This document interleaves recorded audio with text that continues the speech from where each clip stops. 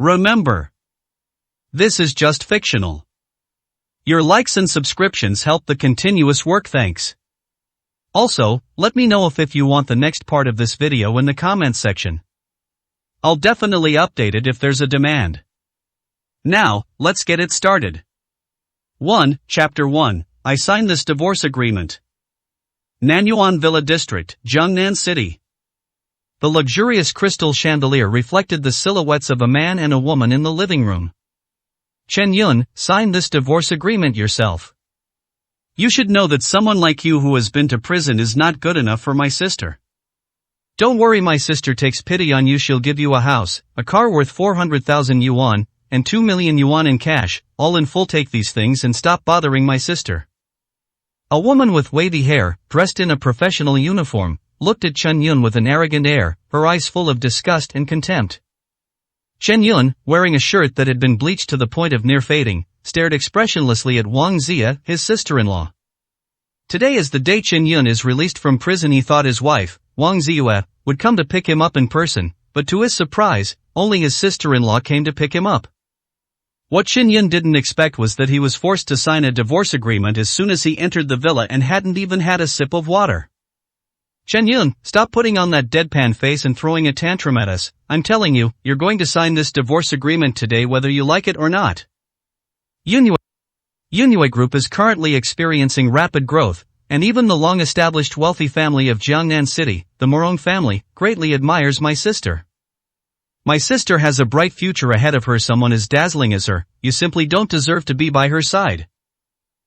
I went to jail for 2 years for Yunyu, and now that things are going well for me, they look down on me because I'm a prisoner, discarding me after I've served my purpose. What a clever tactic. Chen Yun sneered. Yunwei Group, founded 5 years ago by Wang Ziyue and Chen Yun, the company is named after a portion of their names. In the early stages of his business, Chen Yun quietly supported Wang Ziyue, picking her up and dropping her off at the company every morning and evening, rain or shine, and preparing a variety of meals for her at home every day according to her tastes without fail. Chen Yun never let his wife, Wang Ziyue, do any housework. On the surface, he was a conscientious stay-at-home husband who never complained. However, behind the scenes, Chen Yun did far too much. Watching Wang Ziyue tirelessly working for Yunwei Group, Chen Yun secretly used his connections to bring in one big client after another and resolve one crisis after another for Yunwei Group to make Wang Ziyue happy. Chen Yun deliberately gave all the credit to Wang Ziyue, making her believe that Yunwei Group's prosperity was all due to her good luck and strong abilities. Furthermore, Chen Yun voluntarily became the legal representative of Yunwei Group. It can be said that he did everything he could for the sake of Yunwei Group and to make his wife Wang Ziyue happy. 2 years ago, when Yunwei Group faced a crisis, Chen Yun took the initiative to step forward and went to jail. At that time, Wang Ziyue swore to him that she would wait for him to come out. Unexpectedly, in just 2 years, everything has changed. Thinking of this, Chen Yun still had a glimmer of hope. He looked calmly at the aggressive Wang Zia in front of him and said, I can sign the divorce agreement, but I have one condition. Wang Zia sneered, so you do know what kind of person you are. Tell me, what are your conditions? I'll consider it. Have your sister come to see me in person? Chen Yun spoke calmly. Wang Zia scoffed, you think you're worthy? My sister makes millions every minute. What right do you have to waste her time? Then I can't sign, Chen Yun said decisively. Chen Yun, you're a prisoner who's been to jail. Are you really asking for trouble? Do you believe I can have you thrown out right now? Wang Zia was instantly enraged. Then you give it a try. A hint of coldness flashed in Chen Yun's eyes. Sister. The living room door opened, and a woman with a graceful figure slowly walked out of the bedroom. The woman was tall and slender with delicate and elegant features. A fluffy round-neck knit sweater paired with a light-colored long coat, and gray-white skinny jeans make her two long, straight legs look even slimmer. A crystal pendant adorned her fair neck, making her skin appear even more delicate and highlighting her exceptional beauty. Chen Yun looked at Wang Ziyue walking towards him and felt a pang of disappointment. Two people who were once sweet and happy have, in just a few years, come to this point where they are almost bitter enemies. Sister, what's the point of talking to her? She's just trying to extort a huge sum of money from us. We should deal with this kind of person through legal channels. Our legal department at Yunyu isn't just for show. Wang Zia glared at Chen Yun fiercely, as if Chen Yun were the aggressive villain. Wang Ziyue glared at her younger sister, and Wang Zia shut her mouth in a huff. Then, her gaze softened as she looked at Chen Yun, a hint of guilt in her eyes. Was the divorce your own choice? Chen Yun's question was concise and to the point, without revealing the slightest emotion in his eyes. Yes, after a moment's hesitation, Wang Ziyue replied, Yunue Group is developing better and better, and it is now the most promising company in the entire Jiangnan city. I have no time to waste on marriage. Chen Yun sneered, is it that you don't have time to waste on marriage, or are you afraid that I, a former prisoner, will ruin your reputation, Wang Ziyue? Wang Ziyue, I only went there for the sake of Yunue Group, you need to understand why Yunue is called that. Having said that, Wang Ziyue stopped hesitating, her eyes filled with determination. Yes, you did go in because of Yunue Group, so I'm willing to compensate you. Name your price, I won't haggle. Upon hearing this, Wang Zia immediately panicked, sister, you can't let him. Shut up, since when did it become your place to refute my decisions, during work hours, who gave you permission to call me sister? Wang Ziyue glared at Wang Zia, her aura of authority instantly silencing her sister.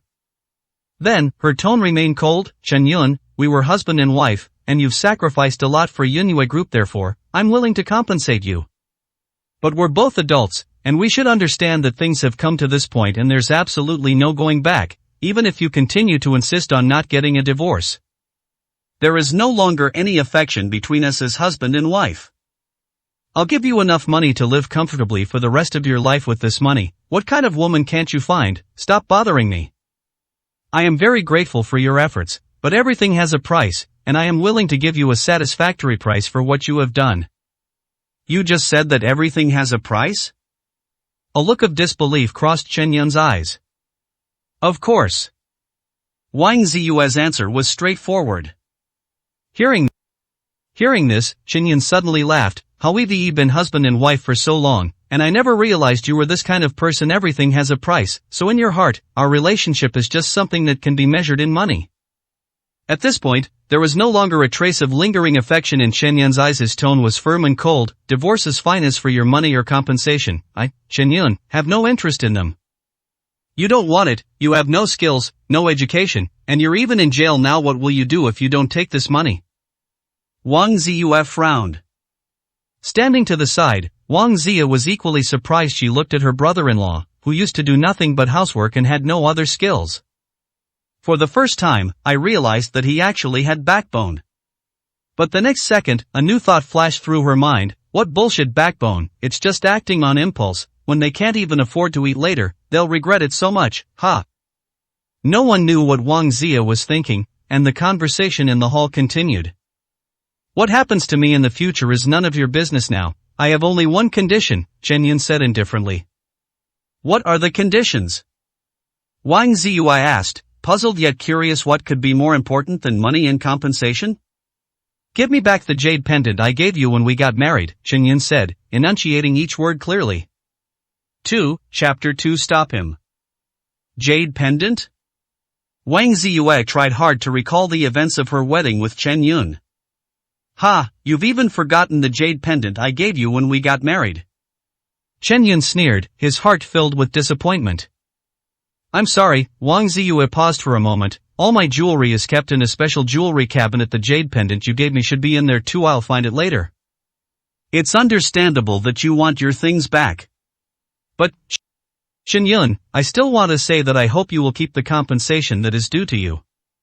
If you don't have any childish thoughts like feeling that I hurt your dignity. Wang Ziyue's voice was filled with persuasion. Wang Ziyue, we're both adults now that you've chosen to separate. I naturally won't pester you, nor do I want to. Similarly, now that we're separated, you have no right to criticize my behavior. Chen Yun's voice rose a few decibels, and the anger in his tone instantly silenced Wang Ziyue's rambling. The atmosphere in the living room froze like ink. Chen Yun picked up the pen and signed the divorce agreement decisively, then handed it to Wang Ziyue.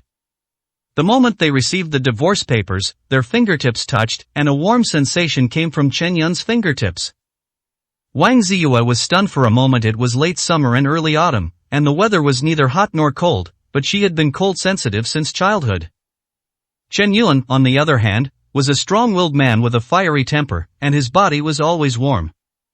In the years since they got married, Chen Yun would always take her hands and warm them up when they were cold.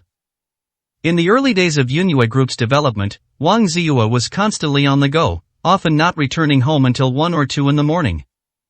Every night, Chen Yun would prepare a sumptuous dinner for her in advance, cook a bowl of nutritious hot soup, and then lie down in bed beforehand. I warmed the bed for her, held her in my arms, and used my body heat to warm her up. Later, as Yunhua Group prospered, Wang Ziyue earned more and more money. The heating system in her home was replaced with the best available, and it was kept running day and night. Wang Ziyue never felt cold again. Gradually, she had long forgotten the unique warmth she had received from Chen Yun. At this moment, a deep sense of loneliness finally swept over Wang Ziyue's mind. She suddenly wanted to go forward and hug the man she had once loved deeply, but her body remained frozen in place for a long time without making any other movements. The divorce agreement has been signed. Where is the jade pendant? Chen Yun's voice interrupted Wang Ziyue's thoughts. The jade pendant is definitely in the jewelry cabinet in my bedroom upstairs. Since the agreement has been signed, go and get it yourself. I have some things to do at the company, so I'll be going now. Wang Ziyue suddenly felt a lump in her throat, picked up the divorce papers, and hurriedly left. Chen Yun glanced at Wang Ziyue's retreating figure, his mind filled with countless thoughts, a faint sense of reluctance lingering in his eyes. 5 years of marriage, 5 years of mutual support and companionship, how could one forget in an instant? Things are different and people are not the same. Everything is over. If you want to speak, shed tears first. Chen Yun sighed inwardly, turned around, and walked towards the second floor. After taking the jade pendant, he and Wang Ziyue became strangers from then on. On the first floor, only Wang Zia, the younger sister, remained, having watched from the beginning. She immediately pulled out her phone and quickly dialed a number, her joy evident on her face. Hello, Mom, Chen Yun has signed the divorce papers. Haihu Mansion, a beautifully decorated large single-level apartment. A woman dressed in luxurious clothes and with an outstanding demeanor suddenly stopped the masseuse who was giving her a massage and exclaimed happily, Xiaoya, that's great. This useless thing has finally left your sister. Zhao Liping is the biological mother of the two sisters, Wang Ziyue and Wang Zia. A few years ago, when Wang Ziyue had just gotten married, Zhao Liping looked down on her son-in-law Chen Yun from the bottom of her heart. A grown man with no car, no house, and no savings came to our Wang family to become a live-in son-in-law. He's a complete and utter good-for-nothing. At that time, firstly, the Wang family was not a wealthy family, secondly, Chen Yun was meek, hard-working and honest, and thirdly, his daughter Wang Ziyue insisted on the marriage. In the end, Zhao Liping had no choice but to agree to the marriage. But later, with the establishment of Yunhua Group and its booming success, and with her daughter being so capable, wouldn't it be a waste of Wang Ziyue's happiness to stay with such an incompetent good-for-nothing? Therefore, Zhao Liping had long wanted the two to divorce, and now her wish has finally come true. Beside her, her son Wang Zishan also smiled. My sister left that good-for-nothing, she'll definitely find a truly capable husband in the future. By the way, Mom, you should ask my second sister. Chen Yun must have asked for an exorbitant amount when he signed the divorce papers, right? Zhao Liping slapped her forehead. Right. Now that our family is so rich, Chen Yun will definitely want to make a hefty profit off us. She immediately called Wang Zia to ask her about this. Unexpectedly, Wang Zia replied, No, Mom, Chen Yun seems like a coward, but he's actually quite principled. My sister offered him compensation, but he refused it all. I don't know if he was faking it or what. Xiaoya, are you serious? Chen Yun really didn't ask for anything? Upon hearing this, Zhao Liping's eyes were filled with doubt and disbelief. Well, it's not that I don't want anything. Chen Yun asked me about the jade pendant he gave my sister when she got married. Has gone upstairs to get it by himself now. Wang Zia's voice came from the other end of the phone. What, he went to get it alone? Xiaoya, you're so foolish, how could you trust people so easily? What if he stole something valuable from home and ran away? That would be impossible to explain. Zhao Liping was instantly shocked. She jumped up from the sofa and called to her son, Wang Zishan, to follow her outside. Mom, it can't be that bad, right? Chen Yun himself said he didn't want any compensation. He shouldn't be capable of doing something like this? Zhao Liping went directly from responding to shouting. Xiaoya, you're a college student, you've read a lot of books, how can you be so confused? You and your sister are capable, but you're just too kind-hearted and have absolutely no social experience. Don't you think about it, Chen Yun has no savings and no connections after all these years now that he's just been released from prison. Even if he goes out to find a job, who would dare to hire him? Now, he's unusually refusing your sister's money. Tell me, how is he going to live? This is just an excuse to deceive you. He's deliberately acting all righteous and principled to lower your guard. He's probably stealing from you right now. What a treasure we have. In short, you go upstairs right now and stop him. Your brother and I will be there soon. We absolutely cannot let him get away. After saying that, Zhao Liping hung up the phone, and Wang Zishan drove the car, and the two of them rushed towards Wang Ziyue's villa. Chapter 3, One Less Brother. The second floor. Chen Yun entered Wang Ziyue's bedroom, went straight to her jewelry cabinet, and opened it. Ignoring the series of gorgeous and expensive jewelry, Chen Yun immediately spotted the jade pendant in the corner. It is emerald green overall, with a deep and crystal clear color. The jade pendant has a special pattern. If you look closely, you'll find that the pattern is a dragon's claw. Chen Yun looked at the jade pendant, his thoughts racing. 13 years ago, the Chen family suffered a great calamity. The entire clan was murdered, and only Chen Yun, the young master, managed to escape. At that time, he was homeless and had nothing to eat or wear. It was Wang Ziyue, who was still a little girl, who gave him a bite to eat and saved his life. Later, to repay the debt of gratitude, Chen Yun became the son-in-law of the Wang family, which led to these events. I've repaid your kindness, so I don't owe you anything anymore. Just then, a call came in from an unknown number. Chen Yun frowned, answered the phone, and heard an excited voice on the other end. Sage of Medicine, I've finally found you. Who are you? The title Medical Sage was given to Chen Yun a few years ago because of his exceptional medical skills. Few people knew this phone number, and that was why Chen Yun answered the call. Sage Physician, I am Cheng Yi from the Cheng family in Jiangnan City. My father suddenly fell ill a few days ago, and his condition has been worsening day by day. I have consulted famous doctors from all over the country, but none of them could do anything about it. I had no other choice but to beg you repeatedly and obtained your phone number from Yan Huang. Yan Huang, Yan Chengchen, should be one of the four shadows under Shao Shunzi. Back then it seems that after leaving, this guy did quite well after returning to Hezhou province and actually became Yan Huang. I'm calling to beg you to help save my father. I'll agree to any conditions you ask. On the other end of the phone, Cheng Yi's tone was full of sincere pleading. No help. Chen Yun did not hesitate at all. What does your father's critical illness have to do with me? Wait, Your Excellency the Sage of Medicine, please wait a moment and let me finish speaking. Cheng Yi panicked instantly. The medical saint was his last straw. If he couldn't hold on to him, he would really have to watch his father die. My father toiled for the country in recent years, and I would say without exaggeration that he deserves half the credit for Jiangnan City's current development. He was always thinking about the businesses in Jiangnan City, pondering day and night how to revitalize the city and contribute to national tax revenue and business growth. I implore you to do me this favor and help my father. Whatever the outcome, I, Cheng Yi, will serve you from now on. He was originally a loyal minister of the country. Chen Yun pondered for a moment and replied, Alright then, come to Jiangnan City now and pick me up at Nanyuan Manor. I'll be waiting for you at the entrance. After saying that, Chen Yun hung up the phone. Cheng Yi left behind a bewildered phone number. The Sage of Medicine is actually in Jiangnan City. Now that he had the jade pendant, Chen Yun didn't linger any longer and turned to walk outside. However, before he could even leave the bedroom, Wang Ziyue blocked his way. Chen Yun frowned, Get out of the way. Wang Ziyue stood with her hands on her hips, looking arrogant. No way, why are you in such a hurry to leave? Did you steal something from our house? Let me tell you, if you don't let me search you today, you're not allowed to leave. Chen Yun, suppressing her anger, said, I've already signed the divorce agreement, and even so, you still want to make things difficult for me like this? Ha, making things difficult. If you're truly innocent, why won't you let me search you? You're clearly hiding something. Wang Ziyue recalled what her mother, Chen Liping, had said earlier. My mother was right. No wonder you refused any compensation. You must have taken some treasure from my sister's bedroom. You were acting so righteous just now. Ugh, disgusting. Chen Yun had no intention of continuing to entangle with someone like Wang Ziyue, so he turned and walked towards the door.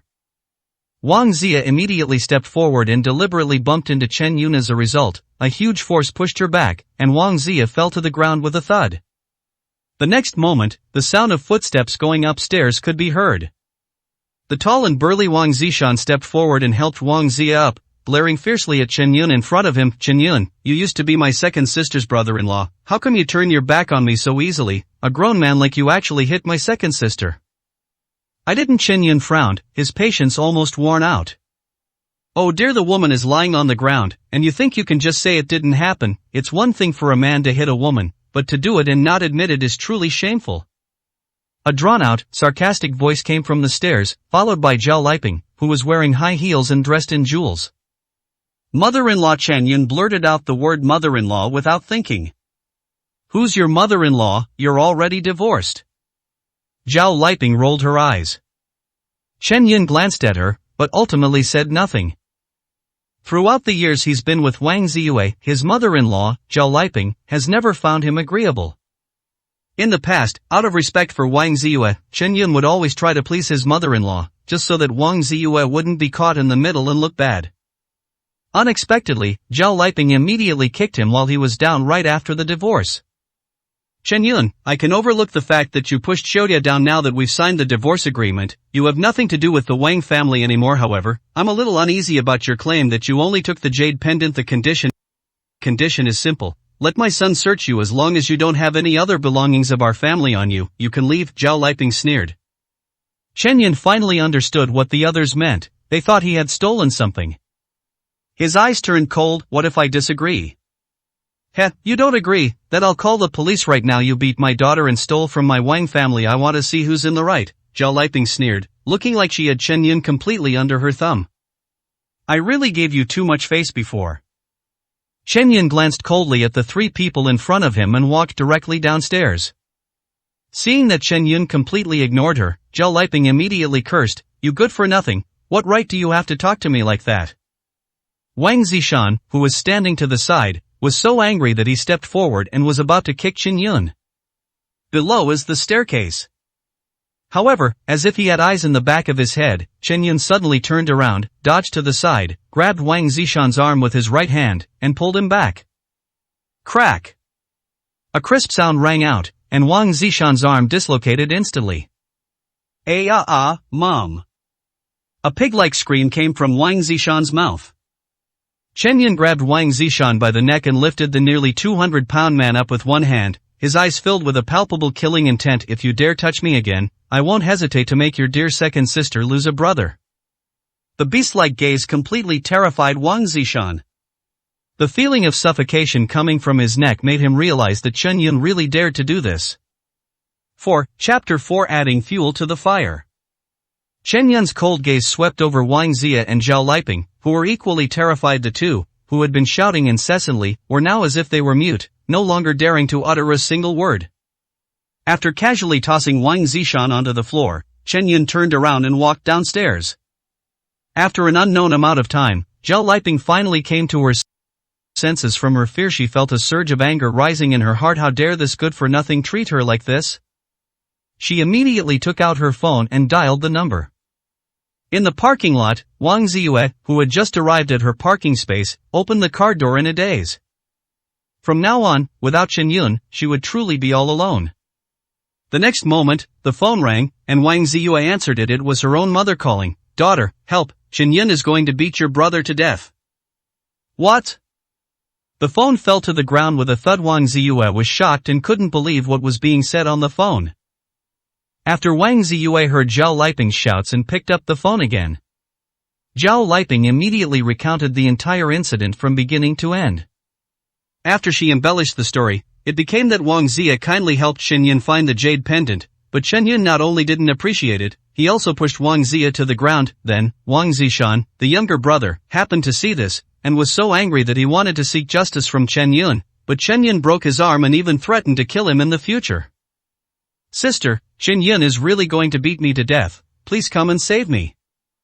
Wang Zishan's sobs came through the phone, and Wang Ziyue's heart sank to the bottom. "My younger brother looks tall and strong, but he is actually very gentle and never lies. Since even he said so, it is very likely to be true. The Wang family only has this one son, who is meant to carry on the family line and continue the ancestral worship. The whole family has cherished him dearly since he was little. If something really goes wrong with him while he's in Chen Yun's care, then Wang Ziyue will become a sinner against the Wang family. Wang Ziyue bit her lip lightly. Mom, I know what happened, don't worry, I will definitely seek justice for my brother, but right now, I have important matters to attend to at the company, and I must get there as soon as possible. You take my brother and sister to the hospital first, and we can deal with anything else when I get back. Hearing this, Zhao Liping's tone softened instantly. Alright, then you go and take care of the company's affairs. I'll take care of your brother, he won't have any problems. Now, Wang Ziyue is the pillar of the Wang family. If the company suffers any setbacks, the Wang family's current luxurious lifestyle will all be in vain. Zhao Liping clearly understands the importance of both sides. Just then, several loudspeakers blared in my ears. Wang Ziyue looked in the direction of the sound and saw rows of prestigious Maybachs, Bentleys, and other luxury cars blocking the middle of the parking lot. Ahead, someone immediately walked to the last luxury car, rolled down the window, and revealed a young man who exuded an air of authority despite his lack of anger. This is Cheng He, the young master of the Cheng family? Wang Ziyue instantly perked up. The Cheng family is undoubtedly the most powerful and wealthy family in Jiangnan City. Cheng Junshan, the head of the Cheng family, is a man who can make the entire Jiangnan City tremble with a stomp of his foot. Don't be fooled by the fact that Yunue Group seems to be thriving and very powerful. But compared to the companies owned by the Cheng family, it's just child's play. It's important to know that Cheng Junshan's connections extend to both political and business circles. While Yunue Group was still complying with the policies, Cheng Junshan was already discussing with others how to formulate policies. However, he has not appeared in public for 2 months. Wang Ziyue immediately got into the car, started the engine, and drove out of the parking lot. Once you step out of the parking lot, the situation outside becomes clear. It turns out they were checking for drunk driving, which is why the vehicles were moving slowly. Because she was still relatively close to Cheng Yi's car, Wang Ziyue vaguely heard a sentence. Hurry up, if we delay, we might upset the sage of medicine.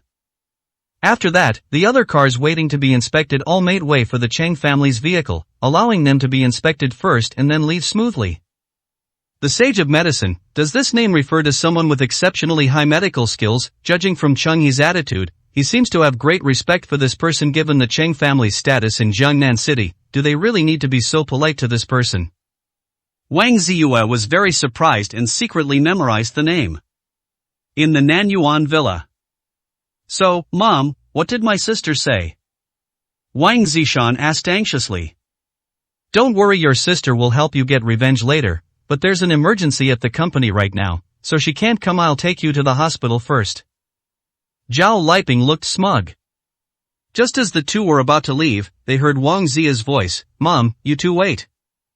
This isn't going to be that easy. Knowing my sister's personality, she'll definitely make Xinyun explain first. If she finds out the truth, we'll be in big trouble too. I have a plan. What method? Zhao Liping asked immediately. Let's steal all the most valuable things from my sister's bedroom and frame Xinyun that way. Even if he's in the right, he won't be able to defend himself. Plus, my brother's injuries are the most conclusive evidence by then. Even if my sister wants to believe him, she won't be able to. Good idea, let's do it. Zhao Liping and Wang Zishan exchanged a glance and laughed excitedly. Zhao Liping and Wang Ziya immediately took action, stealing all the valuable jewelry, cosmetics, and other items from Wang Ziyue's bedroom. Even Wang Zishan, whose right hand was dislocated, took a few items. It has to be said that these three people genuinely enjoyed framing Xinyun. The entrance to the Nanyuan Villa district. Xinyun gently wiped the jade pendant and put it into his pocket. He glanced back at the villa behind him, the years of marriage seeming like a dream. Whether he cherishes it or not, everything is ultimately irreversible. From now on, Xinyun should live his own life. A row of luxury cars drove into the villa area and stopped one after another at the entrance of the Nanyuan Villa area. The car door opened, and a row of his men, all tall and well-dressed, stood respectfully in front of Xinyun. Cheng Yi got out of the car himself, walked up to Xinyun, and bowed slightly, saying, Your Excellency, the Sage of Medicine, please get in the car. Xinyun glanced at him briefly, then entered the Maybach in the last row. In fact, Cheng He and Xinyun did not know each other. But he could tell at a glance. The young man in front of you, who looks no more than 25 or 26 years old, is the sage of medicine. This judgment stemmed not only from the agreement made during their previous phone call to meet at the entrance of the Nanyuan Villa area, but also from Chung Hee's ability to judge character, which he had cultivated from childhood with his father. At the same time, from the window of the second-floor bedroom, Wang Zishan suddenly shouted, "Mom, sister, come quick, I think I just saw that good-for-nothing get into this car." Zhao Liping arrived first, her eyes narrowing as she watched the rows of luxurious cars speed away. She rolled her eyes at her son. "What nonsense are you spouting? Which good-for-nothing is qualified to ride in this car? Do you even know whose car it is?" Wang Zishan shook his head. Zhao Liping's tone became more serious. "This is a car belonging to the Chang family, the most powerful family in Jiangnan City. Moreover, the one you just saw is the Chang family patriarch's personal car. However, your sister told me that the Chang family patriarch hasn't shown his face in the past 2 months, so this car is currently being used by his son, Chung Hee." The Chang family, the Chung family that can issue orders to all enterprises in Jiangnan City? Wang Zishan was instantly shocked. "That's right." Zhao Liping nodded heavily. "All right. The things are almost hidden. I'll take you to the hospital." Wang Zishan, however, acted as if he hadn't heard, continuing to gaze out the window, his tone full of envy. "To think that someone could have such a grand entourage from the Chang family. I wish I could have that someday." 5. Chapter 5. Poor.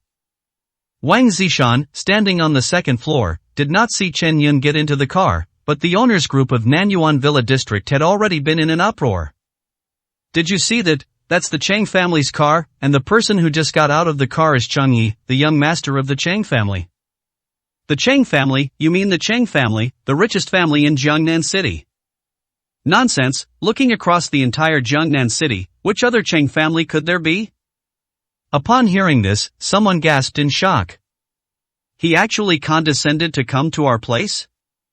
Does anyone know the identity of the person who just got on the bus? I never imagined that anyone would deserve such a respectful attitude from the Chang family. Look at how Cheng He was running all the way here. He was extremely respectful." "Wait, I just took a picture, I'll post it now," someone said. Then a photo was posted, showing the back of a man who looked to be about 25 or 26 years old. He was tall, imposing, and dressed simply. Just a silhouette, who could recognize it? Some people in the homeowners group complained. "It's good enough that we only saw his back. This is the young master of the Chang family. Who would have thought he would come here in such a grand manner? Besides, look how quickly they left. Apart from me, who else could have reacted quickly enough to take a picture of his back?" The person taking the photo retorted. The constant stream of messages in the residents' group chat startled Wang Ziyue, who was driving outside. She was, of course, one of the residents here. Wang Ziyue opened her phone and looked at the figure in the picture. She was startled. How come the clothes he's wearing are exactly the same as Chen Yun's? But the next moment, she overturned that conclusion. Impossible. The Cheng family is the most powerful clan in Jiangnan City. How could they possibly have any connection with Chen Yun? He must have just been wearing the same clothes as someone else. That's what she said, but the more Wang Ziyue looked at that back view, the more familiar it seemed. The luxury convoy sped along, heading in a grand procession towards the Cheng family's residence. In the car, Cheng He cautiously observed the enigmatic Chen Yun beside him. He was dressed in simple, even somewhat shabby, clothes, and his expression was calm and composed without any unnecessary reactions. "Sage physician, you are truly a young hero." Cheng Yi sighed from the bottom of his heart. Although he had the intention of flattering Chen Yun, he felt that he was impressed by Chen Yun after only a short meeting. Chen Yun looked out the window at the passing scenery and simply nodded. He had heard such compliments far too often. "I never imagined that you were also in Jiangnan City, and even living in Nanyuan Manor. One of my employees bought a house here and often invites me to his home. If I had come earlier, I might have had the opportunity to pay my respects to your excellency, the sage of medicine." Cheng Yi wasn't annoyed at all, and continued to smile and chat.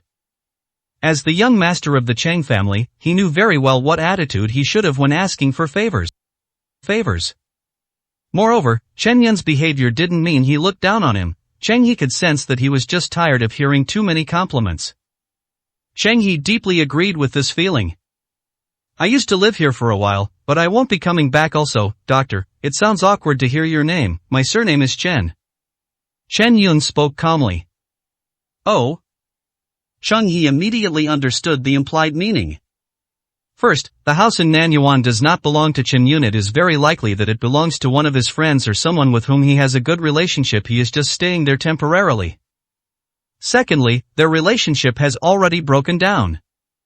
Thinking of this, Chung He couldn't help but sigh inwardly. Anyone who can be on good terms with the medical sage must be incredibly powerful, and someone willing to fall out with the medical sage is even more courageous than I imagined. There are so many powerful figures in the Nanyuan Villa district. Maybe I should move here for a couple of days? Just then, Cheng Yi's phone rang. He looked at Chen Yun first. Mr. Chen, may I take this call? Of course. Chen Yun nodded naturally.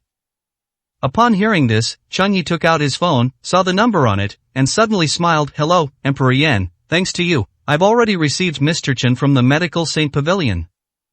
Great, you little brat, give him the phone right now. Yan Xingchen's excited voice came through the phone. Oh, I'm someone who can now speak with Emperor Yan.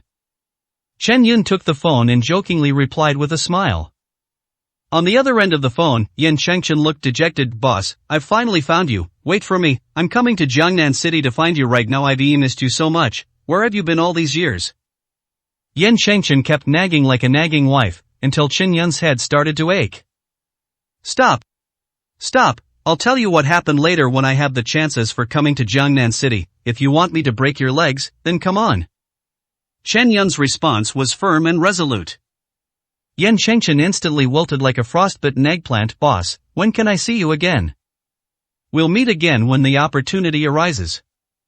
After saying that, Chen Yun hung up the phone and threw it back into Cheng Yi's arms. Cheng Yi stared blankly at Chen Yun beside him, forgetting to even answer his phone. What did I just hear? Emperor Yan begged to see Dr. Chen, but was rejected so thoroughly. That's Emperor Yan, he's one of the most powerful people in the entire Hezhou province. Is Mr. Chen really just a doctor? The vehicle sped along and finally arrived at the Cheng family's mansion.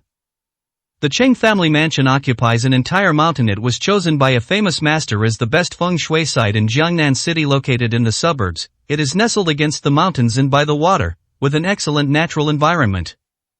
Following the orders of the young master of the Cheng family, all members of the Cheng family have appeared at the gate of the Cheng family mansion, waiting to welcome the legendary medical saint.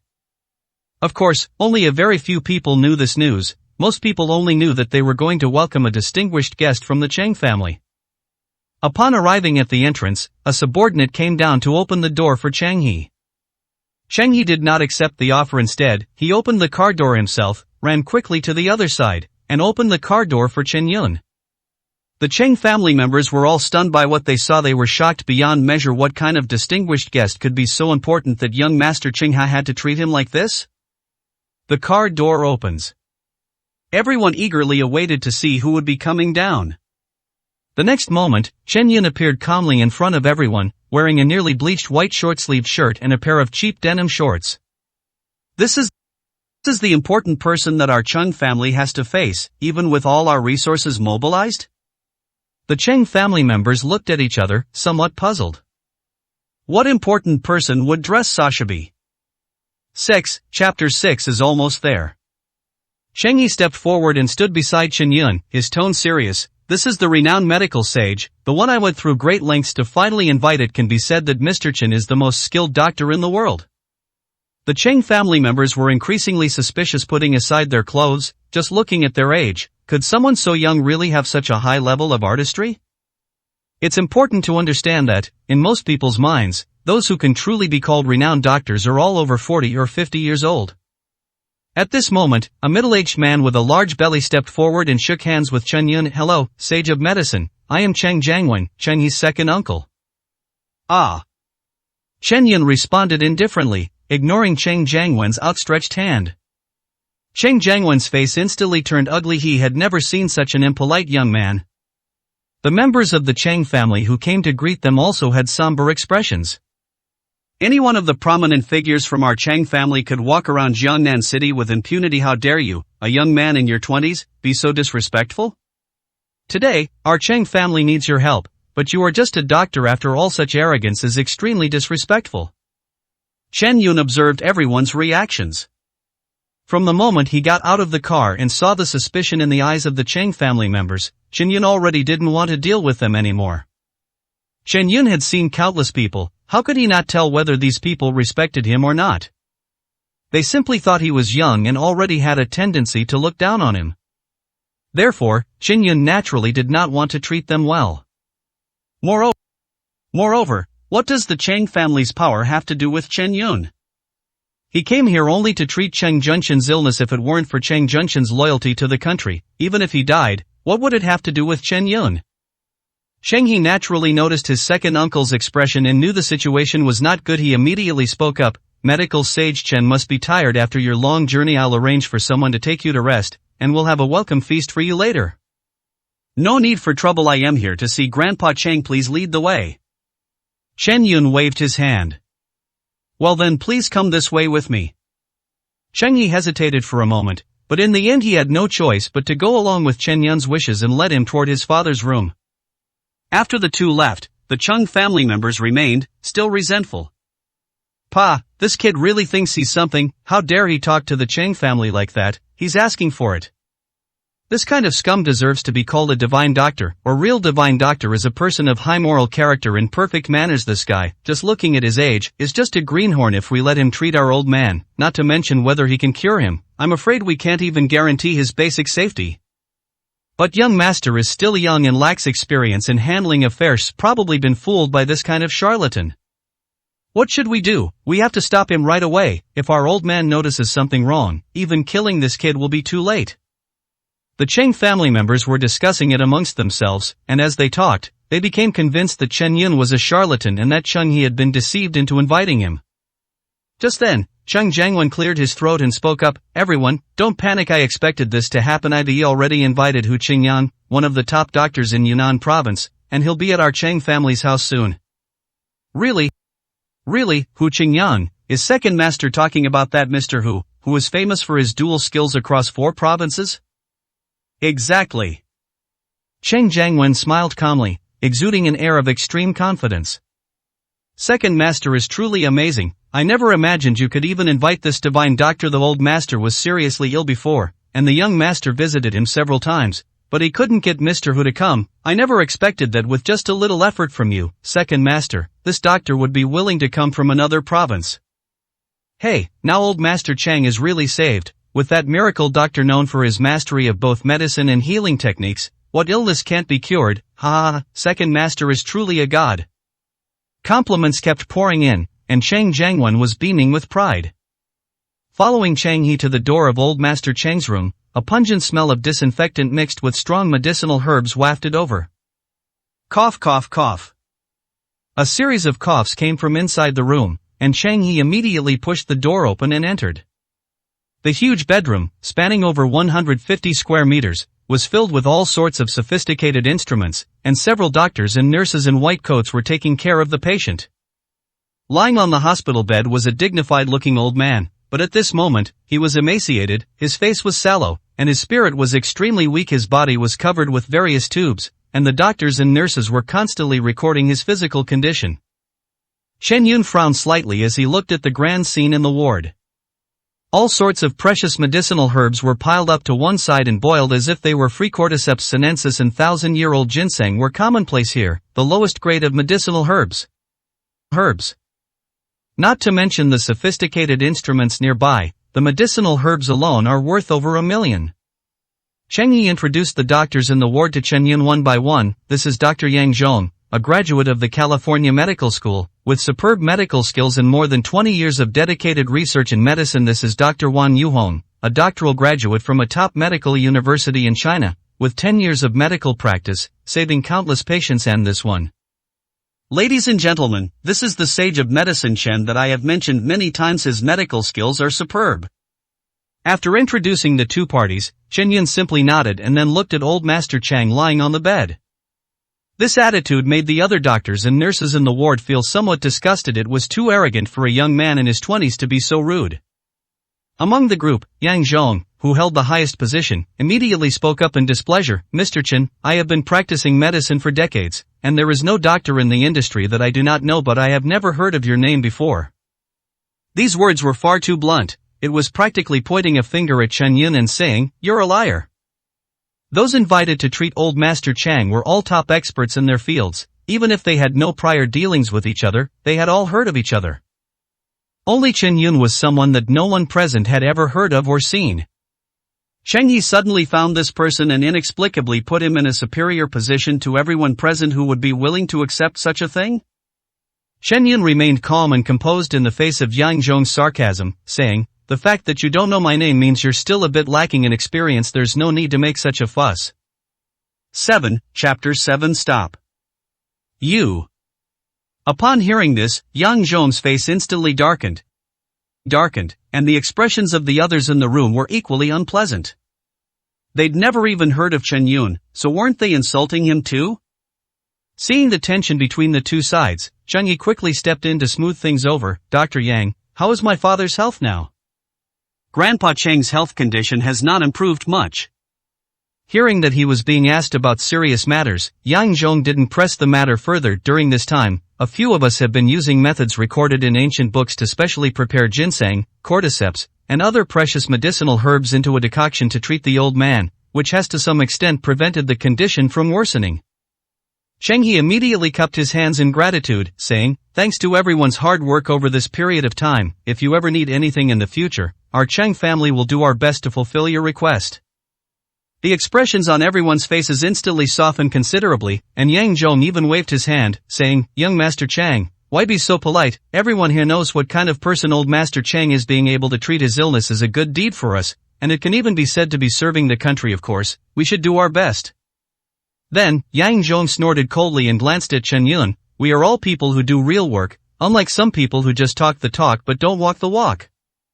Chen Yun rolled his eyes, not even wanting to pay attention to him. "What kind of bullshit ancient prescription is this? If you guys hadn't been turning these herbs into soups and feeding them to old Master Cheng every day, his health wouldn't be in this state today." These words enraged everyone present. "Young man, do you know what you're saying? If we hadn't found the ancient remedy, old Master Cheng's health would have been even worse." "You can eat whatever you want, but you can't say whatever you want." Yuri asking whether you actually have any medical skills. "I think you're probably just a quack. Everyone here is a renowned figure in the medical field. How dare you cause trouble here, young Master Chang? Where did you find such an amateur? Are you really not afraid of harming someone instead of treating the patient?" The crowd shouted out, and some even began to interrogate Cheng He directly. Hearing these people's doubts, Cheng He's expression also darkened. These people were right about one thing. As for Chen Yun, he had only heard about him secondhand and had never actually met him in real life. But Cheng He was absolutely confident. How could someone who was so flattered and respected by Yen Chengchen be a con artist? Chen Yun absolutely possesses the skills befitting the title of medical sage. The next moment, Chen Yun spoke calmly. "Alright, the ancient prescription you found is certainly not the problem, and the medicinal herbs you selected are indeed top quality tonics, but have you considered that old Master Chang doesn't need any tonics at all?" "No need for tonics. Explain yourself clearly. What exactly do you mean?" Yang Zhong frowned and asked. Chen Yun snorted coldly and said unhurriedly, "The Chang family is well off, and old Master Cheng's daily diet always consists of the finest ingredients. It's true that in common illnesses, people from ordinary families often suffer from various nutritional deficiencies and need supplements. But how could a family like old Master Cheng's lack these things? His body already receives sufficient, even excessive, nourishment through his daily diet. When he is healthy, it's fine. No matter how many tonics he takes, his body can digest or reject them. But now, after he fell ill, his body is extremely weak. Continuing to take these highly nourishing medicines is like poison to him. Do I have to tell you the principle that the weak cannot tolerate tonics before you understand?" These words were like needles, piercing the hearts of everyone present. Their faces paled, and they were speechless with rebuttal. Yes, why do they subconsciously ignore such a simple truth? Seeing everyone's reaction, Cheng He's expression changed. He had asked these people to save his life, not to harm them. "You can all leave now. With Dr. Chen here, the old man's illness doesn't need the trouble of you highly skilled doctors." Cheng He sneered, turning his back on someone so easily. Knowing they were in the wrong, everyone present remained silent for a moment before stepping aside. Although Chen Yun's words made sense, the crowd was still somewhat unconvinced. They wanted to see if this newly arrived Dr. Chen could actually revive old Master Chang. Unlike others, Chen Yun strode up to old Master Chang and tore off many of the instruments used to detect heart rate and other data. His movements were swift and decisive, completely unlike the cautiousness of others. Everyone watching was a little apprehensive. He wanted to say slow down several times, but in the end he held back. Next, Chen Yun extended his right hand and took the pulse at old Master Chang's right wrist with a calm expression. Then he pressed several acupoints on old Master Chang's head, shoulders, chest, and waist. Then he stopped, closed his eyes and pondered, his hands no longer making any movements. Dr. Chen, how confident are you in your ability to treat my father's illness? Chang Yi waited for a long time, and finally couldn't help but ask anxiously the moment Chen Yun opened his eyes. 90%. Chen Yun gave Chang Yi a look, reassuring him, I've figured out the old man's illness. The situation isn't bad, and there's a very high chance of a cure, plus, there won't be any after effects. Great. Chang Yi was so excited he almost jumped up. After so many days, he finally heard good news that the disease could be cured, and the probability was as high as 90%. It was too high. He even felt that Chen Yun was lying to him to put his mind at ease. The other doctors present were completely dumbfounded. How could that be? You only touched him a few times, and you know what's wrong with the old man? Exactly, what kind of logic is this? How can you treat a patient like this? A 90% cure rate, you're just bragging. In response to these criticisms, Chen Yun simply said, as I just said, you are still far from being ready. These words left everyone speechless. Everyone, I hope you will stop interfering with Dr. Chen. Chang Yi said in a deep voice, his eyes already showing a hint of hostility. He was already quite angry inside. I paid a huge price to bring you people here to save people, but you're the ones who are harming them. Now that someone can finally cure the disease, you're all questioning it again. Everyone fell silent, a hint of fear creeping into their eyes. They knew in their hearts that if they could cure the illness, they would be honored guests of the Chang family, but if they couldn't, then sorry, they would have to get lost.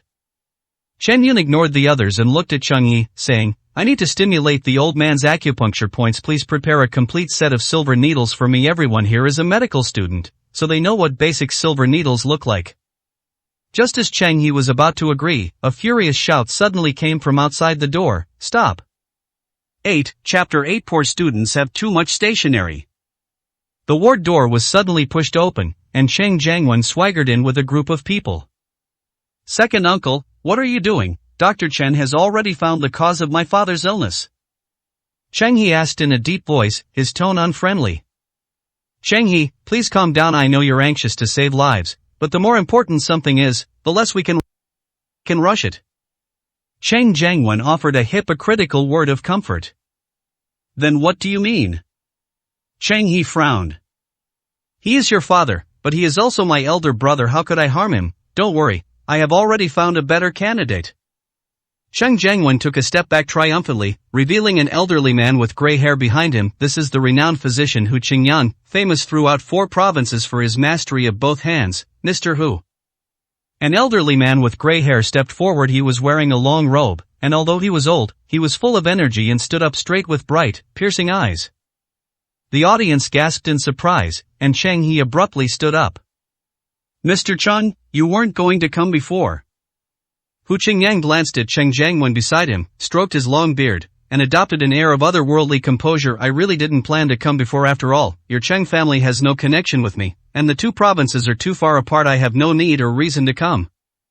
However, your second uncle visited us several times, recounting his past with your father with heartfelt emotion, even shedding tears when he was moved. Old Shuefu sought his sincerity and heard from him that your father was a pillar of the nation. Such a person is indeed worth my visit. Cheng He glanced at Cheng Jiangwen and softened his tone. Thank you for your hard work for my father, second uncle. Cheng Jiangwen waved his hand smugly. Hey, we're all family, no need for formalities. Besides, now's not the time to fuss over these things. Cheng He, now that Mr. Hu Qingyan, the master of the double-handed technique, is here, let's get rid of this so-called medical sage Chen as soon as possible. Cheng He was immediately in a dilemma. Second uncle, Dr. Chen really has real skills and knowledge, he's not a fraud. Not necessarily.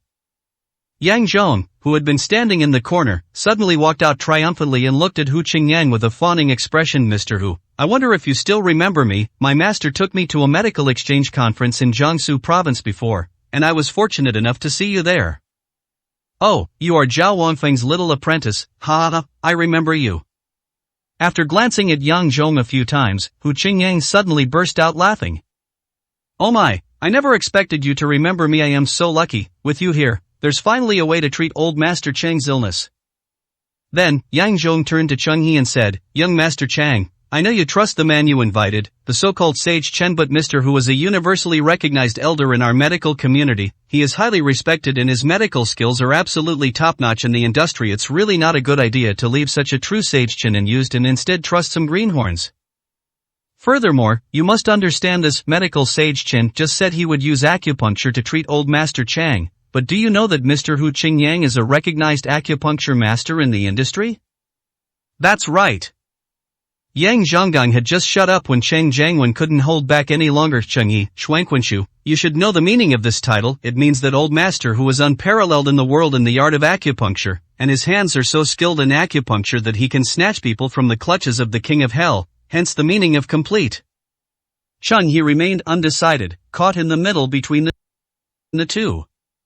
In fact, Cheng He knew exactly what Yang Zhong and the others had said. Otherwise, why would he have gone to ask Hu Qingyang for help in the first place?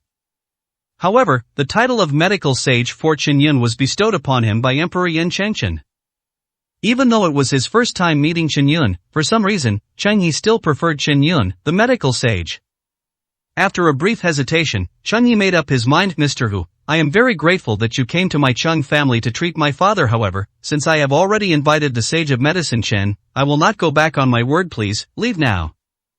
Cheng He trusted Yin Xingchen's judgment, and he also trusted his own.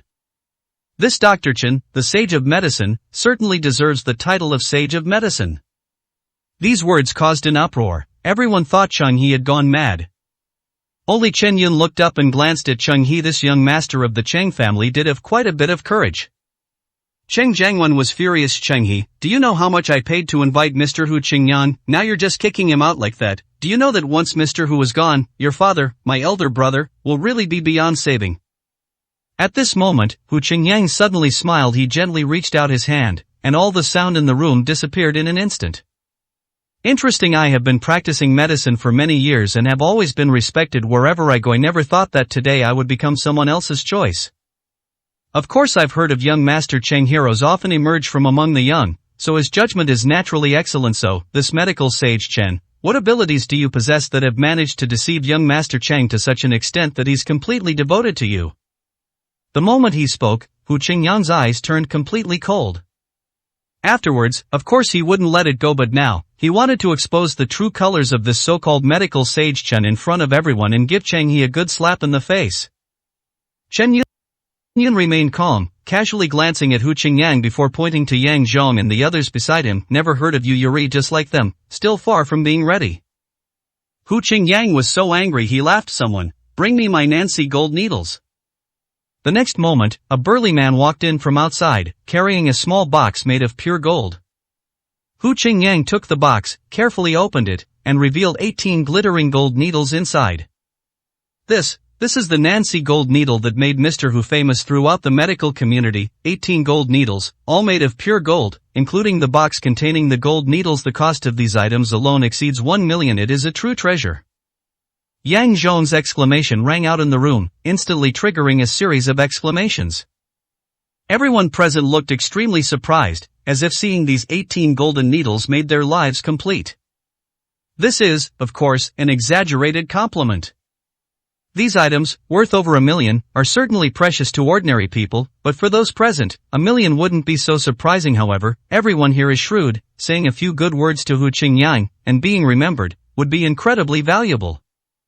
Cheng Jiangwen certainly wouldn't let this opportunity slip by. Truly worthy of being called Mr. Hu. Even the needles used for acupuncture are so magnificent, unlike some people who claim to save lives with acupuncture but don't even have needles.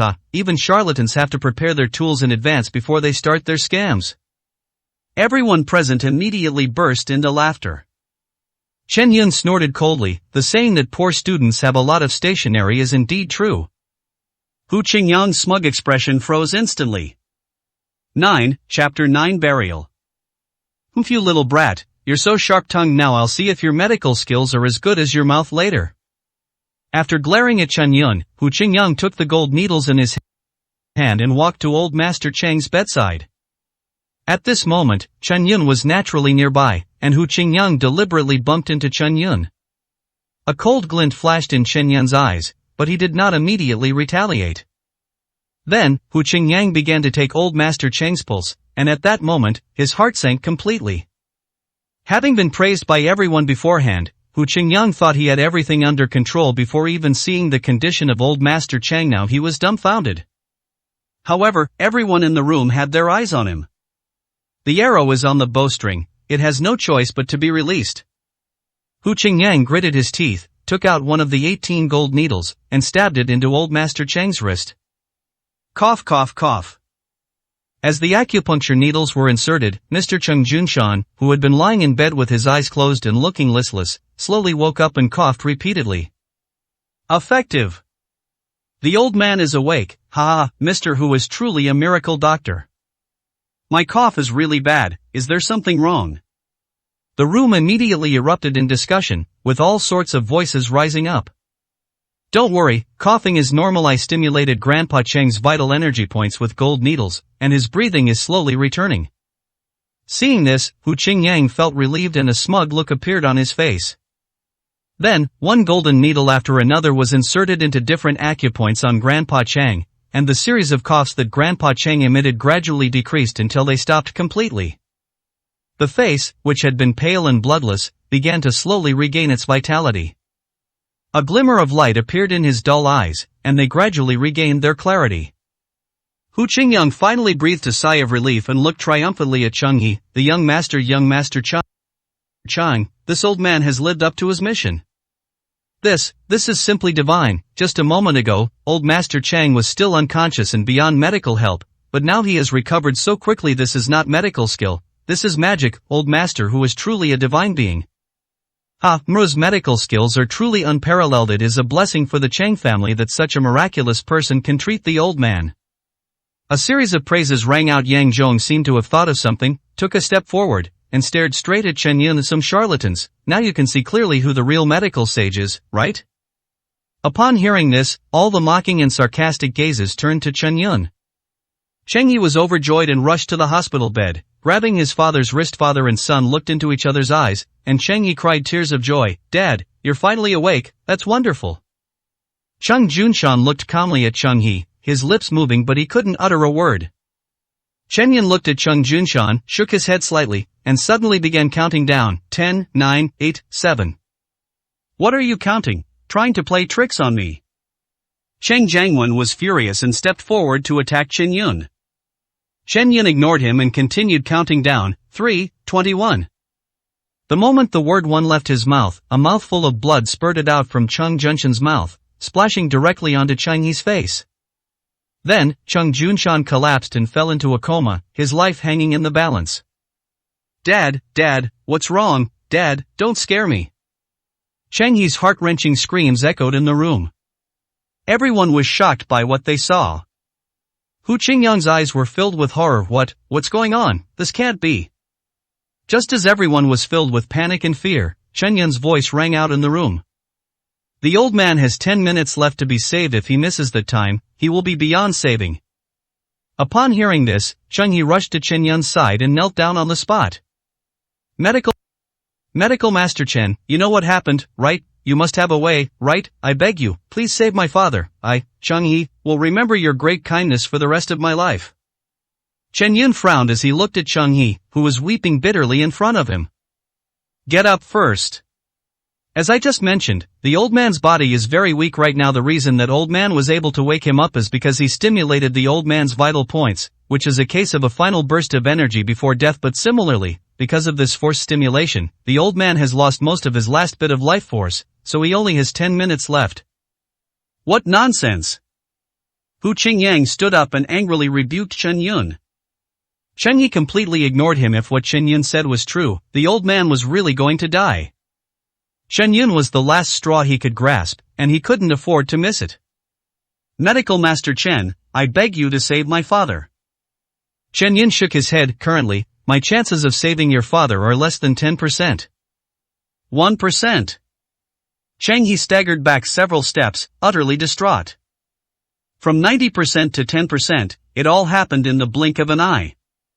However, I have a way to increase the probability. Chen Yun's words took another unexpected turn. His gaze swept over everyone in the room, a smile on his face.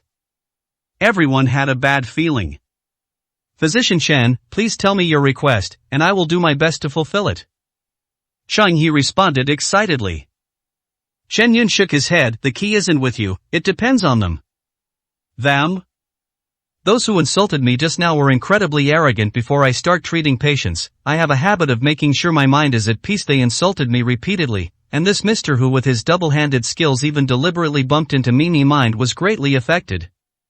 How about this, everyone here except Cheng He, each of you slap yourselves 3 times, make a loud noise after I finish slapping myself. My mind will be at peace, and the probability of me healing and saving lives will naturally increase a lot. Upon hearing this, the entire audience erupted in uproar. You little brat, what did you say? How dare you insult me like that? Hu Qingyang was instantly furious.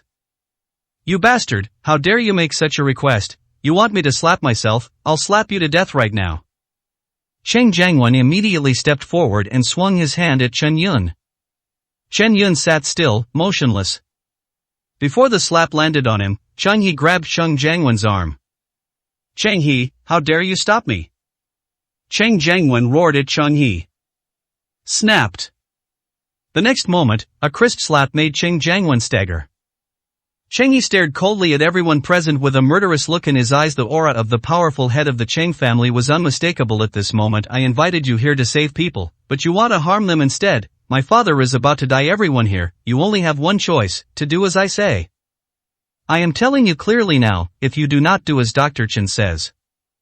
Don't tell me you're a master of both skills, don't tell me you're a top student who studied abroad, and don't tell me you're my second uncle, Cheng He.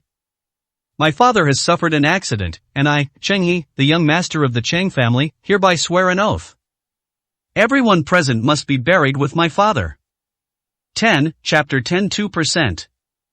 Guards, don't let anyone here escape. Cheng He's cold voice rang out. Outside the ward, a group of well-trained men in black suddenly appeared, each with a cold expression and armed, completely surrounding the ward. This group of people were Cheng Junshin's subordinates whom he had trained since Cheng He was a child. They were all retired special forces soldiers from the army, with absolute loyalty and formidable combat power. Moreover, even though this group of people were trained by Cheng Junshan, they only obeyed Cheng He's orders. Cheng Junshan had long considered that if anything happened to him, the Cheng family, this lucrative piece of meat, would inevitably be coveted by countless forces, and none of the people in the family would let Cheng He go. Thus, this private army came into being, obeying only Cheng He's orders. Now, it has come in handy. Everyone in the room stared nervously outside. A solemn killing intent emanated from the men in black. How could people from peaceful times withstand such a terrifying aura? Hu Qingyang flew into a rage on the spot. Cheng He, how dare you? I, Hu Qingyang, have practiced medicine countless times and saved countless lives. If you dare to do this today, your Cheng family will definitely be besieged by countless forces. Cheng He sneered and stepped forward to slap him again. Fool, I'm telling you today, if you old bastard could cure diseases, of course I would respectfully serve you, but now, you've almost killed my father. Doing what Dr. Chen said is your only chance to atone for your sins. As for those scoundrels you mentioned, with the power of my Cheng family, do you really think they would dare to stand up for you? This slap completely stunned Hu Qingyang. Cheng He is in his prime and has always maintained a fitness routine. Whether beating an old man like him or someone like Cheng Jiangwen whose beer belly has long been hollowed out by alcohol and women, he naturally has an overwhelming advantage. 7 minutes left. Chen Yun's calm voice rang out in the room, like the tolling of death. Cheng He finally stopped wasting words with them and asked, where is the Cheng family army? Exist. A resounding, synchronized roar erupted outside the door. If they still don't comply within 3 minutes, kill them and make them pay for my father's death. Cheng He's cold voice was met with the sound of weapons being pulled out one after another. Swords and blades were drawn in unison, completely crushing the last nerve of the people in the room. Snapped. The loud slap came first from Yang Zhong with just one slap. His right cheek was already red and swollen, showing that he really put in a lot of force. The person who loved to shout the most from beginning to end was also the most cowardly. Then, 2 more loud slaps rang out, and Yang Zhong's face was swollen like a pig's head. Now I'm 20% sure he is a great role model, and I hope others can learn from him. Chen Yun smiled softly. With the first person setting an example, the others finally gave up resisting. Loud slaps rang out one after another, filling the entire room like a symphony. Cheng He, you'll regret this. Cheng Jiangwen glared at Cheng He with hatred and then began to slap himself. I've roamed the martial world for so many years, and I never imagined I'd be defeated by a mere brat like you, Dr. Chen, you sage doctor, I'll remember you. And you, young master of the Cheng family, just wait, I won't let you get away with this. Hu Qingyang's eyes were like those of a venomous scorpion. The next second, Chen Yun spoke again. These two are talking too much nonsense, and they're affecting my mood again. 10 slaps each, hurry up, there are only 5 minutes left. Cheng Jiangwen wanted to get angry, but he chickened out the moment he met Cheng Yi's eyes. He really felt that killing intent. Pa, pa, pa. The only sound left in the room was the two of them slapping themselves. Yang Zhong and the others, who had only used the fan 3 times, suddenly felt a sense of relief and comfort. If it weren't for these two bastards showing up out of nowhere, how would things have turned out this way? Good slap. It would have been better if you two old geezers had been beaten to death. Not bad seeing how hard you guys are fanning, I feel much better now. Chen Yun said calmly, then took away Hu Qingyang's golden needles and walked back to old Master Cheng's bedside. Without saying another word, there were truly only 3 minutes left. Chen Yun took out the golden needles and gently helped old Master Cheng sit up, while Cheng He held him still. 18 gold needles were precisely inserted into acupoints on old Master Cheng's head, cheeks, arms, ankles, thighs, and other parts of his body. Finally, Chen Yun gently patted the old man's head with his right hand, and a mysterious energy flowed from his palm into the old man's body. Puff! The old man, who had been unconscious, suddenly coughed up a mouthful of black blood. Upon seeing this, Cheng Jiangwen immediately shouted, "You made my brother vomit blood, you're a liar, someone, get him out of here, he's harming my brother." Before Chen Yun could react, Cheng Yi gave him a single glance, and immediately a man in black walked in and punched Cheng Jiangwen hard on the head, knocking him unconscious. There were still people in the room who wanted to speak, but after seeing this scene, they finally fell silent out of fear. After spitting out a mouthful of black blood, old Master Cheng slowly opened his eyes, which had been closed, a moment later. This time, looking at his son Cheng He, who was in tears, he actually uttered the words, "Son. Dad, it's me, I'm here." Upon hearing Grandpa Cheng's voice, Cheng He burst into tears of joy and responded excitedly. This was the first time Grandpa Cheng had spoken during the 2 months he was in a coma. Then, Chen Yun shook his head at Cheng He. "We can talk about it later. I used acupuncture to restore his vitality. This method is very gentle and won't agitate him, but after being unconscious for so long, his body still needs a long time to recover from its weakness. So, although you are very agitated right now, you need to calm down and not upset him further. Let him rest well during this time, as the treatment is not over yet. He will need regular acupuncture treatments afterward, and it should take about 2 months for him to fully recover." Cheng He nodded heavily, looking at his father who had just woken up. "Dad, you should rest now. We can talk about it later." Afterwards, Cheng He shooed everyone out of the room, leaving old Master Cheng with a quiet environment. "Medical Master Chen, I knew you were truly skilled. Before, my stance was wavering, and I even ended up harming my father. I have no way to repay your life-saving grace from now on. If you have any requests, please feel free to ask in the name of the young master of the Cheng family. I assure you that I will unconditionally fulfill all your requests as long as it is within the Cheng family's power. We will do our utmost." 11. Chapter 11. The Agreement at Tianqing Manor.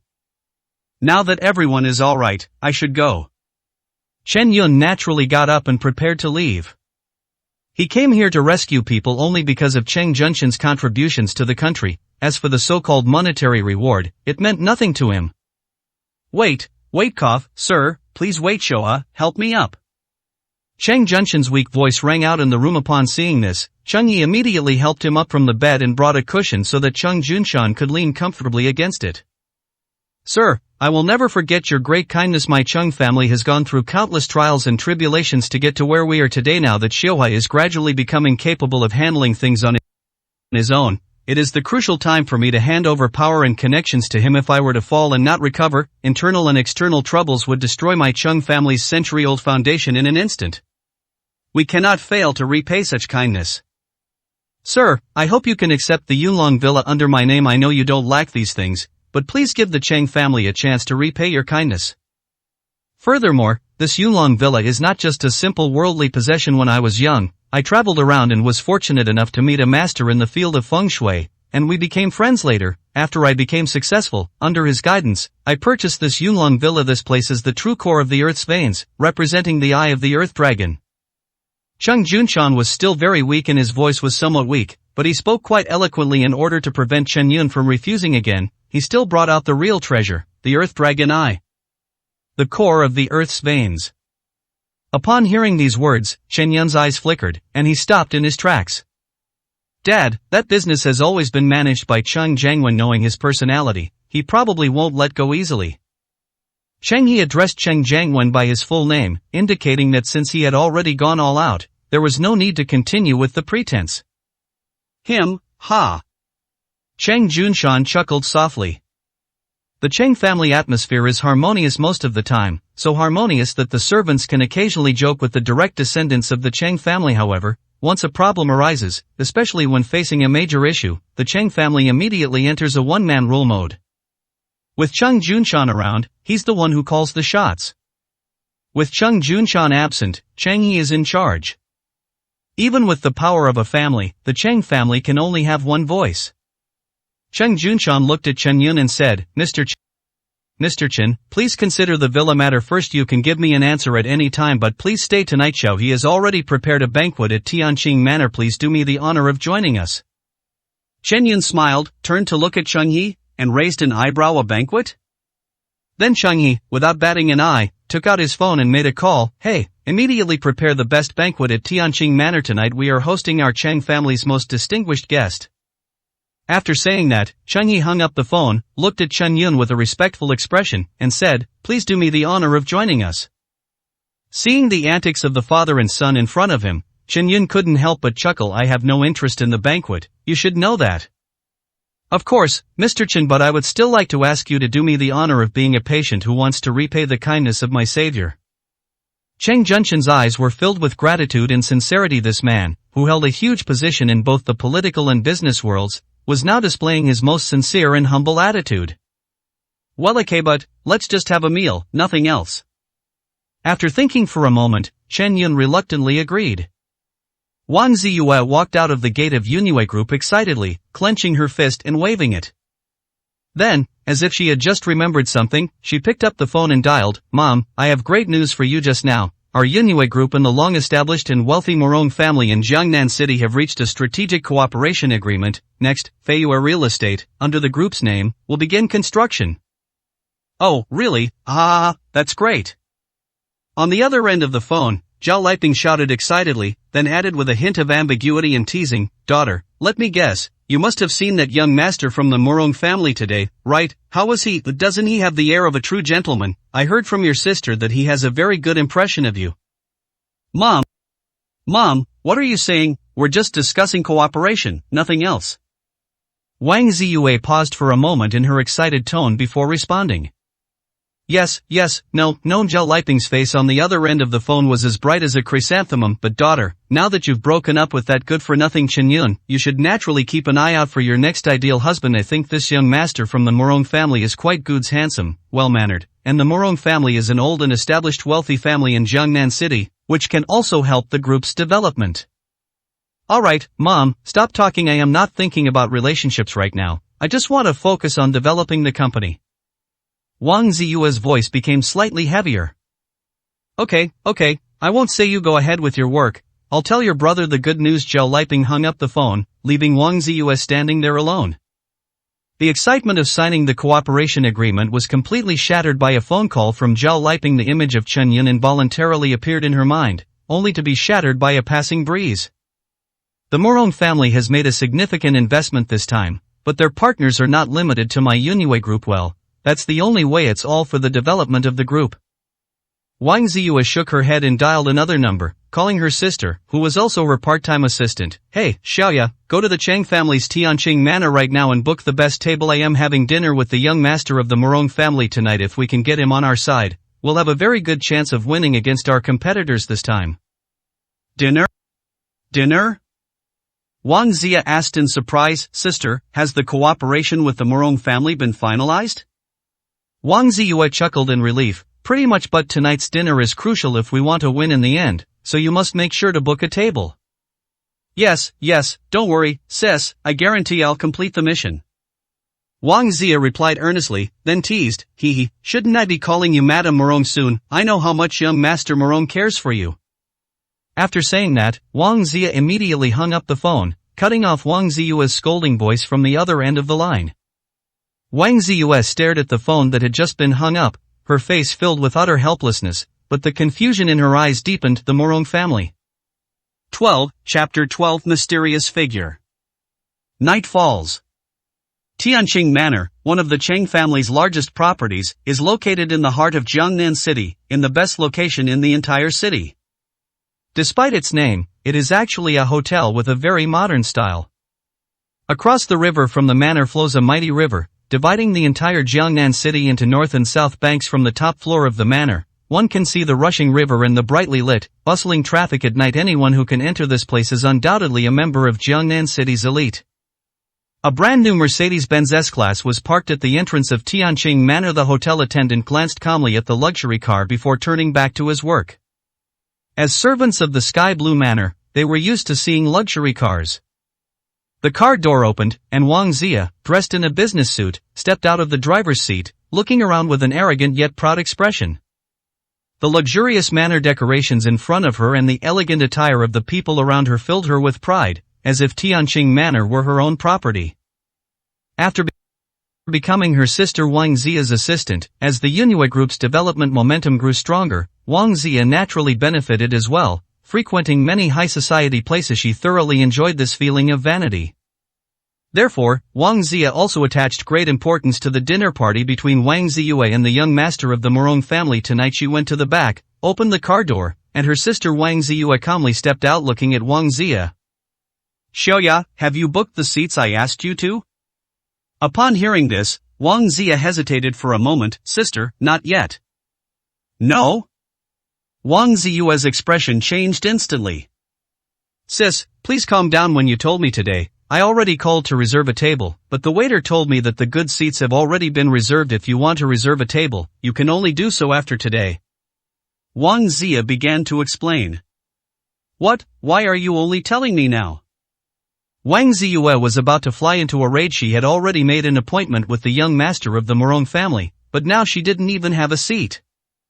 Sister, don't be angry, I'm quite familiar with the manager here, and I can definitely reserve a table if I ask him. Don't worry, there won't be any problems with the dinner with young Master Morong. Wang Zia made a firm promise, and seeing that her sister's expression had softened, she strode towards the Tianqing Manor. In the bustling crowd, a man wearing a black suit and a headset immediately caught my eye. Zhang Shan. Wang Zia immediately stepped forward and patted the man on the shoulder. Zhang Shan turned his head and looked at Wang Zia. Hey, Xiaoya, what brings you here? His eyes were filled with surprise, as if he had seen a girl he liked. Wang Zia was well aware of Zhang Shan's feelings. She knew that Zhang Shan liked her, and this liking made Zhang Shan willing to provide her with many conveniences. This was also the reason why Wang Zia dared to make a promise to Wang Ziyue. Zhang Shan, didn't you invite me to see a movie last time? I said yes. Wang Zia looked at Zhang Shan with a smile. That's great. Zhang Shan was somewhat excited. However, there is one condition. Whatever the conditions, Xiaoya, just name them, and I'll do my best to fulfill them. Zhang Shan patted his chest and said excitedly.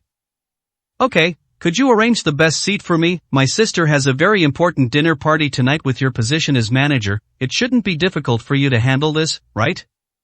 Wang Zia smiled and poked Zhang Shan's chest with her hand as she spoke. She was already imagining her sister praising her for her abilities. Unexpectedly, Zhang Shan turned and left without saying a word. Wang Zia was stunned. She quickly chased after Zhang Shan and grabbed him, saying, "Why are you running?" Zhang Shan turned his head, looking utterly distressed. "Shoya, normally I would definitely try my best to fulfill your request, but today, I'm sorry, I can't help you. I do have feelings for you, but I can't lose my job because of those feelings." "What do you mean?" Wang Zia was taken aback.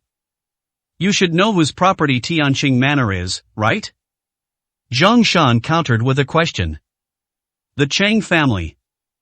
"That's right, the Cheng family is recognized as the most powerful family in Jiangnan City. Even established wealthy families like the Murong family and the Wang family can't compare to the Cheng family. Moreover, this is the Cheng family's territory, so no one ever dares to cause trouble here. As the manager, I can use my power sometimes. As long as things don't escalate, it's fine. But today, all the best spots on the top floor of Tianqing Manor have been booked out, and the person who booked them is none other than Cheng Junshan, the head of the Cheng family. Tell me, how could I dare to do you any favors?" Zhang Shan gave a wry smile. "Patriarch Cheng, how is this possible? What's going on with such a grand spectacle?" Wang Zia's voice was filled with disbelief. "It's said to be to entertain someone, but who that is, I have no right to know." Without another word, Zhang Shan turned and left. To entertain someone who could possibly have such influence, this is the head of the Cheng family, an influential figure in the entire Jiangnan city. Could it be someone from the provincial government? Wang Zia murmured. "It couldn't be someone from the province. If it were, powerful families like the Murong and Wang families would certainly not let the Cheng family stand out." Just then, Wang Ziya's voice suddenly rang out. "Sister, what brings you here?"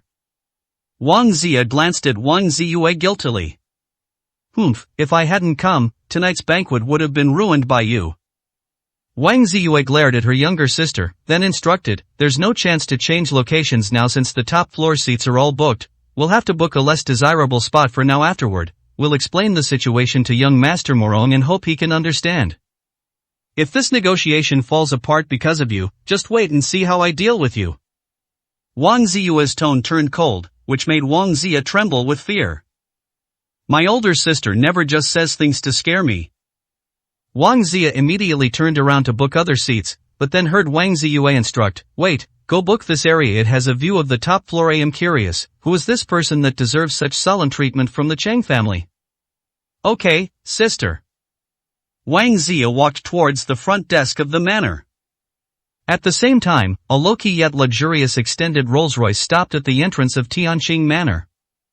The Cheng family's butler respectfully opened the car door, and Chen Yun calmly got out of the car wearing a slightly faded t-shirt. His simple and inexpensive attire made him seem like an oddity as he walked in, completely out of place with the luxurious and wealthy upper-class atmosphere of everyone here. 13. Chapter 13. He stole. Upon seeing Chen Yun step out of the car, a slender, elegant woman dressed in a black business suit immediately emerged from the entrance of Tianqing Manor. The Tianqing Manor Hotel has a total of 20 floors, each with an area of over 500 square meters. It has a large number of staff, with a branch manager for every 4 floors. Zhang Shan is just one of the 4 branch managers. He has some power, but he is not the real person in charge of Tianqing Manor. The elegant and intellectual woman before them was Chunning, the general manager sent by the Cheng family to manage Tianqing Manor. Chunning had already known about the distinguished guests tonight, so she had sent people to wait at the hotel entrance in advance. As soon as she saw the Cheng family's vehicle arrive, she immediately went to the hotel entrance to greet them. Upon seeing the Cheng family's butler, Chunning naturally knew that the young man in front of her was the distinguished guest the Cheng family was to receive that evening. "Butler Wang, I have already cleared out the top floor of the manor in advance as instructed by the head of the family, and all the necessary arrangements have been made to the highest standard."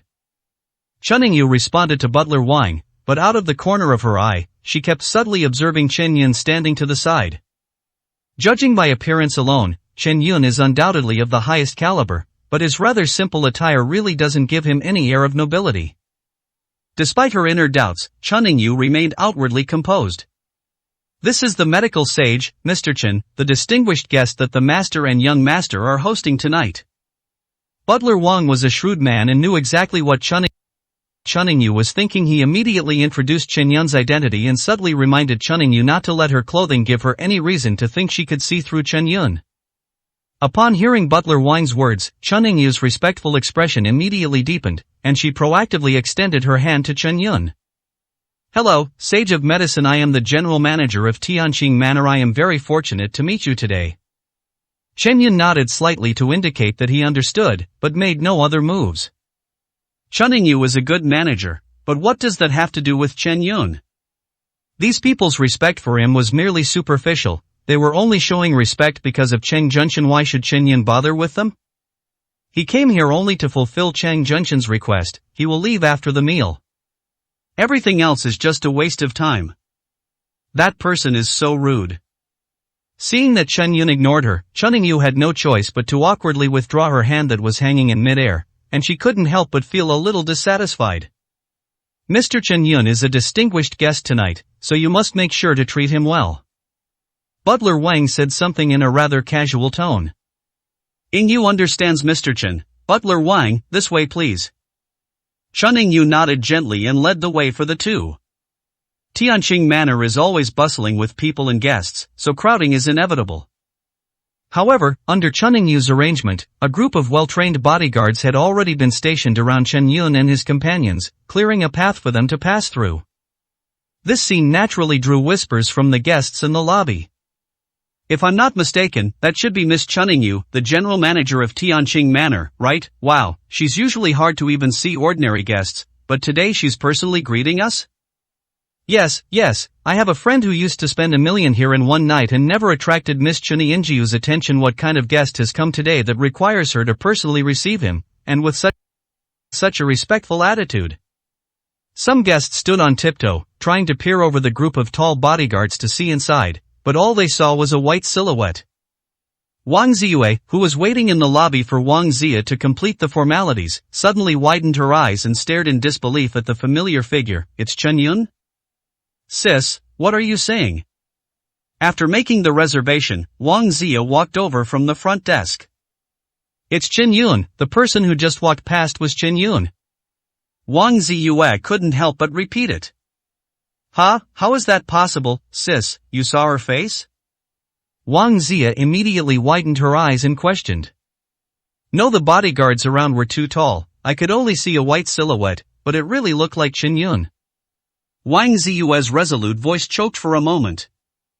Oh, sis, you scared me to death. You're talking nonsense. You didn't even see his face, and you said it was Chen Yun. It was just a back view. There are plenty of people who look like him. How could you possibly recognize him? Besides, do you know who just walked past? It was Chen Yingyu, the real person in charge of Tianqing Manor. What is Chen Yun's status? A prisoner who just got out of jail's probably still looking for a place to sell his things. Do you think he could be treated like that by Miss Chen? He wouldn't have the chance even if he lived 8 lifetimes. Wang Zia snorted coldly, her eyes full of mockery. Wait, you just said sell it? Wang Ziyue noticed these 2 words. What? Wang Zia suddenly covered her mouth, as if she had let something slip and done something wrong. Explain clearly what Chen Yun did. Wang Ziyue's voice turned colder. Okay, alright sis, Mom didn't want me to tell you, since Chen Yun and you were husband and wife, but I can't hide it from you now, so I have to tell you. Wang Zia gritted her teeth, looking unwilling. Chen Yun stole a lot of our things. Wang Ziyue's eyes widened instantly. How could that be? He's not that kind of person. It is true. Wang Zia forced herself to continue. After you left today, Chen Yun went upstairs saying he was going to retrieve the jade pendant, but actually he stole a lot of valuable jewelry from your jewelry cabinet. My brother, my mother, and I felt something was wrong when we saw him carrying a box away. We tried to stop him, but he beat us up. My brother even dislocated his shoulder, and he even threatened to kill us. You know all about what happened after that. As Wang Ziyue listened to her sister's words, a deep sadness appeared in her eyes. Wang Zia pretended not to see anything and continued. After Chen Yun left, Mom and I checked your jewelry cabinet and found that everything had been stolen. He knew you didn't usually live there, so he stole the jewelry. He even pretended to be generous and didn't want the compensation you offered, but he's just two-faced. Mom didn't want me to tell you these things. She felt that since you were husband and wife, and you've already broken up, saying these things would make you feel bad, and it would only make things worse. Sister, you can't tell Mom what I told you, or she'll scold me again. Wang Zia looked pleading, her eyes full of innocence. Don't say any more. I understand. Wang Ziyue lowered her head, looking utterly dejected, as if all her energy had been drained, and walked blankly toward the hotel elevator. Completely unaware of what was behind her, Wang Ziyue wore a triumphant smile. 14, Chapter 14 Miracle Doctor. As night falls, the lights are on. On the top floor of Tianqing Manor, the Cheng family sat around a table, and Cheng Jiangwen, who had been beaten during the day, was also among them. Surprisingly, the person sitting at the main table was not Cheng Junshan, the head of the Cheng family, nor Cheng Yi, the young master, but Chen Yun, an outsider dressed simply. Without a doubt, this proves that what Cheng Junshan said today was not just for show. He genuinely wanted to thank Chen Yun for saving his life. Medical Master Chang, I was so blind and looked down on you before, which led to this whole embarrassing situation. I've come to this banquet tonight specifically to apologize. Please forgive me. The first person to speak was Cheng Jiangwen. At this moment, he held a wine glass, bent over, looked at Chen Yun sitting at the main table, and apologized in a humble manner. Chen Yun didn't even bother to lift her eyelids to look at him. With her right hand holding chopsticks, she calmly picked up food and focused on eating. Chen Yun's only purpose in going to the appointment tonight was to have dinner. He didn't care about anything else, nor did he need to. Asking for Chen Yun's forgiveness? Chen Yun never saw Cheng Jiangwen as a person from beginning to end. He didn't even hold a grudge, so how could he forgive him? No one at the table spoke, and the scene fell into an eerie silence. Cheng Jiangwen wanted to look at Cheng He and Cheng Junshan, hoping they would step in and say something to mediate, but neither of them glanced at him. Helpless, Cheng Jiangwen picked up his glass, downed the wine in one gulp, and could only sit down awkwardly. But the look in his eyes when he looked at Chen Yun was full of hatred. Also present at the dinner was General Manager Chen Yingyu. She manages Tianqing Manor, and with her present, any management problems that arise are naturally easier to resolve. At this moment, Chen Yingyu watched Cheng Jiangwen suffer a setback, and the old man and the young master did not say a word. Her heart was already filled with turmoil. Judging from today's arrangements, Chen Yingyu had already placed Chen Yun as the most important guest, but seeing this scene, she realized that she had underestimated Chen Yun's importance. This isn't just a distinguished guest, it's like they've got the Cheng family's lifeline in their grasp. Thinking of this, Chen Yingyu couldn't help but feel extremely fortunate. Thankfully, she hadn't shown any dissatisfaction when welcoming Chen Yun today. Otherwise, after tonight, her position as general manager would definitely have been handed over to someone else. Cheng Jiangwen was humiliated, and the other members of the Cheng family present did not dare to speak again. Everyone could see that the young man sitting in the main seat tonight was obviously not someone to be trifled with. Perhaps only the old man and Cheng He would have a chance to say a few words to him. Just then, the door to the top floor was suddenly pushed open. Several bodyguards looked embarrassed and kept backing away. The loud noise also attracted the attention of the Cheng family. Cheng Junshan immediately showed displeasure. He had just finished his recuperation today and was still weak. If it weren't for the banquet for Chen Yun, he should be resting in bed right now, so he couldn't afford to be stimulated. Chen Yingyu looked up in shock and anger at the sudden opening of the door and the bodyguards who were staggering backward. I told you no one is allowed on the top floor today. What are you all doing? Oh, is that so? I can't come either? A deep, resonant voice came from the doorway. He was dressed in a suit and had only 2 companions. He didn't use any force, he simply walked forward, yet forced the bodyguards to retreat continuously. The visitor was none other than Wang Hong, the mayor of Jiangnan City. Master Chang, it's been a long time. I heard you were unwell before, but you've recovered now. That's wonderful. Wang Hong spoke calmly, but everyone who had been sitting quietly stood up, including Cheng He and Cheng Junshan. Only Chen Yun remained seated, continuing to eat his meal slowly.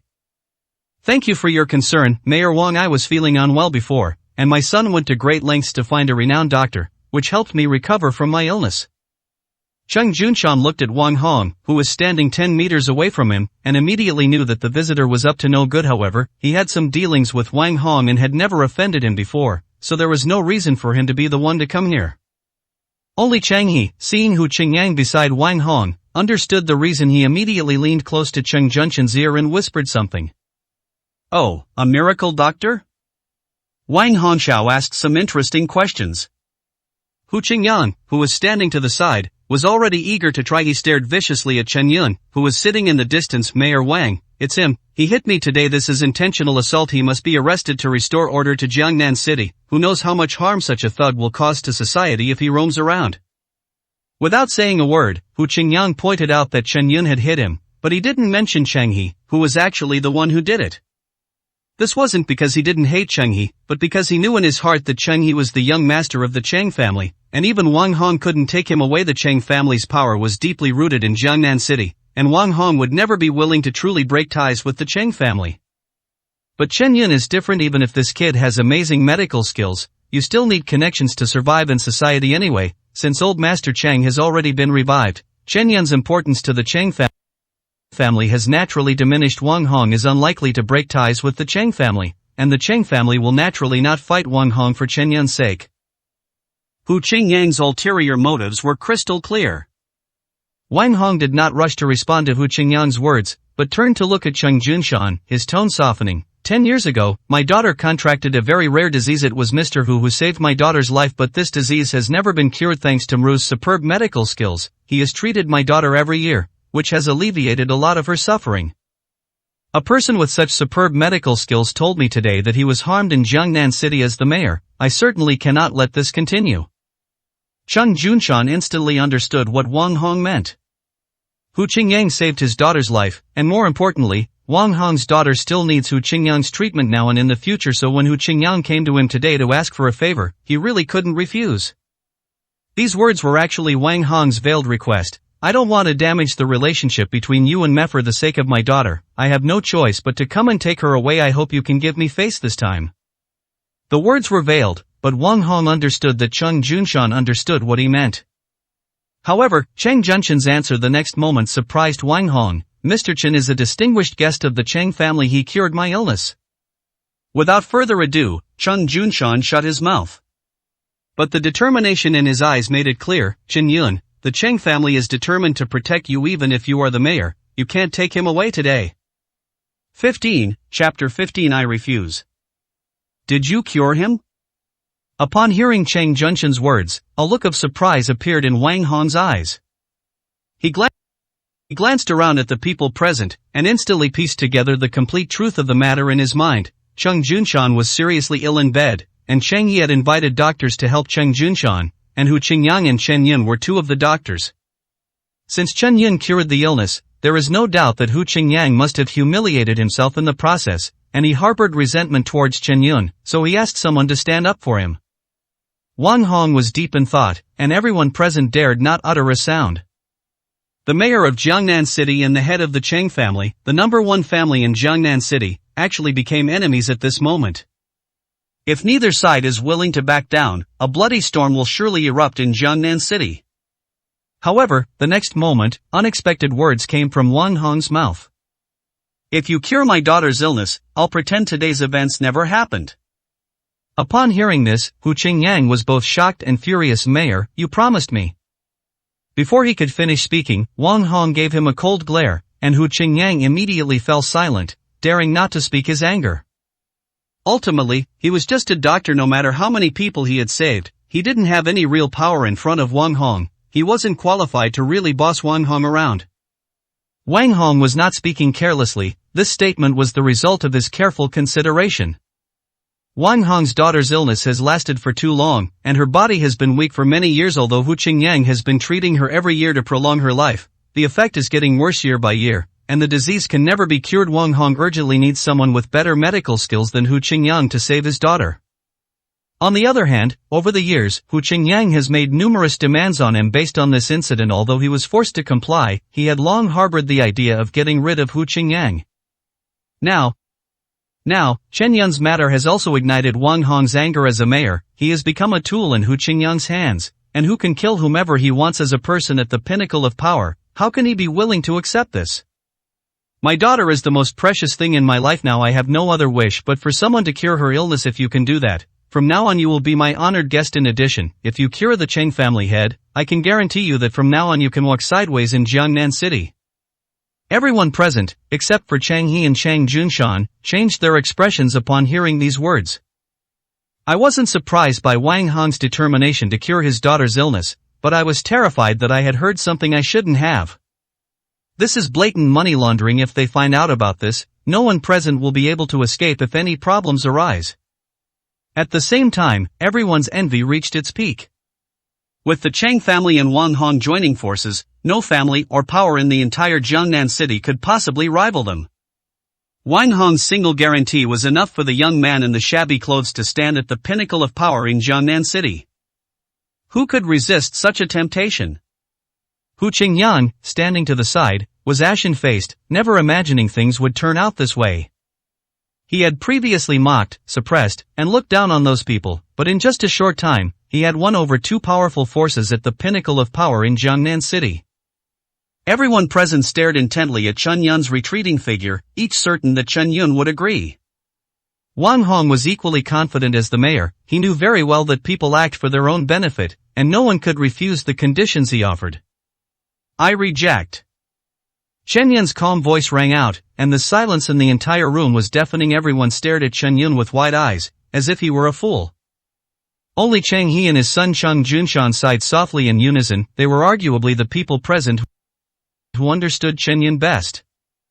For ordinary people, invoking power and money might be useful, but the problem is that Chen Yun is no ordinary person. Wang Hong really misjudged the situation this time. Do you know what you're saying? Wang Hong repeated in a deep voice. Was the mayor of Jiangnan City actually deaf, or perhaps mentally challenged? Chen Yun's voice was calm and collected, yet it struck like a thunderbolt, shattering the thoughts of everyone present. Even Chang He and his son couldn't help but gasp in surprise.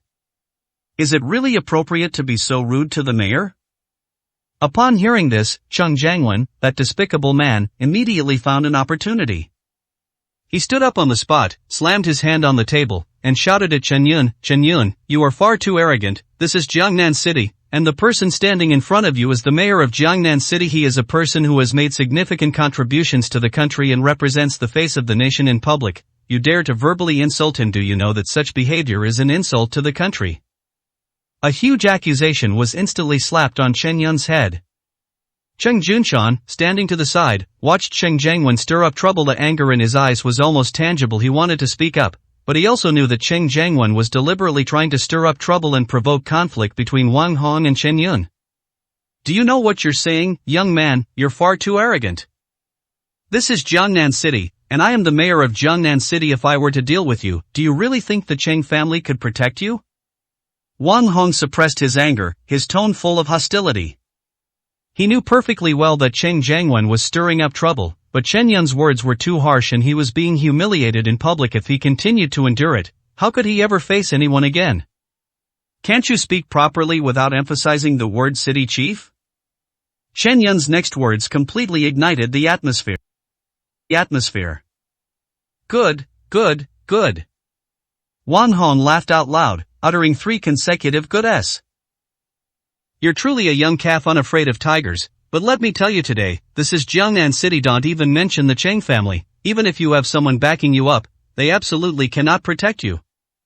Now that you've come to Jiangnan City, even if you're a dragon, you'd better keep your head down and coil up properly. This was almost a fight to the death. The tone was extremely serious. Seeing this, Cheng Junshan had no choice but to try to smooth things over. Mayor Wang, calm down. Mr. Chen was just acting impulsively. Young people are bound to be hot-tempered. Everyone knows who instigated this conflict. Why make a scene and ruin our harmony? What a waste of time. I am full. Please make yourselves at home. Chen Yun said something indifferently, stood up, ignored everyone present, and walked towards the door. Ha, young man, do you think you can leave without saying a word? Wang Hong's cold voice rang out. The next moment, a tall, thin young man suddenly appeared behind Wang Hong, moving with lightning speed, standing straight in front of Chen Yun and blocking his way. 16, Chapter 16. Kneeling on the spot. Such speed, where did this expert come from? Where did this person come from? I couldn't find him anywhere from beginning to end. The sight of the tall, thin young man who suddenly appeared in front of Chen Yun caused a stir among the crowd. Father, who is this person? Cheng He turned to look at Cheng Junshan. It's Zhangtai Road. Cheng Junshan's face was ashen. He is the 12th generation successor of the orthodox Zhang family's shadowless leg technique, a true master. Even if we want to protect Dr. Chen, the people we brought today are no match for him. 2 years ago, I knew that Zhang Tailu had entered the mortal world to cultivate, and I even inquired about his whereabouts everywhere. I never expected that he would become Wang Hong's subordinate. He has kept a deep eye on things all these years. Cheng Yi's expression was equally grim. Father, our Cheng family's strength has grown considerably over the years, and we've already established a significant gap with other families in Jiangnan City. Wang Hong specifically brought Zhang Tailu here today. I'm afraid he never intended to resolve this peacefully with us from the start. Upon hearing this, Cheng Junshan nodded heavily. How could he not know this principle? Perhaps, from now on, the Cheng family and Wang Hong will no longer be allies. Tai Lu, that's enough's a distinguished guest of the Cheng family head, and we should still give him the respect he deserves. Wang Hong spoke calmly, as if everything was already a done deal. He was waiting to see if Chen Yun could still keep being stubborn after he was beaten to the ground. Yes. Zhang Tailu's reply was concise and to the point, and then it showed a tendency to launch an attack on Chen Yun. Are you sure you want to fight me? Chen Yun's eyes were calm, and his tone was completely even.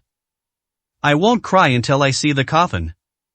Zhang Tailu let out a cold shout. His waist and abdomen suddenly contracted, and his right leg whipped like a whip, launching more than 10 strikes in just a few seconds. His movements were as fast as a blur, kicking up a cloud of dust. Bang bang bang! A series of sounds, like firecrackers exploding, came from the dust, startling the crowd whose vision was obstructed. Judging from the sound, Chen Yun would probably be crippled if not dead. The next moment, the dust settled. Zhang Tailu's body flew out like a cannonball, crashing hard into the wall of the top floor before falling to the ground, spitting out a large amount of blood. Sizzle! Zhang Tailu was struck with tremendous force, and the short-sleeved shirt he was wearing tore apart as he fell to the ground. Everyone stared in horror at Chen Yun slowly retracting his right hand, their minds seemingly torn to shreds, completely losing the ability to think. The tense atmosphere on the top floor instantly turned into complete silence. This simply dressed fellow, known as a miracle doctor, actually defeated Zhang Tailu, a martial arts master, with a single punch. How can this be? Just one move. Chen Yun suddenly sighed, looking at Zhang Tailu who had already fainted, his eyes full of helplessness. Without saying anything more, Chen Yun walked straight towards the door on the top floor. A muffled thud came from behind. Wang Hong, the mayor of Jiangnan City, actually knelt down directly before Chen Yun.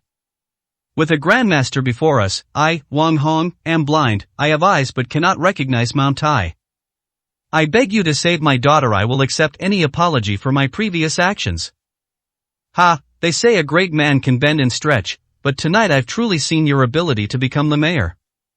Chen Yun stopped and looked at Wang Hong kneeling behind him, his tone unusually approving. The others present could hardly believe their eyes. The mayor of Jiangnan City had actually knelt down on the spot. Cheng Yi's pupils dilated slightly, a flash of insight crossing his mind, as if he understood something at that moment. Of all the people, Cheng Junshan was the most composed. He was only surprised by the strength Chen Yun displayed. After all, who would have thought that a medical saint would also have such powerful martial arts? However, Cheng Junshan was not too surprised by Wang Hong's reaction. For others, being the mayor of Jiangnan City is the pinnacle of power, but people like Cheng Junshan, who also stand at a high position, are quite aware of this. Society is all about treating people differently based on their status. When you're with someone weaker than you, you can act all high and mighty without any problem, but when you're with someone more powerful than you should completely let go of any pretense of dignity or the baggage of a past noble status. Those who continue to dwell on this and fail to recognize reality are the real fools. The situation has changed so suddenly, one turn of events after another. From Hu Qingyang's appearance, Wang Hong's attack, to Cheng Junshan's efforts to protect Chen Yun, Wang Hong's promises, to Chen Yun's eventual refusal and his killing of Zhang Tailu with a single punch, everything was just too unbelievable. As Hu Qingyang and Chang Jiangwen looked at the rising star Chen Yun, waves of fear and unease washed over them. They were like clowns, performing in front of everyone time and time again, only to be repeatedly humiliated by Chen Yun, this unassuming young man. It's over. The same thought crossed both of their minds. Chen Yun was hiding his true intentions far too well. They had offended someone they dared not offend. Not reconciled. Hu Qingyang gritted his teeth and shouted at Wang Hong with a twisted face, "You are the mayor, how can you kneel down to a mere brat?" he has no ability to cure your daughter's illness. Kneeling here is just humiliating yourself. From today onwards, everyone in Jiangnan City will know that you, the mayor, actually knelt down to someone in front of everyone. Only I can treat your daughter. Wang Hong, you are incredibly foolish. You must immediately send someone to arrest Chen Yun on charges of intentional assault, otherwise, I will never treat your daughter again. At the same time, Cheng Jiangwen also rushed out and shouted, Mayor Wang, you absolutely cannot kneel down. You represent the face of Jiangnan City, so what if Chen Yun is a good fighter? Can he stand up against the state apparatus? Stand up and call the police station right now to have them arrest this arrogant idiot. Once you arrest him, what right does he have to refuse to save your daughter? Besides, there's Dr. Hu Qingyang here. Why entrust your daughter's illness to such a young upstart? Noisy! Wang Hong and Chang Junshan spoke at the same time, and the two strode forward, each slapping Hu Qingyang and Chang Jiangwen hard across the face. The sudden attack caught them off guard, and they fell to the ground in an instant. One side of their face was swollen and red like a pig's head, and their teeth were mixed with blood. They looked extremely miserable. After slapping Cheng Jiangwen, Cheng Junshan just glared at him hatefully. However, Mayor Wang Hong grabbed Hu Qingyang's head and slapped him repeatedly with both hands. 17, Chapter 17 Past Events. A series of slaps became the only dominant sound at that moment. Poor Hu Qingyang, he's such an old man, he got slapped more times today than he ever did in his entire life. It must have been quite a unique life experience. Wang Hong's hands finally stopped when Hu Qingyang's face was swollen like a pig's head and several teeth had fallen out. You blind, troublemaking, and treacherous bastard, if it weren't for you, would I have offended Dr. Chen? Wang Hong looked at Hu Qingyang, who was completely limp on the ground and dared not utter a sound, and snorted coldly. Then, he turned to look at Chen Yun, his eyes full of pleading, and cautiously began to speak. Dr. Chen, I am sincerely seeking medical help. My only wish in this life is to cure my daughter's illness, and I am willing to pay any price for it. The mayor of Jiangnan City knelt on the ground, pleading with a young man. Everyone present felt that their values had been shattered time and time again that night. I'm here today only because I promised Patriarch Cheng I would have dinner with you. Everything else is none of my business. If you want to seek medical treatment, we can talk about it later. Ignoring Wang Hong's request, Chen Yun turned and calmly left.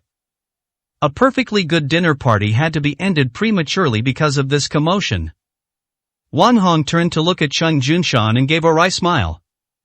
Junshan, we've known each other for many years and have a long-standing friendship. Could you please put in a good word for me with Dr. Chen and save my daughter? Cheng Junshan did not respond, standing there with a livid face.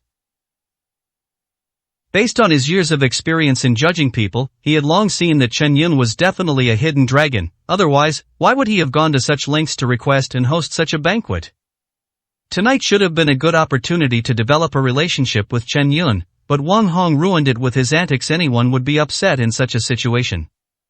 Seeing Wang Hong's dejected appearance, Cheng Junshan sighed again and turned away with a hint of pity. Parents all over the world have the same heart. Wang Hong, it's not that I don't want to plead for you, but I simply don't have the ability. Even you, the mayor, are being ignored. Do you think I, Cheng Junshan, have any ability to change the mind of Dr. Chen?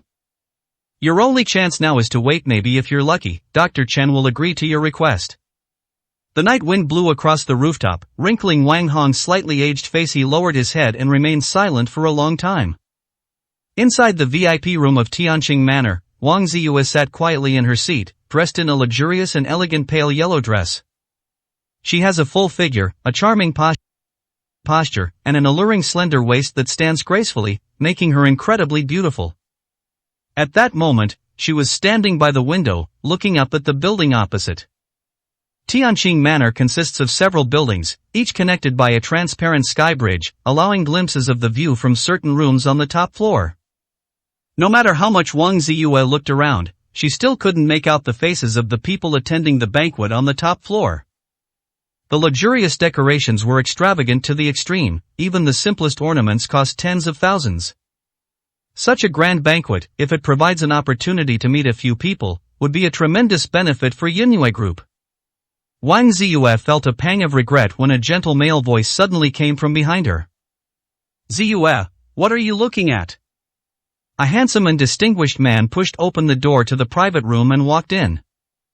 He was dressed in an expensive suit, his demeanor was elegant and composed, and he wore a The most eye-catching thing is the exquisite and simple watch on her wrist, a Richard Mille, a top-tier luxury watch worth millions.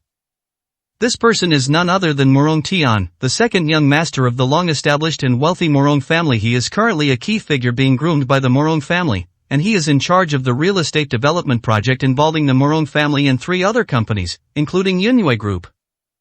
Hearing the voice, Wang Ziyue turned around and looked at Morong Tian. She gently brushed her hair behind her ear with her right hand and a faint smile appeared on her face. Young Master Morong has arrived, please have a seat. I was just standing by the window enjoying the breeze. Unexpectedly, Morong Tian did not sit down. Instead, he stared intently at Wang Ziyue and said seriously, "You look beautiful today." Wang Ziyue paused for a moment, then politely replied, "Thank you." Morong Tian smiled faintly upon hearing this, and the two took their seats one after the other. They then chatted for a while and drank several rounds of wine. "Young Master Morong, we would appreciate your help in this collaboration with our group." Wang Ziyue's face had a faint blush, making her incredibly beautiful. "Ziyue, you're being too polite. Don't worry, Yunwei Group will definitely be the best choice for me." Morong Tian took a sip of his wine, his tone shifting, a faint smile on his face. After all, not every group has such a beautiful CEO. Upon hearing this, Wang Ziyue's face flushed even more. "Young Master Morong is joking." Then, Morong Tian changed the subject, his tone becoming questioning, "But to be honest, putting aside my own position, my father also instructed me to do Yunwei Group a favor this time." Upon hearing this, Wang Ziyue was somewhat confused. Why would Patriarch Morong say such a thing? "I find it strange too. I've been studying abroad for the past few years and only came back this year to take over the family business, so I don't really know the reasons behind it. However, from what I've heard from the clan members, it seems that my father did this because a powerful family in Beijing made such a request." Morong Tian's eyes were also full of confusion. Upon hearing this, Wang Ziyue was utterly shocked. How is this possible? Would a powerful family in Yanjing do such a thing? I don't know anyone from there at all. Morong Tian shrugged. Then I don't know, perhaps you did something unintentional that earned you the favor of a family in Yanjing. Several years ago, a powerful family in Yanjing asked the Morong family to provide assistance to the Yunwei Group, whether it was resources or cooperation. They wanted to be given sufficient help. At that time, Yunwei Group had only been established for a short time. If it weren't for Yanjing's intervention, the Morong family would never have seen such a small entity. However, after that, the Morong family secretly provided a lot of help to the Yunwei Group, which then soared to new heights in recent years. The group has been developing rapidly and has now become one of the top companies in Jiangnan City. Wang Ziyue stood there, stunned, her mind blank. Over the years, she had always believed that it was her own unremitting efforts that had created the glory of Yunwei Group today, and she never thought that she had also received help from the Morong family. Now, after hearing what Morong Tian said, she suddenly realized that many things had gone wrong before. Many business deals and contracts had better options for the client companies, but they had given them up. At that time, she thought it was a blessing from heaven. 18, Chapter 18. You're not worthy of knowing my identity. Do I know anyone in Yanqing? Younger brother, younger sister, mother. They could never possibly know each other. Chen Yun? No, if he had that kind of ability, why would he be in jail? Who exactly is it? Ziyue, we've finished talking about work, let's talk about something more personal. Wang Ziyue's wandering thoughts were interrupted by Morong Tian's voice, pulling her back to reality. My feelings were quite clear. In all my years studying abroad, I have never met a girl as outstanding, mature, and beautiful as you. Wang Ziyue was taken aback and avoided Morong Tian's burning gaze. Young Master Morong, you flatter me too much. I am not worthy of you. Whether I'm good enough for you or not is not for you to decide. This is how I feel, and nothing else matters. I am not saying all this to force you to accept me, of course. I just want to ask you for a chance to pursue me. Don't try to fob me off with the same old excuses. That guy has already divorced you. I already asked your sister about it. My sister? Wang Ziyue was somewhat annoyed, but she couldn't show it at this moment. She just bit her lip and didn't say anything. A beautiful and graceful lady is the object of a gentleman's affections. This has been a natural thing from ancient times to the present. You are the most outstanding girl I have ever met in all these years, and you are the one who made my heart flutter, so I don't want to miss out. Morong Tian stepped forward, his aggressive gaze sweeping over Wang Ziyue's face, and grabbed her wrist with his right hand. He didn't care about Wang Ziyue's divorce at all. He had long been tired of those innocent young girls abroad, and he was more attracted to mature and intellectual women like her. As for the opinions of the family members, no one can say for sure how much power a woman who can command orders from a major family in Yanjing possesses. The head of the Morong family believes that this may be an opportunity for the Morong family. Compared to Wang Ziyue's worth, whether or not she is remarried is a trivial matter. Young Master Morong, please don't do this. Wang Ziyue quickly pulled her wrist away from his grasp, looking somewhat aggrieved. This scene further fueled Morong Tian's even stronger desire to invade. The contrast between the mature and intellectual woman's behavior and that of a gentle and pitiful little white rabbit made Morong Tian even more infatuated. He was about to speak when his cell phone suddenly rang in his pocket. After answering the phone and hearing the other person's story, a subtle smile appeared on Morong Tian's lips. He looked at Wang Ziyue smugly. Ziyue, a very good opportunity is now in front of you. Perhaps after tonight, your Yunue group will grow into the #1 group in Jiangnan City. Upon hearing this, Wang Ziyue's initial dissatisfaction completely vanished, replaced by a strong desire. She eagerly asked, "What opportunity? Do you know the Cheng family in Jiangnan City, and the mayor of Jiangnan City?" Morong Tian asked. Of course I know the Cheng family is a newly emerging powerful family in Jiangnan City in the past 10 years. But their strength is so great that they can already sit in the top position in Jiangnan City. As for the mayor, the relevant information is transparent and anyone can check it. It is Mayor Wang Hong. Wang Ziyue replied. That's right. Tonight, both the Cheng family and Mayor Wang are hosting a banquet for a very important person on the top floor of Tianqing Manor. According to my information, the important person's surname is Chen, and he has extraordinary medical skills. He cured the illness of Cheng Junshan, the head of the Cheng family. Morong Tian said smugly. He liked the feeling of having enough information and status to show off in front of women, especially since this woman also had a good social status and wealth. What an impressive figure. Wang Ziyue's voice was full of envy, to be received by both Mayor Wang and the head of the Cheng family at the same time. The two most powerful and influential people in the entire Jiangnan City are here at the same time. No wonder the top floor of Tianqing Manor was closed to the public today. Ordinary people are indeed not qualified to enter a banquet of this caliber. At the same time, she couldn't help but think of Chen Yun. They shared the same surname, Chen, but her husband was utterly useless. The difference between people was indeed greater than that between a person and a dog. Ordinary people certainly can't get in, but it's not necessarily the case for members of the Morong family. Morong Tian chuckled, quite pleased with Wang Ziyue's shocked expression. How about it? Do you want me to take you to the top floor and introduce you to the head of the Cheng family and Mayor Wang? These are people who stand at the pinnacle of power in Jiangnan City. Even just getting to know them would be a huge benefit for you and Yunue Group. Young Master Morong, are you serious? Wang Ziyue's breathing immediately quickened, her eyes fixed on Morong Tian. As the CEO of a large company, she knew all too well how important this opportunity to get to know the Cheng family head and Mayor Wang was. If Yunue Group wants to truly rise higher and higher and achieve real status, it must get to know these big shots who stand at the center of power. If we have the chance to get to know them tonight, Yunue Group will finally become a behemoth in Jiangnan City. Of course, now that I've spoken, I won't lie to you. Our Morong family is a long-established and powerful family. Everyone in Jiangnan City has to give us some face. Mayor Wang and Patriarch Cheng won't refuse. Let's go. Morong Tian took the lead and walked towards the elevator, with Wang Ziyue following closely behind, feeling uneasy, afraid that going up to the top floor would leave some bad impression. A moment later, the elevator doors slowly opened.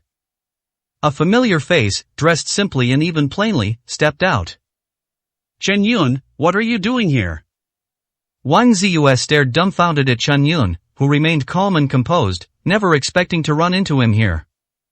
Didn't this elevator just come down from the top floor? They both have the surname Chen, could it be? Chen Yun looked up at Wang Ziyue, who was dressed in a glamorous manner, and was also slightly lost in thought. Although an agreement has been signed, how can so many years of feelings just vanish in an instant? Now that he had actually encountered it, Chen Yun's heart was somewhat stirred. Who is this? Morong Tian asked curiously. Although he knew that Wang Ziyue had an ex-husband, he had never seen him in person or in photos. This is my ex-husband. Wang Ziyue responded hesitantly.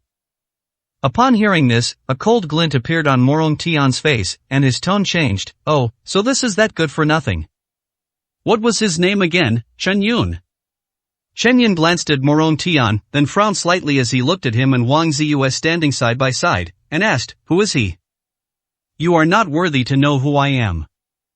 Morong Tian said sarcastically. 19, Chapter 19 The Strange Yin and Yang. He is the second son of the Morong family. Wang Ziyu took the initiative to speak, fearing that it might cause a bigger conflict. He is also my business partner and has provided a lot of help to our Yinyue group. The Morong family, oh, so it's the branch of the Gong family from the southern palace of Beijing that was scattered and lived abroad. Chen Yun suddenly realized, his expression remaining calm. Many years ago, for some reason, Chen Yun saved the life of the patriarch of the Nangong family in Jinghai and learned some about the family history of the Nangong family. Due to some conflicts, a branch of the family split off and started to develop in Jiangnan City, changing their surname to Morong. They originally wanted to establish their own family, but unfortunately, life after splitting off was not easy. Later, a very powerful figure emerged in the Nangong family, who is now the head of the Nangong family. He reunited the split-off branch and the direct line in Jinghai, but he did not force the Morong family to change their surname back. Thus, this branch of the Nangong family took root and developed in Jiangnan City, with the Nangong family secretly providing considerable assistance. Do you even know what nonsense you're spouting? How could our Morong clan possibly be a collateral branch of someone else? Morong Tian's expression changed instantly, his face turned bright red, and he looked like a cat whose tail had been stepped on, completely bristling with anger. The reason he reacted so strongly was precisely because he learned something from his family after returning to China. He had indeed heard of the Nangong family before, but he didn't know much about them. Considering his father's reaction and the care the family had given to Yinyue Group over the years, although he didn't know the truth, Morong Tian vaguely felt that Chen Yun was right. But how could this be? The Morong family, such a behemoth in Jiangnan City, was actually a branch of the Jinghai Nangong family. As a noble young master of the Morong family, Morong Tian was somewhat unable to accept such an answer.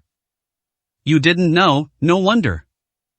Chen Yun looked into his eyes, his calm gaze made it seem as if he were looking at a fool who was unworthy of access to secrets. Wang Ziyu grew increasingly worried. She could sense Morong Tian's furious emotions beside her, so she quickly stepped between the two and apologized to Morong Tian. Young Master Morong, I'm really sorry my ex-husband is uneducated and incompetent, and he just talks nonsense. Please don't take it to heart. After briefly calming Morong Tian, Wang Ziyu pulled Chen Yun's arm to the side, then stared at him with eyes full of anger. Chen Yun, I won't go into other matters, but even though we're divorced, you shouldn't have hit my brother. I don't like being taken advantage of. Your brother has insulted me time and time again, so I have no reason to tolerate it. Chen Yun shrugged, unconvinced. Fine, I believe Yo is just deliberately causing trouble. Then let me ask you, didn't I tell you during the divorce that I was willing to give you sufficient compensation? Wang Ziyu suppressed her anger and changed the subject. Yes, but I don't need it. Chen Yun replied. Fine, I don't need it. Wang Ziyu suddenly laughed in anger. You keep saying you don't need it, then why did you steal those things? Upon hearing this, Chen Yun immediately frowned. What is that? Still not admitting it? Wang Ziyu pulled out her phone, which showed photos taken by her sister Wang Zia. Her jewelry cabinet had been almost completely ransacked. Look for yourself. You took everything from my jewelry cabinet. This is the evidence. You said you only wanted the jade pendant, so why did you do such a shameful thing? Wang Ziyu's chest heaved violently, her emotions running high. In just a moment, Chen Yun understood the problem. He wanted to explain, but after opening his mouth, he swallowed back what he wanted to say. Then, a fleeting hint of sadness crossed his eyes, replaced by a calm expression. Whether you believe it or not, I'm not short of money, and I didn't steal those things. Instead of doubting me, you should think about why your younger brother and sister would do such a thing. Wang Ziyu's eyes were filled with sorrow. She pointed a trembling finger at Chen Yun, her whole body shaking with anger. Chen Yun, you mean my younger brother and sister deliberately stole the things to frame you? We're divorced. What good would it do them to do that? Fine, I really didn't expect you to come out of prison like this. A liar who refuses to admit it, yet puts on such a righteous front. We've been husband and wife for so many years, and only now have I seen what kind of person you really are. A clear sadness finally appeared on Chen Yun's face. He raised his head, his eyes filled with an indescribable emotion. You really think so? The sound was very soft as a feather, gently landing on the ground without causing a ripple. The voice was so heavy that even Chen Yun himself felt that all the warmth in his memory, every little moment he spent with Wang Ziyue, was shattered as if by a 1,000-pound hammer. That's right, that's exactly what I think. Wang Ziyue, who was in a fit of anger, did not notice Chen Yun's emotions at all. Her voice was high-pitched and sharp, like a needle piercing deep into Chen Yun's heart. Just then, a strange, sarcastic voice rang out from the side. Oh, I thought you were just a loser, but I didn't expect you to be a thief too. You still steal from others even after getting divorced. You're really something. Ziyue, if you ask me, we should call the police. People like this only learn their lesson when they're in jail. Didn't he just get out? He should go back. He probably won't be able to adapt to life and society anyway. Ha ha ha ha. Morong Tian seized the opportunity and fanned the flames from the sidelines. It's none of your business to interrupt when my husband and I are talking. Chen Yun's tone was chilling, and his cold gaze fell on Morong Tian, who was jumping around like a clown. Enough! Unexpectedly, it was Wang Ziyue who responded. Young Master Morong is a distinguished guest of my Yunue group, and you and I have long since lost all ties. Chen Yun, for the sake of our many years of marriage, I won't pursue the matter of my brother being beaten. I just want to ask you one last time, did you steal anything from the house? Wang Ziyue stared intently at Chen Yun, trying to detect a trace of regret in his eyes. Chen Yun frowned, his eyes filled with displeasure. Then let me make it clear to you, I didn't take a single item from your Wang family. I don't need those things, and I don't even look down on them. Fine, if that's the case, do you dare let me check what you're carrying? Wang Ziyue put forward new requirements. No. Chen Yun resolutely refused. The jade pendant was on his person, and if it were to appear in the world, it would inevitably lead to a bloodbath. 20, Chapter 20. Running into the bullet's mouth. Chen Yun, you have really disappointed me. Wang Ziyue took a deep breath to calm herself down, her eyes turning cold as she looked at Chen Yun with no trace of her former feelings. The innocent have nothing to fear. My refusal to let you inspect the items doesn't mean I'm guilty. You'll find out who stole them later. Chen Yun sighed. He knew how to explain it, but he couldn't explain it clearly. He didn't say anything more and turned to walk out of the Tianqing manor. The truth will always come out eventually. Everything that happens leaves a trace. One day, the truth will come out, and Wang Ziyue will see the true ugly faces of her family members. On that day, Wang Ziyue will naturally know the truth about her good intentions and the efforts she has made over the years. If it weren't for that incident, which required me to conceal my identity, these misunderstandings wouldn't have occurred. Perhaps this is fate. Chen Yun also felt a little dejected. Stop right there. You think you can just leave like that? You're in such a hurry to leave, you must have something to hide, right? Seeing that Chen Yun was about to leave, how could Morong Tian let it go? He stepped forward and stood in front of Chen Yun. Chen Yun's eyes were icy cold as he said, word by word, I'm in a terrible mood right now. If you don't want to die, get out of my way. Oh, that's scary. What, are you going to attack me? Heh, you've got quite the big mouth, but do you even know how easy it is for me, with the power and influence of my Morong family, to make someone disappear from the world without a trace? Seeing Morong Tian's smug and arrogant demeanor, Chen Yun clenched his fists slightly. Chen Yun had seen far too many insignificant beings like Morong Tian in the past. He simply doesn't have the time or energy to play with such people. Even though he could crush an ant with a single step, it would be too exhausting if there were too many ants. However, there are far too many people who are blind to the dangers of the world these days. First, there was that idiot Cheng Jiangwen, then that old codger Hu Qingyang appeared, and now we've encountered a clown like Morong Tian. Chen Yun's patience was wearing thin. Of course, none of these are the main reasons. Wang Ziyue's cold words are the biggest reason why Chen Yun is feeling irritable at this moment. Just then, Wang Ziyue suddenly stepped forward, her eyes pleading, Young Master Morong, no matter what, he is still my ex-husband. Please, for my sake, let him go. Morong Tian frowned slightly. You still want to plead for such a good-for-nothing thief? Wang Ziyue sighed, please. Humph, you're lucky to be alive today. Get lost. Morong Tian turned and glared at Chen Yun, then stepped aside. Chen Yun didn't speak, but his clenched fist trembled slightly, a sign of exerting force. After a moment of silence, he turned and walked out of the hotel.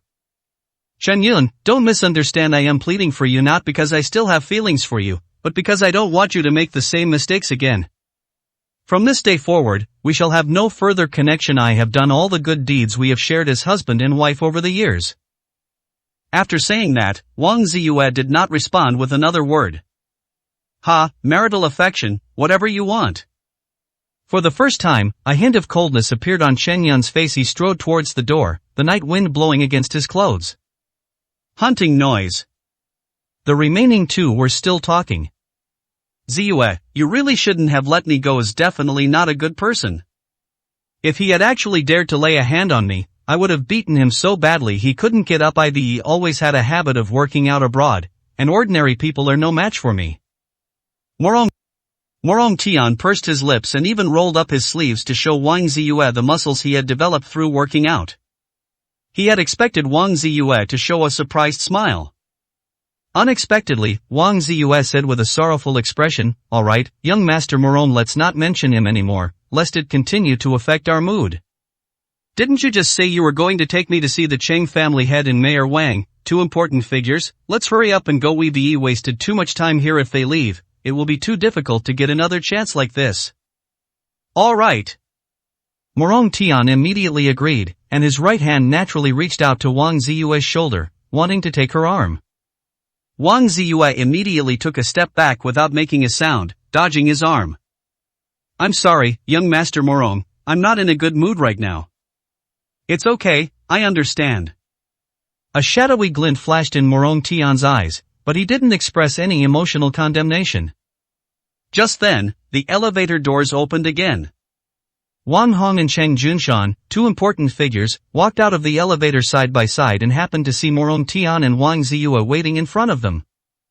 "Uncle Chang, what a coincidence, I never expected to run into you here, and Mayor Wang as well. Do you remember me? I am Morong Tian from the Morong family." Looking at the two people in front of him, Morong Tian immediately put on a fawning expression, a stark contrast to his arrogant demeanor just now. Upon hearing someone call their names, Cheng Junshan and Wang Hong composed themselves and looked in the direction of the voice. "You are the second son of the Morong family, your name is Morong Tian, right?"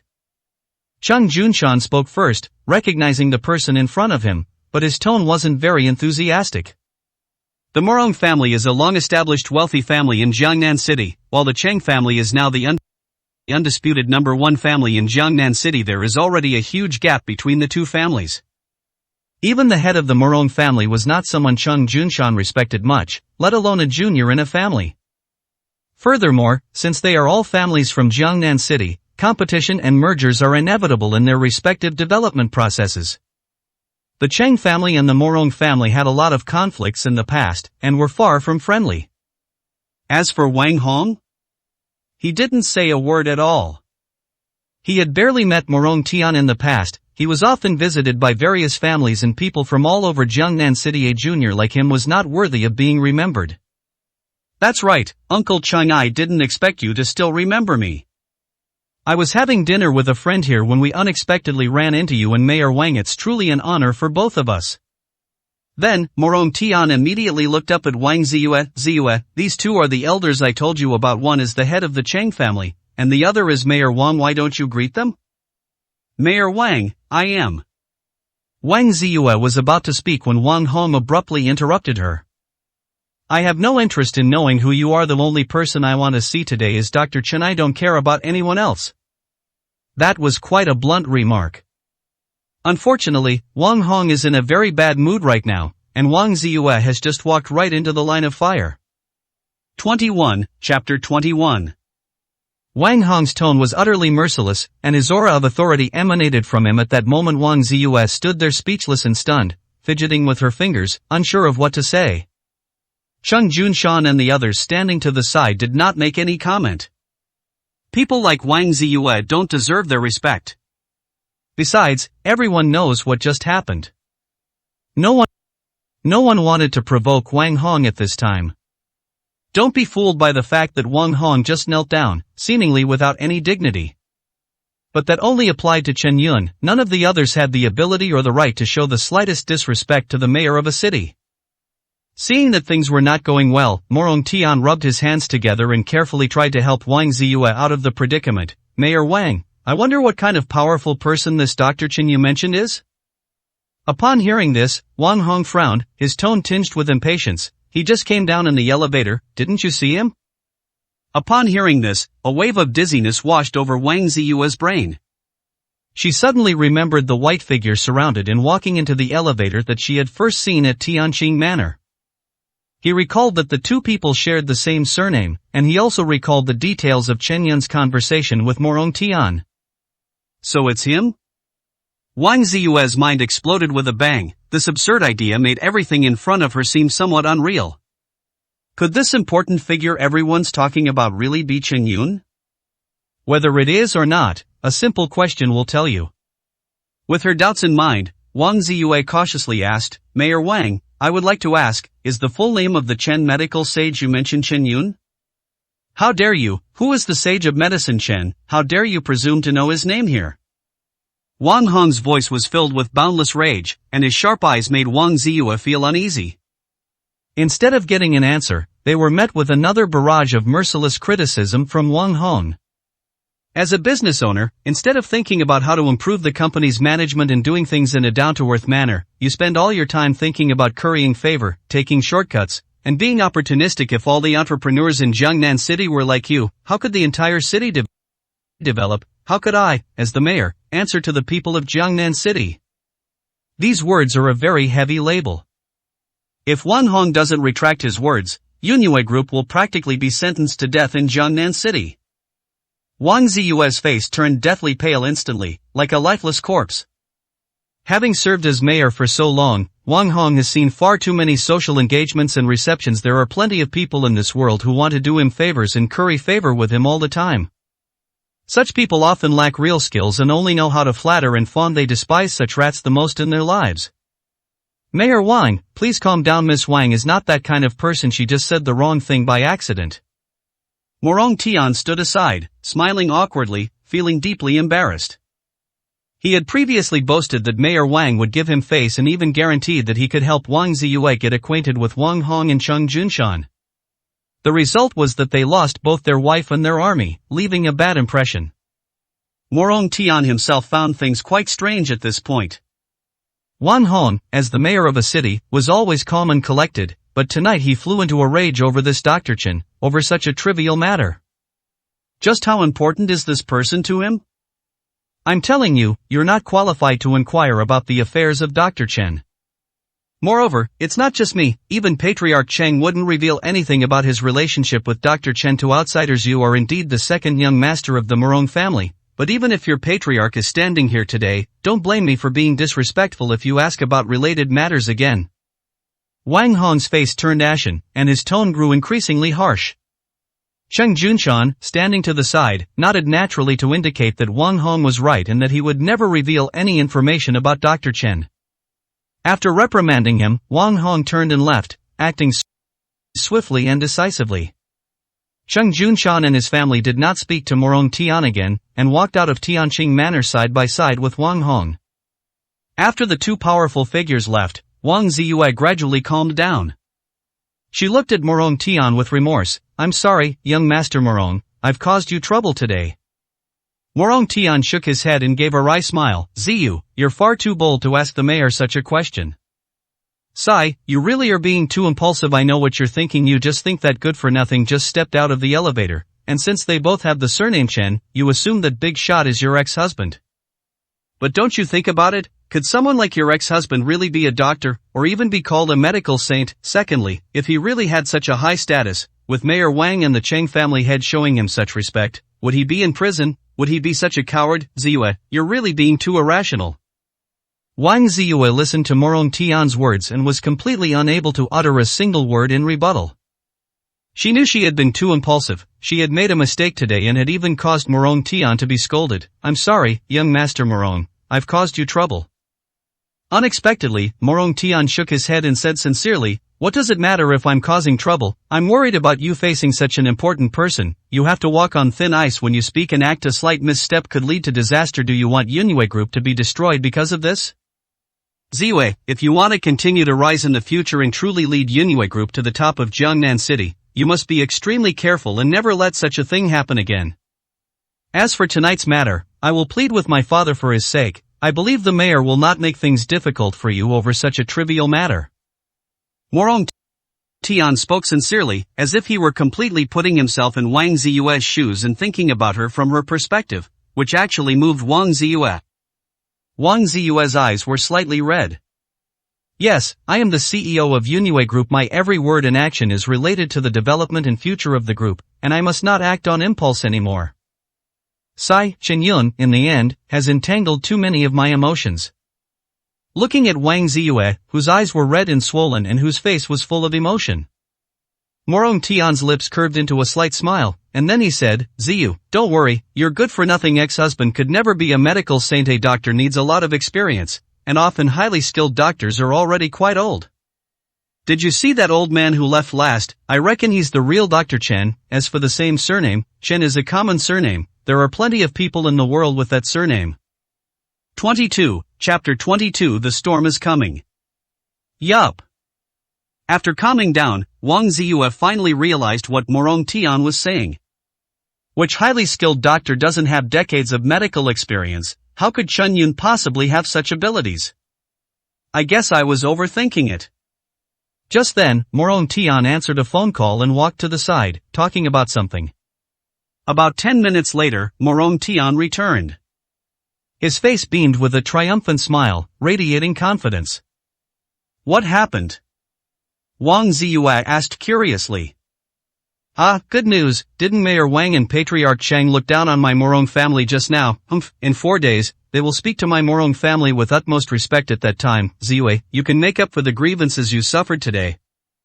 A cold glint flashed in Morong Tian's eyes. He had been humiliated just now, so how could he not hold a grudge? Really? Really, what will happen in 4 days? Have you forgotten about the project we're working on now? Actually, it's a huge deal spanning the entire country, worth tens of billions. Yunwei Group is only responsible for a small area in Jiangnan City. Our Morong family has already contacted partners in 8 cities. We will hold a very high-level banquet in 4 days. At that time, important figures from other cities will also come to our Jiangnan City. Wan Hong is indeed the mayor, but once such a large project is completed, the contribution of our Morong family to Jiangnan City will be unimaginable. At that time, even he will have to treat me with utmost respect. Morong Tian straightened his suit and tie, stood up straight, and looked confident and arrogant. It was as if he could already see Wan Hong's respectful expression towards him. Is everything really arranged? Will all the important figures from other cities be coming? Wang Ziyue's expression conveyed curiosity, doubt, and a hint of distrust. The Morong family is indeed a long-established wealthy family in Jiangnan City, but in terms of strength, they cannot compare with the Chang family. Does the Morong family really have the capability to undertake such a large-scale project involving several cities? Of course, the call I just received was good news from my family. A powerful family from Jinghai has already boarded a plane and is heading towards Jiangnan City. They should arrive at the airport in Jiangnan City by tonight. The forces in the other places are also preparing to set off and will arrive before the banquet. After this banquet, the power structure of Jiangnan City will be reshuffled. The Cheng family has been the boss for so many years, it's time for them to move up a notch. A cold, sharp glint flashed in Morong Tian's eyes. A family from Yanjing. Wang Ziyue's eyes lit up, and her heart pounded. Just thinking about the power of the big families in Yanjing made her excited. If she could make connections with such families, even if she only got to eat scraps of meat that fell from other people's mouths, it would be enough for Yunwei Group to make a fortune. Don't worry, I'll send you the invitation. Morong Tian smiled faintly, looking at Wang Ziyue's expectant eyes, feeling extremely satisfied. Thank you so much, young Master Morong. An endless night enveloped the sky. A luxury private jet streaked across the night sky, heading towards Jiangnan City. A handsome young man with a perfect figure gently swirled the red wine in his glass, the crimson liquid inside shimmering and sparkling. The man looked out the window at the night sky. His gaze was deep, as if piercing through the entire night sky. This is Nangong Qing, the eldest son of the prominent Nangong family in Yanjing. Young master, it's not easy to put aside matters in Yanjing and come to Jiangnan City, which is a chance for a trip, but you seem to be in a bad mood. Is something bothering you? A burly, muscular middle-aged man standing nearby asked. The sound interrupted Nangong Qingyun's thoughts and brought him back to reality. Uncle Shan, do you think I came to Jiangnan City for sightseeing? Nangong Qing gave a wry smile and looked at Qin Shan beside him. He still held this ancient martial arts master in high esteem. I know you're here to participate in that project worth around 10 billion for you. A project of that size is just like traveling to a different place, right? There's no pressure at all. Qin Shan asked in confusion. No, if it were really just for the project, why would my family send me here in person? Uncle Shan, do you remember the gentleman who saved my father's life many years ago? Nangong Qing's expression became focused, and his tone became more serious. Upon hearing this, Qin Shan, who had been lounging lazily on the leather sofa, slowly sat up straight. Could it be that you've come to see him this time? That's right. Nangong Qing nodded seriously. My father received news that the gentleman seems to have appeared in Jiangnan City. You've heard about his abilities. Uncle Shani was sent here to show respect to such an elusive and mysterious person. Moreover, if it weren't for the fact that there were too many family affairs in Jinghai that my father couldn't spare the time, he would definitely have come in person. Qin Shan was silent for a moment. Is the information reliable? I'm about 50% sure. Nangong Qing shook his head. Half, that's high enough. Qin Shan didn't refute it. Instead, he felt that a 50% chance meant he should go. Back then, your grandfather was in dire straits, on the verge of death. The entire Nangong family was beset by internal and external troubles and was on the verge of extinction. It was that gentleman who stepped in and saved your grandfather with his superb medical skills, and helped your father quell all the hidden dangers with swift and decisive measures, which is why the Nangong family has been able to continue and develop to this day. Qin Shan murmured.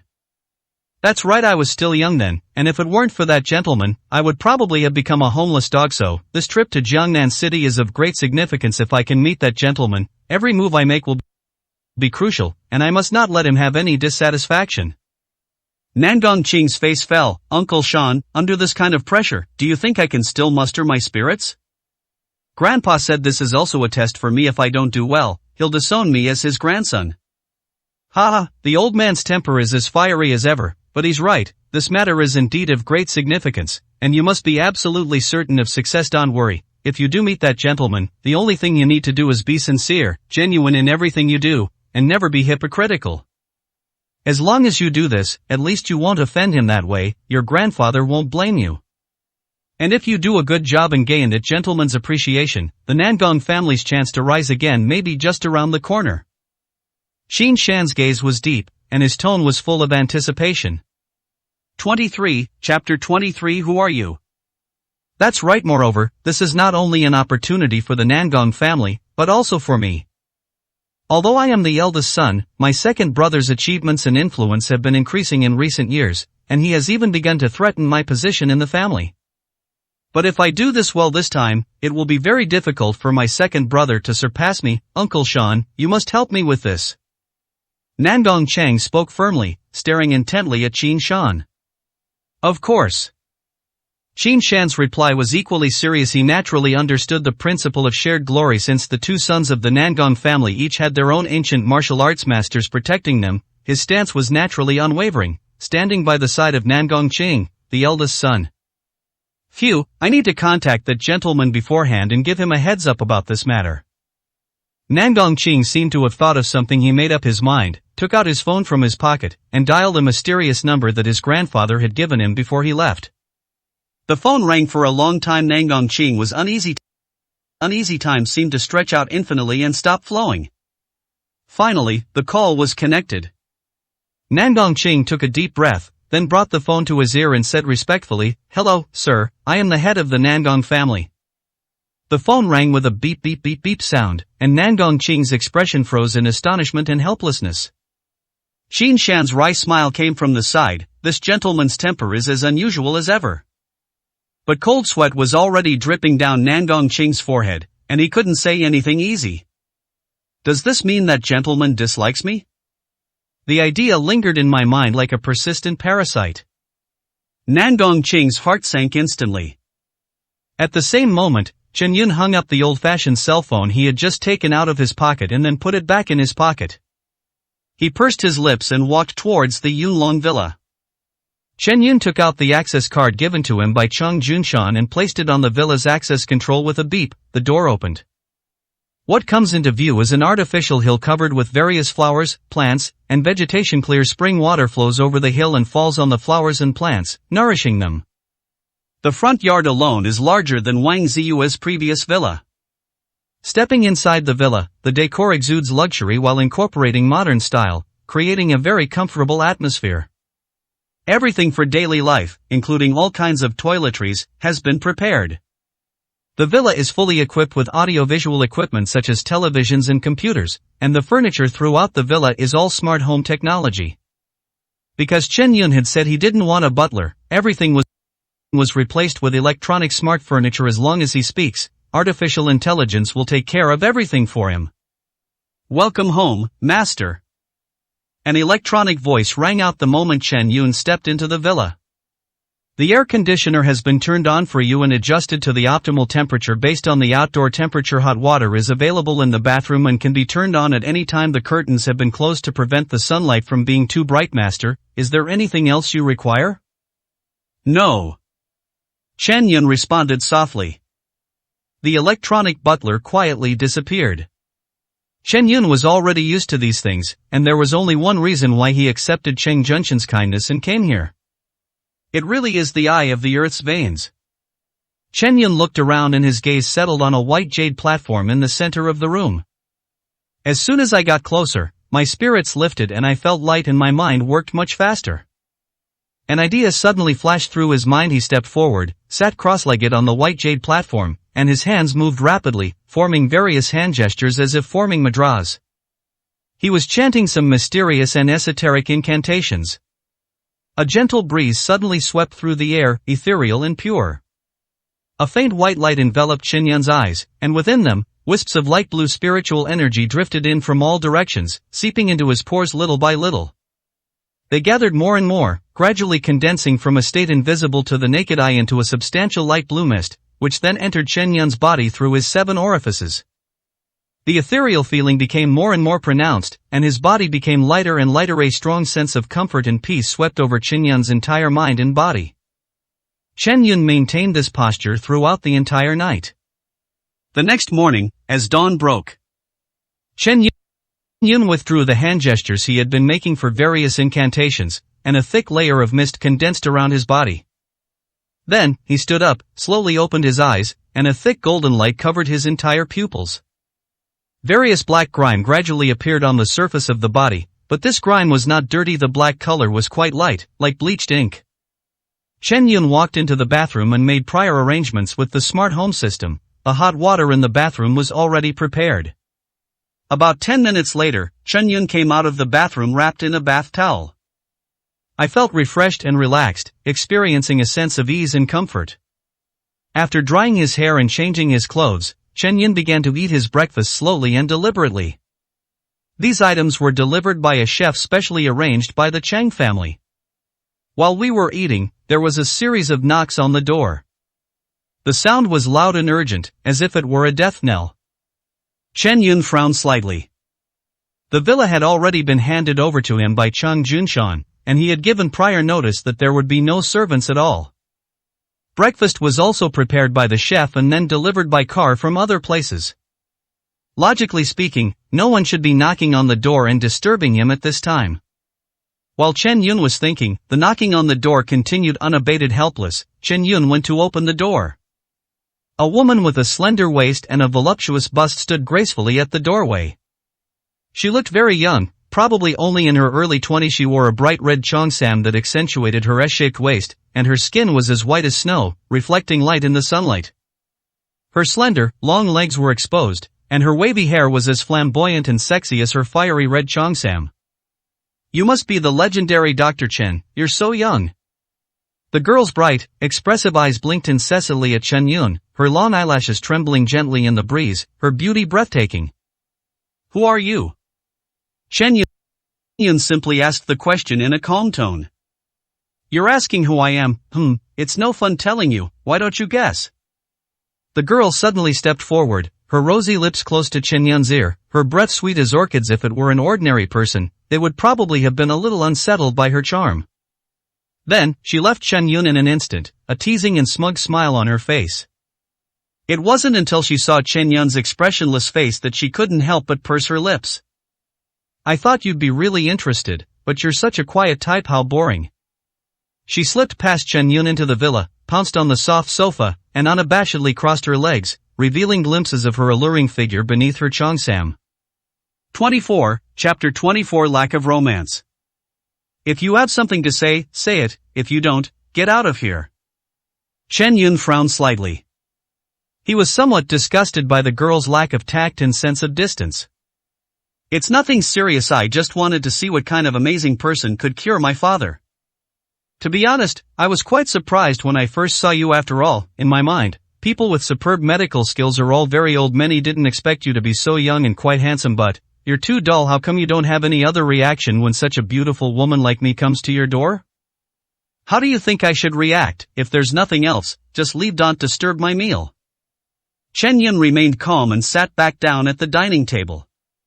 Unexpectedly, the girl was unhappy. She stood up, looked at Chen Yun, put her hands on her hips, and said in a coquettish tone, "Hey, this is my home. Why should I leave? Even if anyone should leave, it should be you. This villa was originally left to me by my father. He promised me long ago." As she spoke, the girl became somewhat agitated, and her already revealing cheongsam appeared even more dangerous due to her movements. Her stunning figure was fully revealed as she swayed her body. What an absolutely stunning view!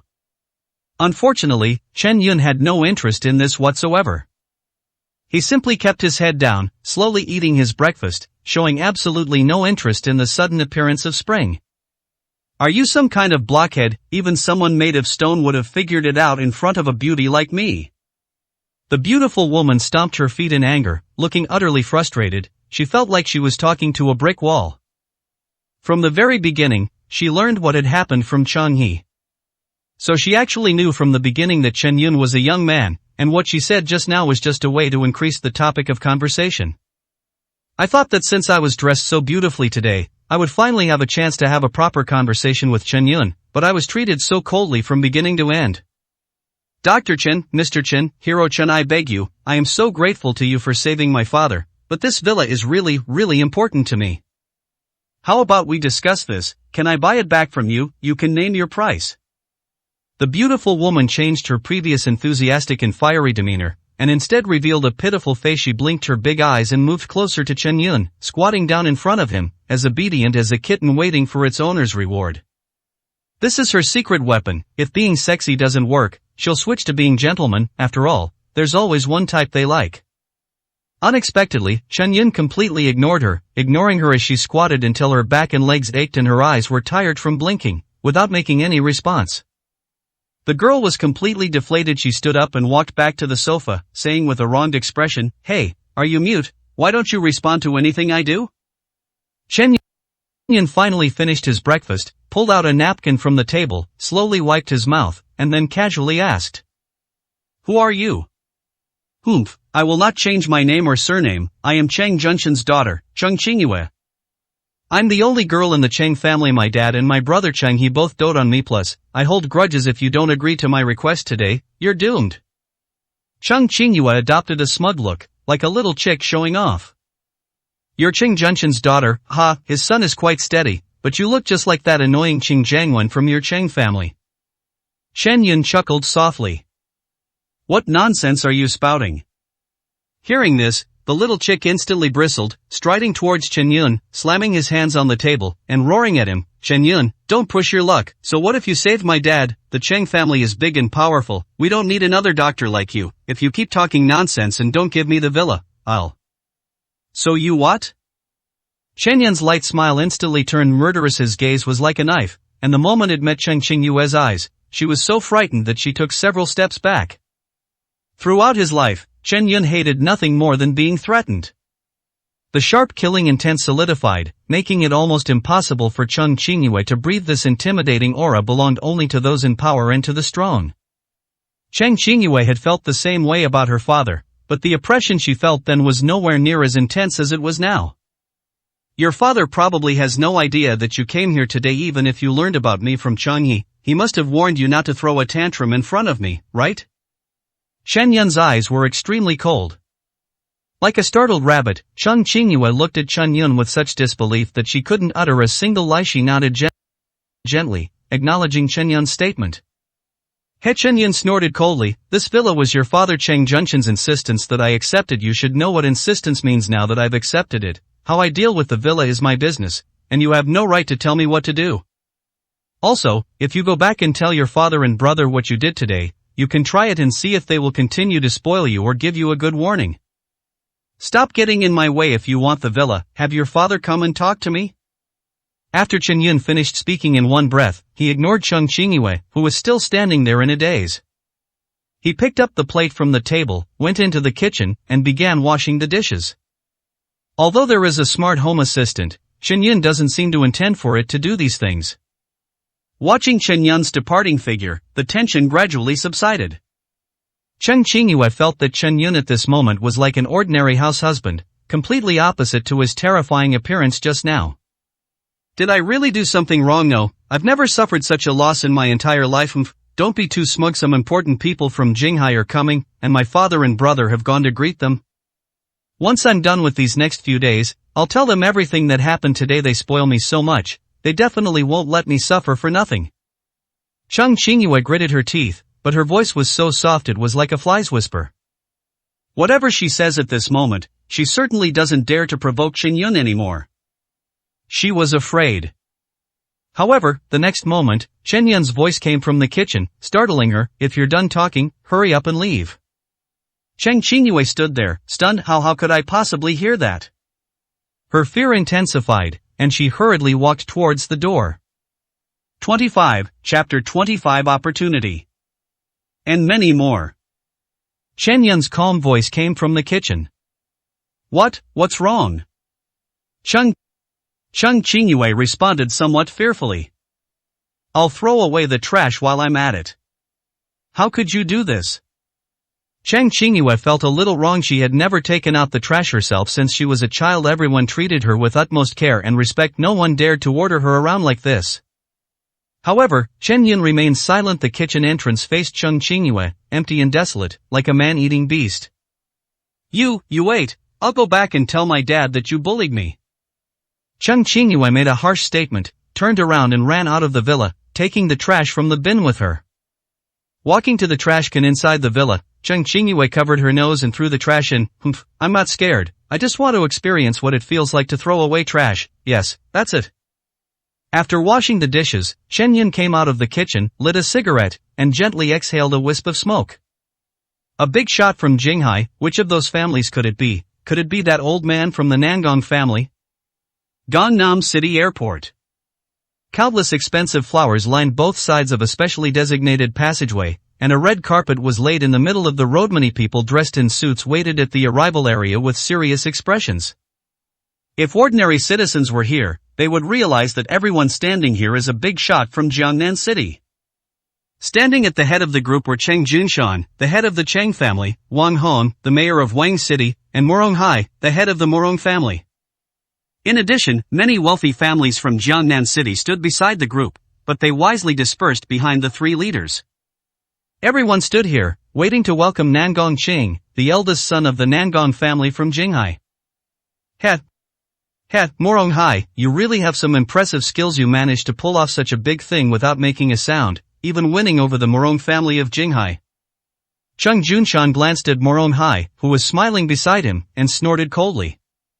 Well, you can't say that this collaboration involved powerful families from 7 cities outside of Jiangnan City, and it certainly took a lot of effort. However, it was the Nangong family that spearheaded the project, and they were the ones who chose my Morong family in Jiangnan City. As for why it wasn't your Cheng family, well, it's probably because they lack the necessary resources. Morong Hai beamed with pride, looking smug and self-satisfied. His words, however, were utterly undisguisedly sarcastic. Standing between the two, Wang Hong showed no outward sign of anger, but secretly pondered something. Morong Hai's words seemed to be a rebuttal to Chung Junshan, but in reality, they were a reminder to him.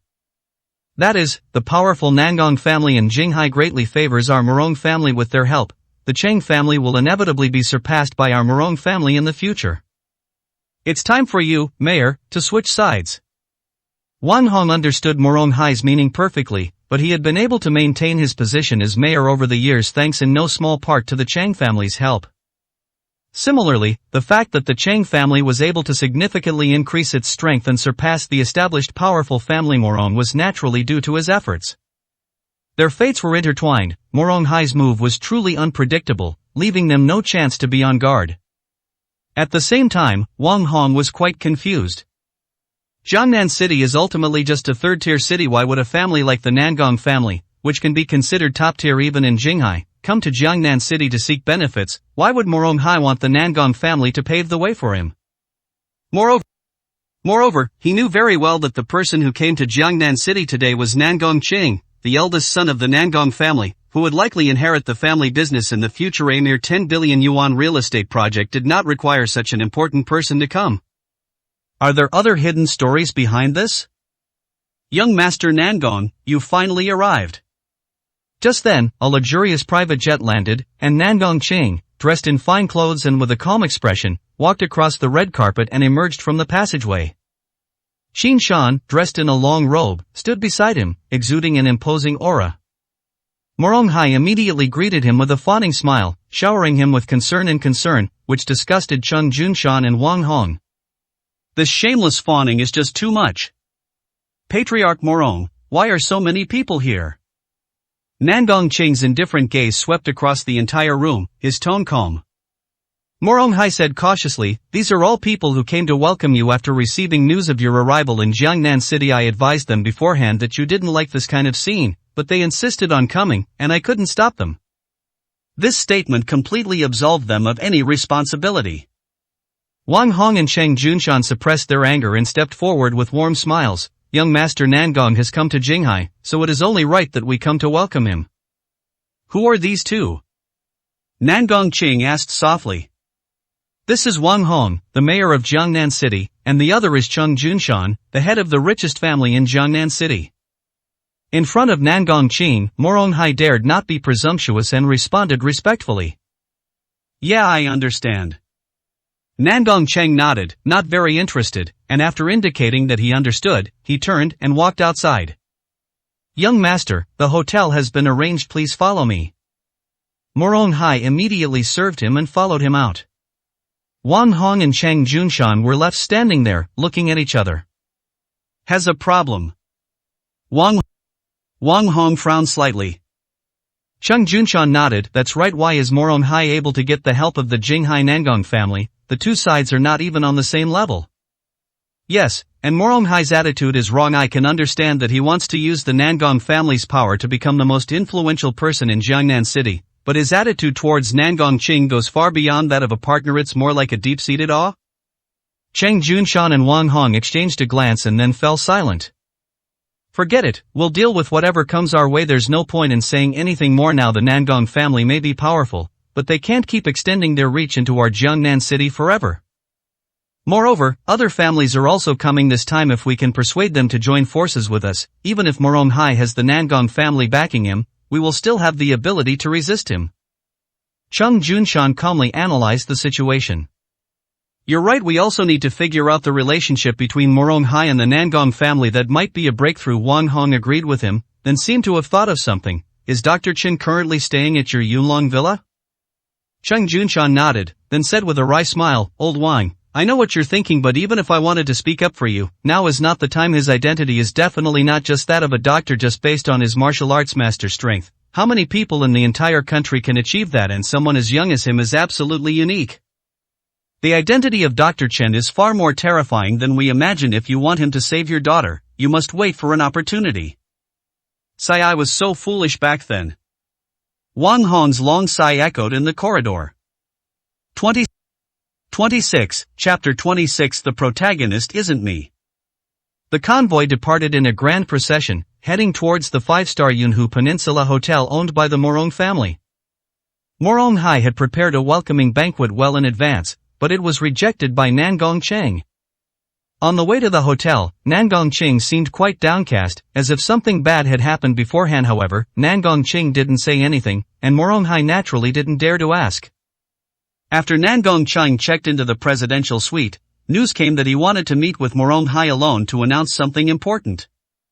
Upon hearing the news, Morong Hai immediately rushed to the presidential suite. After standing outside the door to make sure he was dressed appropriately and everything was in order, he gently pushed open the door and went inside. After entering the room, Nan Gongcheng sat upright on the expensive leather sofa, exuding an aura of superiority, which made Morong Hai even more cautious in his every move. "How are your preparations for the banquet going?" Nan Gongcheng asked without any hesitation. "Young master, all the top figures in Jiangnan City will be present tomorrow, including Wang Hong and Cheng Junshan, the two you saw today.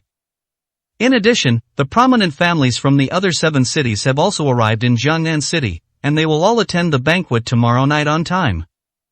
According to the invitation list you provided, none of the invitees refused upon hearing the name of the Nangong family. All preparations have been made." At this point, Morong Hai relaxed a little, a proud smile on his face. "Everyone who heard the news of your arrival, young master, wanted to see your face, and everyone felt it was an honor to be invited." These words may sound like flattery, but they are the truth. The powerful families of Jinghai are like dragons wherever they go, and the influence of families in other regions is worlds apart from them. Everyone wanted to take this opportunity to become familiar to Nan Gongcheng. "Well done, but there's something you might have misunderstood." Nan Gongcheng's tone was slightly cold, causing Morong Hai's smile to freeze. "I'm not the main character at tomorrow's banquet. I must show absolute respect and reverence to that gentleman." "Others?" Morong Hai was stunned. Could it be that someone with an even higher status than Nan Gongcheng was coming? Just as he was trying to figure out Nan Gongcheng's intentions, he heard another instruction. "Also, the Wang family must be invited to tomorrow's banquet. We must treat them with the utmost courtesy. They are far more important than all the wealthy and powerful people in the entire Jiangnan city combined. Do you understand? This is something my grandfather personally instructed me to do." Nan Gongcheng gently twisted the diamond ring on his index finger with his right hand, his tone even carrying a hint of nervousness. "Of course, the first person on the invitation list is the chairman of Yunue Group and her family. Everything has been arranged." Morong Hai nodded repeatedly, but the doubts in his heart grew stronger. A few years ago, the direct descendants of the Nangong family, who had never had much contact with the Morong family, a branch of the family, surprisingly issued an order to the Morong family, instructing them to provide secret assistance to a small company called Yunue by all means possible. This news greatly surprised and flattered Morong Hai, who had just taken over as head of the Morong family. It should be noted that after the collateral branches rebelled against Jinghai and changed their surname to Morong, the main branch of the Nangong clan in Jinghai basically stopped contacting these collateral branches and left them to fend for themselves. However, Morong Hai was suddenly asked to help a small company so that the collateral branches could not only receive Jinghai's assistance but also retain the Morong surname. Morong Hai naturally accepted such a great opportunity. At that time, the Cheng family had not yet risen to prominence, and the Morong family was the #1 family in Jiangnan City. With their covert assistance, Yunue quickly became a large conglomerate with a market value exceeding 1 billion. Only now did Morong Hai sense a glimmer of an answer. Among the Wang family was that important figure whom the Nangong family held in absolute respect. Thinking of this, Morong Hai wished he could slap himself twice. Why hadn't he thought of spending more time with the Wang family all these years? Putting aside everything else, if he had just built good relationships with a few of the family members, the Morong family might even have a chance to surpass the direct line. He couldn't even imagine how much power a big figure who was so highly regarded by the Nangong family must have. "Go check again and see if there are any oversights. Tomorrow's banquet must not have the slightest mistake." Nan Gongcheng frowned and instructed Morong Hai once again. "Yes, my lord." Morong Hai was equally nervous now that he knew such an important person was coming. He was worried that something might go wrong. Even if Nan Gongcheng hadn't said anything, he would have gone down and made some more preparations. Even after Morong Hai left, Nan Gongcheng's furrowed brows remained unresolved. "Young master, you're still worried." Qin Shan, who was standing to the side, saw through Nan Gongcheng's thoughts. Nangong Ching sighed and nodded. Yes, I don't know why, but I feel uneasy. I think I have to invite that gentleman in person. Are you too nervous? Qin Shan asked.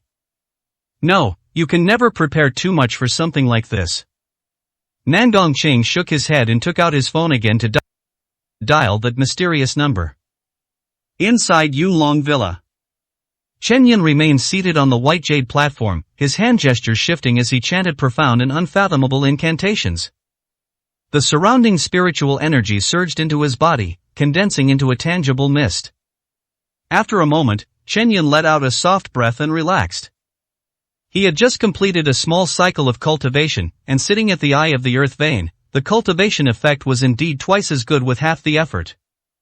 Chen Yun stepped off the white jade plate and was about to go to the bathroom when he heard his phone ringing again. Looking at the unfamiliar caller ID, Chen Yun frowned, pondered for a moment, and then answered the call. Sir, I am Nangong Ching, the eldest son of the Jinghai Nangong family. Nangong Ching's urgent voice came from the other end of the phone this time. He was smarter and concisely stated his identity first. Ah. Chen Yun responded calmly, without revealing any other meaning. But Nangong Ching's tense body relaxed on the other end of the phone. This at least meant that his master was willing to listen to him. Sir, it's like this because of you. The old master has handed over the real estate business in Jiangnan City from Muronghai to Miss Wang's Yunwei Group. There will be a banquet in Jiangnan City tomorrow night. The old man specifically instructed me to invite you to attend so as to express his gratitude for saving his life back then. Things are busy in Jinghai, and the old man is not in good health, so I will take care of this matter. Nangong Ching's tone on the other end of the phone was extremely respectful. However, Chen Yun did not immediately respond after hearing this. He actually hates these kinds of banquets, putting aside the long-standing ones from the past. This recent one hosted by the Cheng family has already caused trouble and affected his mood. What will happen if I don't go? Chen Yun asked. If you don't want to go, that's fine. However, the banquet will probably be cancelled, since it would be pointless without you. 27, Chapter 27 Dinner Party. Okay, I'll go. Chen Yun hesitated for a moment, but still agreed. If this dinner is cancelled, it means that the Nangong family, as the leader of the project, will immediately withdraw. Wang Ziyue devoted herself wholeheartedly to the success of this project, spending a great deal of time and energy. Although they were divorced, it was ultimately just a small matter like attending a dinner party. Despite being husband and wife, Chen Yun decided to help her out. That's wonderful, sir. May I ask for your address? I'll send someone to deliver the invitation to you right away. Nangong Cheng asked cautiously. But his slightly trembling voice still betrayed his joyful and excited mood at that moment.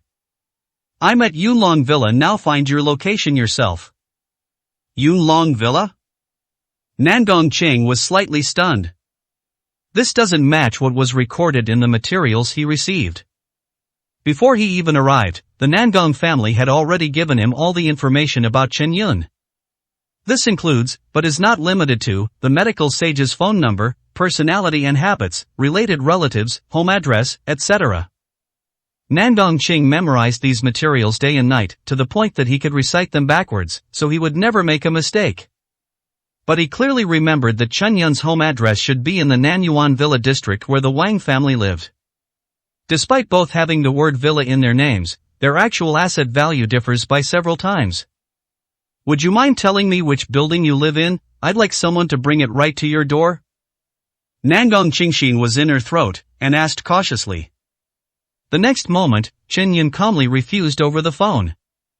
No need, just have someone leave the invitation at the front door, and write the phone number you're calling now as the recipient. I'll pick it up myself later. Understood, then please get some rest. Siri won't disturb you any longer. After offering his respectful greetings, Nangong Ching waited quietly for the other end of the line to hang up. He only put away his phone when the dial tone came through, a look of regret on his face. The reason he asked for the specific address was secondary. The idea of delivery directly to his door was secondary. The real purpose was to find out Chen Yun's exact address. In that way, he could go in person and meet the gentleman under the guise of delivering an invitation.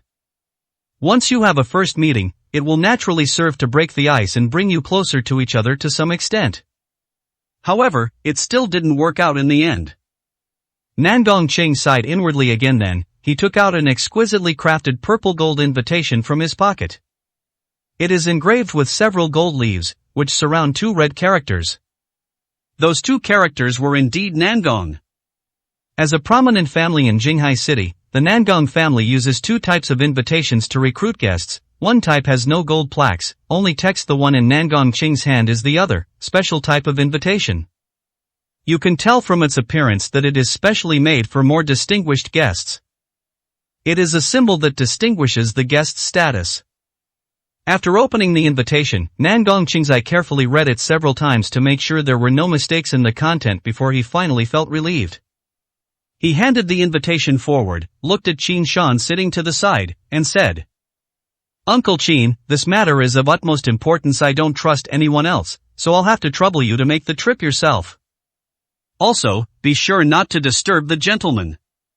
Since he didn't give a specific address, it means he doesn't want to be disturbed. Just deliver the invitation safely to the gate of Yulong Villa. Nangong Qing gave repeated instructions, his expression serious. "Don't worry, I know what's important." Qin Shan accepted the invitation and nodded seriously in return. As night falls, the lights are on. The hotel is decorated with all sorts of extremely luxurious items, and the crystal chandeliers overhead reflect the endless smiles on the faces of the guests coming and going. Luxury cars were everywhere, and the crowds were bustling at this moment. Everyone in the hotel was a prominent and wealthy figure from Jiangnan City. Tonight, the Morong family will once again hold a signing ceremony with wealthy families from multiple cities for projects worth tens of billions of yuan. Hundreds of billions, for ordinary people, this is a figure that would be difficult to achieve even in several lifetimes. But for these top-tier wealthy families present, this number was not enough to warrant their attention. Their reason for willingly coming here to attend the banquet was that they had heard that a deeply established and powerful family in Jinghai had sent a heavyweight to the event. Being able to get to know such a person at the dinner party is far more important than the dinner party itself. Squeak! The sound of tires scraping the ground rang out. A Mercedes-Benz G-Class worth over $1 million pulled up. The driver jogged to open the car door, and the Wang family members got out of the car one after another. Her slender feet, clad in diamond-encrusted high heels, made her ankles appear even whiter and more alluring. Wang Ziyue stepped out of the car, her eyes fixed intently on the luxurious hotel in front of her. Today she was wearing an ice blue evening gown, and her long, elegant hair was tied up at the back of her head. A sparkling diamond necklace worth millions adorned her long, snow-white neck, exuding an air of nobility. Her arms and wrists, as soft as lotus roots, were exposed, and her perfect S-shaped curves looked even more beautiful and charming under the fitted evening gown. As a woman who is already very beautiful and charming, Wang Ziyue, after being carefully dressed up, is even more radiant at this moment. From the moment they stepped off the bus, they attracted the attention of many guests. Beside her, her mother Zhao Liping was dressed in jewels, and her skin, which she had maintained for many years, radiated a glow that did not belong to her age, making her look like a middle-aged noblewoman who still retained her charm. The father, Wang Chuanhai, was dressed in a suit and tie, standing straight, and didn't look disrespectful at all. "Sister, is this a real banquet hosted by a high society family? It's so grand and magnificent." That was Li Bo, the young master of the Wenxin Group. He has been confirmed as the group's successor and will be leading thousands of employees. And that one next to her, the eldest daughter of the Lu family, whose family is worth billions. And another thing, could that person who just walked by be the head of the Zhao family, that legendary figure who started from scratch and built a billion-dollar fortune? The younger brother, Wang Zishan, looked around excitedly, counting one name after another with great enthusiasm. These top figures, who usually only appear on television and who truly control the vast majority of wealth and status in Jiangnan City, are actually standing right in front of us. The feeling of being able to meet celebrities in the upper class made Wang Zishan so excited that he almost fainted. At the same time, a feeling secretly arose in his heart. The fact that I can stand with these people proves that I belong here too. 28, Chapter 28 Expectation.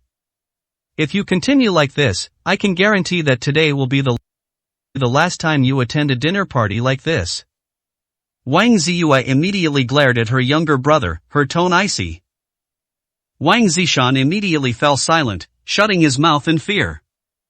In such situations, one must remain absolutely mature and composed, and must absolutely avoid any behavior that could lead to a loss of composure. Despite her serious expression, Wang Ziyue was not at peace inside. Attending a banquet of this caliber was also a first for her. The city's most important figures gathered here, and even many wealthy families from surrounding cities came to the banquet. Wang Ziyue secretly made up her mind. No matter what, I must seize this opportunity today. Each of these powerful families represents immense potential. If I can establish connections with them, Yunue Group will surely experience tremendous growth in a very short time. Just then, a voice came from not far away. Ziyue, you've arrived? Wearing a bespoke suit, Morong Tian gently swirled his wine glass as he walked over with a smile. Young Master Morong. Wang Ziyue responded politely. Just last night, Morong Tian personally visited and delivered the invitation to tonight's banquet. Not only that, he also emphasized that his father, Morong Hai, was very satisfied with and valued the Wang family. Therefore, at tonight's banquet, the Wang family will be introduced as a distinguished guest to all the guests present. When Wang Ziyue heard the news, she almost fainted. What makes the Wang family so deserving of such treatment? After much thought, the only way to get this opportunity was for Morong Tian to say nice things repeatedly. While Wang Ziyue was lost in thought, her younger brother Wang Zishan, her father Wang Chuanhai, and her mother Zhao Liping all took the initiative to speak up and greet Morong Tian warmly. Zhao Liping, in particular, had a face that bloomed more brightly than a chrysanthemum. She stretched out her hands, acting as if she were a junior, and said, "Young Master Morong, I have long heard that you are handsome and extraordinary. You have been a talented man since childhood, with outstanding abilities. You are the most outstanding young talent in Jiangnan City. Seeing you today, I can confirm that the rumors are indeed true. Oh my, a rare talent like you is one in a million. Ordinary people would probably search for you even with a lantern. I never expected that my daughter Ziyue would be able to get to know you. This is truly a great blessing for the Wang family and for my daughter Ziyue. My daughter is single now and not young anymore. I'll be at ease if she can find a man who is not as good as you, or even just half as good as you, to marry." As she spoke, Zhao Liping suddenly sighed. But since she had said it so plainly, and everyone present wasn't stupid, how could they not understand what Zhao Liping meant? Immediately, Morong Tian seized the opportunity, smiling as he grasped Zhao Liping's hand. "What are you saying? It's my greatest blessing to know Ziyue. Auntie, although this is our first meeting, I feel a strange sense of closeness to you. I hope we can keep in touch more often in the future." Upon hearing this, Zhao Liping smiled even more brightly and immediately nodded in agreement. Of course we must keep in touch." His eyes were full of smiles, as if he were looking at his own son-in-law. "Xiao Tian, who are these people?" A dignified-looking man in a formal suit walked over from the side. The person who arrived was none other than Morong Hai, the head of the Morong family. "Father, let me introduce you. These are members of the Wang family." Morong Tian quickly spoke up, introducing the identities of the people present to Morong Hai one by one. The moment he heard the name Wang family, Morong Hai's aura softened from stern and imposing. He smiled and extended his hand to shake hands with Wang Chuanhai, who was also a father. "So you are from the Wang family. I've heard so much about you. I've always wanted to pay you a visit, but I've been too busy to find the time. I'll definitely treat you to a proper meal after the banquet tonight." This enthusiastic attitude and straightforward invitation left the entire Wang family present feeling flattered and overwhelmed. The Wang family looked at Morong Tian with increasing surprise and satisfaction, taking it all as his doing. Only Morong Hai, as the head of the family, knew that the reason he adopted such an attitude was entirely due to Nangong Qing's repeated instructions. He should show sufficient respect for someone who was valued so highly by Nangong Chang. Although the reason is still unclear, Morong Hai did decide to get closer to the Wang family.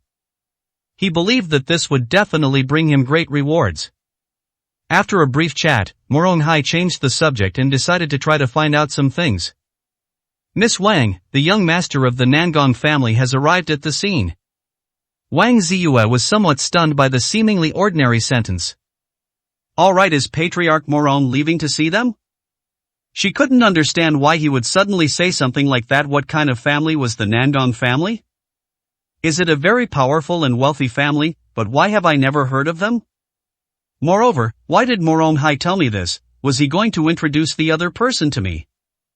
Seeing Wang Ziyue's stunned expression, Morong Hai also felt puzzled and asked further. Miss Wang doesn't know the Nangong family of Qinghai? Wang Ziyue shook her head, indicating that she really didn't know. At this point, Morong Hai was also dumbfounded. The Wang family did not recognize the Nangong family, and had never even heard of their existence. But how is this possible? The Nangong family has said countless times that they would make things convenient for the Wang family. Wait, I remember now. Every time I gave instructions before, the Nangong family made it clear to me not to deliberately inquire about the Wang family. So, is this a one-sided assistance from the Nangong family to the Wang family? There must be some deeper secret hidden here. A series of thoughts flashed through Morong Hai's mind, and he instantly realized what was going on. Then, a smile appeared on his face. I must have misremembered. If Miss Wang doesn't recognize me, then so be it. The banquet is about to begin, and I need to attend to the other guests. Xiao Tian, spend quality time with Miss Wang and her family. Make sure they are well treated and not be impolite. Also, take Miss Wang to meet our Morong family's business partners. Remember to emphasize to them that Miss Wang is an extremely important partner of ours. I understand, father. After giving Morong Tian repeated instructions in front of the Wang family, Morong Hai took his leave. Watching Morong Hai's departing figure, Wang Ziyue couldn't help but feel excited. The Morong family head actually values our Wang family so much. I didn't expect that this would allow us to meet other people. With the Morong family head's involvement, making connections will be a very easy thing. My Yunue group will be established tonight, and it will surely take off in the entire Jiangnan city, reaching new heights. 29, Chapter 29 Farce. Morong Tian immediately introduced Wang Ziyue to several of the Morong family's important business partners. And he emphasized to everyone that Miss Wang is our Morong family's most important strategic partner. This statement made all the company executives, who were initially just being polite and courteous, take it seriously and start talking to Wang Ziyue. Wang Ziyue remained very excited throughout the conversation. Each and every one of them, taken individually, is a renowned entrepreneur in Jiangnan City.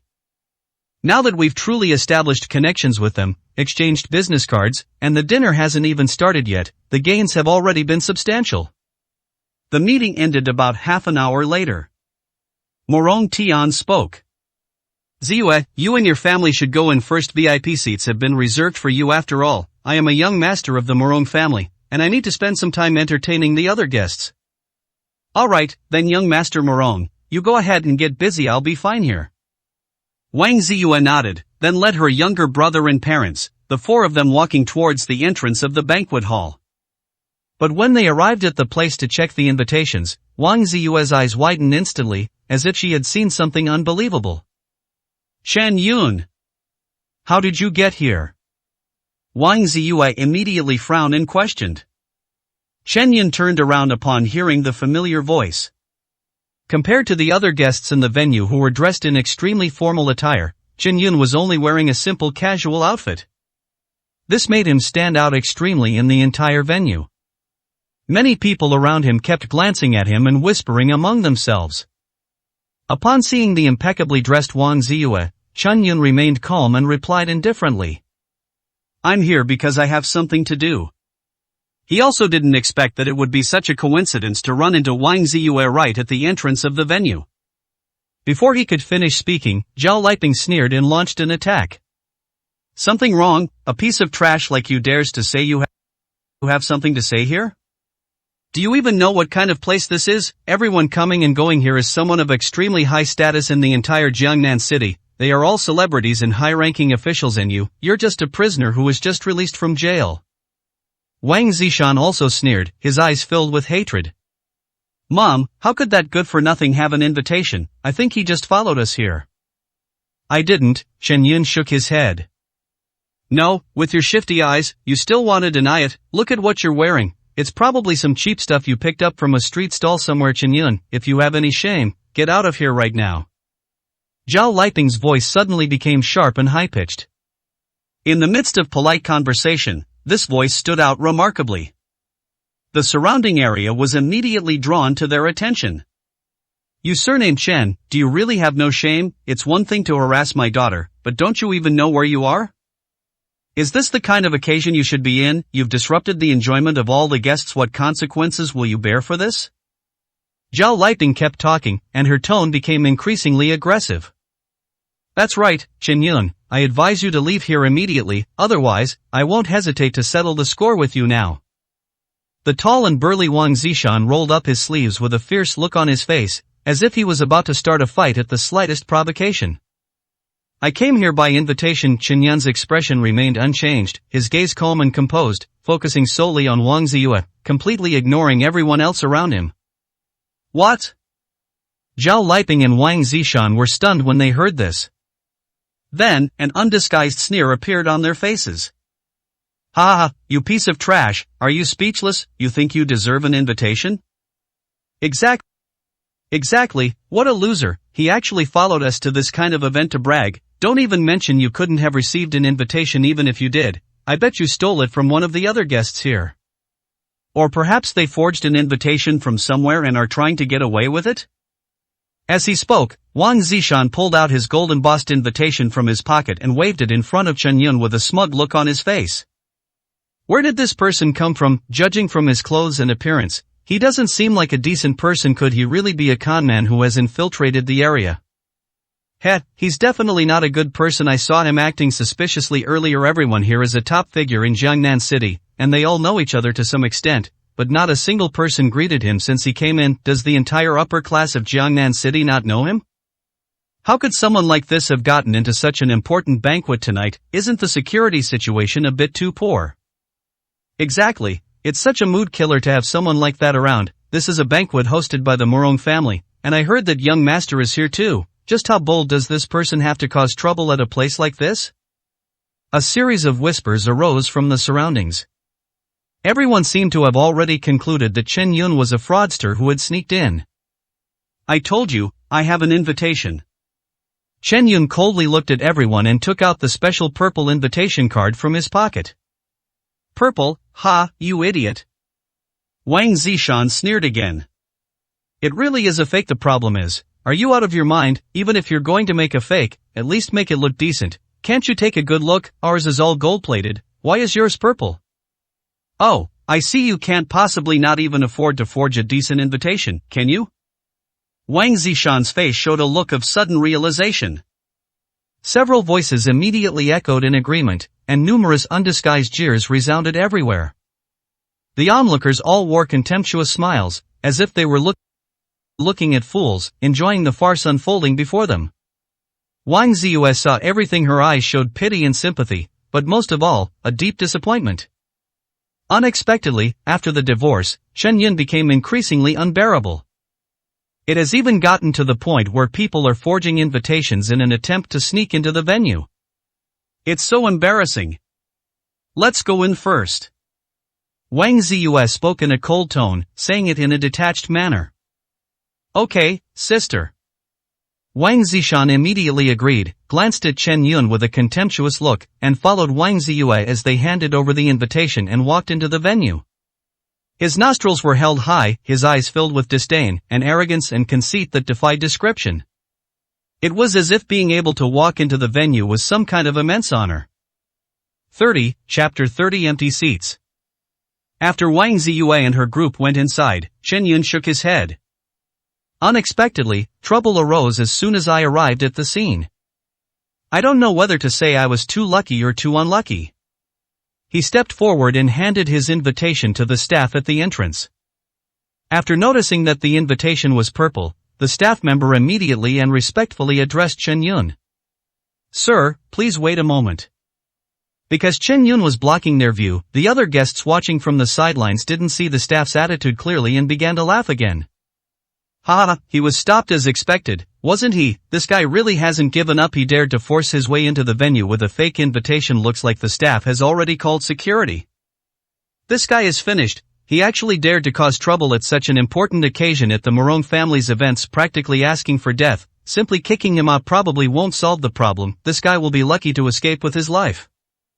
I have no idea where this hothead came from, daring to show up with a fake invitation. Let's see how he gets out of this mess. Hey, why isn't it a security guard? This looks like the supervisor.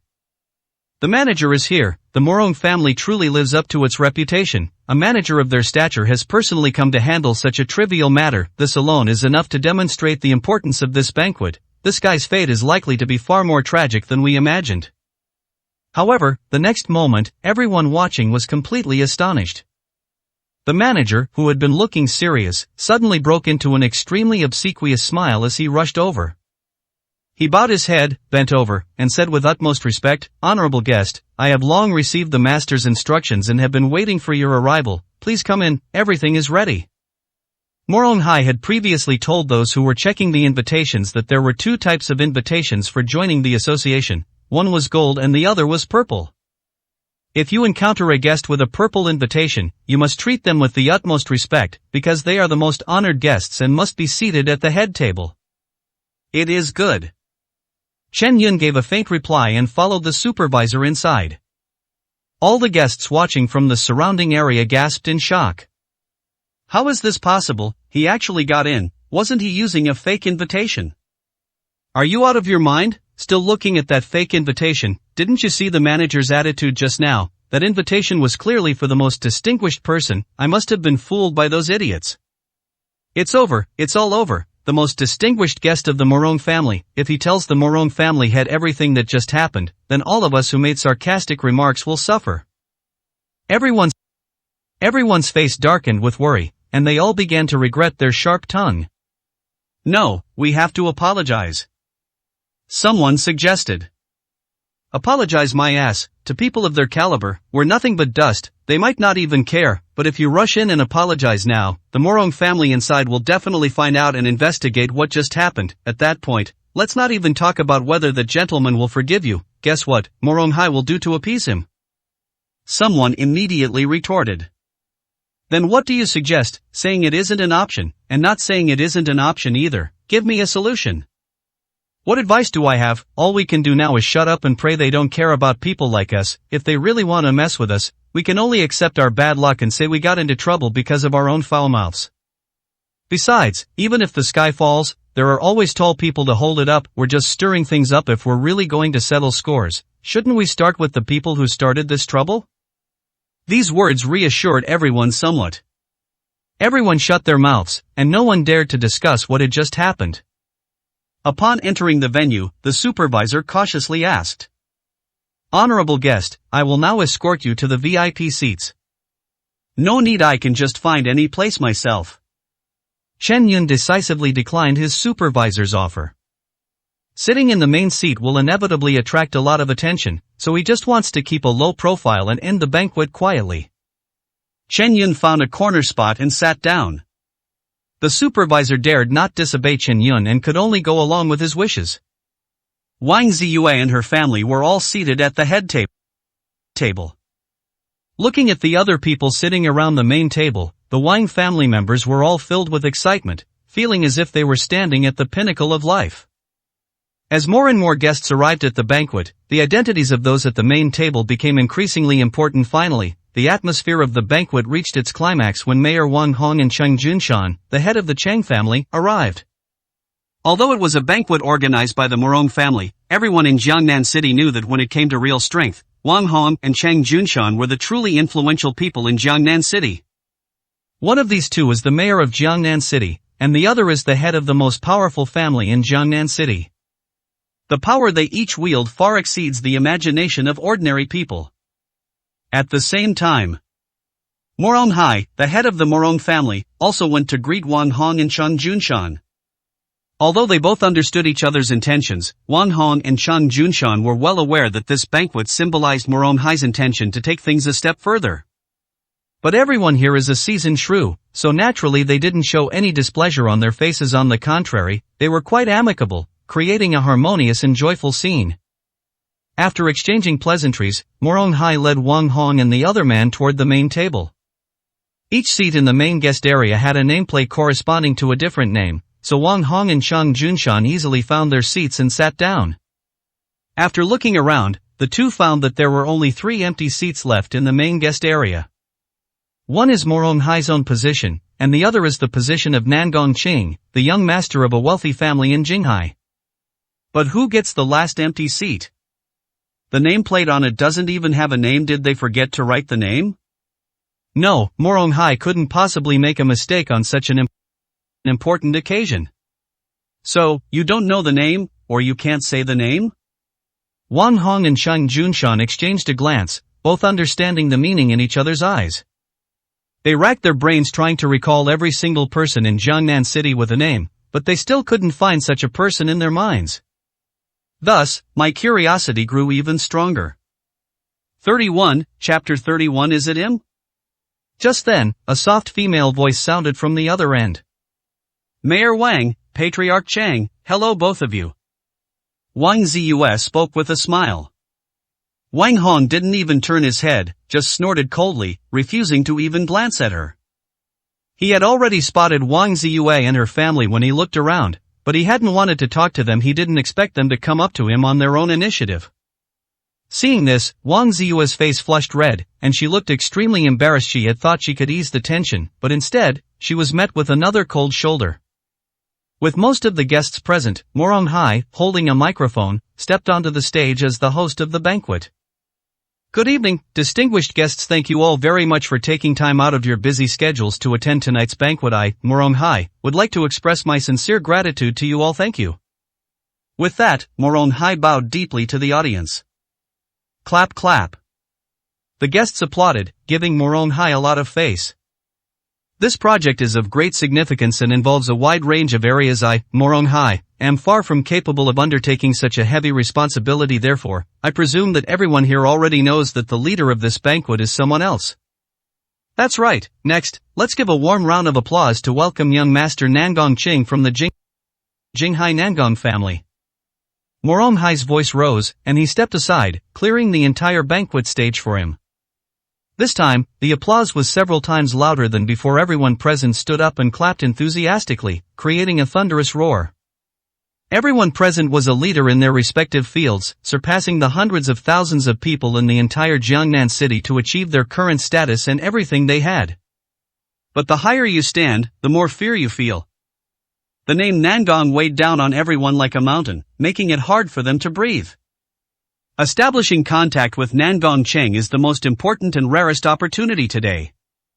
Amidst everyone's expectant gazes, Nangong Qing, dressed in a dark blue suit, walked unhurriedly to the center of the banquet stage. All the lights around the stage shone on the center of the stage at the same time, while the darkness of the night enveloped the faces of everyone else present. Everyone else was in darkness, but Nangong Qing was in the light. It was as if the whole world should revolve around him. As expected of the young master of the Nangong family, such demeanor and appearance are truly beyond our reach in a lifetime. With his elegant demeanor and extraordinary handsomeness, the young master of the Nangong family is indeed far superior to the average talented young men from wealthy families. A murmur of discussion arose from the crowd, and even Wang Ziyue seemed somewhat taken aback, as if she was attracted by Nangong Qing's extraordinary demeanor. Such a man is truly a chosen one of heaven in this world. However, after going on stage, Nangong Qing held the microphone but did not say a word. He completely ignored them, leaving everyone present feeling neglected. When his gaze swept across the main table and landed on each person at the table, it made them feel extremely nervous. Immediately afterwards, he noticed that the seat at the main table without a nameplate was empty. How could that be? Didn't the master come? Nangong Qing's heart clenched instantly, and an anxious expression appeared on his face. This scene was naturally captured by the guests present. What's wrong with young Master Nangong? Why does his expression suddenly become so anxious? Why isn't young Master Nangong speaking? His gaze keeps darting around the arena, as if he's looking for someone, but haven't all the distinguished people in the arena already appeared? The next moment, Nangong Qing's gaze swept to the corner, and upon seeing that familiar figure, his tense expression instantly eased, and a smile slowly curved his lips. He picked up the microphone, regained his composure, and fixed his gaze on the figure, slowly speaking. The fact that today's project was successful and that tonight's banquet was held has nothing to do with me. Before the audience could express their surprise, Nan Gongqing continued, all of this is because of a person who has made great contributions now. I would like to invite this distinguished guest, whom even my grandfather admires to the extreme, to the stage. There are actually such people, who even the head of the Nangong family treats with respect. Jiangnan City is indeed full of hidden talents. We are truly fortunate today. The guests exclaimed in admiration, their faces filled with curiosity and anticipation. Nan Gongqing immediately walked off the stage, and the lights followed his movement, slowly finding a corner. A man dressed in extremely casual and simple clothes sat there quietly. Sir, please take your seat in the VIP section. Nan Gongqing bent down voluntarily, his tone extremely sincere. All eyes immediately focused on him, and they saw the man's face clearly. Chen Yun? Wang Ziyue stood there, stunned, as if she had been petrified. How is this possible? Chen Yun is actually the important figure that young Master Nangong mentioned. Beside her, Zhao Liping was equally shocked and incredulous, standing there dumbfounded, her lips trembling, her finger pointing shakily at Chen Yun, unable to utter a word for a long time. Wang Zishan felt dizzy and lightheaded, as if his soul was slowly floating up into the sky. The Wang family members were all completely blank-minded and unable to think for a long time. How can this be? He's clearly a good-for-nothing son-in-law who was just kicked out of the Wang family. How could he possibly transform into the important figure that young Master Nangong is talking about? This guy just got out of prison, he was still a prisoner. A mix of emotions welled up inside me, surprise, fear, shock. However, a very obvious question arises, if Chen Yun's previous invitation was forged, why is he here now, and why is he able to sit in the venue unharmed? Unfortunately, the Wang family had completely lost their minds. They dared not consider the possibility that Chen Yun was indeed a big shot because they had already done far too many disgusting things. Chen Yun could never be a big shot. Zhao Liping and Wang Zishan were screaming and roaring wildly in their hearts. Below the banquet stage, Morong Tian's lips twitched uncontrollably. He never imagined that Chen Yun, who seemed so ordinary in every way, would be the important person Nan Gongqing was talking about. Memories flashed before his eyes like scenes from an old movie. Morong Tian recalled all sorts of provocations and boastful words he had made to Chen Yun, and a cold sweat broke out all over his body, completely soaking his back. Regret. Unparalleled regret surged through Morong Tian's heart like a tidal wave. Why was Morong Tian so foul-mouthed back then? Just to show off in front of a woman like Wang Ziyue, he actually kept provoking Chen Yun? 32, Chapter 32 Misunderstanding. Meanwhile, the other guests in the room also started discussing the matter. This person looks unfamiliar, I don't think I've ever seen them before. That's right, I really don't know this person. Judging from his clothes and appearance, he doesn't seem like someone of great power. Young Master Nangong, have you mistaken me for someone else? Only Wang Hong and Chang Junshan, who were sitting at the main table and had truly witnessed Chen Yun's strength, exchanged a glance and then revealed expressions of sudden realization. No wonder they wondered who it could be if it wasn't that empty seat, because Chen Yun was usually extremely low-key. If it weren't for their previous fortuitous encounter, they would never have known about Chen Yun's hidden power. Moreover, even now, they still know very little about Chen Yun. It's truly unexpected that Dr. Chen has such a close connection with the Nangong family of Dinghai. Wan Hong thought to himself, it seems I underestimated the true power of Dr. Chen. As expected, Dr. Chen is low-key, but he probably won't go on stage now since he chose to sit in the corner. He probably doesn't want to reveal his identity. It's highly likely that young Master Nangong's invitation will be fruitless. Chang Junshan had a keen eye and immediately had a guess about what was about to happen. Facing the attention of everyone present, Chen Yun slightly raised his eyebrows. He didn't like being watched like this. Ordinary people might feel a sense of superiority from being the center of attention, but to him, it felt more like being watched by a bunch of monkeys. Nan Gongqing bowed, waiting for Chen Yun's reply, his expression shifting from respect to even piety, and he dared not look Chen Yun in the eye.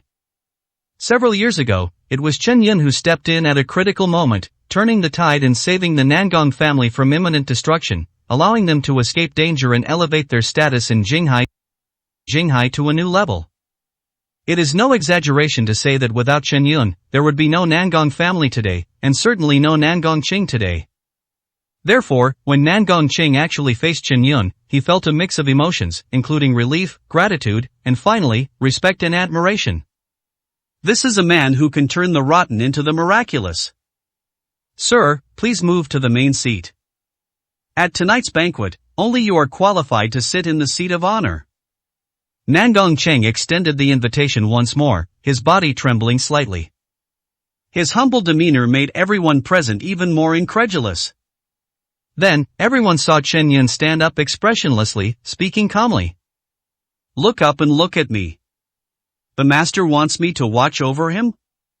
Nangong Qing trembled uncontrollably, and finally raised his head for the first time, respectfully meeting Chen Yun's gaze. He felt that those seemingly ordinary eyes were filled with the vicissitudes of life, as if they contained all things in the world. Did you see clearly? I think you've made a mistake? A calm voice came through, becoming the only sound in the banquet hall at that moment. Nangong Qing's pupils contracted, and he was completely taken aback by an expression of disbelief. Mistaken identity? No, I couldn't possibly be mistaken, you are sir. Wait, why does the gentleman insist that I look up at him? Does he really want me to see his face clearly? No, I understand, the gentleman doesn't want to appear in this setting, and he doesn't want others to know his identity. With his brain working at lightning speed and his mind racing, Nangong Qing quickly grasped Chen Yun's true meaning. He immediately forced himself to calm down and slowly began to speak. Sorry, it seems I really did mistake you for someone else. After saying that, Nangong Qing saw a hint of certainty in Chen Yun's eyes, and his heart was filled with excitement, but he did not show it on his face. He turned around, pretending nothing had happened, and returned to the banquet stage, picking up the microphone and saying, I regret to inform you that the important figure did not come, and you may not have the chance to see him today. I mistook him for someone else just now. The gentleman in the audience does look very similar to that important figure. As the explanation began, everyone in the room chuckled softly. Ha, I knew it. How could this person look like an important figure? I was wrong after all. So it was a misunderstanding. Just a pity that we didn't get to see that important person. If we could have the chance to get to know someone like that in this lifetime, it would truly be our greatest fortune. It was really like a roller coaster ride, with all the ups and downs. Even though it was a misunderstanding, it was still quite thrilling. The atmosphere at the dinner party softened again. Wang Ziyue let out a heavy breath, and her extremely tense nerves gradually relaxed. As expected, young Master Nangong has mistaken me for someone else. Chen Yun and I have been husband and wife for a long time. No one in this world knows him better than me. If he really is the important person young Master Nangong is talking about, how could I not know? If that's the case, there's even less reason for me to go to the point of divorce with him. Zhao Liping, Wang Zishan, and other members of the Wang family also calmed down. I knew it, this coward could never be anyone important. He's just a prisoner who just got out of jail. That's right, this young Master Nangong is really something. He made me worry for no reason. Their voices trailed off completely. They were just saying it. They dared not let Nangong Qing hear it. The guests around were also whispering among themselves. It's really unacceptable that the young master of the Nangong family would make such a basic mistake as mistaking someone else. Ladies and gentlemen, the banquet is now officially beginning. Upon seeing this, Morong Hai immediately stepped forward and spoke up to help Nangong Qing out of the predicament. I have something to take care of. Can you cover for me for now? After stepping down from the stage, Nangong Qing did not go to sit at the main table, nor did he intend to talk to anyone else. Instead, he walked quickly out of the banquet hall. Once the guests could no longer see him, they went from walking briskly to jogging, chasing after Chen Yun's departing figure. Only when he finally caught up to him did he say, panting, Mr. Chen, please wait a moment. Chen Yun turned his head and asked, I've already attended the dinner. Is there anything else you want to see me about? Sir, I was impetuous today and didn't think things through. I apologize for affecting your mood. Nangong Qing bowed and sincerely apologized to Chen Yun. Chen Yun simply waved his hand calmly. This isn't your fault, I just didn't want to get involved. By the way, it's been so many years. How is Grandpa Nangong's health these days? Upon hearing Chen Yun's greeting, Nangong Qing finally felt relieved, realizing that the master truly did not mean to blame him. He replied respectfully, "Thanks to your help back then, sir, the old man is now in excellent health, eating and sleeping well, and all his bodily functions are in perfect order." 33, Chapter 33 Jade Ginseng. But over the years, Grandpa has always thought about you, sir, and has always wanted to meet you. This is one of the reasons why I was sent to Jiangnan City. Nangong Qing bowed respectfully. I understand. I will go and meet with the old man when I have time later. Chen Yun nodded, then his tone became more serious as he said, "There's something I need to ask you." Nangong Qing frowned for a moment, then lowered his voice and replied, "Is the matter you asked my grandfather to investigate before, sir?" "Yes." Upon hearing this, Nangong Qing immediately took out a letter from his pocket, looked around to make sure no one was there, and handed the letter to Chen Yun. "This just arrived today, and was escorted by special personnel, so there is no risk of the news being leaked," Nangong Qing said mysteriously. Chen Yun glanced at him, then took the envelope, took out a white sheet of paper from it, and scanned it from top to bottom.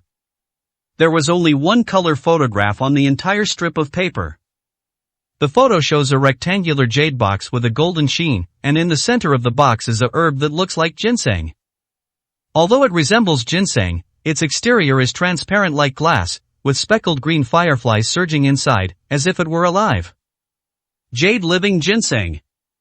Chen Yun's expression instantly changed from calm to shock, his pupils suddenly contracted, and he stared intently at what was on the note. This is exactly what he needs. For nearly 7 years, he had been searching for the jade ginseng, because only this herb could heal the wounds on his body. However, even with his abilities, he still had no hope of finding this thing until today, when finally there was news of it. This is exactly what I wanted. Chen Yun immediately asked, "Where did you get this information? Do you know who has it now?"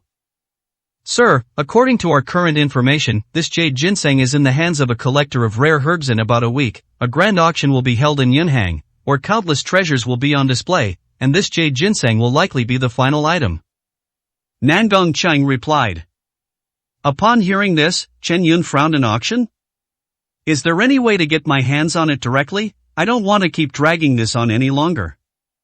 A bitter smile appeared on Nangong Qing's lips. The old man knows how important the jade ginseng is to you, and he had already made private contact with the owner long ago. How is the result? Chen Yun's eyes flickered.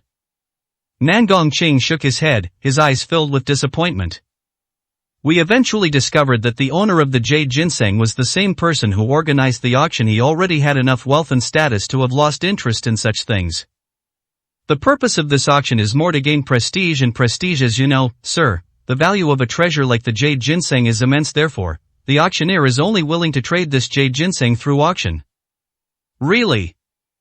Chen Yun had already anticipated this outcome. "Also, sir, there may be some bad news I have to tell you." Nangong Qing lowered his head, somewhat hesitant to speak. "But it doesn't matter." Chen Yun narrowed his eyes slightly. As one of the most economically developed cities in China, Hangzhou naturally has some extremely powerful and wealthy families. Among them, the Zhao family, a long-established wealthy family in Yunhang, participated in this auction, and they made it clear early on that they were determined to get the jade ginseng, which is one of the reasons why the auctioneer was unwilling to sell the jade ginseng directly to my grandfather. After all, although the Zhao family is not as powerful as my Nangong family, as the saying goes, even a powerful dragon can't suppress a local snake. Yunhang City is indeed too far from Jinghai, and even the old man can't control everything. If it were any other matter, the Zhao family would certainly give the old man some face, but the value of the jade ginseng is just too high, so that's how it is." Chen Yun nodded. Then, his tone shifted, and his eyes seemed to condense into a million sharp blades, his incomparably sharp killing intent almost solidifying into a tangible form. His voice was cold, and his expression was indifferent. "It took me a full 7 years to find out the whereabouts of the jade ginseng. This herb is of absolute value to me, therefore, no matter the cost, I will get my hands on it. Anyone who stands in my way shall die." A chilling killing intent suddenly erupted. At this moment, Chen Yun was like a god of death. Under this fierce aura, it was as if the surrounding air had all frozen. Nan Gongqing felt as if he had fallen into an ice cellar, his limbs stiffened to the extreme, and he was unable to move. His face was ashen, his breathing was frozen, and his brain even began to feel dizzy due to lack of oxygen. This is the suppression caused by the aura of an absolute superior. As the young master of the Nangong family, he has enjoyed wealth and luxury from birth that he could not enjoy for several lifetimes. He has been in and out of various high-end places since childhood and has seen more important people than ordinary people have seen on TV. However, it was only today that Nan Gongqing experienced for the first time the extent to which he could not breathe simply from being overwhelmed by the aura. He had never felt this way, not even with his powerful grandfather. If I had previously felt more gratitude and admiration towards Chen Yun, then I was now facing him. At this moment, all emotions are transformed into a deep fear. The casually dressed, calm-looking man in front of me harbors a beast within him that could terrify the entire world. Please rest assured, sir, the old master has already instructed me that our Nangong family will do everything in our power to help you obtain this herb. Nan Gongqing raised his hand with difficulty. Okay, go ahead and get busy. In the eyes of the guests present today, you are the biggest star. Chen Yun's imposing aura vanished in an instant. His gaze casually swept across the corner as he calmly spoke. Next time, tell your people not to stand so close, you never know when they might get accidentally injured. Yes. The pressure around him vanished in an instant. Nan Gongqing felt that Chen Yun's calm and ordinary voice contained an invisible magic that gradually calmed his heart and made him unable to have the slightest thought of refusing. Chen Yun turned and left, until his figure completely disappeared. Nan Gongqing bent over, panting heavily on his back where no one could see. He was drenched in sweat, which soaked his body completely. The aura emanating from you is truly terrifying. Nan Gongqing couldn't help but sigh. 34, Chapter 34. The Founding Master. You are not a martial artist, so you probably can't really grasp this gentleman's true strength. Qin Shan emerged shakily from the shadows in the corner. Compared to Nan Gongqing, his situation was even worse. His face was deathly pale, his legs trembled uncontrollably, his forehead was covered in beads of sweat, and his eyes were filled with a fear that showed no sign of abating. Uncle Qin, what's wrong with you? Nan Gongqing couldn't help but ask. The power that gentleman just unleashed was truly terrifying. I was quite shocked. Qin Shan said with lingering fear, I've never felt like this before. Even though I was the one hiding in the shadows, and that gentleman was the one in the light, I felt like I was being watched by a wild beast in a dark jungle, unable to hide, unable to escape, and I didn't even know which direction the beast would attack from. It seems to be everywhere, all over the world, and the next moment, I will be pounced on and have my neck snapped cleanly. This feeling is truly terrifying, having your life and death completely in someone else's hands. I haven't felt this way in many years. Qin Shan tried to breathe as regularly as possible to regulate his breathing. It's that terrifying? Upon hearing Qin Shan's description, Nan Gongqing's heart was filled with turbulent emotions. As an ordinary person without any cultivation, he only thought it was the aura of a superior, but he never expected that in Qin Shan's words, it was the aura of a martial artist. Who is Qin Shan? Internal energy martial artist. A martial artist is someone who practices martial arts. One often needs a solid foundation to be qualified to practice martial arts. Ordinary people, whose bodies are depleted and whose blood and qi are insufficient for many years, are simply unable to learn martial arts. In ordinary people, you can usually find one martial arts talent out of every 100. Even after years of rigorous training, only a very few talented individuals have the opportunity to grasp the secrets of internal strength martial arts. The ratio among them is 1 in 1,000.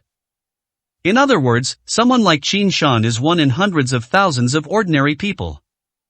It was precisely because of his strength that he was qualified to enter the Nangong family and become Nan Gongqing's personal bodyguard. However, even Qin Shan found it incredibly difficult to resist the aura emanating from the master. Thinking of this, Nan Gongqing felt a mixture of shock and a cat-like curiosity. Uncle Qin, in your opinion, to what extent has the gentleman's strength reached? Upon hearing this, Qin Shan's eyes filled with deep awe and longing. Grand Master. A true master who founded a school. As martial artists, no one doesn't yearn for the realm of a grandmaster, it's the dream of every martial artist. Nangong Qing paused for a moment, then asked, could you explain it in another way? Let me put it this way, among internal energy martial artists like me, there's probably only 1 in 1,000 who has the chance of becoming a grandmaster. Nangong Qing was utterly shocked. Doesn't that mean that only 1 in tens of millions of ordinary people has a chance to become a sect-founding grandmaster? That's right, Qin Shan nodded, then paused. Moreover, you've overlooked something. What? In China today, as far as I know, almost all grandmasters are over 50 years old, but how old is that gentleman? I'm certain that his achievements will not stop here. Now I understand why old Master Nangong has always spared no effort in helping this gentleman, and you could even say that he has completely obeyed him. Qin Shan's eyes revealed a sense of bewilderment. I'm afraid that besides wanting to repay a debt of gratitude, the old man was also shocked by the terrifying strength this gentleman possesses. To describe such a person as a prodigy would be too lenient. Nangong Qing's pupils shrank sharply, and he remained frozen in shock, unable to utter a single word for a long time. After a long while, he calmed down and returned to the banquet hall. His gaze swept across the crowd, finally settling on a stunningly beautiful woman, and he walked over with his wineglass in hand. Ziyue, it turns out that young Master Nangong was mistaken about this matter. I knew it. How could a good-for-nothing like Chen Yin be a big shot that even the Nangong family respects? Look at the venue now, that guy's nowhere to be seen. I bet he was found out he didn't have an invitation to the banquet and was kicked out. Morong Hai, holding a glass of champagne, stood beside Wang Ziyue and spoke eloquently. The conversation revolved around Chen Yun, with every sentence filled with sarcasm and ridicule. Young Master Morong, I understand all of this, and I won't overthink it. Wang Ziyue smiled faintly. Sister, that guy is a good-for-nothing who can't be helped. Now that young Master Morong has made things clear, you don't need to worry at all. The younger brother, Wang Zishan, stood with his hands on his hips, laughing triumphantly. Zhao Liping naturally wouldn't let this opportunity pass, and she ridiculed and mocked Chen Yun once again. Alright, Ziyue, the time at the banquet is extremely precious. Continuing to discuss this guy is a complete waste of breath and will only cause us to miss the opportunity to get to know the other guests present. Come on, let's hurry. I'll take you to meet some business partners now, which I believe will be very helpful to you. Really, that would be wonderful. Thank you in advance, young Master Morong. Wang Ziyue responded with delight. Throughout the banquet, apart from the most distinguished Nangong Cheng, the most powerful people were actually the mayor Wang Hong and the head of the Cheng family, Cheng Junshan. Unfortunately, after only a few brief encounters, these two seemed to have developed considerable dissatisfaction with him. Although I couldn't figure out where I had gone wrong, there was no point in dwelling on it anymore. At this moment, being able to meet some other people at this banquet and thus expand one's network of interests can be considered a gain in itself. Ziyue, do we really need to say thank you to each other? Morong Tian gave him a look that said, you're being a bit too formal. He handed the champagne to the waiter and then suddenly reached out to grab Wang Ziyue's shoulder with his right hand. Seeing this, Wang Ziyue's expression showed some resistance. After spending these days together, she naturally understood Morong Tian's thoughts. In the past, she would have naturally found an excuse to avoid or refuse. But today is a grand banquet, and it would be easy to offend Morong Tian if he refused again, which would make him feel embarrassed. On the other hand, this can also be seen as a signal that Morong Tian is sending to the guests present, the woman next to me is close to me, and for the sake of my Morong family, please have a friendly chat with her. How could Wang Ziyue not know these principles? Therefore, although her expression showed resistance, she did not refuse. 35, Chapter 35 Under the Public Eye. However, just as Morong Tian's hand was about to reach out, a voice shattered his plan. Nice to meet you. If I'm not mistaken, this beautiful lady must be Miss Wang? Upon hearing that familiar voice, Morong Tian froze. He turned his head and saw that it was Nangong Qing who had come to his side. His face immediately lit up with a smile. Young Master Nangong, you guessed right, the lady standing next to me is none other than Miss Wang Ziyue from the Wang family, and she is also the head of Yunue Group in Jiangnan City. As Morong Tian answered, the Wang family members standing nearby were so excited that they couldn't speak. During the banquet, even Wang Ziyue herself only fantasized about establishing connections with the other guests present, who would dare to talk to Nangong Cheng? As the most distinguished people at the entire banquet, the Wang family had no right to speak with Nangong Cheng. But now, Nangong Cheng actually took the initiative to walk towards them with a wineglass in his hand. At this moment, Zhao Liping's mind began to stir again. She heard it clearly. The first person Nangong Cheng inquired about was his own daughter, Wang Ziyue. What does this mean? This means that Nangong Cheng may have developed an interest in his daughter. If the two sides could gain a deeper understanding, the future of the Wang family is simply unimaginable. As for Morong Tian standing next to him? Compared to Nangong Cheng, Morong Tian was simply not a good match for him. Wang Ziyue? Upon hearing Morong Tian's reply, Nangong Cheng keenly recognized the name. He began to recall the information he had gathered about Chen Yun and immediately came to a conclusion. Wang Ziyue was Mr. Chen's first wife.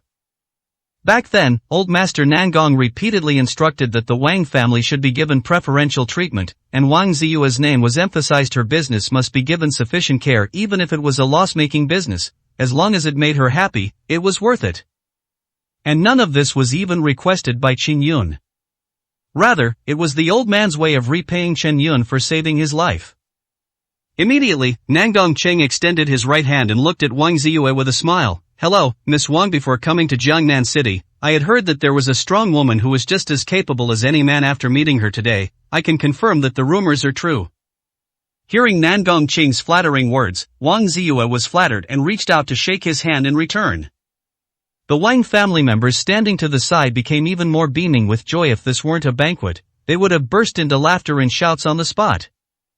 Young Master Nangong, hello. Wang Ziyue gave a polite smile and responded with the simplest of words. As the saying goes, the more you say, the more mistakes you make. Although it's unclear why Nangong Cheng would adopt such an attitude.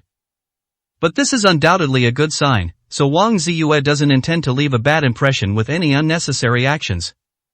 They shook hands extremely quickly, not daring to overstep their bounds in the slightest. Just then, Wang Zishan's voice rang out from the side.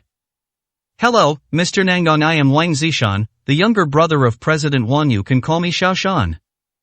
Wang Zishan wore a fawning smile and bowed his head. Miss Wang's younger brother? Nangong Cheng felt somewhat uncomfortable after just one glance at him. His insincere manner and eagerness to please him annoyed him. Yes. Wang Zishan responded enthusiastically. After a brief exchange of pleasantries, Nangong Cheng casually asked, I've heard that Miss Wang is married. However, I haven't seen your husband here today. Was something keeping you occupied? Upon hearing this, Wang Ziyue looked somewhat embarrassed. She was about to respond when her younger brother, Wang Zishan, interrupted her. Hey, young Master Nangong, you don't know this, although my sister is beautiful, extremely capable, and has a good personality, she just isn't very lucky in love. Oh, what does that mean? Nangong Cheng asked in confusion. Wang Zishan said with a sorrowful expression, my brother-in-law is a complete good-for-nothing. He does nothing all day at home. Not only does he not help my sister with the work at the company, but he also only knows how to take from her. A piece of trash like him has no right to attend the banquet. Zhao Liping, naturally, wouldn't let this opportunity pass, and chimed in, that's right, but young Master Nangong, you may not know, but my daughter Yaya has already divorced that good-for-nothing. Continuing to be with a piece of trash like him is a complete waste of my daughter's life. What did you say, you're divorced? Nangong Cheng was completely taken aback. This unexpected news left Nangong Cheng's mind blank. Yes, young Master Nangong, my daughter and that good-for-nothing just got divorced a few days ago. Oh dear, you have no idea, that scoundrel acted all righteous during the divorce, like he was going to leave with nothing, but he actually stole all the valuables from our house.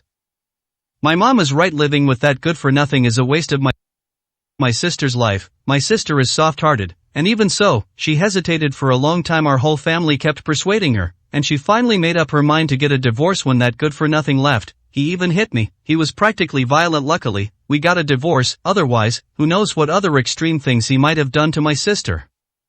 Wang Zishan picked up the conversation, becoming more and more animated as he spoke, his entire face turning bright red. Nangong Qing's face darkened. Just then, Morong Tian also stepped forward. Regarding the divorce, I think it was the best thing Miss Wang ever did. Young Master Nangong, you don't know, I've met her good-for-nothing husband a few times, completely incompetent and looks like a thug. It's truly a shame that someone as outstanding as Miss Wang married such a good-for-nothing. Heaven is blind. Oh, by the way, speaking of which, young Master Nangong, you've already met that Gie's actually the one you mistook for someone else earlier. To think that he managed to sneak into the banquet. The security this time is definitely flawed. I'll give my men a good talking to after this. Snapped. A crisp sound rang out throughout the banquet hall. A clear handprint remained on Morong Tian's right cheek. The entire venue fell silent instantly. It's no exaggeration to say that you could hear a pin drop at that moment. All the guests' eyes were drawn to the center of the venue. After seeing their faces clearly, they were all so shocked that they couldn't speak. Young Master Nangong actually slapped and bound Morong Hai's son, Morong Tian, in the middle of the banquet. 36, Chapter 36 Regret. Morong Tian slowly placed his hand on his reddened cheek, gently touching it with his index finger before slowly moving it under his eyes to examine them. Although there was nothing there, Morong Tian's gaze seemed to be dripping with blood. Nangong Qing's eyes were icy as she said, word by word, this slap is meant to teach you not to gossip behind other people's backs. Morong Tian looked aggrieved, his lips moved but he couldn't utter a single word. Young Master Nangong, what's wrong? Upon hearing the news, Morong Hai rushed over and cautiously looked at Nangong Qing. Is there anything my son has done wrong? Please tell me directly, young Master Nangong, and I will definitely discipline him more in the future. Ha, what did he do wrong? You might as well change the question to, what did he do right? Nangong Qing snorted coldly, his tone icy. As the saying goes, if a son is not taught, it is the father's fault. Your Morong family, as the leader of Jiangnan City, doesn't even understand the principle that one should not speak ill of others behind their backs. Your behavior is far too arrogant. Your son may be young, but shouldn't you, as his father, bear the greatest responsibility? After saying that, Nangong Qing flicked his sleeve and angrily turned to leave. Seeing that Nangong Qing was truly angry, Morong Hai panicked completely. Without a trace of pity, he turned to look at Morong Tian, who was standing there dumbfounded, his cheeks puffed out and his eyes filled with anger. You unfilial son, tell me, what exactly did you just do? Dad, I really didn't do anything. Morong Tian also got anxious and immediately started shouting his defense. At this moment, Morong Tian felt that even if he jumped into the Yellow River, he would never be able to clear his name. Why should I get slapped for nothing just because I cursed Chen Yun a few times? Moreover, he was the last person present to discuss Chen Yun. Zhao Liping and Wang Zishan, who were standing next to him, were both cursing him even more enthusiastically.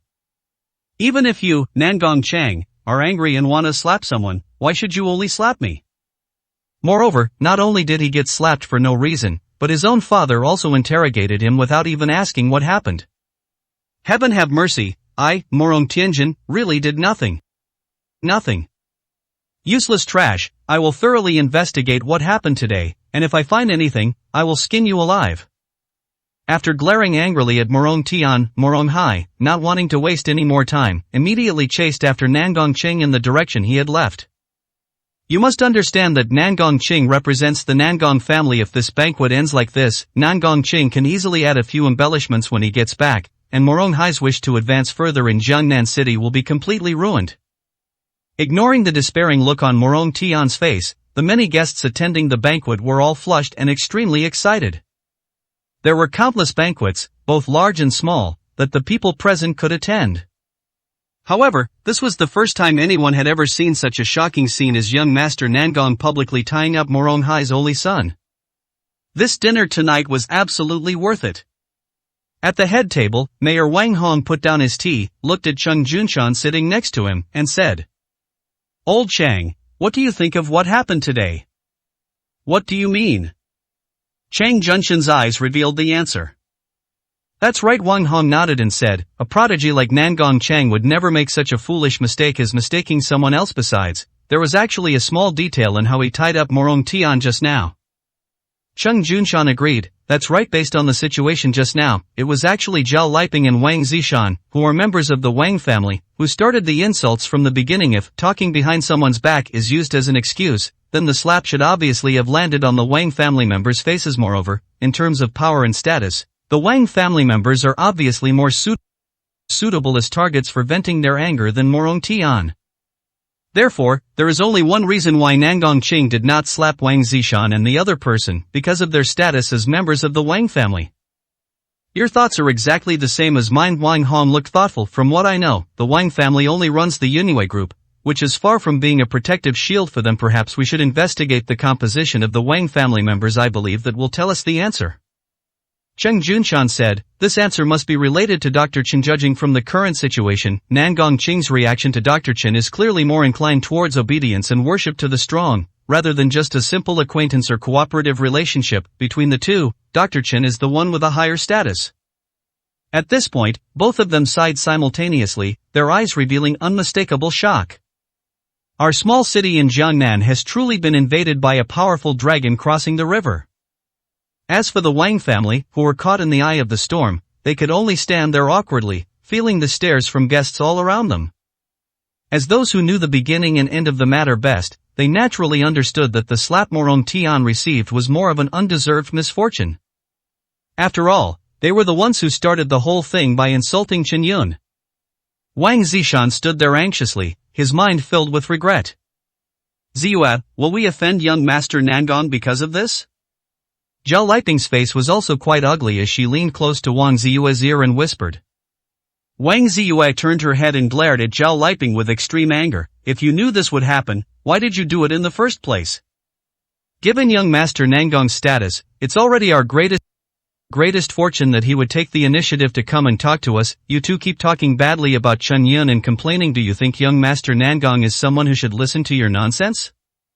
I gave you several looks just now, telling you to shut up. And now look what's happened. Even young Master Morong has been implicated. Let me tell you, if Yunwei Group is implicated after today, none of you will have an easy time. Wang Ziyue's eyes were filled with anger, and her temper exploded without any reservation. Wang Zishan and Zhao Liping were stunned by the shouting and didn't dare to say a word in rebuttal. The Wang family's current lifestyle is entirely due to Wang Ziyue's hard work. Normally, relying on her status as a relative, Wang Ziyue never lost her temper with them, but what kind of occasion is this today? If Nangong Qing were truly angry, even the Morong family would pay a heavy price, let alone Wang Ziyue's Yunwei Group. Its destruction would be nothing more than a matter of a single word from him. Thanks to the connections with the Morong family, Wang Ziyue has already made many business partners, and the bright future of Yunwei Group is now in sight.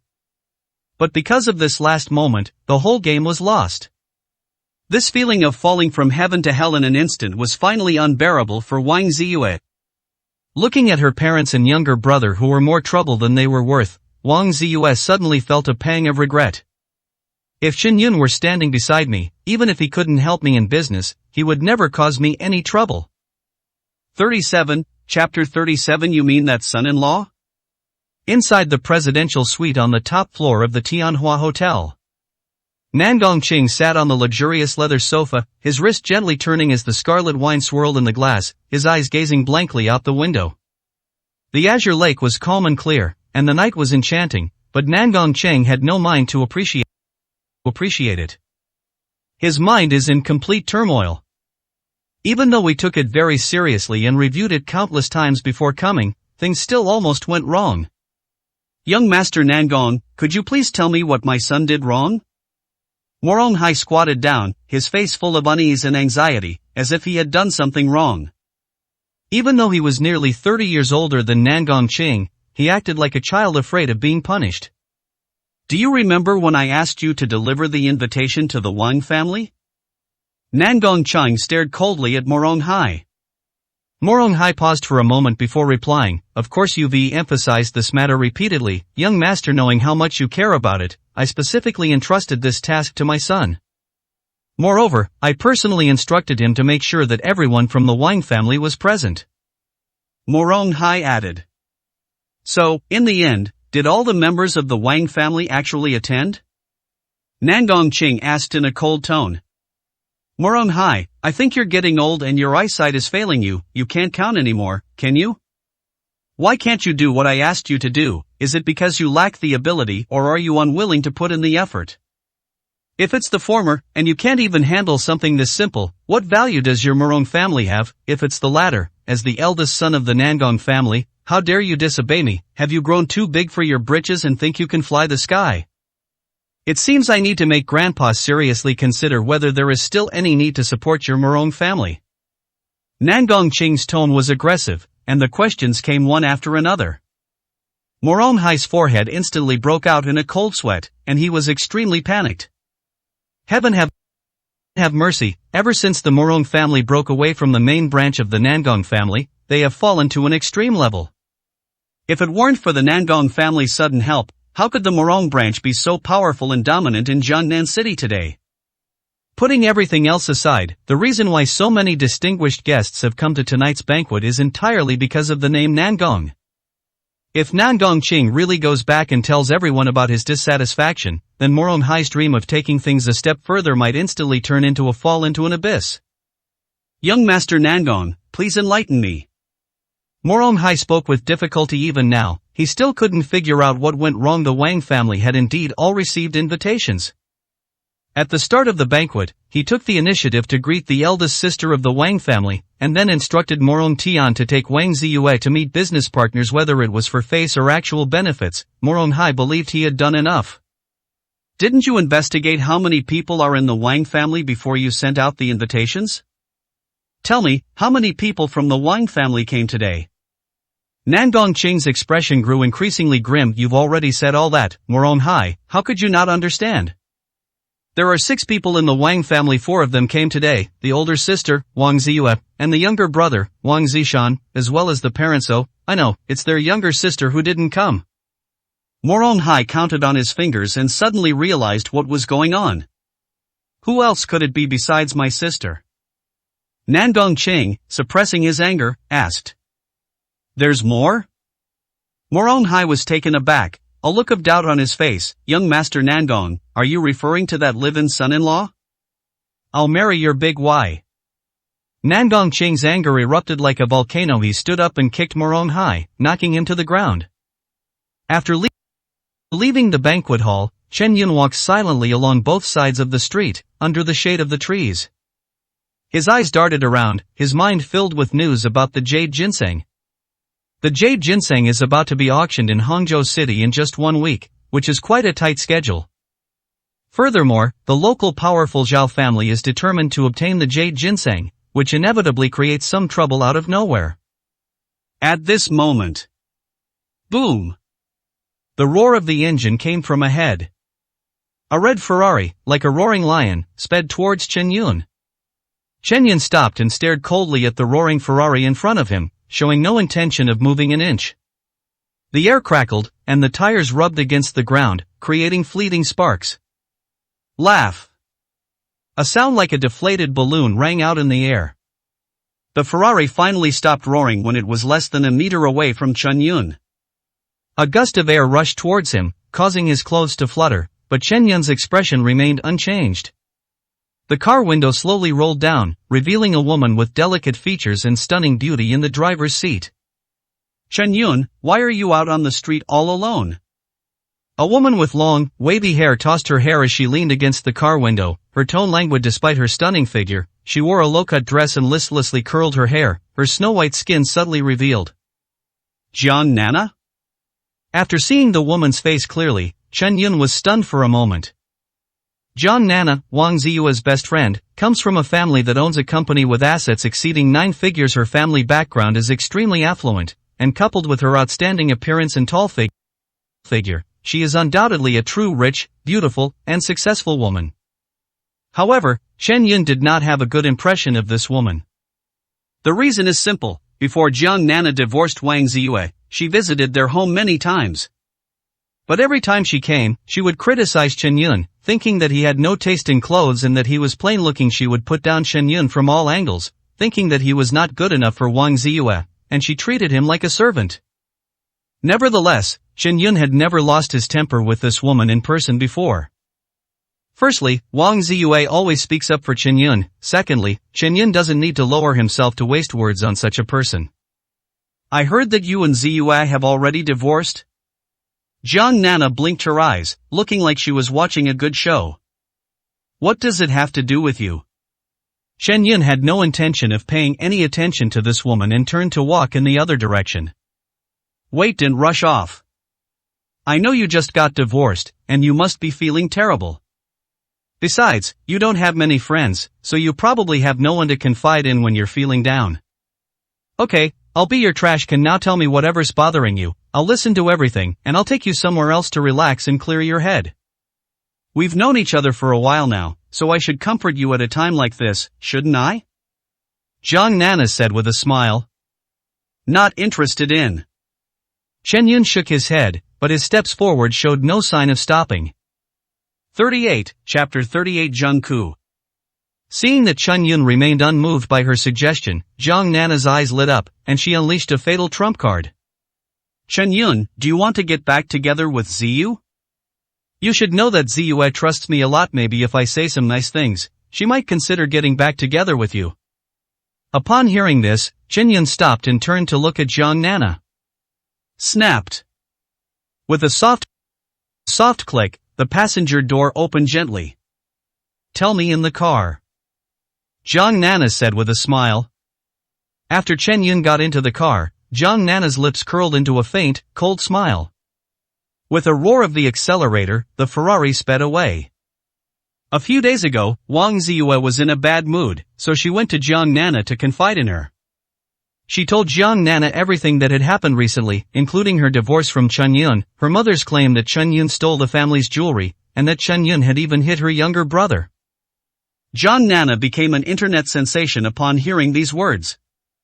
She had long felt that Chen Yun, a stay-at-home husband who lacked both looks and ability, was not good enough for her best friend.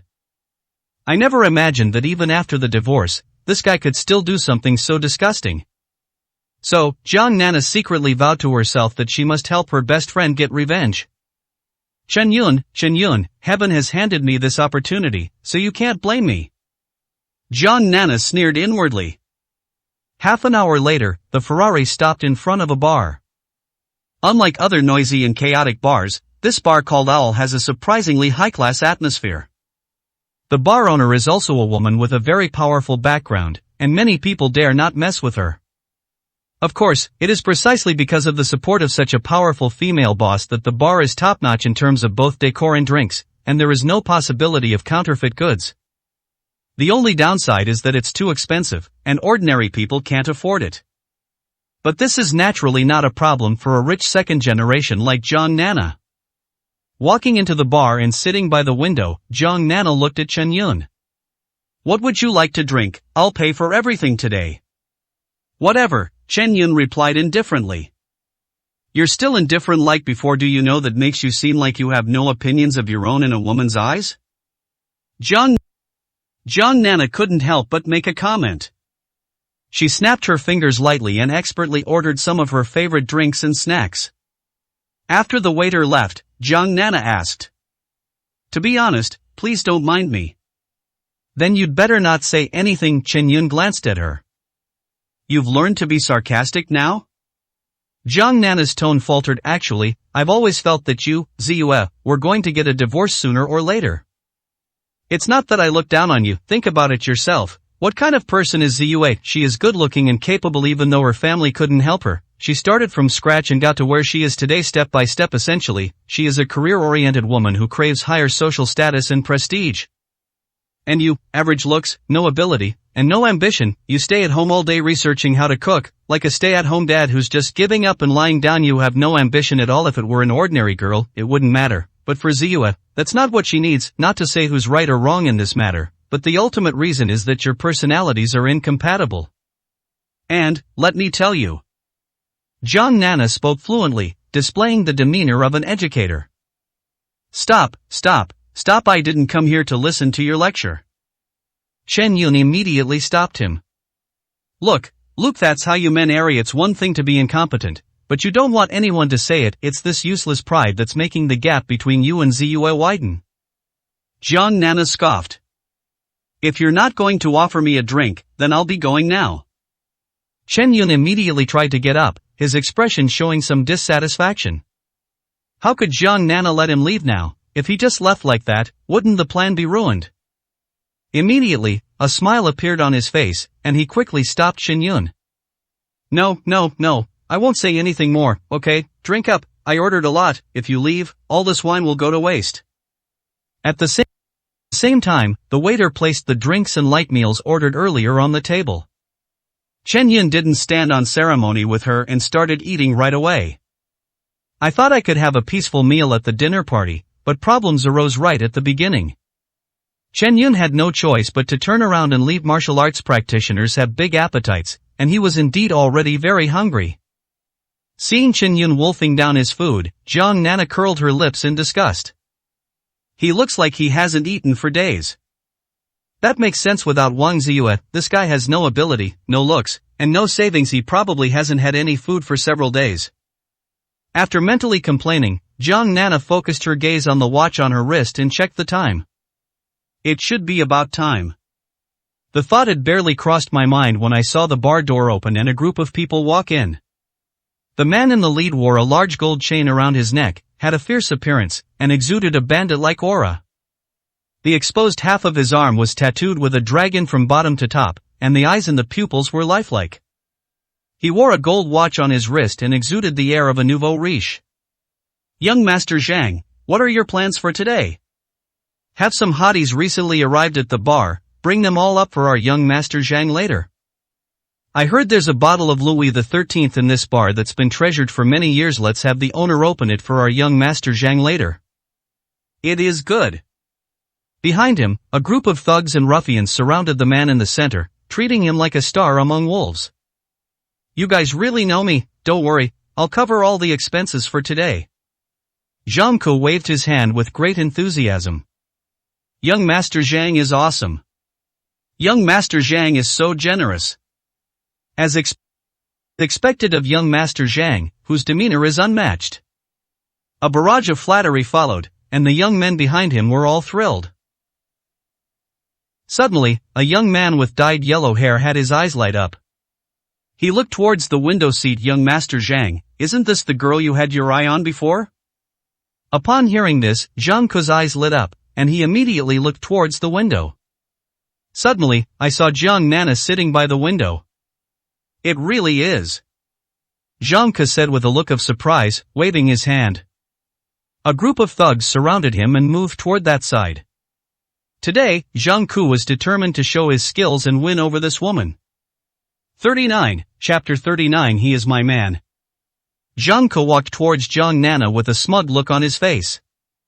He had been to the owl bar many times before and had long admired Jiang Nana, a woman with a graceful figure. He had even inquired about her through others. Now that everything is ready, Zhang Ke was determined to show his skills and win this woman over. After swaggering over to Jiang Nana's side, Zhang Ke spoke with an arrogant expression. I saw a beautiful lady from afar, and when I got closer, it turned out to be Miss Jiang. It's quite a coincidence that we've met. I've seen you every time I come to the bar. Young Master Zhang, hello. Jiang Nana looked at Zhang Ke with a smile, seemingly without any sign of resistance. Oh, so Miss Jiang knows me? Zhang Ke's face showed a surprised expression. Although they had met a few times before, they didn't really have any interaction. I never expected that Jiang Nana would actually know him. Does this woman have feelings for me? In the entire all bar, there might be people who don't know the owner, but there's no way anyone wouldn't know young Master Zhang. Jiang Nana complimented with a smile. Upon hearing this, Zhang Ke's face instantly lit up with joy. I felt as happy as if I had eaten honey. Wow!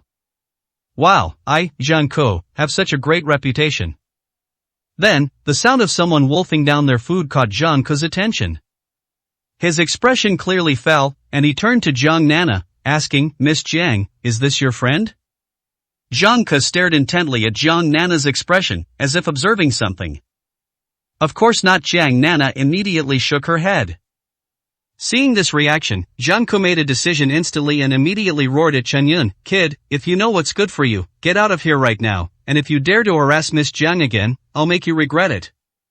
Chen Yun had just finished eating. He slowly pulled out a napkin to wipe his mouth and gently pushed the plate away. Without the slightest hesitation, Chen Yun immediately stood up, ready to leave. "Hey, you've got some sense," kid. Zhang Ke's face showed an extremely smug smile. This coward turned around and left after being insulted. Jiang Nana cursed inwardly, feeling extremely angry. "No, if I let this guy leave now, all my carefully prepared plans will be ruined." A brilliant idea suddenly flashed into my mind. "He's definitely not just my friend, because he's my man," Jiang Nana shouted. "Man?" Upon hearing those two words, Zhang Ke's face contorted in pain. Zhang Ke has never failed to get the woman he sets his sights on, but today she's been defiled by another man? Zhang Ke absolutely cannot tolerate such behavior. "You stop right there." Zhang Ke roared. "No wonder you ran so fast, you just wanted to forget about me after you'd done your thing." Chen Yun stopped and sighed softly to himself. The current situation is clear. Jiang Nana is deliberately causing him trouble. Just a little thought reveals that she must have heard something she shouldn't have from Wang Ziyue and wants to vent her anger on Wang Ziyue's behalf. It makes sense. Jiang Nana had never been kind to Chen Yun before, and now that she's divorced from Wang Ziyue, how could she possibly be so kind as to take him out for a meal and drinks? Zhang Ke strode up to Chen Yun, panting heavily, his eyes filled with coldness. "Look at your ragged clothes, not a single brand name on them. All you're wearing isn't even worth as much as my shoes. You're nothing but a stinking beggar.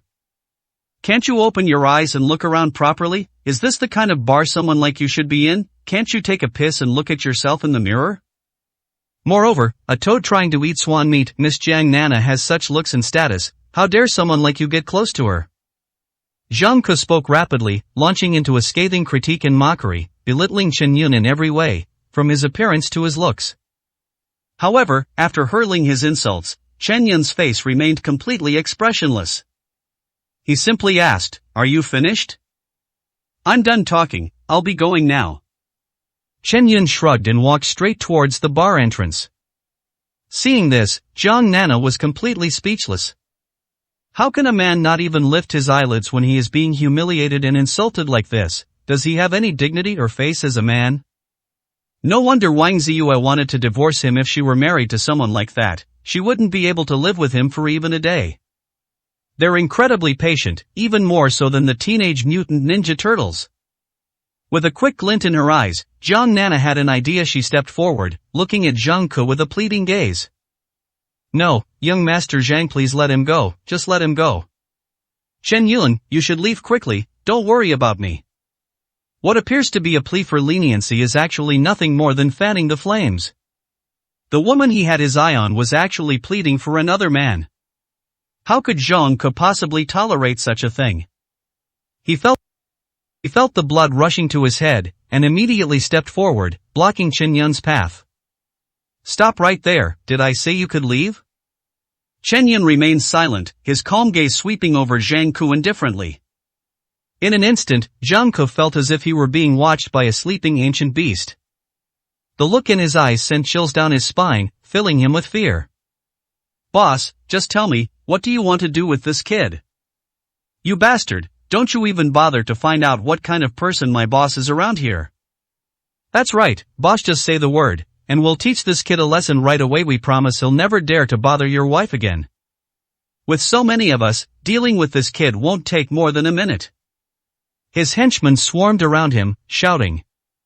Seeing so many people encouraging him, Zhang Ke immediately felt more confident. "What kind of bullshit look is that? I have a dozen guys behind me, we can take you down, can't we?" He immediately became arrogant. "I'm giving you two choices now. First, you kneel on the ground and shout, 'I am young Master Zhang's dog,' 3 times, and then crawl between my legs, and I will let you go." "Boss, what's the second one?" A henchman immediately chimed in. "The second, only if you resist, will teach you a lesson and make you submit." "The second one doesn't require drilling?" the younger brother asked curiously. "No, we'll repeat the first option after we've tidied things up." Zhang Ke laughed loudly. Upon hearing this, his underlings all burst into laughter. Seeing Zhang Ke's irritating expression, Chen Yun couldn't help but clench his fist. He hadn't felt this urge to punch someone in a long time. 40, Chapter 40 Human Punch Bag.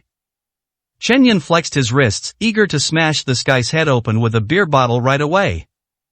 The atmosphere suddenly became tense. Jiang Nana stood to the side with a cold smile, her previous feigned pleading completely gone. That was exactly what she wanted. She wanted to see Chen Yun get a good beating so that she could vent her anger for her best friend, Wang Ziyue. So, have you decided whether to choose the first or the second one? Zhang Ke sneered. I've thought it over, I'll choose the third one. Chen Yun nodded gently. The third one? Zhang Ke was taken aback. I'm going to shove your head into a beer barrel and kick it around like a ball. Chen Yun's voice was completely calm, as if he were talking about something trivial. Upon hearing this, Zhang Ke instantly flew into a rage. Are you fucking looking for death? He immediately raised his hand, ready to slap him. Chen Yun's eyes flashed with a sharp glint, and he was just about to make a move. I didn't expect the bar to be so lively during the day. The bar door was pushed open, and a voluptuous woman walked in. She wore a bright red cheongsam, her slender waistline was exquisite, and her full breasts swayed heavily. Her perfect waist-to-hip ratio released her charm, and her fox-like temperament made it almost impossible for men to take their eyes off her. However, her face was only the size of a palm, and her cherry-like lips were so red that one couldn't help but want to kiss them. With her willow-leaf eyebrows and almond-shaped eyes, and her pure and innocent appearance like that of a student, along with her flawless skin, the extreme contrast only enhances her captivating charm. The moment all the men present saw the woman in front of them, their eyes were completely drawn to her. Even a man as knowledgeable as Chen Yun couldn't help but feel a slight flutter in his heart. Upon seeing this woman, Zhang Ke's arrogant and haughty demeanor vanished instantly, and he respectfully greeted her, Sister Yen. Jiang Xiaoyan, the behind-the-scenes owner of Owl Bar, is said to have a very powerful backer, with an astonishing background. As a result, no one has ever caused trouble at Owl Bar. What's wrong with young Master Zhang? I have no problem with bringing a bunch of brothers over to have fun, but it doesn't look like you're having fun at all. It looks more like Jiang Xiaoyan's tone turned cold, like you're going to cause trouble here. No, Sister Yen, how could I possibly cause trouble here? Zhang Ke quickly waved his hand, looking embarrassed, and said, I just brought a bunch of brothers here to have some fun, how could I possibly cause any trouble? Even if Zhang Ke was arrogant, he wouldn't dare cause trouble here. Well, I don't care what you're up to, but this is my bar. Once you're inside, you're a customer, and I welcome you, but if you're deliberately causing trouble, that's a different story. Jiang Xiaoyan glanced coldly at Chen Yun, and seeing that he didn't react, she didn't say anything more, and swayed her hips as she walked into the bar. Sister Yen. When Jiang Nana saw Jiang Xiaoyan approaching, she immediately stood up and greeted her. It's Nana, she's grown into a beautiful young woman. Jiang Xiaoyan replied with a smile.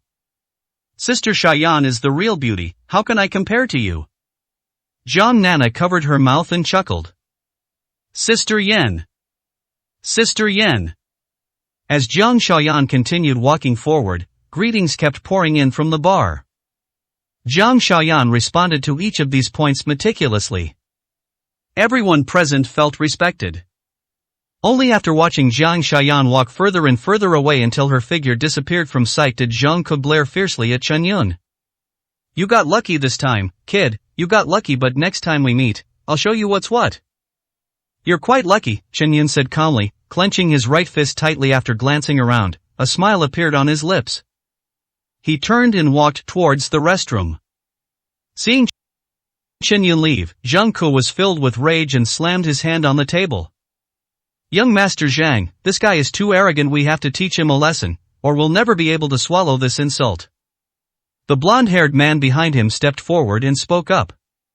Do you think I don't want to? The problem is Jiang Xiaoyan has already spoken. If we dare to cause trouble in the bar, even if we have heads, we won't be able to handle it. Zhang Ke said indignantly. I have a plan, the blonde-haired man said mysteriously. Sister Yen did say we can't cause trouble under her nose. But the point isn't about causing trouble, the point is under her nose. We just need to make sure she doesn't see us, right? Heh, I didn't expect you to be so clever. Zhang Ke gave the blonde-haired guy an approving look, then waved his hand lightly, and the group headed towards the bathroom in a grand procession. Seeing this, Jiang Nana's lips slowly curved into a smile. Sure enough, it was exactly as she had guessed. A man like Zhang Ke, a hyena, will always find a way to retaliate once he's wronged. Chen Yun is incredibly stupid. Knowing Zhang Ke was watching him, he still dared to go to a place without surveillance. The bar owner doesn't want anyone causing trouble here, he's not protecting him. Jiang Nana followed behind, deliberately moving towards the restroom. She didn't want to miss this good show. Which cubicle did this guy hide in? Zhang Ke and his group entered the restroom and looked around. 5 of the 6 stalls were empty, and only one was closed. It's in there! The blonde-haired man exclaimed, his eyes sharp. Zhang Ke grinned maliciously and was about to wave his hand to signal people to go up. Snapped. A crisp sound came from behind. Are you looking for me? Chen Yun calmly walked out from behind the door, kicked it shut, and then locked it from the inside. Hey, so that's where it was hidden. Zhang Ke sneered, but after seeing Chen Yun locking the door, a sense of foreboding suddenly rose in his heart. Why are you locking the door? What do you think? Chen Yun asked in return. Heh, do you think you're so great? Do you know how many of us there are? We'll all drown you here today with a spit from each of us? The blonde-haired man taunted. Well said. Let me tell you, there are no security cameras in the restroom. No matter what happens here today, no one else can see it, understand? Zhang Ke roared at Chen Yun, and a group of people rushed towards Chen Yun. He used words to provoke Chen Yun, trying to see a flustered calm on his face. However, the next moment, Chen Yun raised his head and a smile appeared on his lips. That's why I came here. A human punching bag delivered right to my door, then I'll gladly accept it.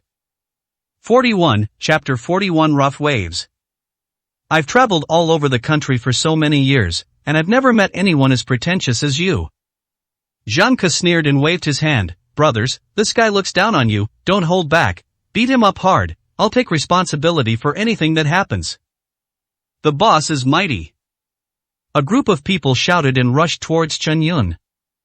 Among them, the one who had been making the loudest noise all along was the one who acted the fastest.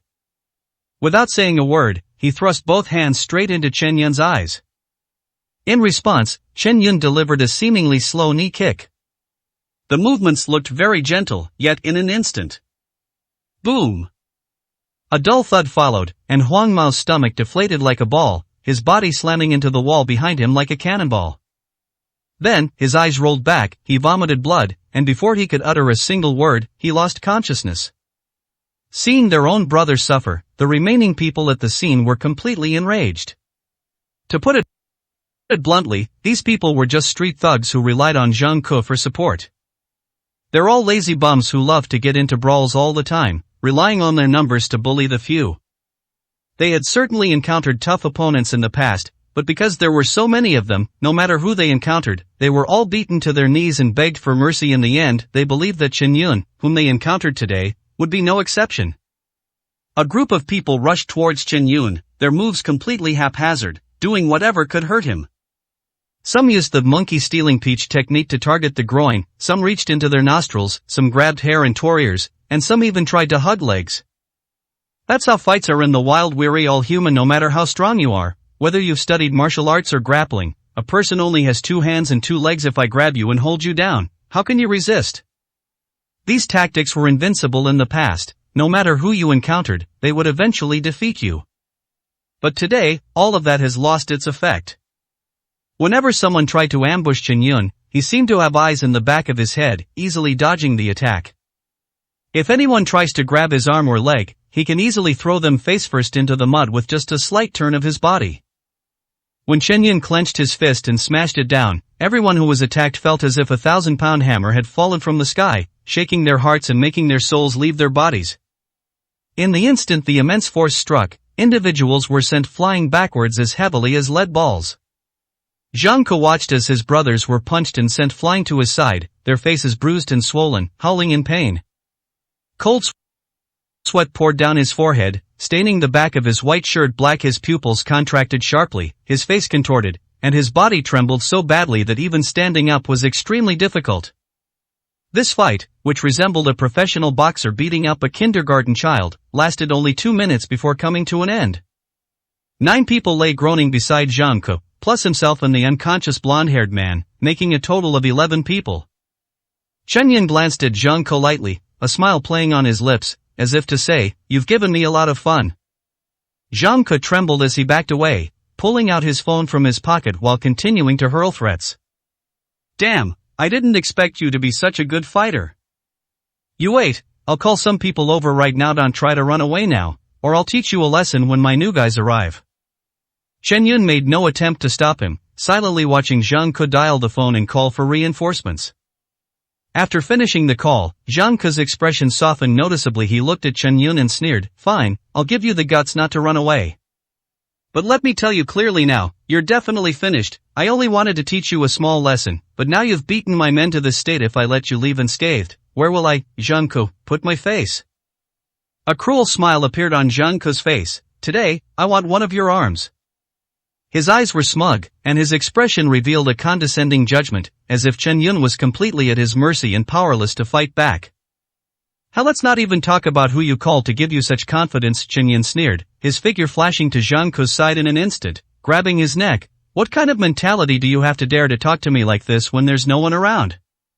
My face turned as red as a pig's liver, and a feeling of suffocation came from my brain. Zhang Ke was lifted up by Chen Yun with one hand and held in midair. His hands unconsciously reached out to Chen Yun's arm, trying to move it away, but he felt as if he was facing a huge iron clamp. Even if he tried his best, he could not shake the arm in the slightest. The feeling of suffocation made Zhang Ke even more terrified. His survival instinct made him kick his legs wildly, just like a drowning fish. "Even a clay figure has some temper. A clown like you jumping around in front of me is just too annoying. Didn't you want to call for reinforcements? But while we wait for them to arrive, let's do something else first." Chen Yun glanced around and then a faint smile appeared on his lips. They kicked open the toilet stall, revealing a urinal right in front of them. It doesn't seem like a good thing that the toilets in upscale bars are so clean. Chen Yun sighed. Zhang Ke's struggles only intensified. The urinal that appeared in his vision made it easy for him to guess Chen Yun's thoughts and the treatment he might suffer next. But that's precisely why he became even more terrified. "Don't want." Zhang Ke tried to make a sound, but because his neck was being choked, he could hardly utter a complete sentence. Boom! Without any hesitation, Chen Yun shoved Zhang Ke's head inside and then stepped on the flush valve. Slamla! A huge torrent of water rushed in from all directions, surging into Zhang Ke's mouth. "Enjoy it slowly," Chen Yun said calmly, turned around, opened the door, and strode out. However, the next moment, he felt a wave of softness surging in his chest. Chen Yun looked down and saw Jiang Nana throwing herself into his arms. It turned out that Jiang Nana, who wanted to watch the excitement, had already stuck to the bathroom door, trying to eavesdrop. However, the restrooms in this bar were soundproof, which meant that apart from the loud banging noises in the middle, Jiang Nana couldn't hear the conversation at all. Eager to watch the drama unfold, Jiang Nana pressed her ear against the bathroom door. So, when the door was opened, inertia propelled her forward. The surging waves crashed straight into Chen Yun's arms. 42, Chapter 42. Leaving one hand behind. Fragrant jade filled his arms, and the alluring scent of perfume filled Chen Yun's nostrils. A huge, soft sensation came from my chest, bringing a sense of comfort. Chen Yun lowered his head, looked at the panicked Jiang Nana in his arms, and calmly asked, "Does Wang Ziyue know that you have a penchant for peeping into men's restrooms?"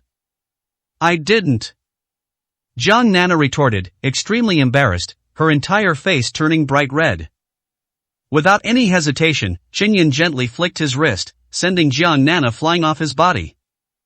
"You'll only move aside if I have to do it myself."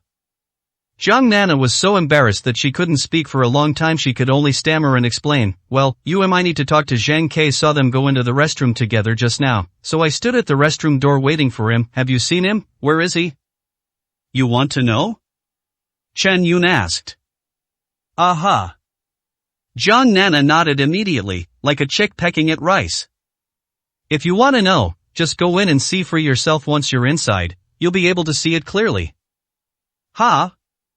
Jiang Nana was stunned for a moment, then waved her hands repeatedly and said, No, I still won't go in." She was indeed curious about what was happening inside, but that was limited to standing next to the toilet and taking a look. She wouldn't actually go into the men's restroom so openly. From now on, Jiang Nana's label will have to change from rich, beautiful, and fair-skinned to pornographic pervert. What are you going to do now? As Chen Yun walked out, Jiang Nana immediately asked. Of course, I'm going home to whose house? Chen Yun responded as a matter of course. To be honest, he's in a pretty good mood right now. He's eaten and drunk his fill and even punched a human punching bag, so his emotional value is off the charts. Stop right there, you're not going anywhere. The toilet door was suddenly kicked open, and Zhang Ke ran out, roaring angrily. He was like a raging lion, as if he were about to open his bloodthirsty maw and devour everyone in front of him at any moment. But his wet hair and the stench of urine emanating from him made his anger a joke. Jiang Nana stared at Zhang Ke in disbelief, then retreated as if trying to ward off a plague. She couldn't help it, the stench of urine emanating from him was just too overwhelming. Seeing Jiang Nana's reaction, Zhang Ke became even more furious. The men I called will be there immediately. The humiliation I suffered today must be repaid to you 100-fold or 1,000-fold. What's wrong? Still not enough to drink? Chen Yun turned his head, a slight smile curving his lips. Zhang Ke was so frightened that he immediately jumped back several steps, his anger replaced by fear. But that resentment only grew stronger. As someone who is always the center of attention and the main character wherever he goes, Zhang Ke absolutely cannot swallow this insult. Holy crap, am I seeing things? That's Zhang Ke? Oh no, what happened to him, and why is there some yellow on his head? Could it be that stuff? It really seems so. I can smell the stench of urine on him from this distance, and he was standing right by the toilet door, so it really is. Shit. The bar erupted in an uproar and discussion. The dignified young Master Zhang actually had shit stuck to his head, and water on his face, wet hair. Zhang Ke was actually forced to put his head into a latrine. This is huge news. Jiang Nana, who was standing to the side, looked at Chen Yun with a panicked expression and even moved away from him.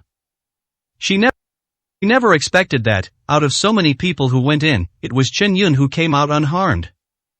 Moreover, he usually seems harmless, but he's incredibly ruthless now. They actually forced someone into the toilet and made them drink urine.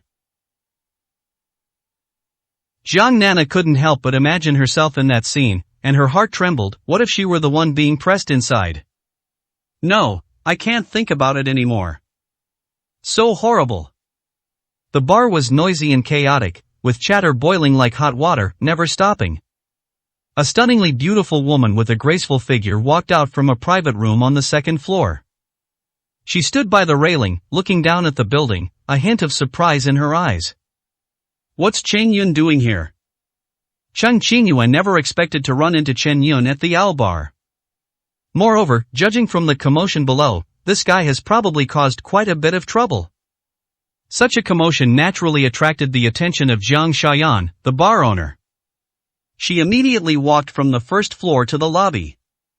Sister Yan, you finally arrived. Without saying a word, Zhang Ke went to meet him and then tearfully recounted everything that had just happened, except that in his description, Chen Yun was the one who started the trouble, and he was the innocent one. Can you take responsibility for what you said? Jiang Shayan frowned slightly, her tone skeptical. Of course, Sister Yan, I'm telling the truth, and I'm the evidence. Zhang Ke said, looking aggrieved. You can go into the bathroom and see for yourself, all my brothers are still lying on the floor. And look at me, I'm covered in pee.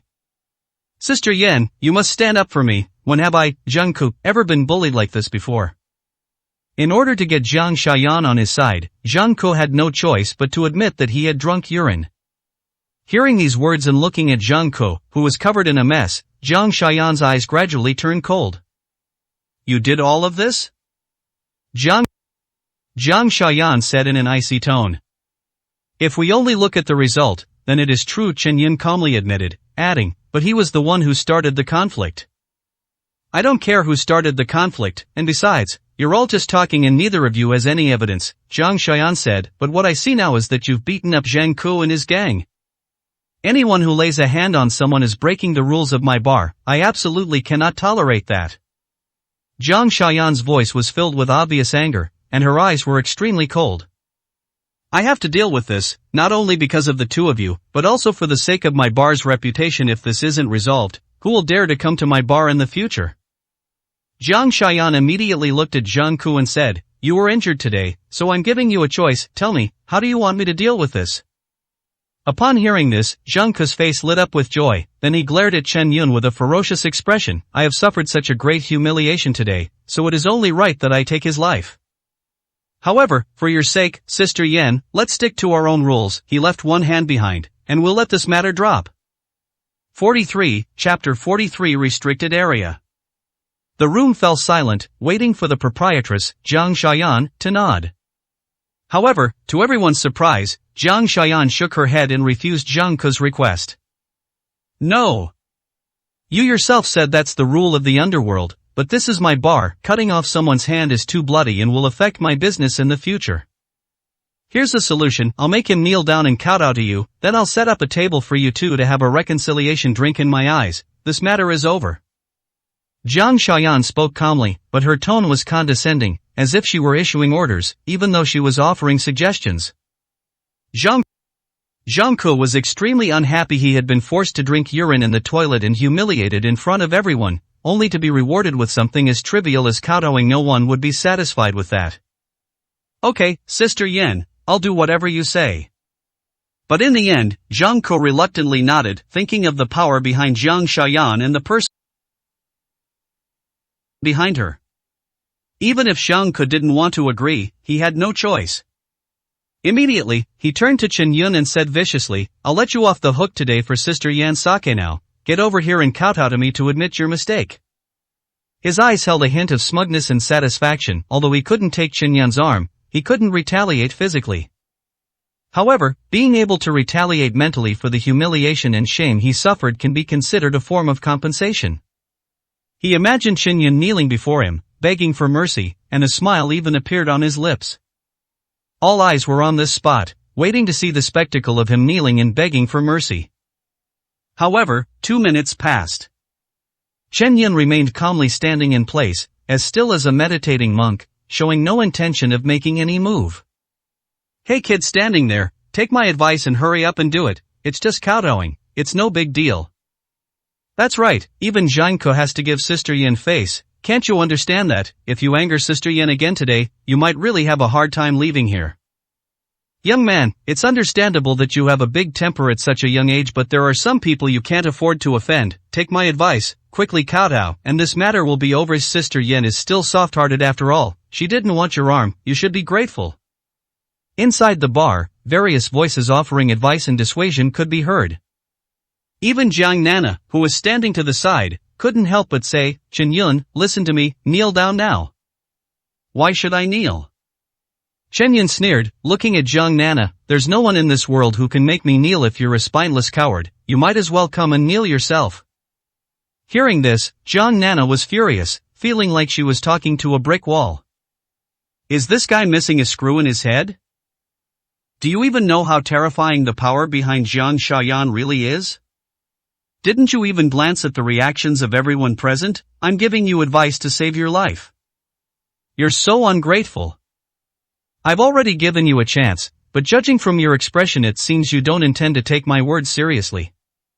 Jiang Xiaoyan slowly narrowed her eyes, a layer of frost covering her fair face. If you don't appreciate my kindness, don't blame me for being ruthless. Ha, so you really think you're something just because you don't say anything? You expect me to listen to you? You should look in the mirror and see if you're even worthy. Chen Yun gave a cold laugh. Hiss. A series of gasps filled the entire bar. No way, how dare this guy say such a thing? Anyone who hangs out in this area, just ask around, who would dare to talk to Jiang Xiaoyan like that? Even if this guy really doesn't know anything. Surely you should have eyes, right? The fact that the prices at Al Bar are high already indicates that it's a place for wealthy people. Even these powerful and influential people in society have to behave themselves here, which already reflects Sister Yan's status. This guy is so brainless and blind. Well, now you've got yourself killed, and nobody can stop you. As expected, Jiang Xiaoyan's expression froze, and she even doubted whether she had misheard what she had just heard. Since she had that person's support, she hadn't seen anyone dare to be disrespectful to her for far too long. Immediately, a chilling murderous aura and a fierce expression appeared on his face. This guy has really gotten himself into a huge mess. No one can save him now. Jiang Nana groaned inwardly. She began to regret bringing Chen Yun to the bar earlier that day. She had only intended to teach him a lesson, but how had things turned out this way? Now, they've even offended Jiang Xiaoyan. If Jiang Xiaoyan were to investigate afterward, she would probably be implicated. After all, Chen Yun was brought by her. The atmosphere at the scene was extremely tense. Everyone held their breath, waiting anxiously for Jiang Xiaoyan to speak next. Only Zhang Ku was overjoyed. He already felt that Jiang Xiaoyan's punishment was far too lenient and could not at all clear his name of the injustice he had suffered. After today, this matter will definitely spread, and people will say that he, Zhang Ku, drank urine. However, things took an unexpected turn. This fool actually courted his own death by disregarding Sister Yan. Hey, now he doesn't even need to lift a finger. With just one word from Sister Yan, this guy will be dismantled into parts tomorrow. With that in mind, Zhang Ku decided to add fuel to the fire and push things a little further. You idiot, do you even know who you're talking to? Given Sister Yan's status and position, crushing someone like you is as easy as crushing an ant. Previously, Sister Yan didn't want to bother with a fool like you because of her status, but you actually took advantage of her kindness and provoked her. Sister Yan, he doesn't respect you at all. This kind of guy must be dealt with severely, otherwise, all sorts of clowns will step forward. And how will you maintain your authority here? Having said all that, Jiang Xiaoyan could no longer remain silent. She looked at Chen Yun, her tone chilling. I, Jiang Xiaoyan, have traveled all over the country and worked hard for so many years. What kind of people haven't I seen? You had a conflict with Zhang Ke, didn't want to get involved, but I just gave you a small punishment to show others and establish the authority of my bar. But you, on the contrary, actually want to step on my head and poop and pee. I have to admit. You have indeed crossed my line. Jiang Xiaoyan's tone was icy cold, and her eyes revealed a chilling murderous intent. 44, Chapter 44. The man behind the scenes. Oh no, Sister Yan is really angry. What happened to all the people who angered Sister Yan before? I remember it clearly. One person had his arms and legs severed and was thrown into the sea to feed the sharks. Hey, what you're describing is the mildest of the worst. The worst is when you can't even die, you're tortured to the point of mental breakdown and completely go insane. Everyone looked at Jiang Xiaoyan with fear on their faces, mixed with a sense of schadenfreude. It's been a long time since I've seen anyone provoke Sister Yan. Your restricted area, are you kidding me? Chen Yun scoffed. I don't have a habit of hitting women, but if you continue to act so arrogantly, I don't mind breaking my principles today. Chen Yun's eyes were as cold as a sleeping lion, as if he would awaken at any moment and destroy everything in front of him instantly. So what if we break our principles? Jiang Xiaoyan snorted coldly. Chen Yun pointed at Zhang Ku, who reeked of urine, and sat down in the booth. He then opened a bottle of beer and took a sip. I'll break the rules and let you experience the taste of urine in a pee bag, just like him. The entire bar fell silent instantly, with gasps of shock echoing throughout. Everyone was completely stunned. This is more than just arrogance, it's downright humiliation, like defecating on someone's head. This kid is dead for sure, there's absolutely no chance of him surviving. Jiang Xiaoyan's chest heaved violently, her breasts surging, and her low-cut dress revealed glimpses of her cleavage, but no one present dared to look in that direction. Very good, I really admire your courage and boldness. They say a newborn calf is not afraid of a tiger, but I, Jiang Xiaoyan, have never seen a young person as bold as you in my entire life. Jiang Xiaoyan suddenly smiled. Since you like being wild, then I'll play along with you. At this moment, everyone knew that Jiang Xiaoyan was truly furious to the extreme. The murderous intent hidden beneath that seemingly warm smile silenced everyone present. The entire bar fell completely silent, you could hear a pin drop. But just then, the phone rang. Everyone looked at each other, and finally their eyes all turned to Jiang Xiaoyan. Jiang Xiaoyan answered the phone, but after listening for only a few sentences, her brows furrowed deeply. Alright, Miss Cheng, I understand what you mean. Jiang Xiaoyan immediately hung up the phone, a hint of curiosity appearing in her eyes as she looked at Chen Yun. His clothes and appearance are quite ordinary, and he's not particularly good-looking either. He clearly has neither good looks nor ability, yet he managed to get Miss Cheng to plead for him. Today, I have misjudged him somewhat.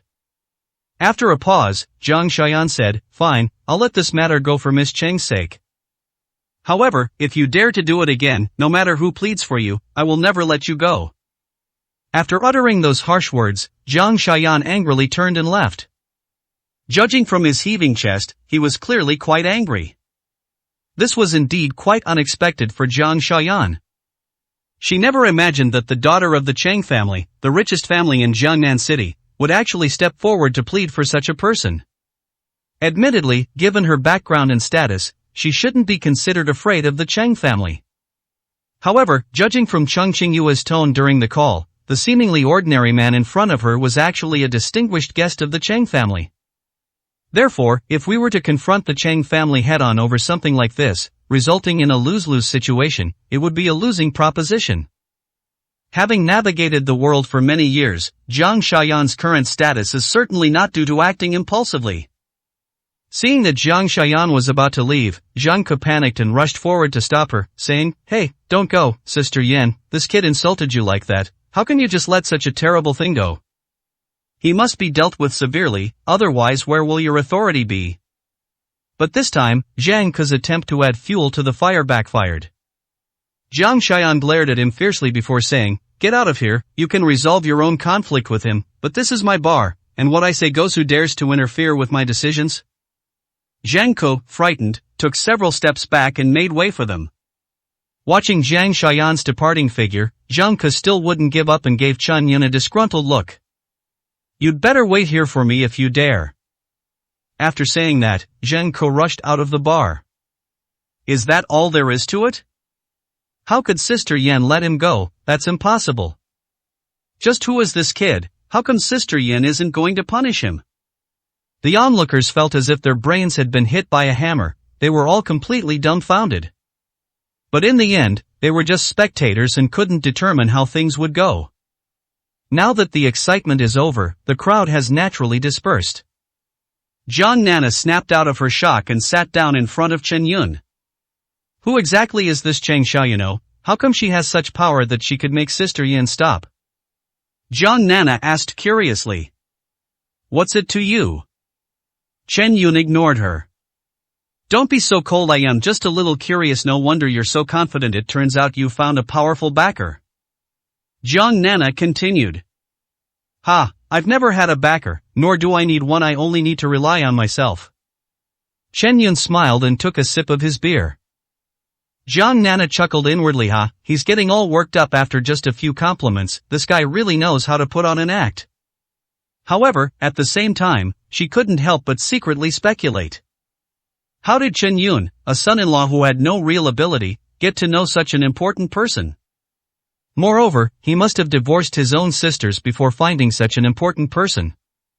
Otherwise, given his current smugness, if we had known each other before, he would have already shown it off.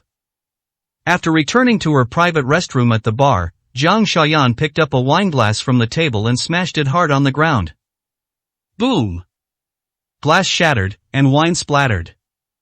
But she still didn't feel relieved. It has been almost 30 years since she gained her status. She hadn't experienced such stifling anger in 30 years. But today, I actually suffered because of such an unknown guy. They even had to swallow their anger. Who made my little one so angry? Tell me, and I'll help my little one get revenge.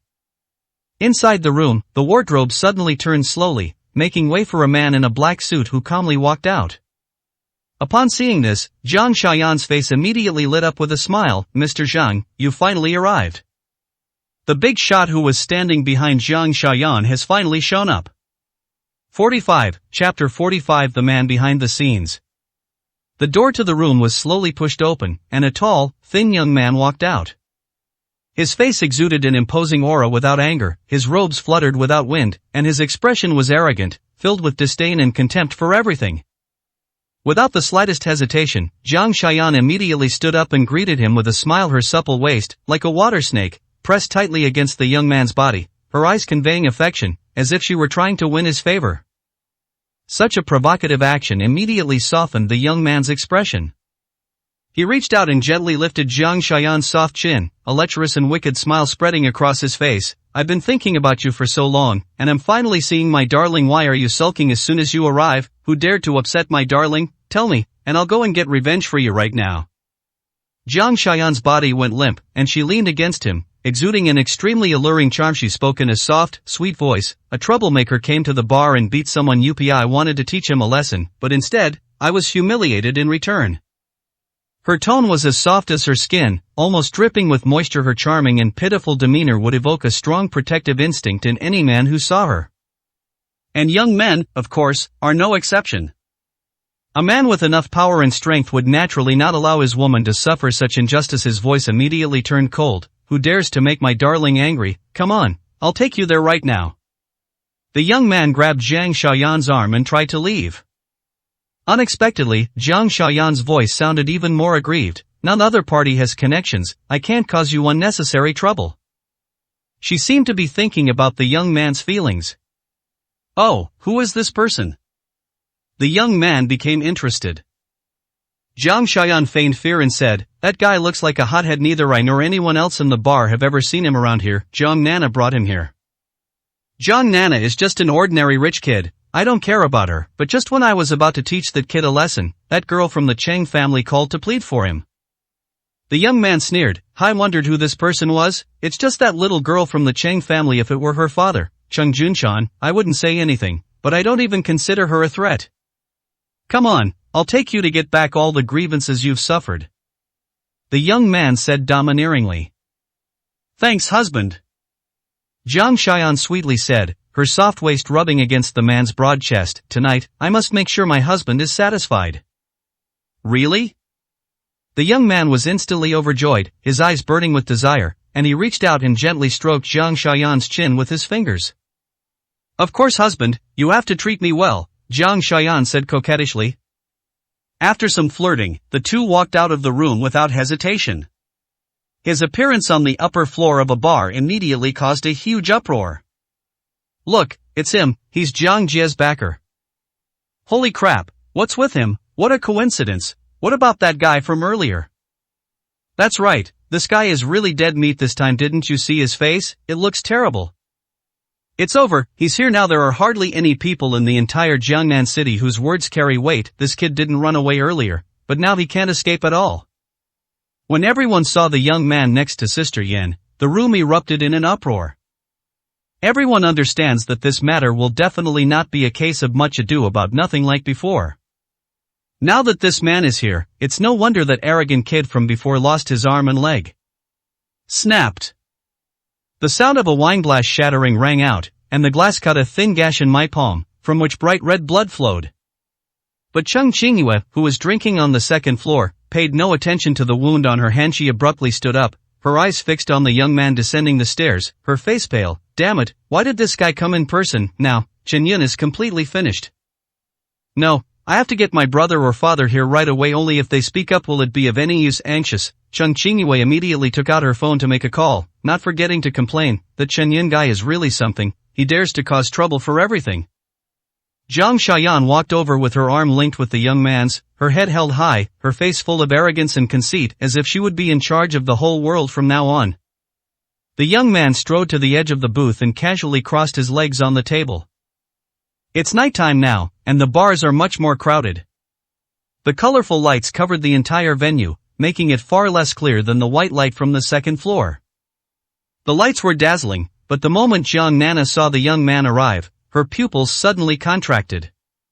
She couldn't clearly see the man's face or expression, but she clearly saw Jiang Xiaoyan's action of linking arms with the young man just now.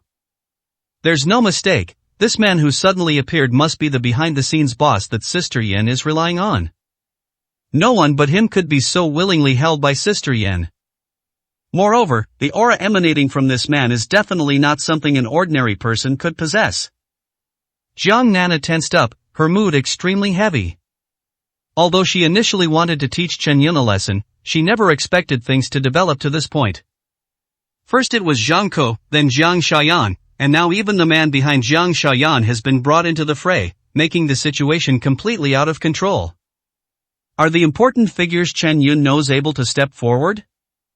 No, the fact that Jiang Shaoyan has returned means that the man behind her already knows everything. It's completely over now.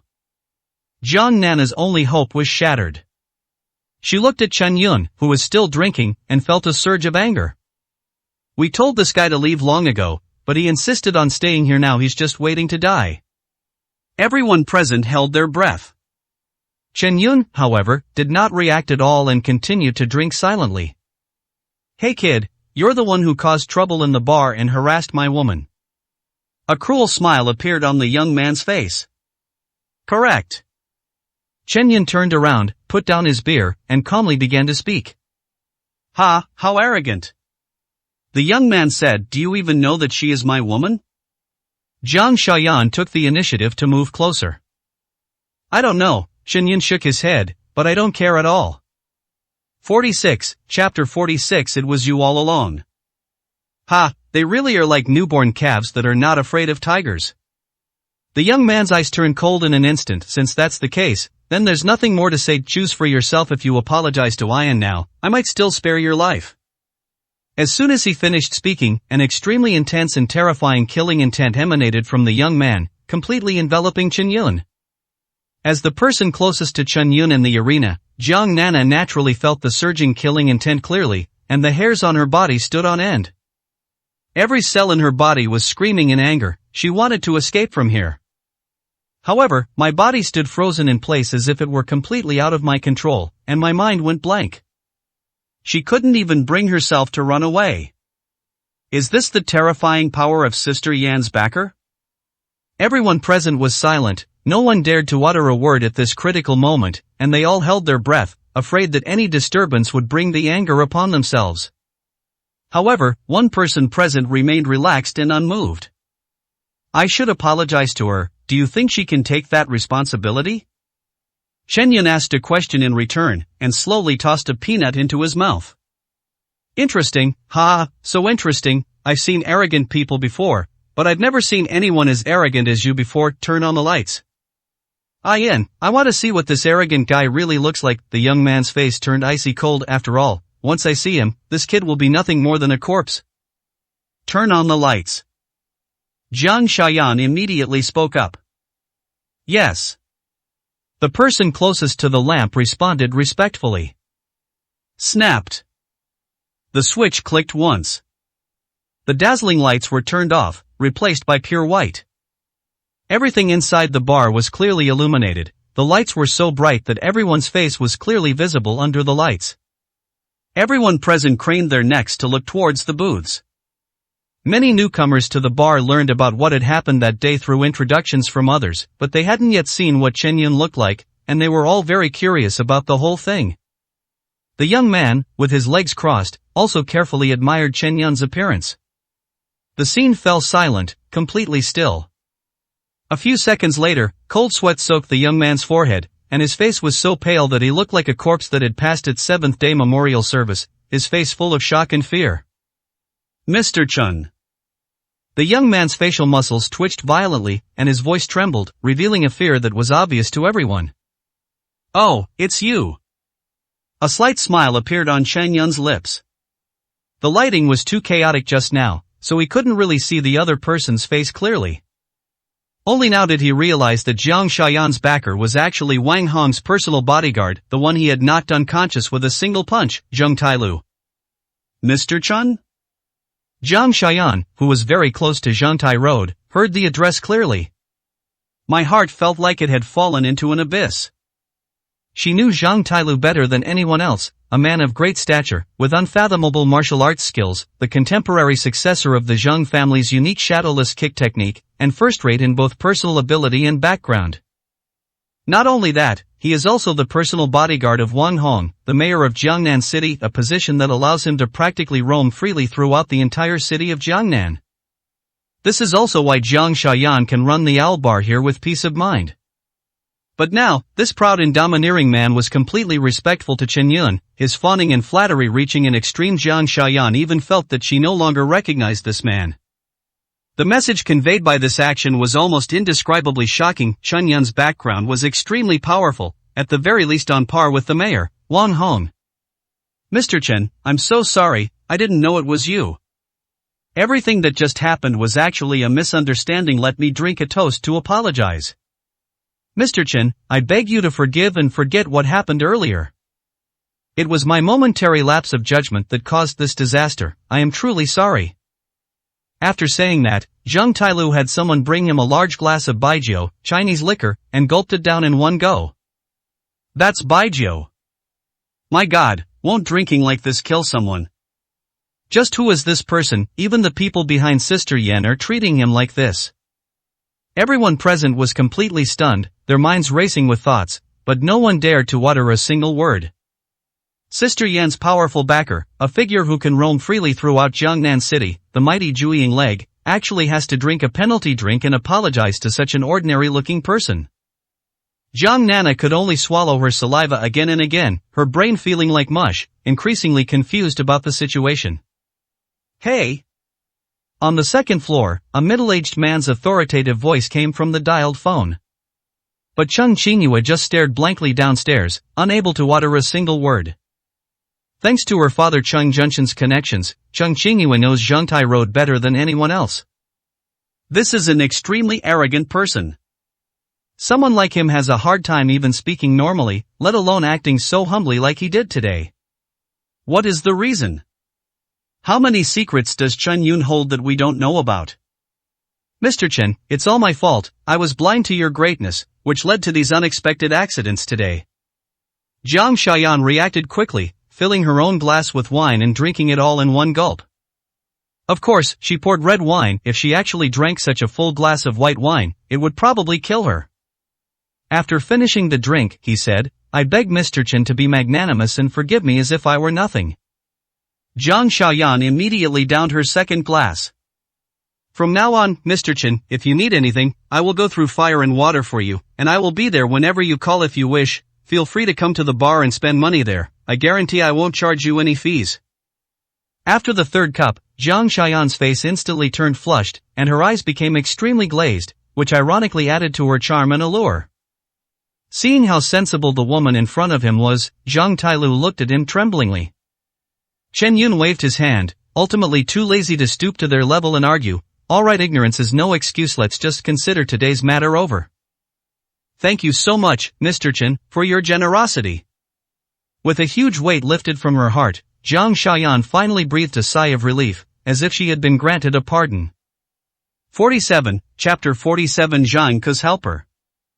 Alright, we've had enough to drink, there's no point in staying here any longer. Chen Yun stood up from his booth and turned to leave Owl Bar. Immediately, Jiang Xiaoyan and Zhang Tailu stood up and followed behind, respectfully seeing them off. Mr. Chen, please take care, the doors of Owl Bar will always be open for you.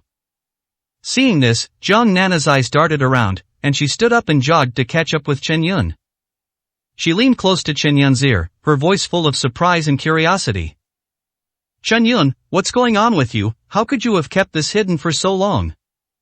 Jiang Nana was excited, her body even trembling slightly. I originally thought you were just vain and were probably putting on an act, but you showed off your skills first, and Zhang Ku and his gang couldn't beat you. Then, a big shot like Miss Chang stepped in to help you, and even Sister Yan had to give in. And the last one is even more impressive, even the man behind Sister Yan stepped forward, but he could only treat you with utmost respect. Although I don't know that man, I know he's someone who can roam freely throughout the entire Jiangnan city. Yet this is the kind of person who addresses you as Mr. Chen with the utmost respect. Just how many secrets are you hiding? Jiang Nana felt that everything she had experienced today was more exciting than riding a roller coaster. All sorts of important figures appeared one after another, but they all had to submit to Chen Yun. What does this have to do with you? Chen Yun said indifferently. He hadn't forgotten that all of today's troubles started with the woman beside him. Indeed, I was right not to like this woman before. Jiang Nana's face froze. Then, she said awkwardly, how can it not have anything to do with me? I am Ziyue's best friend. I didn't know your abilities before, but now I do. If I persuade Ziyue properly, she will definitely be tempted to get back together with you. Upon hearing this, Chen Yun stopped in his tracks. Seeing that this tactic worked, Jiang Nana couldn't help but feel a little emotional. Chen Yun seems cold and arrogant to everyone, but to be honest, he's really good to Wang Ziyue. He's quite the romantic. Just as she was about to continue speaking, a rough voice suddenly came from behind her. "Hey kid in front, stop right there." A jumble of noisy footsteps came from behind. A large group of people instantly surrounded Chen Yun, blocking his way completely. More than 30 people, all of them tall and burly, carrying all sorts of weapons, including baseball bats, police batons, sticker brass knuckles, and even knives. Each person had various tattoos on their body, exuding an arrogant and tyrannical social aura. The leader was a strong, muscular man with a slick-back hairstyle and a long scar on the right side of his face, exuding a bandit-like aura.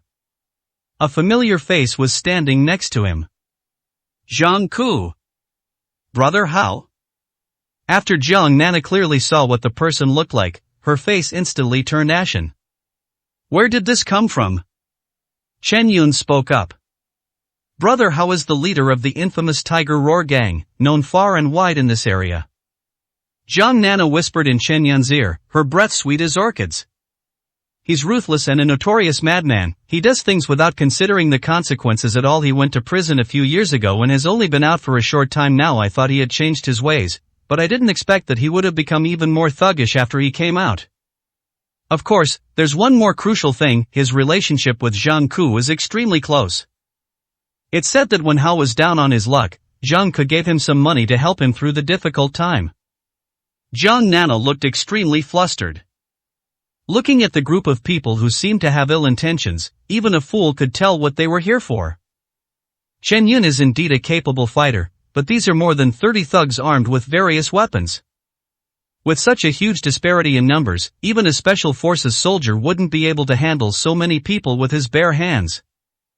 Brother Hao, this is the guy who humiliated me before. You have to help me get revenge.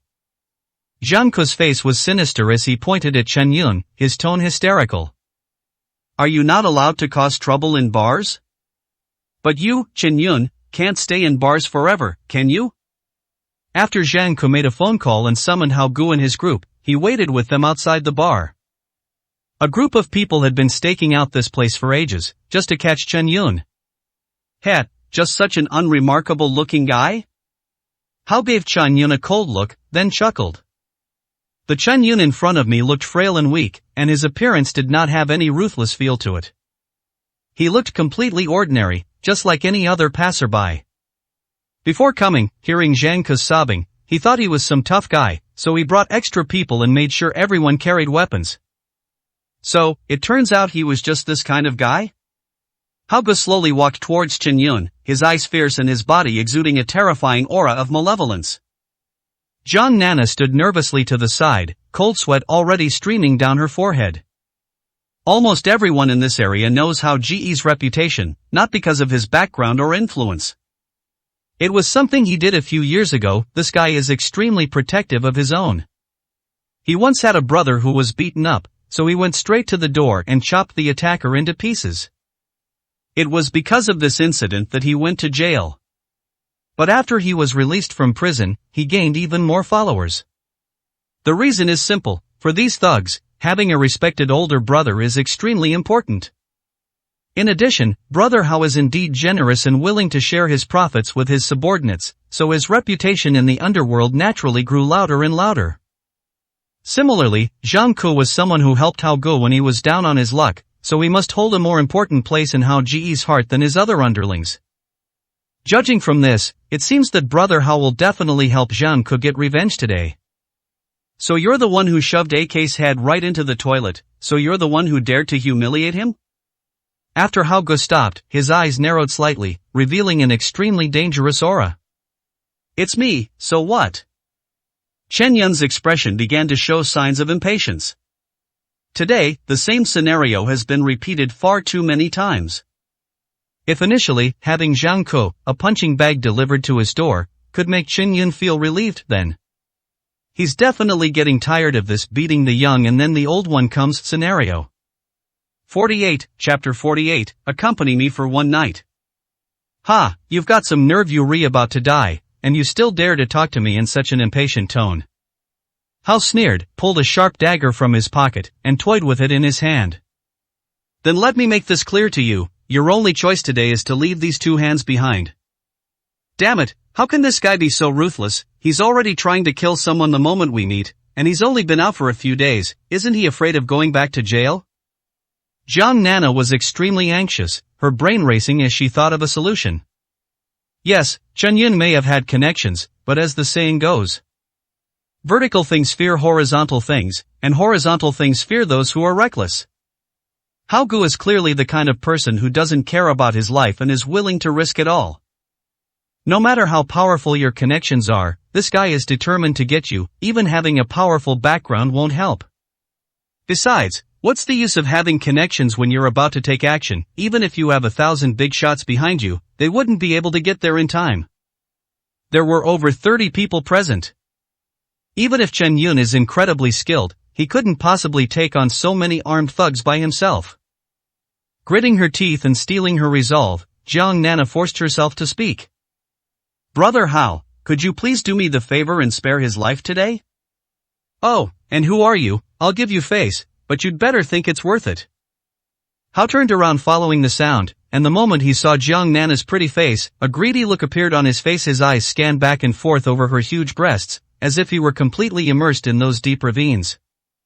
My name is Jiang Nana, and my father is Jiang Wan of Yingtian Group. Jiang Nana introduced herself.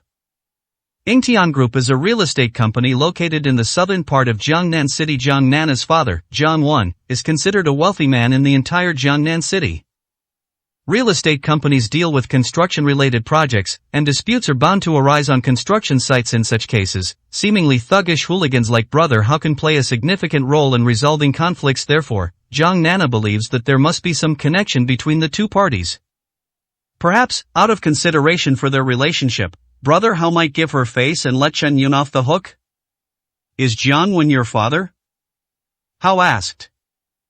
Hearing this, Jiang Nana's heart instantly ignited with hope. The other person really did know her father's name. That's right, he's my dad. Brother Hao, you and my dad should know each other, right? To everyone's surprise, Brother Hao suddenly sneered. Ha, you're more than just acquaintances. I once helped someone resolve some conflicts, and the leader on the other side just happened to be your father, the daughter of your enemy, and you actually dare to ask me to give you face today? Jiang Nana's expression froze instantly, and the hope that had just risen plummeted to the bottom again. She never imagined that her father would have a conflict with Brother Hao. Isn't this just adding fuel to the fire and pushing Chen Yun to his death? But then, Hao Ji's tone shifted, his eyes revealing undisguised greed. Although your dad and I have a conflict, it has nothing to do with you. If you want to beg for mercy for this kid, how about I give you away? His gaze lingered deeper into her snow-white skin, Hao Gu making no attempt to hide his thoughts. But Jiang Nana, who was extremely anxious, did not notice this scene, and even a glimmer of hope rose in her heart. Really, Brother Hao, tell me, I'm willing to try any method. You said it yourself, you're willing to do anything, then come and keep me company tonight. If you can satisfy me, I'll let this kid go. Hao licked his lips and chuckled.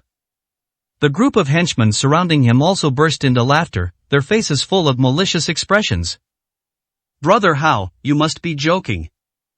Jiang Nana's face turned deathly pale, and she could no longer muster any hope. She felt extremely offended and wronged to be exposed to the gazes of dozens of people. Asking her to spend the night with you, that's practically asking her to give up her body. When has Jiang Nana ever heard anyone make such a disgusting and shameless request in her life? As a wealthy heiress, even if those around her harbored feelings for her, they never revealed it and all behaved with refined manners. But today, when she actually encountered a ruthless person, Jiang Nana realized just how ugly true malice really is. Everyone present burst into laughter, but Zhang Ko, with a mournful face, hurriedly pleaded, Brother Hao, she's my friend, you can't do this. He remembered very clearly that all the trouble today was caused by Jiang Nana in front of him. He sought out Brother Hao not only to wash away the humiliation he had suffered, but also to prove himself to Jiang Nana again and win her heart. But at this moment, Hao Gu suddenly revealed a fierce look. Get lost, do you even have the right to speak here? You actually managed to push me into the toilet by such an ordinary person. You've completely humiliated me. Get the hell out of my way. Faced with desire, Hao Gu completely revealed his true colors. How could such a thug truly have any feelings? It's all about profit. Jiang Ke's lips trembled, as if he wanted to speak, but in the end he kept his mouth tightly shut. There was no way around it. If Brother Hao remembered Jiang Ke's kindness, then they were good brothers, but if Brother Hao didn't remember it, then Jiang Ke naturally had no right or ability to refute the other party's will. If Jiang Ke really angers Brother Hao, he won't get away with it today. Beautiful lady, what's your decision now? Hee, I'm so strong, you'll definitely like me. Hao Ge grinned greedily, his gaze roaming over Jiang Nana's body without any restraint or attempt to conceal it. Wearing a sexy outfit with most of her fair skin exposed, Jiang Nana felt as if she had been devoured alive. She couldn't stop herself from backing away, her whole body ice cold, the hairs on her body standing on end, too. He stammered for a long time, but couldn't utter a single word. Because she knew that the current situation was no longer up to her to decide. Ha, a bunch of grown men who only care about bullying a little woman. People like you will only ever be this way in this life. Chen Yun stepped forward and shielded Jiang Nana behind him. Looking at this figure, which was not particularly strong and even a little thin, Jiang Nana felt a lump in her throat and tears welled up in her eyes. She never imagined that at this critical moment, it would be Chen Yun, whom she had always looked down upon, who would take the initiative to stand in front of her. 49, Chapter 49 The Power of the Grandmaster. Kid, I haven't even settled accounts with you yet, and you've already shown up with your small frame, you're about to die, and you still want to put on a hero saves the damsel in distress act? Hao glared fiercely at Chen Yun, the short knife in his hand dancing like flowers between his fingers. How's your choice? Are you planning to keep both hands for yourself, or do you insist on me doing it? Let me tell you in advance, if I do it, it might not just be 2 hands. The voice just fell. A group of people surrounded them tightly, trapping Jiang Nana and Chen Yun with no room to escape. Now, as long as Brother Hao gives the order, a bloodbath will surely break out here. Jiang Nana was extremely anxious and completely lost her senses. She even tried to dissuade Chen Yun. Chen Yun, just apologize to Brother Hao. As long as he accepts the apology, I'm willing to pay any amount of compensation. I'll pay for it all, don't worry. It might take a very heavy price to resolve this matter. Brother Hao might take this opportunity to make exorbitant demands, and Jiang Nana might even need to ask her father, Jiang Wan, for help to resolve the issue. But no matter how much it costs, it's much better than losing both hands. Apologize? What did I do wrong that I need to apologize for? Chen Yun calmly shook his head, his gaze as undisturbed as a still lake. Good, a newborn calf is not afraid of a tiger. Young people are indeed full of vigor. But do you know that this phrase can also be interpreted as young people being ignorant and arrogant? Society is more complex and far more dangerous than you imagine. Today, I'm going to teach you a lesson. But I wonder if today is your last day. Get him. Hao sneered and waved his hand lightly. A large group of people behind him pulled out their weapons, more than half of whom were carrying sharpened knives. Where had Jiang Nana ever seen such a murderous scene before? My legs went limp, and I could barely stand. If you were to be slashed by a knife like that, being covered in blood would be an absolute certainty. If not treated in time, he could very well die. Brother Hao, right? I didn't know someone like you could be called brother, but you like making people make choices, right? How about I give you my choice? Arrogant, but before you die, I won't mind letting you say a few more words. The next moment, calm words came from Chen Yun's mouth. To be honest, I am a little angry right now, so if you can kneel down and kowtow to me a few times, I might consider letting you go. His tone even carried a hint of sympathy, as if he were having a proper discussion with someone. What did you say? Hao was stunned for a moment, thinking that his ears must be hallucinating. He turned to look at his men and saw the same look of horror on their faces. Then, everyone present burst into laughter. This guy is fearless, doesn't he realize the situation? There are over 30 burly men armed with all sorts of deadly weapons. Jiang Nana was furious. She even felt that Chen Yun was deliberately provoking Hao Ge so that she would die more quickly later. Chop this guy down, don't hold back. Keep the girls here, after I'm done tonight, I'll let the brothers have a taste too. At Hao Ji's command. After all this time, this kid is getting more and more arrogant. Today, he has to chop this kid up. His henchmen, brandishing their machetes, charged toward Chen Yun with sinister grins. The sharp blade emitted a chilling glint from its back, and the dangerous blade swung straight down from above, about to strike Chen Yun's head. Jiang Nana closed her eyes in fear and screamed, "Chen Yun, watch out!" Chen Yun's eyes were calm as he raised his foot and kicked out. Boom! There was a muffled sound. His lower abdomen caved in, and the person who was kicked flew backward like a kite with a broken string. The immense force did not diminish in the slightest, and several people standing in the same direction were all sent flying by the impact. Before anyone else could recover from their shock, Chen Yun took the initiative to go forward. His movements were crisp and clean, without any fancy tricks. He simply threw a punch and kicked out. But with each move, a crackling sound of friction would ring out in the air, and a howling wind would whistle through the air. Everyone struck by Chen Yun felt an immense, superhuman force descend upon them. Before they even felt the pain, they first felt their bodies become light and airy, as if they were flying. Standing amidst the crowd, the attack swept everything away like a swift storm. Despite being struck by all sorts of weapons, he suffered no harm whatsoever. Jiang Nana looked at Chen Yun, who was truly like a superhero turning the tide, and her eyes became dazed once again. No matter how carefully she looked at him, she could never reconcile this towering figure with that ordinary, unremarkable househusband. Just 2 minutes later, a bunch of people were lying on the ground, lying haphazardly. Various weapons were scattered around, looking like pieces of scrap metal, accompanied by painful howls. One after another, several people had completely lost consciousness and fallen into a coma. Chen Yun stood calmly at the scene, without even a trace of moving his feet. His tall figure stood proudly upright, his calm aura as deep and resonant as a mountain abyss, as if as long as he stood there, even if the sky were to fall, it wouldn't matter. In the dim light, Chen Yun's face was shrouded in shadow, adding to his mysterious aura. Jiang Nana stood there blankly, her mouth agape for a long time without closing. She was just staring blankly at Chen Yun's back. How could this man be so handsome? At the same time, a faint glow emanated from the security camera at the bar entrance. In the bedroom on the second floor of the bar, Jiang Xiaoyan stared wide-eyed and said incredulously, "My God, more than 30 armed thugs, and you couldn't even get them to move an inch. Now I know why you didn't go out to help. Otherwise, why do you think I'm being so respectful? I could easily handle this bunch of scoundrels, let alone a grandmaster like Mr. Chen." Zhang Tailu said with lingering fear, "I had the honor of sparring with Mr. Chen before, but I was defeated in just one round. The difference between us is like heaven and earth. I am afraid I'll never even be able to touch the threshold of a grandmaster in this lifetime."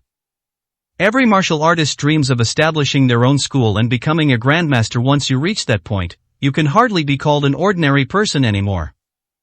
Zhang Tai Road was filled with envy and admiration. 50, Chapter 50 Jiang Nana's Thoughts. They say even a powerful dragon can't suppress a local snake, but in the end, it just means that the dragon isn't strong enough, while Mr. Chen, this mighty dragon, has clearly already suppressed the entire Jiangnan city. Not to mention me, even Mayor Wang treats Mr. Chen with the utmost respect. Even the Cheng family, currently the most powerful family in Jiangnan city, treats Mr. Chen as an honored guest. Zhang Tai Road opened. Jiang Xiaoyan suddenly realized, no wonder Cheng Qingyue spoke up for Mr. Chen, so that's why. However, Cheng Qingyue probably knows very little about Mr. Chen, otherwise there would be no need to worry. Zhang Tailu chimed in, "To be honest, Jiangnan City has been peaceful for far too long. The arrival of a powerful figure like Mr. Chen is bound to stir up a storm. Jiangnan City in the future is going to be quite something." Yes, the future of Jiangnan City is bound to be drastically different. It's something to look forward to. Zhang Xiaoyan and Zhang Tailu exchanged a glance, their eyes filled with the same expectation. Hao stood there, stunned. 3 minutes had passed, but he still couldn't comprehend how his nearly 40 henchmen had been taken down so quickly. Putting aside the time he was spacing out, in just 2 minutes he went from being a gang leader to a lone commander. The men under his command were no ordinary thugs, they were all veterans who had fought alongside him across the country, and when it came to fighting, they were all among the best of their kind. It is because of the existence of this group that Brother Hao was able to live a life of luxury and success in the underworld. As a result, after the fight, the group of people didn't even manage to hurt a single hair on Chen Yun's head. It was getting late, and the cool summer breeze dispelled the sweltering heat, bringing a refreshing coolness. But Hao stood there, covered in sweat, his facial muscles twitching. "They've all fallen, but you, as the boss, are still standing there unscathed. Doesn't that seem a bit odd? Chen Yun chuckled and took a step toward Brother Hao. A simple smile was enough to trigger Hao Ji's reaction instantly. I'll kill you. Hao Ge raised his machete and swung it fiercely at Chen Yun's head. Boom! As expected, Hao's wrist was smashed to pieces by a sudden punch. As a leader of the Tiger Roaring Hall, he was certainly more capable than the average person. But such tricks were completely ineffective against Chen Yun. A sharp pain shot through him, and the knife in his wrist fell from mid-air, but Chen Yun caught it steadily. Then, a sharp blade was placed against his neck on Brother Hao's neck. You absolutely cannot touch me, my boss is the Tiger King. If you do, he can crush you like an ant. Hao Ge glared angrily and roared loudly. It's noisy. Chen Yun slapped him twice across the face. Clap. The immense force instantly ripped out several of Hao Ji's teeth, blood splattering everywhere, leaving him looking utterly gruesome. But it wasn't over yet. Chen Yun showed no sign of stopping. He used both hands to slap Hao Ji's head until it was swollen like a pig's head in just a few blows. Put. Put. The sound of a blade piercing flesh rang out in a brief moment, the blade flashed, and Hao Ji's tendons in his hands and feet were all severed. He lay on the ground like a useless piece of trash. Chen Yun didn't even look at him anymore, and casually threw the blood-stained knife in his hand on the ground. Then, he walked straight toward Zhang Ke's side. This guy kept his distance just now, afraid of getting caught in the crossfire if a fight broke out. Zhang Ke's eyes flickered, revealing a deep fear within them, and his facial muscles trembled violently. Chen Yun's actions had a tremendous impact on his vision and mind. Zhang Ke felt that the guy in front of him was not human at all. Who can take on dozens of people by themselves? Without giving Zhang Ke a chance to speak, Chen Yun grabbed him by the neck with one hand and lifted him up. With a relaxed expression, a nearly 130-pound man was as thin as a piece of paper in Chen Yun's hands. You wanted my hands, didn't you? Do you still want them now? Chen Yun asked calmly. Zhang Ke immediately burst into tears, his face contorted with fear. Big brother, no grandpa, I was wrong, please, spare my life, I promise I'll never dare to show my face in front of you again. At this moment, Zhang Ke no longer had any of his arrogant rich young master demeanor. A foul smell wafted through the air. Jiang Nana followed the smell and discovered that Zhang Ke had actually wet his pants. Waste. Chen Yun frowned, then flung him away. With everything taken care of and the annoying flies finally gone, Chen Yun turned and left. Jiang Nana didn't come to her senses until Chen Yun's figure had completely disappeared. On the ground were the crowd still groaning in pain. Hao Ge, who had been arrogant and domineering before, and Zhang Ke, who had been shouting from the beginning, were now completely crippled, one with his tendons severed. Another person, kneeling on the ground with vacant eyes, had urinated heavily on his pants. Judging by this, he'll probably be traumatized. Everything felt like a dream, leaving Jiang Nana feeling utterly unfamiliar. So this guy was just pretending to be weak all along. At this point, how could Jiang Nana not understand? Chen Yun didn't need to rely on any important figures, because he himself was an important figure. Jiang Nana subconsciously picked up her phone and dialed her best friend Wang Ziyue's number. While waiting for the call to connect, that towering figure slowly emerged in my mind. After the call connected, Wang Ziyue's soft voice came from the other end. Hey, Nana, what's wrong? At this moment, Jiang Nana froze. Only when Wang Ziyue's urging on the other end became increasingly urgent did she pick up her phone and speak. Oh, nothing much, I just missed you and wanted to call. Let's hang out sometime in a while.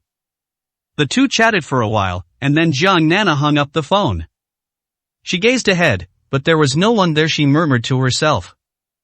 I used to think Chen Yun was incompetent, a good-for-nothing who could only stay at home as a stay-at-home husband, but after all that happened today, I realized that Chen Yun simply doesn't care about competing for wealth or status anymore, because he already has them.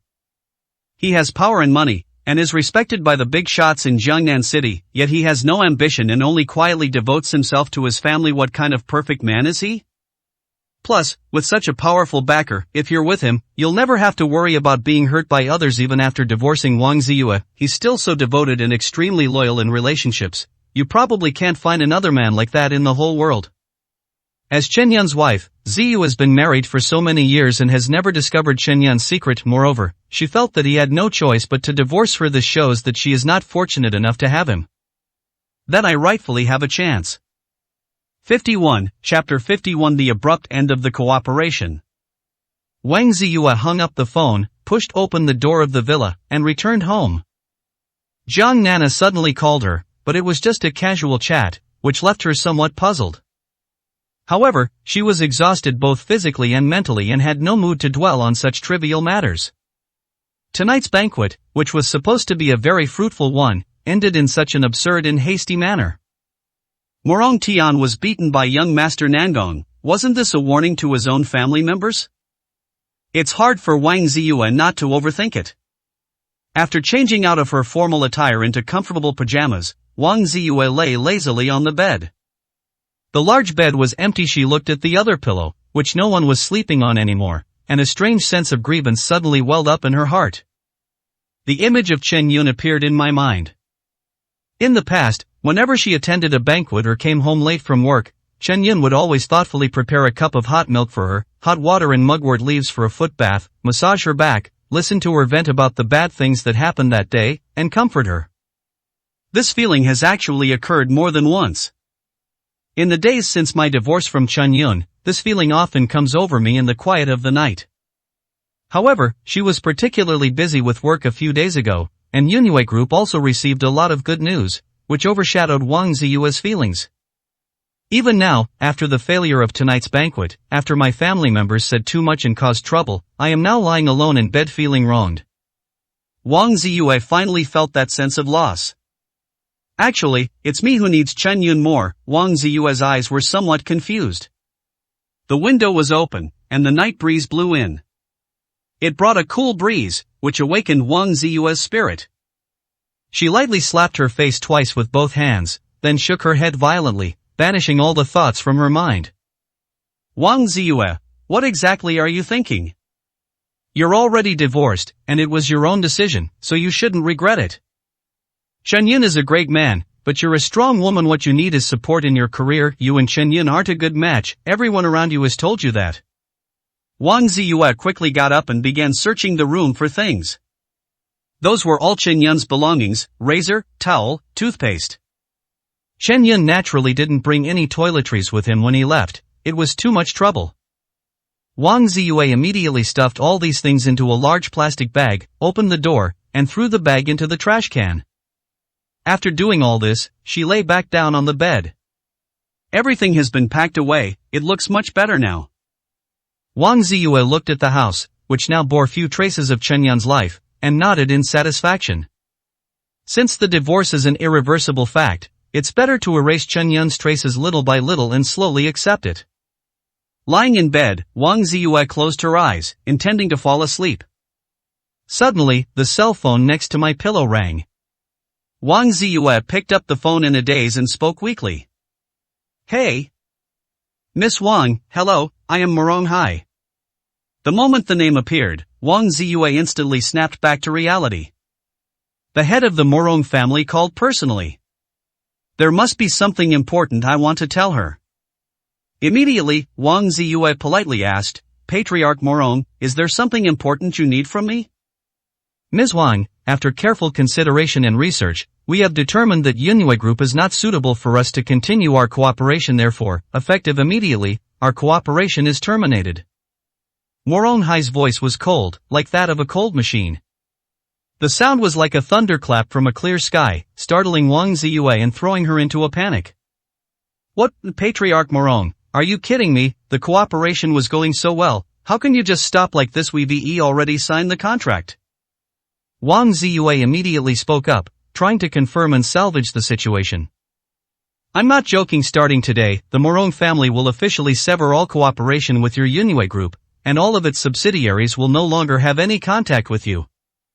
I am naturally aware of the contract details, and the penalty for breach of contract will be credited to my account tomorrow. After saying that, Morong Hai hung up the phone. Snapped. The phone slipped from my hand and fell to the ground, cracking the screen in several places. But Wang Ziyue just stood there, stunned. What is the problem? The contract was clearly being negotiated well. Both Morong Hai and Morong Tian had previously shown considerable enthusiasm for the Wang family. Why did you suddenly change your mind like that? Why did your tone suddenly become so cold? The recent collaboration has proceeded without any issues. Wang Ziyue specifically instructed everyone under Yunue Group to take this matter very seriously. Judging from Morong Hai's tone, he must have done something wrong and offended the Morong family. However, Wang Ziyue racked her brains but couldn't figure out the reason. I didn't do anything wrong at the banquet. It's over now. The project cooperation with the Morong family is the focus of Yunue Group's future project and business development. In order to go all out and ensure the smooth progress of the cooperation, Wang Ziyue even turned down many other cooperation invitations from other companies. Now that this cooperation has ended, Yunue Group will surely suffer a major blow. As for compensation? That amount of money is nothing compared to the project's development prospects. No, I can't give up. A resolute glint flashed in Wang Ziyue's eye. She quickly picked up her cracked phone from the ground and dialed Morong Tian's number. Now, only Morong Tian could possibly tell her what had happened. However, the hope that had just ignited in my heart was extinguished just seconds later. Wang Ziyue made several calls in a row, but each call was hung up as soon as it rang. Morong Tian had blocked her. This means he doesn't want to answer her call. At this point, Wang Ziyue felt dizzy and her world was turning upside down. He felt as if he had been completely drained, losing all his strength. Meanwhile, inside a luxurious presidential suite. Young Master Nangong, I have already informed my staff to terminate all cooperation with Yunue Group. I have also given the order that from today onwards, all of Morong's businesses will no longer have any contact with Yunue Group. Furthermore, I have already given my son a stern reprimand and discipline. He has blocked all of Ms. Wang's contact information and will no longer have any contact with her. What else do you need me to do next? Please tell me. Morong Hai bowed deeply, his attitude extremely respectful. 52, Chapter 52. Another slap. The clear handprint on his face reminded Morong Hai who truly had the right to speak. Without a doubt, Nangong Qing in front of him is the Achilles heel of Morong Hai and even the entire Morong family. Understood. Nangong Qing's tone was calm and even, without the slightest fluctuation. He played with the ring on his right hand, his eyes revealing an unreadable meaning. The termination of cooperation with Wang Ziyue was an order given by Nangong Qing, and this was only the first step he took. After the banquet, he immediately had someone collect relevant information about the Wang family. Although the information was incomplete due to the short time frame, all the key details were included. First of all, the great figure whom the Nangong family revered had inexplicably chosen to become a live-in son-in-law in the Wang family. Throughout his years as a live-in son-in-law, he has always been diligent and conscientious in fulfilling his responsibilities and obligations as a stay-at-home husband, and he has been incredibly considerate towards Wang Ziyue. However, the Wang family interpreted this as a sign of the husband's incompetence, believing that he was unable to work outside and could only demonstrate his value at home in this way. As a result, the Wang family members were very arrogant towards the teacher, and they verbally insulted and ridiculed him for a long time. Now, she is being forced to divorce by the Wang family and kicked out of the house.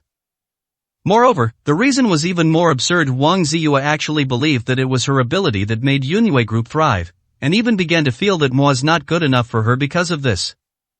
After living together as husband and wife for so many years, she never realized her husband's true identity. Since the founding of Yunue Group, the group has progressed so smoothly, yet she doesn't have any doubts. Instead, she believes it's all due to her own abilities. Although Grandpa did indeed have the Morong family secretly help Yunue Group, as the chairman of such a large company, she couldn't even see that something was amiss. This woman is really too stupid. Now, instead of kicking Mr. Wang out, they're trying to curry favor with Morong Tian. The Wang family is even acting like they're begging for his help. A bunch of fools. Thinking about all this, Nangong Qing felt that the Wang family was truly a bunch of good-for-nothings. These people actually managed to stay with Mer for several years? Even their own grandfather, a big shot in Jinghai City, a man whose every move could make countless places tremble, couldn't even get a chance to meet the gentleman, which he longed for day and night, and these idiots, having such an opportunity, actually mocked and ridiculed him? A piece of trash is indeed a piece of trash. Hearing all this from the side, Moronghai's face showed a look of surprise, yet also a sense of understanding. The key to all the problems lies with that son-in-law of the Wang family. No wonder they had the Morong family secretly help the Yunhui group, no wonder they sent invitations to the Wang family.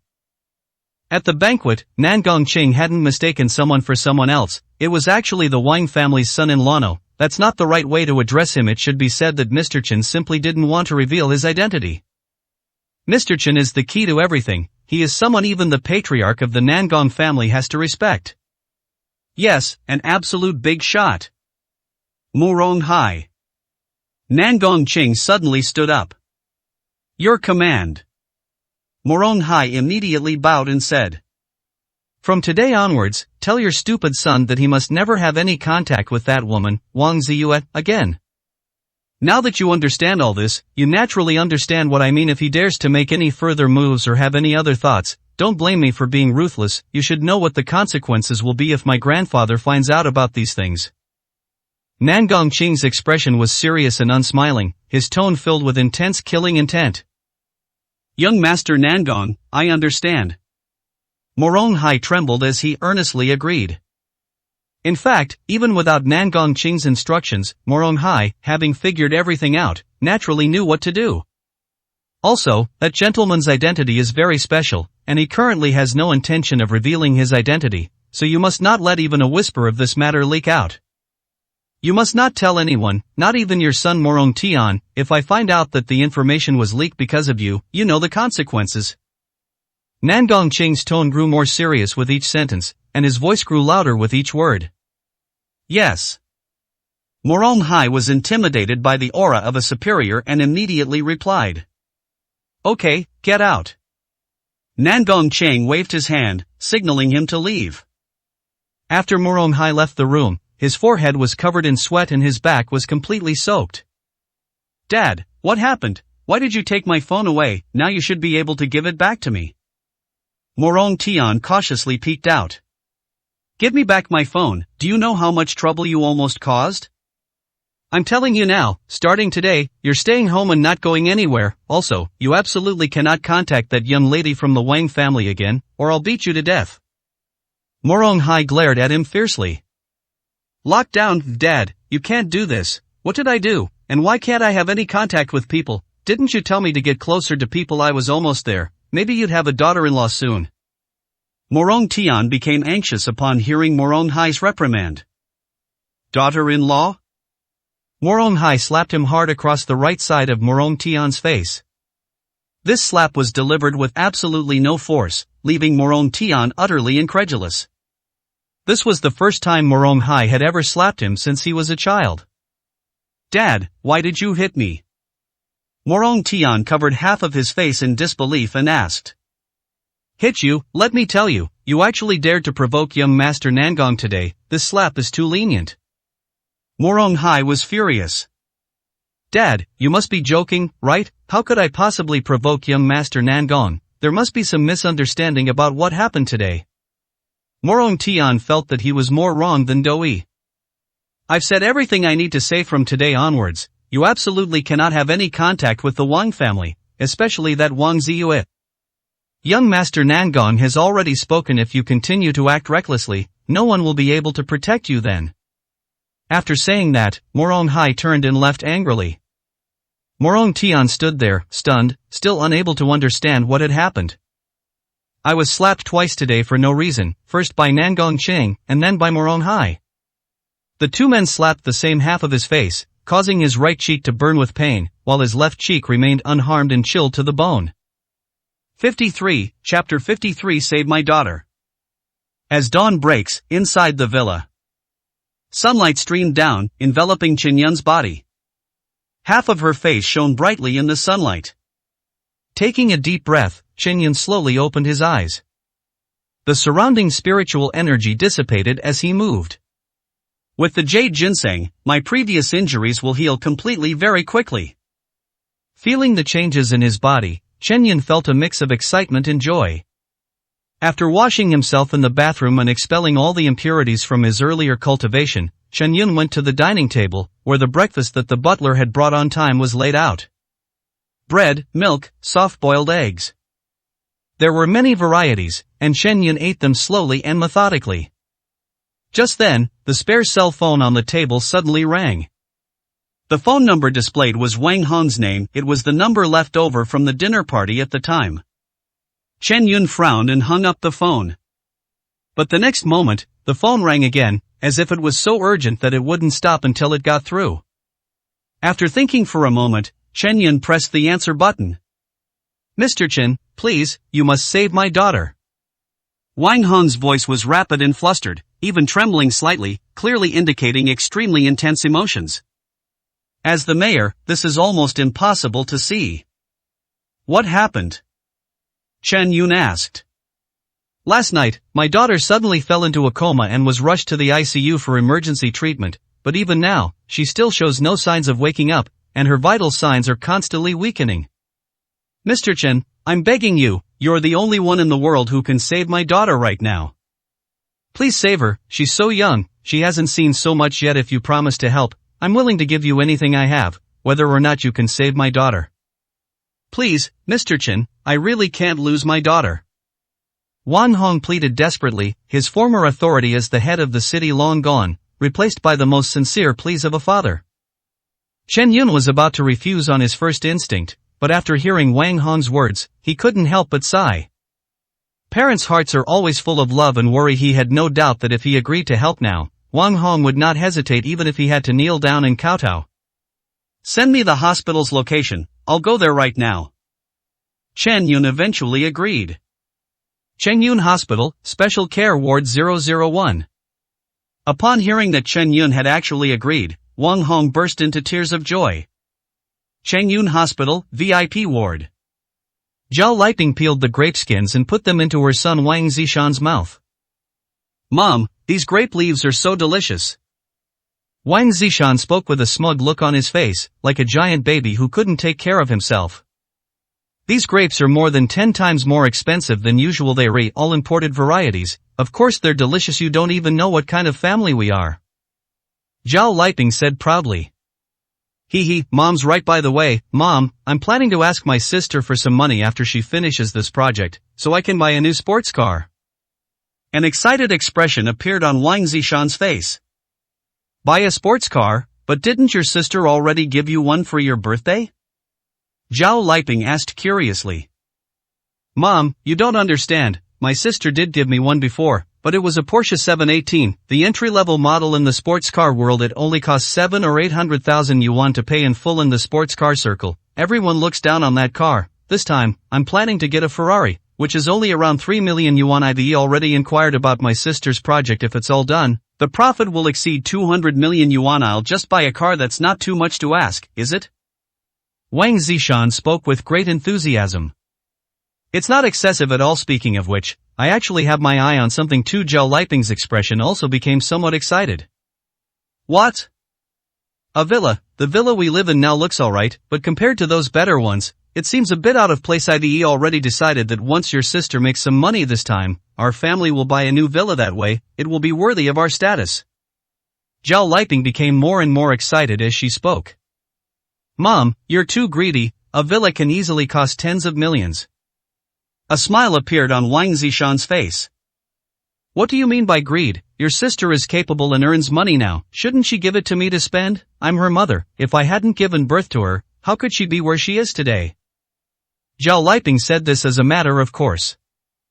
Wang Zishan immediately raised his hand. Mom, you're right, I wholeheartedly agree, but then again, I'm my sister's only brother, so it's only natural that she spends money on me, right? After all, I'm her family. The mother and son looked at each other and smiled. Ever since Wang Ziyue made Yunue Group bigger and bigger and more profitable, everyone in the Wang family wanted to step forward and get a piece of the pie. In their eyes, Wang Ziyue is the Wang family's cash cow. Furthermore, the various values that Zhao Liping and the others had deliberately instilled in Wang Ziyue from childhood made her value family ties exceptionally much, so she tried her best to meet their needs, but overlooked the fact that their demands were growing.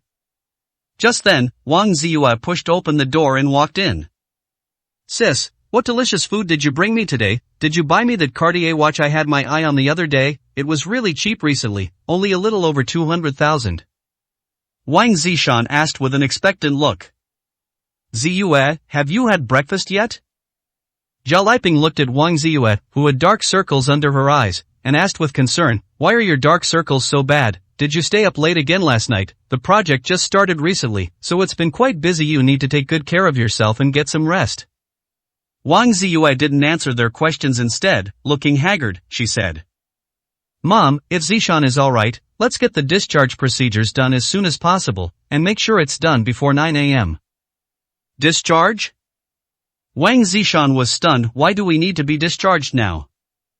During this period, he has been weighted on hand and foot, living a life of unparalleled comfort.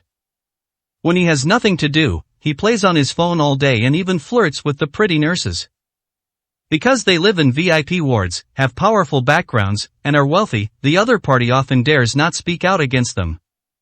This gave Wang Zishan a great sense of satisfaction. But now, Wang Ziyue is actually letting him leave the hospital? No way, we've only been enjoying this carefree life for a few days. Sister, the wound on my face hasn't healed yet, I'm not leaving the hospital. Wang Zishan felt extremely wronged. Your injury isn't serious at all, you can recover at home. Wang Ziyue's attitude was very firm. 54, Chapter 54 Quarrel. Sis, if that's what you mean, then I'll have to ask you some serious questions. Tell me yourself, why was I injured? Whom was I injured because of? It was because of you. I have no complaints about getting injured, but are you trying to use me and then discard me? I'm your own brother. Wang Zishan became more and more agitated as he spoke, and he shouted at Wang Ziyue. Zishan, you're my own brother. Have I ever treated you badly? Wang Ziyue looked at her brother, who was yelling and shouting in front of her, and couldn't hide the disappointment on her face. You're not a child anymore. Can't you be a little more sensible? Be sensible, sis. Why didn't you say anything when your good-for-nothing ex-husband hit me? Now that it's all happened, you're blaming me for being sensible. How can you treat your own brother like this? Wang Zishan's facial muscles twitched. How did you become like this? Looking at her unfamiliar younger brother, whose expression seemed to be that of someone looking at an enemy, Wang Ziyue raised her hand, as if she were about to slap him at any moment. You actually wanna hit me, Mom? Take a good look at this. This is your good daughter. She's used to swaggering around as a CEO outside, and now she's even coming home to show off her power. Wang Zishan roared, the title sister has been replaced with the unfamiliar you. Upon hearing this, Zhao Liping naturally couldn't sit still. She immediately stood up and stood between the two of them, looking at Wang Ziyue and shouting, Ziyue, this is your own brother. What do you think you're doing? He didn't do anything wrong. He can just talk. Why did you have to hit him? The biased tone and demeanor brought a bitter smile to Wang Ziyue's lips. Mom, Zishan has grown up, not a child anymore. You can't keep spoiling him and favoring him like this. With nowhere to vent his emotions, he went to the hospital to see his family, but instead, it created new conflicts. Wang Ziyue felt as if all her energy had been drained, and she sat down weakly in the chair. At this moment, seeing her daughter's distraught appearance, Zhao Liping finally realized that something was wrong with her emotions and that something must have happened. Ziyue, has something happened? Zhao Liping asked. Wang Ziyue looked up at her, and after a moment of eye contact, she didn't say anything. Instead, she took out her phone from her pocket and held the screen up to Zhao Liping's face. Despite the brief message, Zhao Liping stared blankly at it for a long time, unable to utter a single word. What happened? Seeing the despair on his mother's and sister's faces, even the most foolish Wang Zishan finally realized something was wrong. He rolled over and got off the hospital bed, then leaned close to his phone screen and subconsciously read aloud. All industries and companies under the Morone Group will sever all ties with the Yunue Group. The recently signed project is void, and the penalty for breach of contract has already been paid. How can this be? Wang Zishan stared wide-eyed, his face filled with disbelief. At the same time, the news broadcast started on the television in the VIP ward. A large group of reporters, carrying cameras and microphones, snapped photos indiscriminately at the podium. Morone Hai, dressed in a formal suit, had a solemn expression. A corporate project worth tens of billions of yuan that was about to commence has been shelved indefinitely due to unforeseen circumstances. Furthermore, the Morong family announces that it will officially cease cooperation with the Yunwei Group from this day forward. Seeing the news, Zhao Liping panicked completely. Daughter, what exactly happened? The cooperation was going so well. Weren't we having a great chat with the Morong family head at the banquet yesterday? Why did the cooperation suddenly end? Around one amless night, the head of the Morong family suddenly called me and said that he wanted to immediately terminate all cooperation with us and that it would never continue in the future. He did not give any reason or explanation, he just unilaterally terminated it. In fact, the project's penalty for breach of contract was already deposited into the group's account this morning. And as you can see now, he immediately notified reporters to hold a press conference, specifically telling everyone that he was terminating cooperation with us. This was a deliberate signal that the Morong family and our Yunwei group had a huge conflict, forcing everyone to choose sides. Almost all the people I met at last night's banquet have important connections with the Morong family, which means all our efforts have been in vain. Wang Ziyue spoke in despair. Why would they suddenly terminate the cooperation, sis? You should call and ask young Master Morong. He's the heir to the Morong family and he's clearly trying to woo you, he must know the reason. Wang Zishan became anxious. He was just looking forward to driving a Ferrari, but if the project fails, all of this will be for naught. Great idea. Zhao Liping's eyes lit up, and she exclaimed, Zishan is right, young Master Morong must know the reason. Go ask him. At worst, give him a little something. It's nothing, compared to the entire group, it's nothing. Give him a little treat. Wang Ziyue was too exhausted to say anything more. I contacted him last night, and he blocked all my contact methods. He was clearly avoiding me on purpose. It's all over, Zhao Liping sighed to the sky, her face full of sorrow. She could tell just by looking at how much importance Wang Ziyue placed on this project. It is no exaggeration to say that if this project succeeds, the Wang family will rise to the top and become a true elite family in Jiangnan City. To this end, Wang Ziyue had already turned down many other projects and collaborations, devoting all her energy to this matter. However, the project has now ended for no apparent reason. Such a huge loss could even cause Yunwei Group's cash flow to break down. In the short term, if no new projects come to its rescue, Yunwei Group may really be doomed. Sis, you have to think of something, we can't just sit here like this. Wang Zishan grew anxious and hurriedly urged them on. But he knows nothing about business, he's just a money grubber. No matter how urgent things are now, all he can do is urge Wang Ziyue. Of course I won't sit idly by and wait to die. Wang Ziyue gritted her teeth. No matter what, the sudden termination of the project deserves an explanation from the Morong family head. I'll personally go there later and make sure I find out the reason. But now, you need to move out of the ward immediately. The project has run into problems, and the cash flow is starting to get tight. We absolutely cannot continue to spend money recklessly like this. Okay, I'll go get discharged right now and go home immediately. Wang Zishan nodded repeatedly. 55, Chapter 55 Chance Encounter. He was well aware of the importance of the cash flow concept. Having money means there are only two ways to increase revenue and reduce expenditure. Now that the project is in a panic, increasing revenue is out of the question, so the only option is to reduce expenditure and control expenses. If they continue to squander their wealth, the group will eventually go bankrupt, and the Wang family will truly fall into ruin. That would completely destroy Wang Zishan's carefree life of driving sports cars, living in villas, and spending money like water. In its place would be the same family that lived a miserable life many years ago, crammed into a dilapidated old house. The thought of going from extravagance to frugality terrifies Wang Zishan. Okay mom, go and get Zishan discharged from the hospital now. Try to be quick and get it done before 9 o'clock. They won't charge you for today's fees, you only have half an hour left.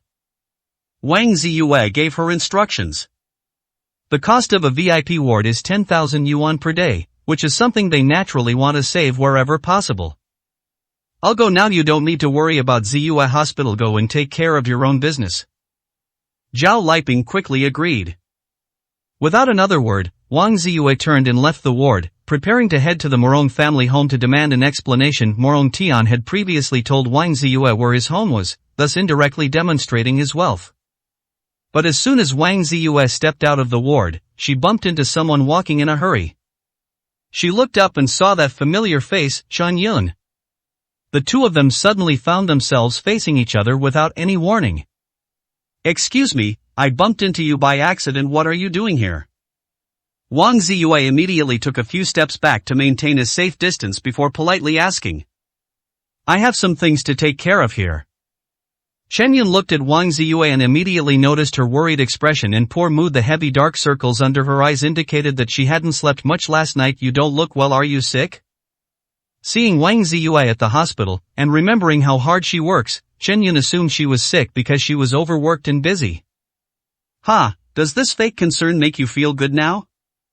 Wang Ziyue gave a cold laugh, her expression bleak. Hypocritically? Chen Yun frowned. Isn't that right? The news has already been released. Yes, the Morong family has indeed terminated its cooperation with the Yunwei group. Isn't this what you wanted to see? I chose to divorce you because of the company, and now, not long after, our business is facing a major crisis and has even been unable to recover. Wang Ziyue's chest heaved violently. The Morong family and Yunwei group have terminated their cooperation. Chen Yun was somewhat surprised, as he hadn't seen this news. I had just gotten up and finished breakfast when I received a call from Wang Hong, so I rushed to the hospital. Wang Hong originally planned to send someone to pick him up, but Chen Yun, in order to save time, chose to come himself. But this expression seemed even more fake to Wang Ziyue. Your acting is absolutely terrible. Instead of putting on this hypocritical act and being a charlatan, why don't you show your true colors, laugh at me, and be a real villain? If you do this, at least I'll look at you with more respect. Wang Ziyue smiled coldly. What good does it do me to laugh at you? Chen Yun countered with a question. You just want to see me in despair and helplessness, want to see me cry and apologize to you, begging for your forgiveness in such a pathetic way, to cry and say that I can't live without you. Chen Yun, you're overthinking it. I will never regret my choice. I am invincible, and I can live a good life on my own. Wang Ziyue gritted her teeth, forcing a proud expression. Looking at the woman's bluffing demeanor, Chen Yun could sense her true helplessness at that moment. After so many years of relationship, he still couldn't completely let go. Ziyue, if you need help, just ask, I can help you, Chen Yun said. Help me, with your abilities? Can you stop joking around? Wang Ziyue said coldly, Chen Yun, do you know, every time I see you, something bad always happens to me. When I ran into you at the hotel, I was severely scolded by Mayor Wang and the head of the Chang family. Everything was going smoothly at the banquet, but then young Master Nangong suddenly flew into a rage at Morong Tian, ruining the entire event. There are just far too many cases like this. Wang Ziyue paused for a moment, staring intently at Chen Yun. Fine, didn't you say you were going to help me? Then from this moment on, I'm begging you, please never appear in front of me again. After saying that, Wang Ziyue turned around and left coldly. Chen Yun opened his mouth, but ultimately did not choose to stop Wang Ziyue. Having known each other for so many years, Chen Yun knew Wang Ziyue's personality better than anyone else. She's too proud and stubborn.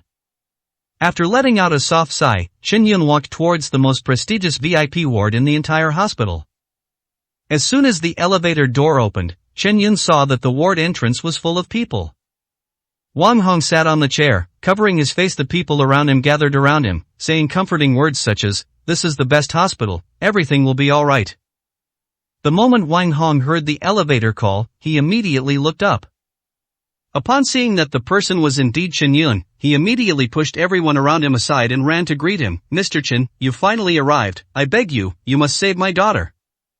Wang Hong's eyes were red and swollen. His face, though over 40 years old, was covered in tear stains. His hair was messy and even a little oily, and he had very dark circles under his eyes. He was in a very bad mental state.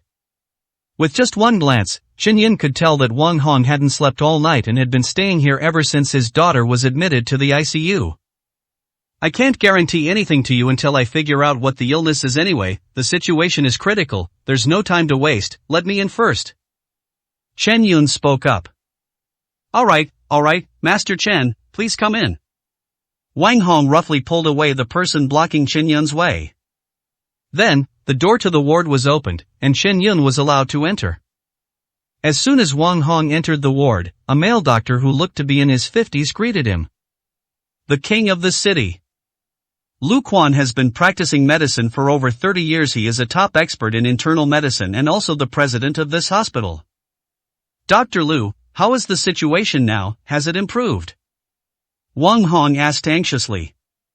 Lu Quan shook his head, his expression extremely grave. It's been almost 7 hours since the rescue began, but your daughter's condition is very poor. She remains unconscious, and according to the equipment, her vital signs are still weakening.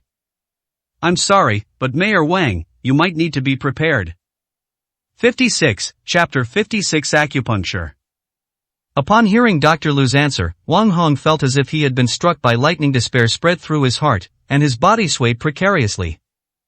He turned his head and looked at Chen Yun with an almost pleading, hopeful gaze. Chen Yun understood his meaning, turned to Dr. Lu, and asked, "Time is of the essence. Tell me all the important information about the patient immediately." Hearing such an almost commanding tone, Lu Quan felt somewhat displeased. Where did this kid come from? This is a special care ward, and patients are receiving treatment here. Logically speaking, no one except nurses and doctors is qualified to enter here. Wang Hong was only able to make an exception because of his status as the mayor, but what gives this kid the right? Moreover, this guy didn't even say hello after entering the room, and just started giving orders straight away. They completely disregard their position as dean. Dean Lu, this is the sage of medicine, Dr. Chen, whose medical skills are extremely superb. Previously, it was physician Chen who cured Patriarch Cheng's illness. Wang Hong immediately spoke up. Hello. Upon hearing Wang Hong speak, Lu Quan pretended to greet him politely. But in his heart he was quite disdainful. He looks no more than 30 years old, but in the medical field he's practically a greenhorn. How many years of medical study experience can such a person have, and how many years of actual experience treating patients? How dare they call themselves the sage of medicine? Do they even know how sacred that title is? Wang Hong was simply grasping at straws in his desperation. Did he, the hospital director, really think he was inferior to such a young upstart? Of course, no matter how much he grumbled in his heart, Lu Quan knew that since Wang Hong had spoken, he couldn't refuse. He immediately explained the patient's condition to Chen Yun. After he finished speaking, Lu Quan voluntarily stood aside and decided not to do anything. That way, if any problems arise later, Lu Quan won't be implicated. Chen Yun walked to the bedside and turned to look at the patient. Wang Xianyu, Wang Hong's biological daughter and only son. The girl was only about 15 or 16 years old. She should have been studying hard and was at the prime of her life, but she suffered from illness for many years. At this moment, her face was sunken and extremely pale. Her delicate eyelashes trembled slightly. Various testing instruments were connected to her body, making her look like a lab rat. On the most advanced cardiac monitor next to her, Wang Xianyu's condition was quite bad. The heart rate was very weak and was decreasing at a slow but steady pace. Without a doubt, she's barely hanging on by a thread right now. Chen Yun extended his right hand, placed his palm on the girl's wrist, and began to take her pulse. The ward was silent, no one spoke at this moment. A few minutes later, Chen Yun withdrew his hand. Wang Hong immediately asked anxiously, "Medical sage Chen, how is the situation?" "Very bad." Chen Yun shook his head with a solemn expression. Lu Quan scoffed inwardly, thinking, isn't this just nonsense? Even a blind person could tell that the situation is bad. "Dr. Chen, I beg you, please save my daughter no matter what it takes. Moreover, no matter how low the success rate is, even if the treatment fails later, I will absolutely not hold you responsible in the slightest. I will just consider it my daughter's fate." Wang Hong panicked completely. He desperately wanted to hear any suggestion from Chen Yun. Even if the success rate was less than 1%, it was still better than having no hope at all. He even added the following words to dispel any concerns Chen Yun might have. "I'll give it a try." Chen Yun nodded. Then, he took out a ball of white coarse cloth from his pocket. After the cloth was fully unfolded, dozens of silver needles of varying lengths were revealed inside. Seeing this, Lu Quan's disdain reached its peak. As a proponent of Western medicine, Lu Quan only believes in instruments and science. With modern technology having advanced to such a high level, various therapeutic instruments have long since replaced ancient methods like acupuncture needles. This is simply a product abandoned by the times. Chen Yun stood solemnly by the hospital bed, his focus intense. He picked up the sterilized silver needles and slowly placed them on Wang Xianyu's forehead, specifically targeting the corresponding areas. And many more. Lu Quan suddenly shouted, stopping Chen Yun's actions. What's the matter? Chen Yun frowned. He hated this kind of sudden behavior. Acupuncture treatment requires complete concentration and cannot be relaxed in the slightest, which requires a sufficiently quiet external environment. It's just that he hasn't started acupuncture yet. If he had shouted that during the acupuncture session, the consequences would have been unimaginable. You can't stab her like that, you'll hurt Wang Qianjin's head. Lu Quan quickly spoke up. Head injury. Upon hearing these words, Wang Hong, who was eager to save his daughter, hesitated. The brain is a very fragile organ, containing a large number of nerves. Even a slight injury can turn a person into an idiot. Dr. Lu, at this point, even if the head isn't injured, do you really think the condition will improve? Chen Yun said coldly. Lu Quan fell silent. Indeed, what use is a perfectly intact head when someone is about to die? The situation couldn't possibly get any worse. Without saying another word, Chen Yun immediately and decisively took action. The silver needle was precisely inserted into Wang Xianyu's Baihui acupoint. Without pausing, Chen Yun picked up the silver needles one by one and inserted them into the other acupoints. The moment the silver needles were inserted, an invisible spiritual energy surged from Chen Yun's body and flowed into Wang Xianyu's body. This acupuncture technique is called spirit awakening. The user must insert all the silver needles into the patient's acupoints with perfect accuracy, and at the moment the silver needles penetrate the flesh, they must simultaneously control the influx of spiritual energy. It cannot be too much or too little. The slightest error will cause the patient to die instantly. Therefore, this acupuncture technique places extremely high demands on the user and also greatly depletes the practitioner's spiritual energy and mental strength. After just 8 needles, Chen Yun was already drenched in sweat, his back was soaked with cold sweat, and his face began to turn pale. Master Chen, would you like to take a rest? Wang Hong cautiously asked. This set of acupuncture techniques must not be interrupted, it must be completed in one go. Chen Yun's expression was solemn as he rejected Wang Hong's suggestion. He took out the 9th silver needle from the bundle of cloth, forced himself to concentrate again, and continued. The ward was extremely quiet, everyone present was even breathing cautiously. Lu Quan also kept his mouth tightly shut, not making a sound. Although he looked down on Chen Yun from the bottom of his heart, he would never do anything to obstruct him at such a critical moment. 57, Chapter 57 Please Sorrow. As the silver needles fell one by one, Chen Yun's face grew paler and paler, and his overall mental state visibly suffered a great loss.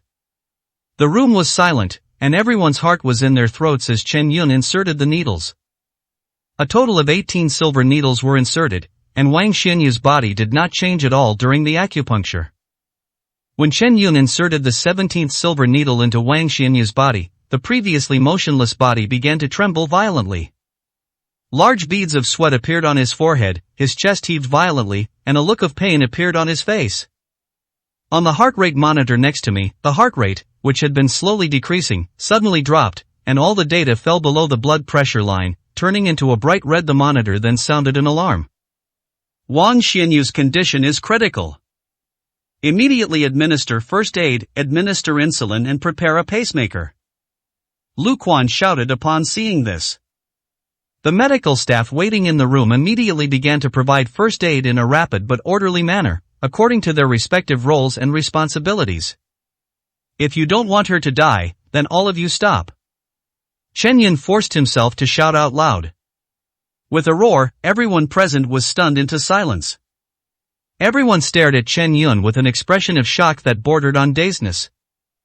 In a life-or-death moment, racing against time is like a race against death at such times. Every second is extremely precious. Why would this guy dare to say such a thing? There was no time to explain. Chen Yun took a deep breath, mustered his strength, and forcefully calmed himself down with a sudden burst of power in his slightly trembling right hand. Then, holding his breath and focusing his mind, he precisely inserted the last silver needle into the last acupoint on Wang Xianyu's chest. 18 needles inserted, life force manifests, death dissipates, and the soul returns. This is called awakening the spirit. In an instant, Wang Xinyu's heaving chest calmed down, and the pain on her face slowly faded, replaced by a peaceful tranquility. Chen Yun kept his right index finger pressed on the end of the 18th silver needle and did not retract it. The spiritual energy within her body surged wildly, and the invisible spiritual energy entered Wang Xinyu's body through the silver needles. Several minutes passed, and Chen Yun slowly released his grip, his spiritual energy completely depleted. He was swaying uncontrollably, his body trembling, as if his soul had been hollowed out. On the heart rate monitor next to her, the line representing Wang Xinyu's heart rate had completely changed from its previous ups and downs to a straight line. Drop. The instrument emitted a sound, as if announcing Wang Xinyu's complete death. Chen Yun's eyes were fixed on Wang Xinyu, who lay motionless on the hospital bed. Whether she can be saved depends on the effect of this last injection. The room was so oppressive it was suffocating, no one dared to breathe, they just stared silently at the girl on the hospital bed. Wang Hong's body swayed precariously, his eyes brimming with tears. His body leaned slightly forward, as if he wanted to pounce, but he forcibly stopped in place. He covered his mouth tightly with his right hand, forcing himself not to make a sound. 1 minute. 5 minutes. 10 minutes. Time slips away bit by bit, and every extra second means that hope is eroded a little more. Wang Xinyu remained motionless on the hospital bed, showing no signs of even blinking, looking completely like a corpse. At this point, it seemed that everything was already set in stone. Lu Quan sighed and looked at Wang Hong. Mayor Wang, things have come to this point, and I'm afraid there's really no way to turn things around. Your daughter may have already. Please accept my condolences. Tears finally welled up in Wang Hong's eyes, and his whole body trembled violently. He opened his mouth, wanting to say something, but in the end, he couldn't utter a single word. Words are utterly inadequate in the face of life and death. After so many years of hardship and suffering, their daughter had endured so much illness. They finally met Master Chen, hoping for a cure, but in the end, it was still a case of the elderly outliving their children. Wang Hong was filled with resentment, his heart surging with hatred, yet he had nowhere to vent it. He hated the injustice of the world. His daughter was so lovely, so young, and so kind, yet she had to suffer such treatment. Mayor Wang, things have come to this point. In my opinion, we should first place your daughter's body in the morgue. Respect for the deceased is paramount. Keeping her here any longer would be extremely disrespectful. Lu Quan spoke cautiously. That's it. Everything has come to this point. You can handle the rest. Wang Hong could only nod helplessly. Mayor, rest assured, I will personally take charge of the entire process and arrange for proper personnel to take care of you. Lu Quan immediately gave his assurance, then waved his hand, and the medical staff in the ward were about to step forward. Hold on. Chen Yun's voice was somewhat weak. Wait a little longer. What exactly do you mean? Hearing these words of obstruction, Lu Quan became furious. Previously, Wang Qinjin's condition was not good, but at least there was still time and a possibility of rescue. You suddenly appeared, and without even hearing my description of the patient's condition, you immediately wanted to treat her with your broken silver needles. Such reckless and thoughtless behavior is tantamount to endangering lives. Yes, Mayor Wang assured you that he would not blame you no matter what the outcome. But you can't act recklessly just because you have a get-out-of-jail-free card. The die is cast, and it's all too late. You're even trying to obstruct the proper handling of Wang Qinjin's remains. What exactly are you up to, Mr. Chen? Let me tell you, this is a hospital, and I am the director. You have no right to boss people around here. Lu Quan's tone was very unpleasant. He'll wake up soon, Chen Yun replied casually. Ha, utter nonsense, complete rubbish. Lu Quan laughed angrily. All the instruments used in the special care ward are the most advanced, and can be said to be the most accurate instruments in the world. The heart rate and vital signs have been zero for more than 10 minutes. Medically speaking, the patient has been declared dead, and there is absolutely no possibility of resuscitation. At this point, it's no exaggeration to say that even a god wouldn't have a chance to defy fate. Lu Quan even started roaring. He has practiced medicine for decades and climbed step by step to become the hospital director. Today he is a truly talented person, not someone who engages in deception. How can someone wake up after their heart has stopped beating for more than 10 minutes? This statement is simply wishful thinking. 58, Chapter 58 Dean, she's awake. As the head of an academy, and as someone who has enough admiration and trust in science, how could I allow Chen Yun to spout nonsense here? The next moment, the trembling voices of other medical staff echoed in the ward. Dean, she moved. What did you say? Lu Quan was instantly startled. He immediately turned his head and stared intently at Wang Xianyu on the hospital bed. Wang Hong also staggered to the bedside, his voice filled with hope. Xiaoyu, are you awake? Xiaoyu, can you hear me? I'm your dad. If you can hear me, please move a little, okay? After saying that, Wang Hong looked at his daughter's finger and found that her index finger had actually moved slightly. Although the movement was very slight, everyone in the ward noticed it. After all, the miracle of being brought back from the dead had already captured all their attention. Lu Quan immediately gasped. How could this happen? Dean, the patient's heart rate has started beating and is steadily increasing. In addition, all indicators, including blood pressure, are gradually returning to normal. The medical staff standing nearby stared at the various instruments used to monitor physical conditions and exclaimed in disbelief. Lu Quan was completely speechless. How could a person's heart stop beating for more than 10 minutes and then return to normal? This completely shattered Lu Quan's decades-long understanding of medicine. It's utterly unscientific. The medical staff sprang into action again, quickly conducting various examinations on Wang Xianyu and arriving at an answer that astonished everyone. The patient's vital signs have all returned to normal, and the related illness seems to have even been resolved. At this moment, an undeniable fact was suddenly presented to everyone: the patient had truly come back from the dead. Master Chen, I will never forget your great kindness and virtue. Please accept my bow. Overjoyed, Wang Hong burst into tears and was about to kneel down before Chen Yun. Saving a life is better than building a 7-story pagoda, not to mention the hearts of parents all over the world. You don't need to do this. Chen Yun reached out and lifted Wang Hong up before he knelt down. Master Chen, if it weren't for you today, my daughter would surely be doomed. Without my daughter, I truly don't know how I would live my life. Therefore, from today onwards, you are the savior of my entire Wang family in the future. If you need anything, just let me know, and I, Wang Hong, will go through fire and water for you. Wang Hong spoke solemnly. The value behind such a significant commitment made by the mayor of a city is simply immeasurable. Everyone present looked at Chen Yun with envy, believing that such a promise would surely lead Chen Yun to great heights in the future. But then, envy turned into admiration. It's only natural that someone with such uncanny medical skills would receive any promises. It was Chen Yun who demonstrated his value that earned him Wang Hong's respect.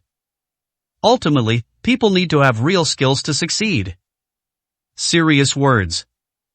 Chen Yun said calmly, although her breathing has returned to normal, it only means her life is out of danger. To truly eradicate the problem completely, we still need to find some appropriate medications. Moreover, these drugs are of great value and are probably quite difficult to find. Please enlighten me, Master Chen. No matter what kind of medicine it is, I will use all resources and spare no expense to find it. Wang Hong's expression was solemn. Just then, Lu Quan began to lose control of his excitement. Master Chen, I misjudged you earlier and was disrespectful to you. I sincerely apologize. I wonder if we could invite you to our hospital to hold consultations and pass on your medical experience and insights to younger doctors. Your treatment today is nothing short of a miracle. I've never heard of anything like it in all my decades of medical practice. On behalf of the hospital, I'm willing to offer you a multi-million-dollar annual salary. You can choose from several properties across the country, and we'll provide you with all the necessary transportation. Furthermore, you can decide your appointment schedule. You only need to come to our hospital twice a month to share your experiences. Additionally, we have some patients with special conditions who we hope you can come to. It would be a loss to the entire medical field if someone as talented as you didn't enter it. Lu Quan offered extremely generous terms, allowing the patient to choose any property nationwide, a condition that was simply impossible and no hospital could possibly offer. But Lu Quan still spoke up, because he knew all too well Chen Yun's value. A doctor who can truly bring patients back from the dead, relying solely on acupuncture without any external instruments, is simply a miracle. If you were to tell any hospital in the country about today's treatment process, they would undoubtedly offer extremely generous terms to invite Chen Yun to practice medicine there. Lu Quan could propose cooperation with these hospitals, thereby making them willing to take responsibility for the properties Chen Yun had chosen, which is why he dared to agree. Not interested in. Chen Yun glanced at Lu Quan indifferently and refused without the slightest hesitation. Aren't you really going to reconsider? Lu Quan was somewhat taken aback. Chen Yun's refusal was far too decisive. Do you have any concerns? Please feel free to speak your mind if you have any questions. If you are not satisfied with the compensation, any requests can be discussed. Our hospital will definitely show the utmost sincerity. Lu Quan had no intention of giving up so easily and continued to try to persuade them. It wasn't that he was impatient, but rather that someone like Chen Yun was simply unheard of. As the hospital director, he understood better than anyone how valuable Chen Yun was. For a hospital, having a highly skilled doctor is far more important than having tens of millions of dollars worth of expensive equipment. It's a living advertisement, something that no other hospital can replicate. If Chen Yun agrees to become a top-level expert, the hospital's influence will radiate directly from Jiangnan City to the whole country and even the world. A doctor with such godlike skills is enough to make medical professionals from all over the country and the world flock to learn from him. This will greatly enhance the hospital's reputation. The pay is very good, but I'm really not interested in this matter. Chen Yun shook his head, his tone calm. Losing a talent like you is truly a loss for the entire medical community. Lu Quan could tell that Chen Yun really didn't want to join, so he can only sigh. Mayor Wang, next, you need to send someone to find the medicines on this prescription. These medicines are very valuable, and more importantly, they are not common, so it will probably take a lot of effort to find them. After you find all the medicinal herbs, boil them according to the method I wrote down, twice a day, and the disease will be cured in about 2 months. 59, Chapter 59, all at your fingertips. Chen Yun took out paper and pen and wrote down the necessary herbs and precautions on them. Thank you, Master Chen. Wang Hong gratefully accepted the prescription. The patient should be fine now. I need to find a quiet place to rest. Chen Yun spoke up. Using this set of acupuncture techniques is extremely taxing on one's energy and spirit. In addition, his old injuries have not yet healed. Forcibly activating all the spiritual energy in his body even caused the old injuries to show signs of being aggravated. He must rest well and consolidate his body. Thank you for your hard work, Master Chen. I have booked the entire top floor. You can choose any room to rest. I will arrange the staff. Please feel free to ask if you need anything. Wang Hong spoke respectfully. It is good. Chen Yun nodded, got up and left the room, then casually chose another ward and went inside. After Chen Yun had completely left and Lu Quan was sure he could hear nothing more, Lu Quan, his face full of resentment, finally spoke up. This young man is far too arrogant. Lu Quan, what do you mean by that? Wang Hong's face instantly darkened. If it weren't for Chen Yun, his daughter would have been doomed today. Saying that Chen Yun was the Wang family's savior was no compliment. Therefore, Wang Hong would never allow anyone to slander Master Chen in front of him. Hearing Wang Hong's serious yet reprimanding tone, Lu Quan instantly snapped out of his daze and quickly said, Mayor Wang, I didn't express myself clearly. What I actually meant to say was that Mr. Chen's medical skills are superb, his medical expertise is unmatched, and he has a somewhat arrogant personality. Which truly capable person in this world isn't arrogant? If they were like everyone else, how could a genius be called a genius? Wang Hong gave Lu Quan a cold look, his tone carrying a strong warning. Lu Quan, you are the dean, that's true, but I think I must give you a good reminder. Your so-called dean status has no value or meaning to Master Chen. He doesn't need any special respect from you because of it. Furthermore, I know exactly what you're planning. You just want to use Master Chen's medical skills to collaborate with other hospitals and elevate the status of the entire hospital, but I advise you to give up on these ideas. Master Chen doesn't care about those so-called generous benefits you propose. These things are just easy for Master Chen to obtain. Lu Quan bowed with an embarrassed smile. Yes, Mayor Wang is right. I was ignorant and presumptuous. The other medical staff in the ward looked at each other in bewilderment. Indeed, whoever has power has the right to speak. The hospital director usually acts arrogantly in the hospital, but now he's behaving like a grandson in front of the mayor. The mayor, because of Master Chen, a young man, didn't even give the dean the slightest bit of face. Oh, if only I had such medical skills. Everyone sighed deeply. In the ward, after circulating his spiritual energy for several full cycles, Chen Yun's spiritual energy was finally restored to a reasonable level. When he opened his eyes again, his pupils shone brightly, his eyes sparkling and shining. Night had fallen, and the clear light of the full moon shone down. Chen Yun got out of bed, intending to go out for dinner. As soon as he pushed open the door, the scene in front of him startled Chen Yun. A large group of people had gathered outside the door, all dressed in suits and ties, looking quite distinguished and clearly not ordinary people. "Greetings, Master Chen." The moment they saw Chen Yun, the group immediately bowed deeply. Each of them had a solemn expression and moved in perfect unison, which was quite impressive. Chen Yun frowned. He had never seen this group of people before. Why were they here? When did they arrive? What was their purpose? Has Master Chen rested well? Wang Hong's voice came from the ward next door. Then, the door opened, and the crowd parted to make way for Wang Hong. Standing at the front, Wang Hong pointed to a somewhat overweight middle-aged man at the very front of the crowd and said, "Master Chen, let me introduce you. This is Zhang He, the president of Jinfu Bank in Jiangnan City. Jinfu Bank is one of the top banks in Jiangnan City, with nearly tens of billions of yuan in liquid funds." "Hello, Master Chen." Zhang He immediately bowed. Chen Yun remained silent, waiting for what would happen next.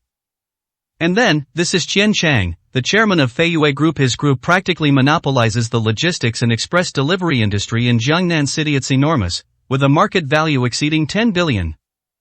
Wang Hong then looked at another thin man. "Hello, Master Chen." Qian Chang said politely. "Who is this? Who is this?"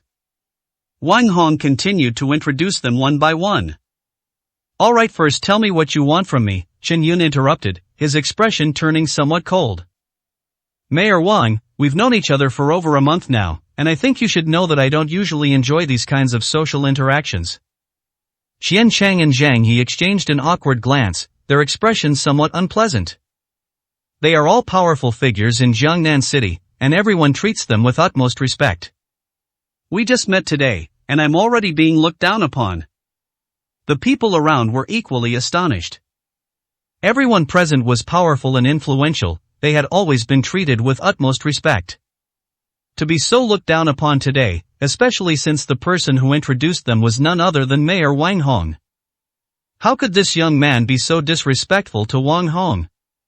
Such behavior is extremely impolite.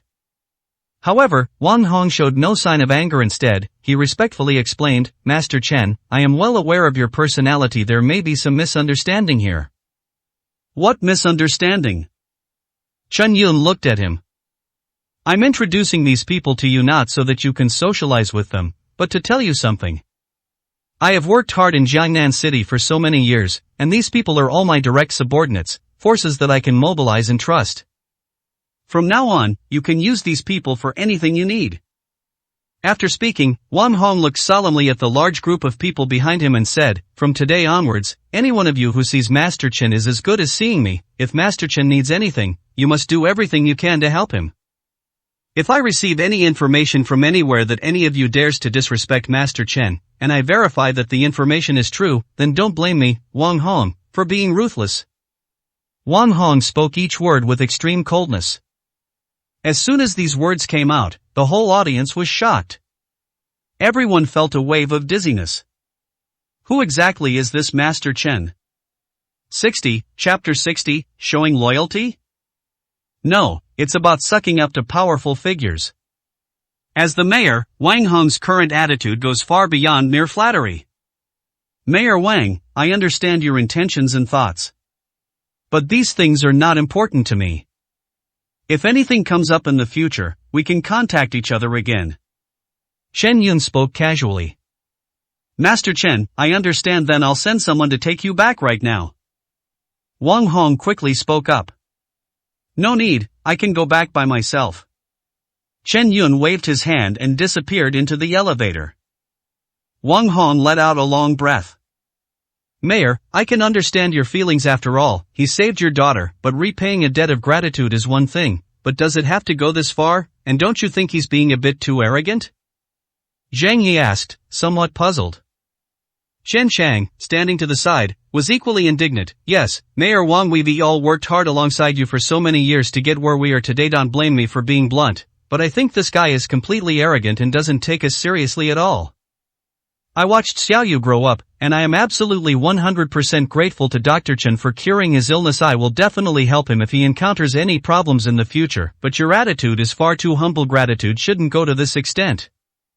As soon as he said this, the others standing next to him echoed his words, and the scene became somewhat chaotic for a moment. Everyone felt somewhat dissatisfied, as they felt that Master Chen was being disrespectful to them. They were all prominent figures in Jiangnan City, and they had all dropped everything and rushed over immediately after being called by Wang Hong. We bowed deeply to you, Master Chen, with utmost respect. I assent that. Enough of a courtesy? Instead, you acted like you didn't care about us at all, making it seem like we were all trying to curry favor with you but getting the cold shoulder. Even a clay figure would get angry at that. Seeing this, Wang Hong understood that he had to reveal some information to everyone present. After all, with so many people's opinions gathered together, even he couldn't force a one-man show. He gently patted his hand, and everyone present fell silent, waiting for Wang Hong to speak. You know too little, which is why you think Master Chen's refusal is a sign of disrespect or arrogance, but you are wrong. Wang Hong shouted loudly. Mayor, what does this mean? Zhang He asked, puzzled. The others present also looked at each other in bewilderment. You think Master Chen is just a doctor with extraordinary medical skills? Wang Hong's gaze swept over everyone present, and he said firmly, you are wrong, he is also a grandmaster who founded a school of thought. These words immediately caused a huge uproar. Impossible, absolutely impossible. How many grandmasters are there in the entire China, and which one of them isn't a renowned figure standing at the pinnacle of power? This Master Chen, if it weren't for you, I would never have even heard of his name. A grandmaster can't be so unknown. Zhang He immediately denied. Mayor, there must be some misunderstanding here. I think Lao Zhang is right. If he really is a grandmaster, we can't possibly not have heard of him. Moreover, judging from his appearance, this Master Chen is far too young. In all of China's history, there has never been such a young grandmaster. Qian Chang echoed. Wang Hong shook his head and slowly said, I knew you would have doubts when I first heard this news. I wasn't as calm as you are now. You are all close to me, so you naturally know who my bodyguard is. You mean Zhang Tailu, the successor of the shadowless leg technique? Qian Chang asked. What does this have to do with him? You have no idea what happened when I first met Master Chen. We actually had a pretty big conflict back then. Zhang Tailu even attacked Master Chen and was defeated in just one move. The difference between him and Master Chen is like heaven and earth. Wang Hong sighed heavily. What? Qian Chang stood there, speechless. Everyone else present gasped in shock. They had all witnessed Zhang Tailu's skills firsthand. He was Wang Hong's right-hand man, not to mention ordinary people. Even most martial arts practitioners couldn't get close to him. Yet this very person was defeated in just one move. Master Chen's strength truly possesses the might of a grandmaster. Just as everyone was still in shock, Wang Hong's next words ignited the entire room. That's not all you all know about the recent arrival of Nangong Qing, the young master of the Nangong family, right? At that banquet, I personally witnessed Nangong Qing being extremely respectful to Master Chen. Moreover, he even said that Master Chen is someone even his grandfather respects immensely. I was also present at the banquet that night, but didn't the mayor, young Master Nangong, later say that he had mistaken me for someone else?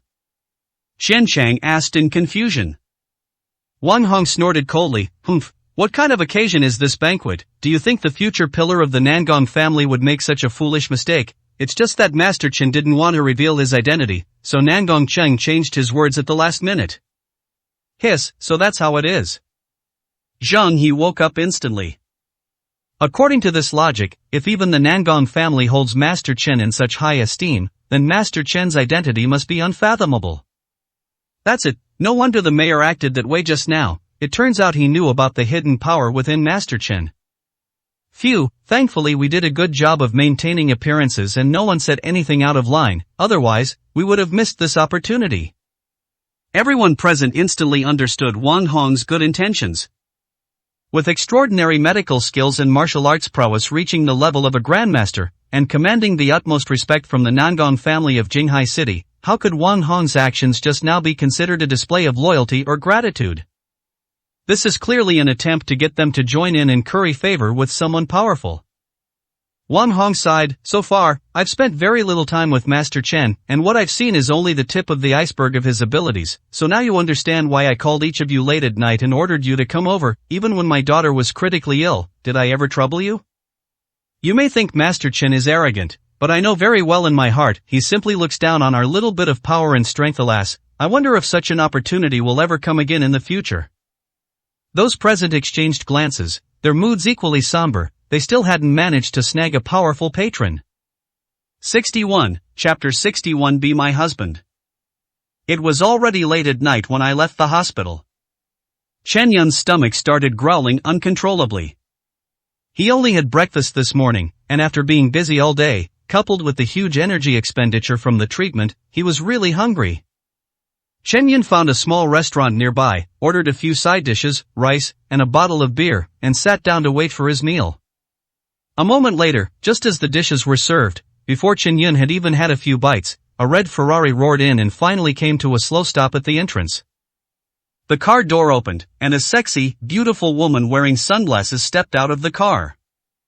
As soon as she got out of the car, several thugs started whistling provocatively. There's no way around it, in a place like this, they might never see a Ferrari in their entire lives, let alone have such a stunningly beautiful woman step out of it. If you don't seize the moment and enjoy the conversation now, you'll miss your chance. The beautiful woman got out of the car and walked straight towards Chen Yun without pausing. Everyone who saw it let out a long sigh. After all, Chen Yun's plain and unremarkable appearance makes him look like a cabbage that has been eaten by a pig. Why did you eat in a place like this? Do you know how long I've been looking for you? Cheng Qingyue angrily took off her sunglasses and sat down next to Chen Yun. Chen Yun buried his head in his food, ignoring her completely. Seeing this, Cheng Qingyue felt a surge of anger. She, a delicate and beautiful woman, had come to this dirty and chaotic hole-in-the-wall restaurant to find him, and he dared to ignore her like this.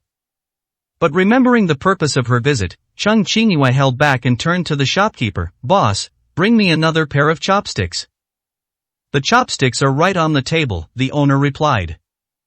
Cheng Qingyue frowned. These don't look clean, get me a pair that you just washed. That's how it is here. If you're not happy, go eat somewhere else. The owner wasn't going to put up with her at all.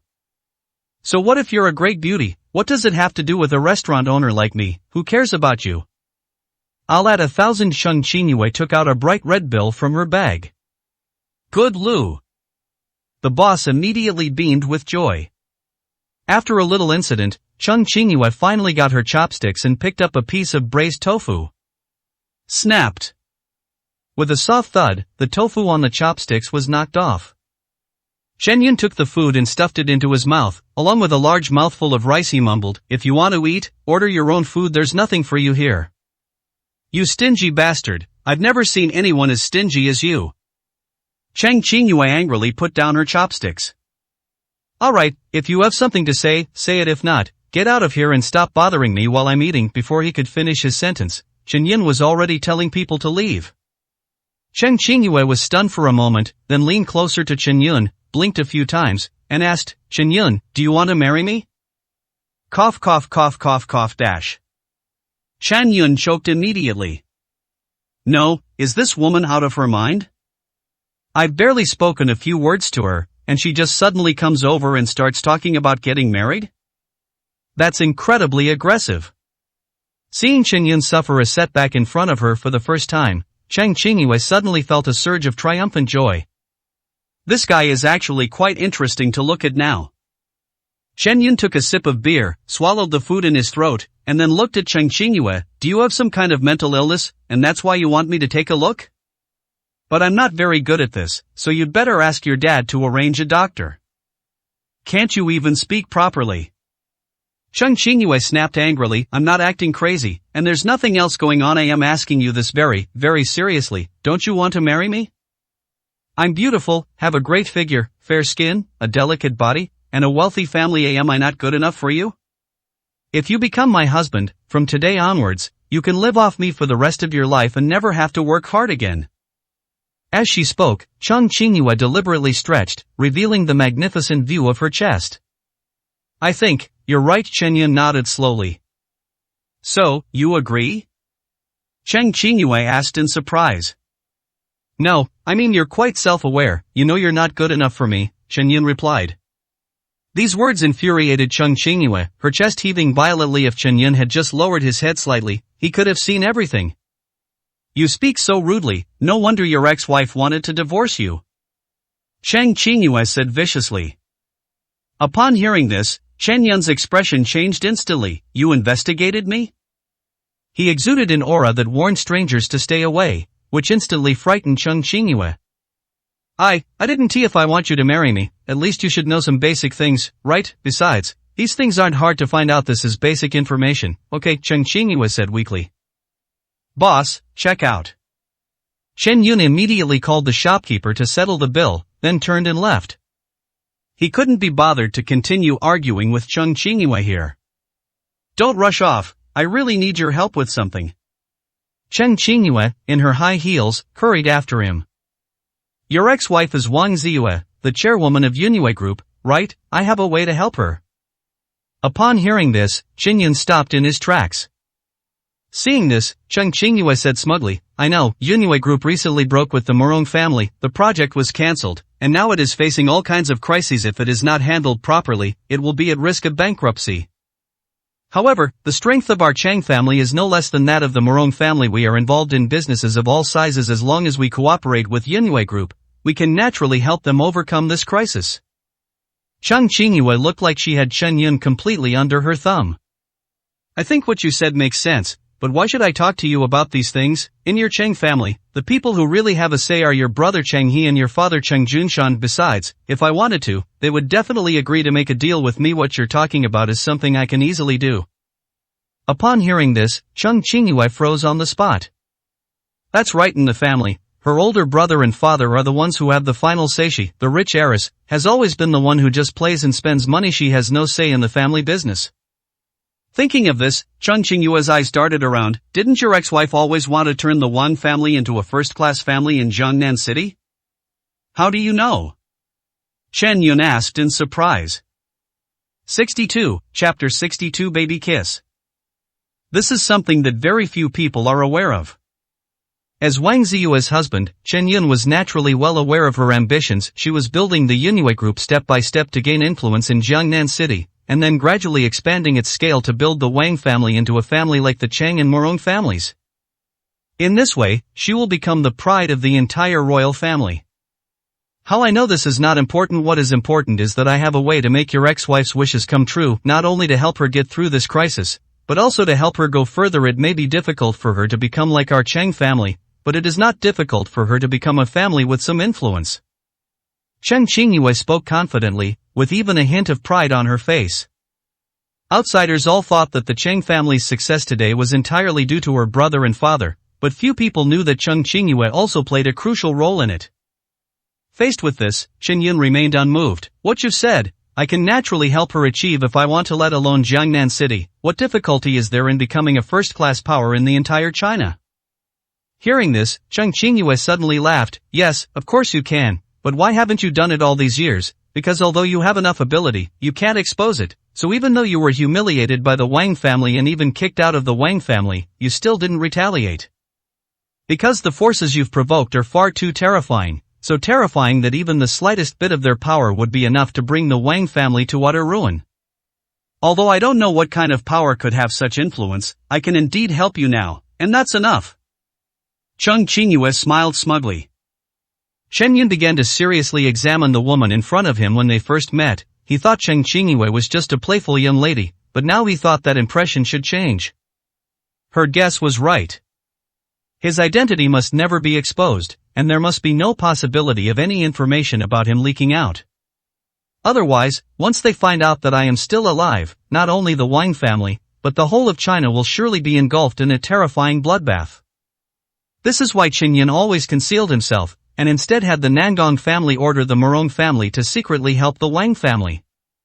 This involved several twists and turns, all in order to better conceal his identity. What are you going to do? Chen Yun asked. From today onwards, I can help you solve any problems you have, whether it's because you're unable to show your face or because you want to help your ex-wife. Cheng Qingyue was full of confidence. Then what do you want? Chen Yun asked a second question. There is no doubt that Cheng Qingyue has her own purpose. My conditions are very simple. Cheng Qingyue frowned and said, my family arranged a marriage for me when I was a child. The other party is Chun Chen, a young master from the Chun family, a long-established wealthy family in Jiangnan City. However, this person has an extremely chaotic private life and is incredibly lecherous. I hate him very much. You mean you want me to find a way to ruin this marriage? Chen Yun asked. Yes, by now, Chen Chen and I are both adults, and our families have been urging us to hold an engagement party. I used to keep putting it off, even staying abroad and refusing to come back, but now, things have completely come to an end, and the engagement party is in a few days.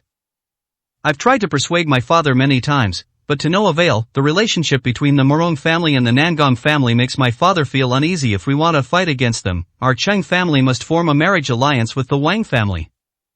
And I, as the only daughter in the family, am destined to become a bargaining chip in an arranged marriage. Cheng Qingyue's eyes dimmed, but they were filled with resentment and indignation. But I don't want to just accept my fate like this. Okay, I can help you with this. Chen Yun's answer was crisp and decisive. This surprised Cheng Qingyue, who thought the matter would require a long discussion. Of course, I'm helping you because you can help me, so I hope you can keep your promise. Chen Yun emphasized. Cheng Qingyue was somewhat dazed. The man in front of her had indeed agreed because of his ex-wife, Wang Ziyue. To be honest, after learning about what happened to you in the Wang family, I don't really understand why you were so good to your ex-wife. I know this is a bit nosy, but was it really worth it? With your qualities, what kind of woman couldn't you find in the whole world? Wang Ziyue may indeed have some abilities compared to ordinary people, and she is indeed outstanding in appearance, but aren't these things easily obtainable for you? Cheng Qingyue couldn't help but ask. A man like Chen Yun, with superb medical skills, unparalleled martial arts prowess, and astonishing energy, would willingly become a spineless son-in-law. There must be a deeper reason behind this. You don't need to know the reason. In short, you only need to understand one thing: whenever she encounters difficulties, I will definitely step in to help her. That's my promise. Chen Yun spoke each word with force and conviction. Cheng Qingyue felt as if she had been struck by lightning. The man before me possesses absolute ability, superb medical skills, and an unimaginably powerful background. He is clearly someone who stands at the pinnacle of the world, yet he is so loyal and righteous. What woman in the world wouldn't want a man like that, yet Wang Ziyue doesn't cherish him? This woman is absolutely blind. Alright, since you've agreed, let's get in the car quickly. The engagement banquet is still a few days away, but the Wang family will be coming to propose marriage tonight. Cheng Qingyue opened the car door and jumped inside. Chen Yun was both amused and exasperated. No wonder Cheng Qingyue drove herself here today, which is unusual for her. It turns out she was already certain that I would agree. Evening. Wang Ziyue stood outside the luxurious villa at the foot of the mountain, looking dazed, her face pale, and her body trembling uncontrollably, as if she were about to collapse at any moment. After leaving the hospital room in the morning, she went straight to the Morong family's villa. She had been standing at the door for a whole day trying to find out the real reason for the cancellation of the cooperation. However, even so, the gates of the Morong family showed no sign of opening, and no one was willing to come out to see her. Having not eaten all day and standing here for so long, Wang Ziyue felt her strength rapidly draining away, and a wave of dizziness washing over her. Just then, the villa door suddenly opened, and an elderly butler with silver hair walked out. He merely glanced at Wang Ziyue, his expression full of disdain. "Miss Wang, don't waste your time here. Our master will not come to see you." 63, Chapter 63. Are you Chen Chen? Upon seeing the person who had arrived, Wang Ziyue took a deep breath. Morong Tian had once told him that there was a steward in the family who had served his father, Morong Hai, since he was a child, named Uncle Chen. He must be referring to the man in front of him. Wang Ziyue stepped forward and asked, "Chen Bo, my request is very simple. I just want to see Patriarch Morong and find out the real reason why the cooperation was suddenly terminated. I've been standing here for a whole day, and I believe Patriarch Morong can see my sincerity." Sincerity? What good is sincerity?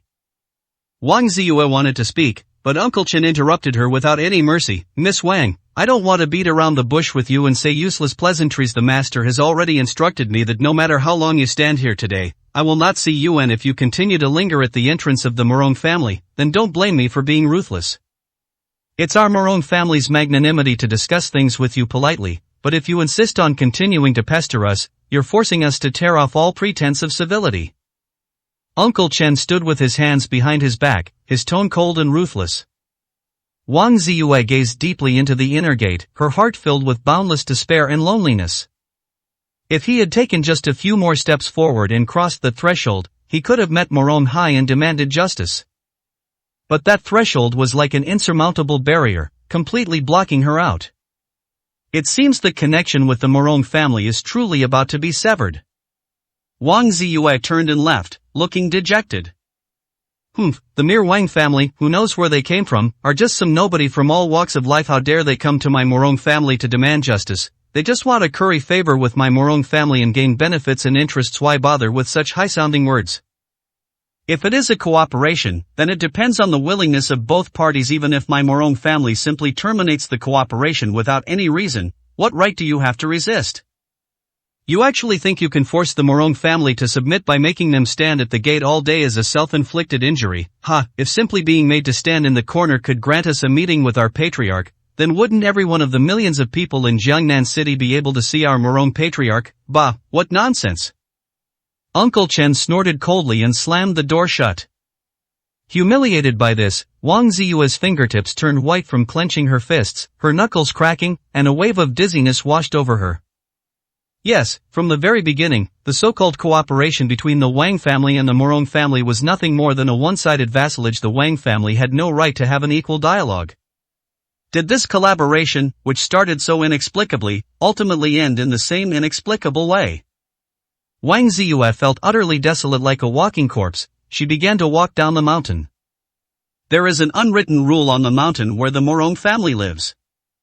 If you are not a resident of this area, you must walk up the mountain. In the morning, Wang Ziyue had plenty of energy, but now that she had been standing all day and hadn't eaten anything, her energy had already reached its limit.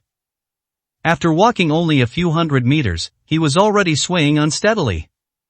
There was a soft pop sound. He twisted his ankle and fell to the side of the road. This fall was like the last straw that broke the camel's back. Wang Ziyue covered her face with her hands and sobbed uncontrollably. An endless wave of grievances washed over me. All the glory and achievements of the Wang family today are the result of her hard work and struggle alone. None of her parents, brothers, and sisters have been able to help her in business. She had worked so hard to get to where she was today, and Yunue Group was about to sign a cooperation agreement with the Morong family and reach new heights, but everything suddenly collapsed. This blow from heaven to hell completely devastated Wang Ziyue. Should we go help her? Inside a red Ferrari on the second-level mountain road, Cheng Qingyue looked at Chen Yun and asked. Today's engagement party happens to be held in the villa complex on the hilltop. As they went up the mountain, Cheng Qingyue and Chen Yun saw Wang Ziyue standing alone at the entrance, waiting for them. Seeing Wang Ziyue fall, Cheng Qingyue decided to stop the car. Looking at Wang Ziyue, who was extremely aggrieved and helpless, Chen Yun couldn't help but sigh in his heart. The scene before them was quite clear. Wang Ziyue had come to the Morong family to demand an explanation, but was ruthlessly turned away and not even allowed to see them. With just a simple thought, Chen Yun understood the reason for the matter. Nan Gongqing must have learned about his divorce from Wang Ziyue at the banquet and investigated his experiences in the Wang family over the years.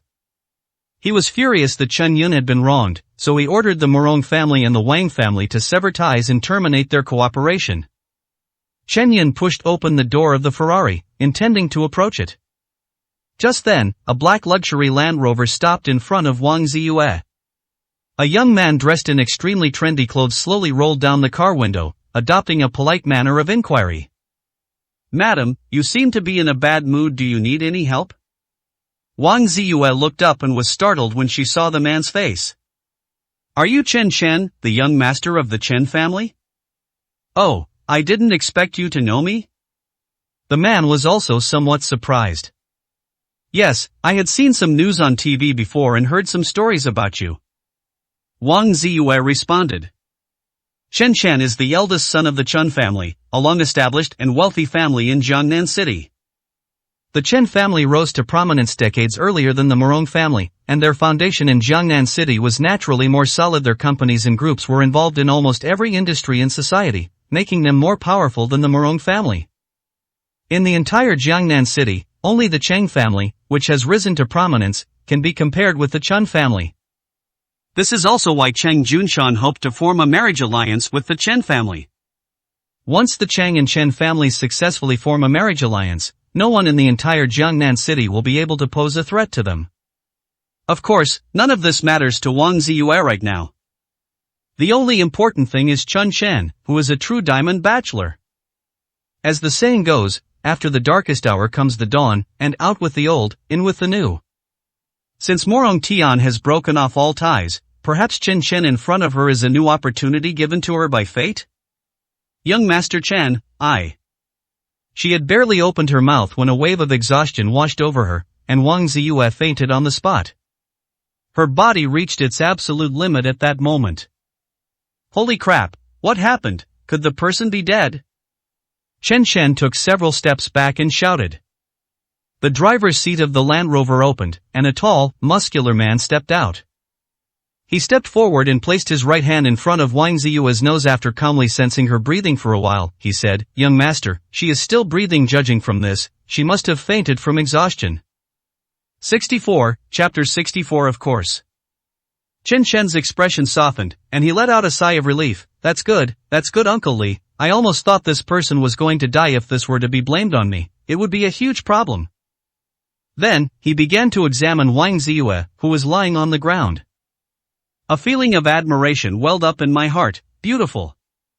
It's so beautiful. Her skin was snow white, her eyelashes fluttered gently, and her figure was perfect, with everything in the right place. Chen Chen felt something awakening between his legs. Even though he was a young master of the Chun family, and had been a womanizer for many years, he had to admit that the woman in front of him was definitely a top-notch woman. With her classically beautiful face and the tear stains on her face, she looked so pitiful that it aroused a desire to conquer and ravage her. Since we've met today, it must be fate anyway. You're unconscious, so I can take good care of you. Chen Chen rubbed his hands together, his eyes revealing intense desire. Young master, we still have important matters to attend to. Perhaps doing this isn't appropriate. Lili, the bodyguard standing to the side, immediately spoke up. Uncle Li, you can't say that. There's still a while before the engagement banquet starts. As long as I'm quick, I certainly won't miss it. Chen Chen retorted, besides, how can you bear to leave such a delicate and beautiful woman lying on the road like this? What if there are wolves or tigers in these mountains and she gets into danger? Of course, I should bring her to the car and take good care of her. Since she wants me to take care of her, she should at least give me some reward, right? So, isn't it only natural to let me have some fun first? As he spoke, Chen Chen was about to pick up Wang Ziyue and put her in the car. Outdoors, in the car, picking up a corpse. With these keywords combined, Chen Chen felt a surge of excitement and desire even before he had done anything. Seeing that he couldn't dissuade him, Lili decisively shut his mouth. They walked towards the road ahead and took the initiative to be the lookout. As Chen Chen's personal bodyguard, he had done this kind of thing many times before. After placing the person in the spacious back seat of the Land Rover, Chen Chen quickly stripped himself down to only his underwear. Looking at Wang Ziyue's stunningly beautiful face, Chen Chen felt his mouth go dry and his whole body felt like it was on fire. Without further hesitation, he was about to bring his mouth down on the spot. The next moment, a gust of wind swept past me. What? Before Lili could react, he heard Chen Chen in the back seat let out a pig-like scream. Without saying a word, he ran wildly toward the back seat of the car. As I approached the vehicle, I suddenly realized that there was another person behind it. This person is of medium build, about 18 meters tall, and his clothes and appearance are unremarkable.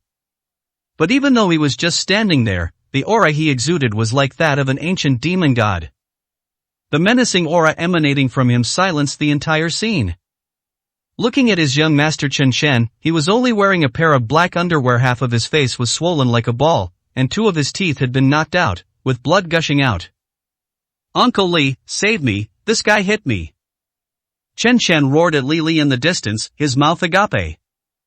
Just now, this person suddenly appeared in front of him like a ghost and knocked out 2 of his teeth with a slap. And in the following minute, he was slapped more than 10 times, turning his whole body into a pig's head. Sir, who exactly are you? I have served the young master, and he does not seem to have any grudge against you. Why did you suddenly attack him? Li Li looked serious and asked. It wasn't that he didn't want to help, but there was still a distance between them. If he acted rashly, he might anger the person in front of him and cause the young master to be injured again. Furthermore, the intense killing intent made Li Li realize that the person in front of him was definitely a master. Such a person should not have attacked Chen Chen for no reason. However, to his surprise, Chen Yun completely ignored him. A pair of extremely cold eyes stared intently at Chen Chen. The murderous aura emanating from his body gradually evolved into a terrifying killing intent, which swept over Chen Chen like a tidal wave, tightly enveloping him. Uncle Li, kill this guy. How dare he ruin my plans and even hit me? I've never suffered such humiliation since I was born. Chen Chen shouted as he ran toward Li Li. Oh! With a muffled thud, Chen Yun kicked him in the chest, sending him flying like a cannonball. His body staggered backward, crashing into the mountainside, and he spat out a large pool of blood. Master! Seeing Chen Chen severely injured right in front of him, Li Li rushed over anxiously. With just one glance, it was clear that Chen Chen's condition was quite bad. Several of his sternums were obviously broken, and blood was gushing out of his mouth as if it were free. His injuries were extremely serious. Kill him for me, Chen Chen said with difficulty, his mouth full of blood and foam. You deserve to die. Li Li was completely enraged, and his body shot out like an arrow, rushing towards Chen Yun. Today is the day of the engagement banquet, but Chen Chen was beaten up like this in front of him. If Li Li still can't capture the newcomer, he'll probably face the death penalty today. The aura of the internal energy martial artist erupted completely, and the surrounding gale transformed into blade energy, cleaving through large swaths of vegetation. Just then, Li Li's heavy punch was about to hit him. Chen Yun didn't even lift his eyelids, but simply extended his right hand. He casually waved his hand the instant Li Li approached. Insanity! Seeing this, Li Li sneered disdainfully. He had never seen such an arrogant guy before. Immediately, Li Li swung his fist, and a series of cracking sounds rang out from his bones. The power throughout his body was driven by his waist and abdomen, and all of it was concentrated in his fist. A martial artist with internal strength can gather all the power in their body and break through the surface with a single point. Someone like Li Li could punch through a steel plate without breaking a sweat. Therefore, he was determined to make this arrogant guy in front of him pay with his life. Die! Li Li roared forward and punched Chen Yun in the head. This punch is a killing technique. But Chen Yun simply kept waving his hand, completely ignoring the punch. Crack! The sound of bones breaking was heard. Li Li's punching motion came to an abrupt halt, and then his entire body slammed into the ground as if hit by a cannonball. 65, Chapter 65. You can go now. Boom! A cloud of dust billowed up from the ground, and Li Li was stomped into it, losing consciousness. Seeing this from afar, Chen Chen felt as if the sky had fallen. He knew Li Li's abilities better than anyone else. Even if dozens of ordinary people came, they wouldn't be a match for him. On one occasion, Chen Chen drugged and abducted a woman from a bar. The next day, a large group of local thugs came to settle scores with Chen Chen, carrying various weapons. It turns out that the woman he drugged on the first night was the mistress of a local underworld boss. The other party doted on this woman, so upon learning of this matter, he immediately came and made a harsh statement, saying he would pickle Chen Chen. Because it was in such a remote area, the Chen family couldn't reach out to them. At that time, Li Li was the only person with Chen Chen. Chen Chen thought he was doomed, but unexpectedly Li Li single-handedly beat all the other side to a pulp. That woman was even offered to Chen Chen willingly. After that incident, Chen Chen gained a clear understanding of Li Li's strength. But because of this, they have become increasingly reckless in their actions. But what did he see now? Li Li was knocked unconscious with a casual slap. Chen Yun didn't glance at Li Li on the ground again, but instead walked straight towards Chen Chen, who was lying on the ground and was extremely weak. His steps were neither hurried nor slow, each one like the footsteps of death, striking Chen Chen's heart directly. Chen Chen's actions have already touched the nerve of Chen Yun. He must die today. Seeing the god of death walking towards him, Chen Chen wanted to open his mouth and shout, but the intense pain in his chest made it difficult for him to utter a complete sentence. Fresh blood gushed from his mouth, it's no exaggeration to say. Given his current injuries, even if Chen Yun doesn't intervene, he will die here if he doesn't receive treatment in time. The next moment, a hand gripped my neck, and the feeling of suffocation surged through my brain. Chen Chen watched as his feet detached from the ground, struggling desperately, but to no avail. This hand was like an iron clamp, holding him tightly. A tremendous force came from my throat, and the feeling of suffocation grew stronger and stronger. Yotsand Kilu. Chen Chen wanted to speak, but his words, choked with blood, were particularly indistinct. He desperately wanted to say, I am the eldest son of the Chen family in Jiangnan City, you must not kill me.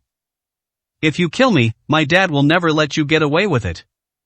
But the intense feeling of suffocation interrupted everything, and the identity that had made him so arrogant for half his life lost all meaning at this moment. He knew that the person in front of him really wanted to kill him. When Cheng Qingyue arrived after being questioned, she was horrified upon seeing this scene. You must not kill him. His identity is too important, he can't die. Stop it now. Cheng Qingyue shouted at the top of her lungs, trying to stop Chen Yun's actions. But Chen Yun seemed not to hear him, and the force in his hands increased, to the point that the sound of Chen Chen's throat bones cracking could be heard. At this moment, Chen Yun was like a grim reaper, reaping lives. He was so enraged that he had to use his life to calm his emotions. Engagement banquet. Upon seeing who it was, Cheng Junshan and Chang He both stood up excitedly from their chairs. Medical Master Chen, what brings you here? Cheng Junshan immediately stepped forward and warmly welcomed Chen Yun into the house. Chen Shanha, who was also sitting at the main table, glanced at Chen Yun. What is the background of this young man? Cheng Junshan is the head of the Cheng family, yet he's personally welcoming this young man. Moreover, judging from Cheng Junshan's expression, he seems quite delighted by the young man's arrival. Even when I arrived just now, Cheng Junshan had never shown such a warm attitude. With questions in his mind, Chen Shanha didn't intend to keep them to himself and immediately looked at Cheng Junshan, asking, Old Chang, who is this? Upon hearing this, Cheng Junshan was about to begin his introduction when Chen Yun interrupted him. Are you the one who came to propose marriage? Hearing this direct question, Chen Shanha paused for a moment before replying, That's right, what do you want? Let me tell you, you don't need to propose anymore. If there's nothing else, you can get lost. Chen Yun's tone was calm, as if he were informing someone of something trivial. What did you say? Who are you telling to get out? From the moment they met, Chen Shanha felt that the person in front of him was very impolite now. Hearing the words get lost made him even more furious. At the same time, the middle-aged man standing next to Chen Shanha slowly opened his eyes, and a sharp edge emanated from them. This person dares to be so disrespectful to the head of the family. Getting old, my hearing really isn't what it used to be. Wasn't what I said clear enough? Now, you can get out. Chen Yun's calm tone carried a chilling undertone. Roll? Cheng Qingyue, who was following behind Chen Yun, was stunned. Was this what Chen Yun meant by helping her ruin the marriage? But this method is too brutal. The other party is the famous head of the Chen family in terms of status and strength. He is on par with your father. Cheng Junshan, are you just going to tell him to get lost like that? Cheng Junshan was equally astonished, standing there dumbfounded, speechless. No, how did things suddenly turn out like this? Could it be that these two people have some kind of grudge? Snapped. Chen Shanha abruptly stood up from his chair, slammed his right hand heavily on the table, and glared angrily at Chen Yun. Where did this brat come from? How dare he talk to me like that and tell me to get lost? Who do you think you are? Without a doubt, he is now bursting with anger. Hey, old Chen, don't be anxious. Calm down first. Let me introduce you. This is the sage Dr. Chen. I've mentioned to you many times before, his medical skills are extraordinary. He's the one who cured my illness. He is our Chang family's savior. Chung Junshan immediately intervened, attempting to de-escalate the situation. If this continues, who knows how things will turn out? He's your savior, even so, does that give him the right to speak so arrogantly to me? You brat, so young yet so arrogant, you're incredibly conceited. In all my years in Jiangnan City, I've never seen anyone like you. It's only because you, Chung Junshan, spoke up today. If it were anyone else, I would have made sure they died without a burial place right now. Chen Shanha's eyes remained wide with anger, his hair and beard bristling. As the head of the Chun family, not only in Jiangnan City, but also in other surrounding cities, who would not show him some respect? Today is supposed to be the joyous day of the engagement banquet, yet we are being inexplicably insulted on Cheng's property. Do you really think Chen Shanha has no temper? 66, Chapter 66 Difficult to handle. Brother Chen, please calm down and don't be agitated. I know Master Chen's character, he would never do something like this without a reason. There must be some misunderstanding. Chung Junshan quickly persuaded the person to stop, and then asked Cheng He to pour him a cup of tea. Then he walked up to Chen Yun and asked in a low voice, Master Chen, is there some misunderstanding here? Did you know Brother Chen before? Did you have any conflicts before? There's no conflict, this is the first time I've met him. Chen Yun answered calmly. Master Chen, how could you speak like that? Cheng Junshan felt somewhat helpless. At the same time, he had some doubts. The engagement banquet was a private matter between the two families, and the people who could attend were all relatives of the two families. The news of the marriage between the two families was kept secret. How did Master Chen know about it? Chung Junshan looked up and saw his daughter staring at him with a sheepish grin. Chung Junshan instantly had a guess in his mind. Everything must be related to his daughter. As expected, Chen Yun's next words confirmed Cheng Junshan's conjecture.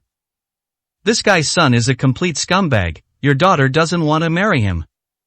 So, she asked me to sabotage this marriage and get this guy out of here. I made a promise to your daughter, so naturally I must keep my word. What? Chung Junshan blared angrily at Chung Qingyue, who was hiding behind Chen Yun. I've really spoiled my daughter too much. How dare she act so recklessly in such a serious setting? Chung Qingyue shrank back in fear, looking at Chen Yun with a resentful gaze. Does this guy even know how to talk? I don't want to get married, but he can't be this direct. He sought out Chen Yun Lai precisely to find a roundabout way to resolve this matter. Cheng Qingyue, explain yourself clearly, what exactly do you want? Cheng Junshan's face turned extremely ugly, and his tone became increasingly agitated. Hearing the roar, Chen Shanha, who was standing to the side, stopped drinking his tea and turned his gaze over. With everyone's eyes on her, Chung Qingyue felt as if she were being roasted over a fire. What to do now?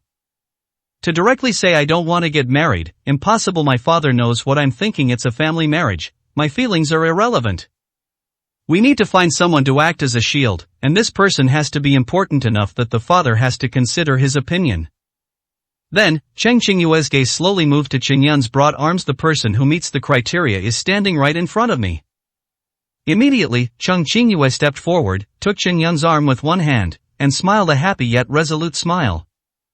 Father, I absolutely cannot marry into the Chun family. I'm already with Chen Yun. A delicate jasmine scent wafted into the girl's nostrils, and a warm touch came from her arm. Chen Yun simply frowned. How could he not see that Chung Qingyue was using him as a shield?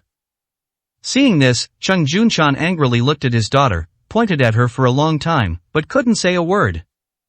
He never imagined that his daughter would dare to do such a thing in broad daylight. It's simply immoral. Also, when exactly did her daughter meet and get involved with Chen Yun? Snapped. Tea splashed everywhere, and shards of the teacup were scattered all over the floor. Seeing this scene before him, Chen Shanha could no longer tolerate it. Such a solemn engagement banquet, and yet the future daughter-in-law is flirting with another man. What kind of behavior is this? Cheng Junshan, what exactly do you mean? Your daughter did this in front of me. You're deliberately humiliating me. When have I, Chen Shanha, ever suffered such an injustice? Brother Chen, please calm down. Don't you know how I can repay my daughter? How could she possibly be that kind of person? There must be some misunderstanding here. Calm down first. Cheng Junshan said with an awkward smile. Misunderstand?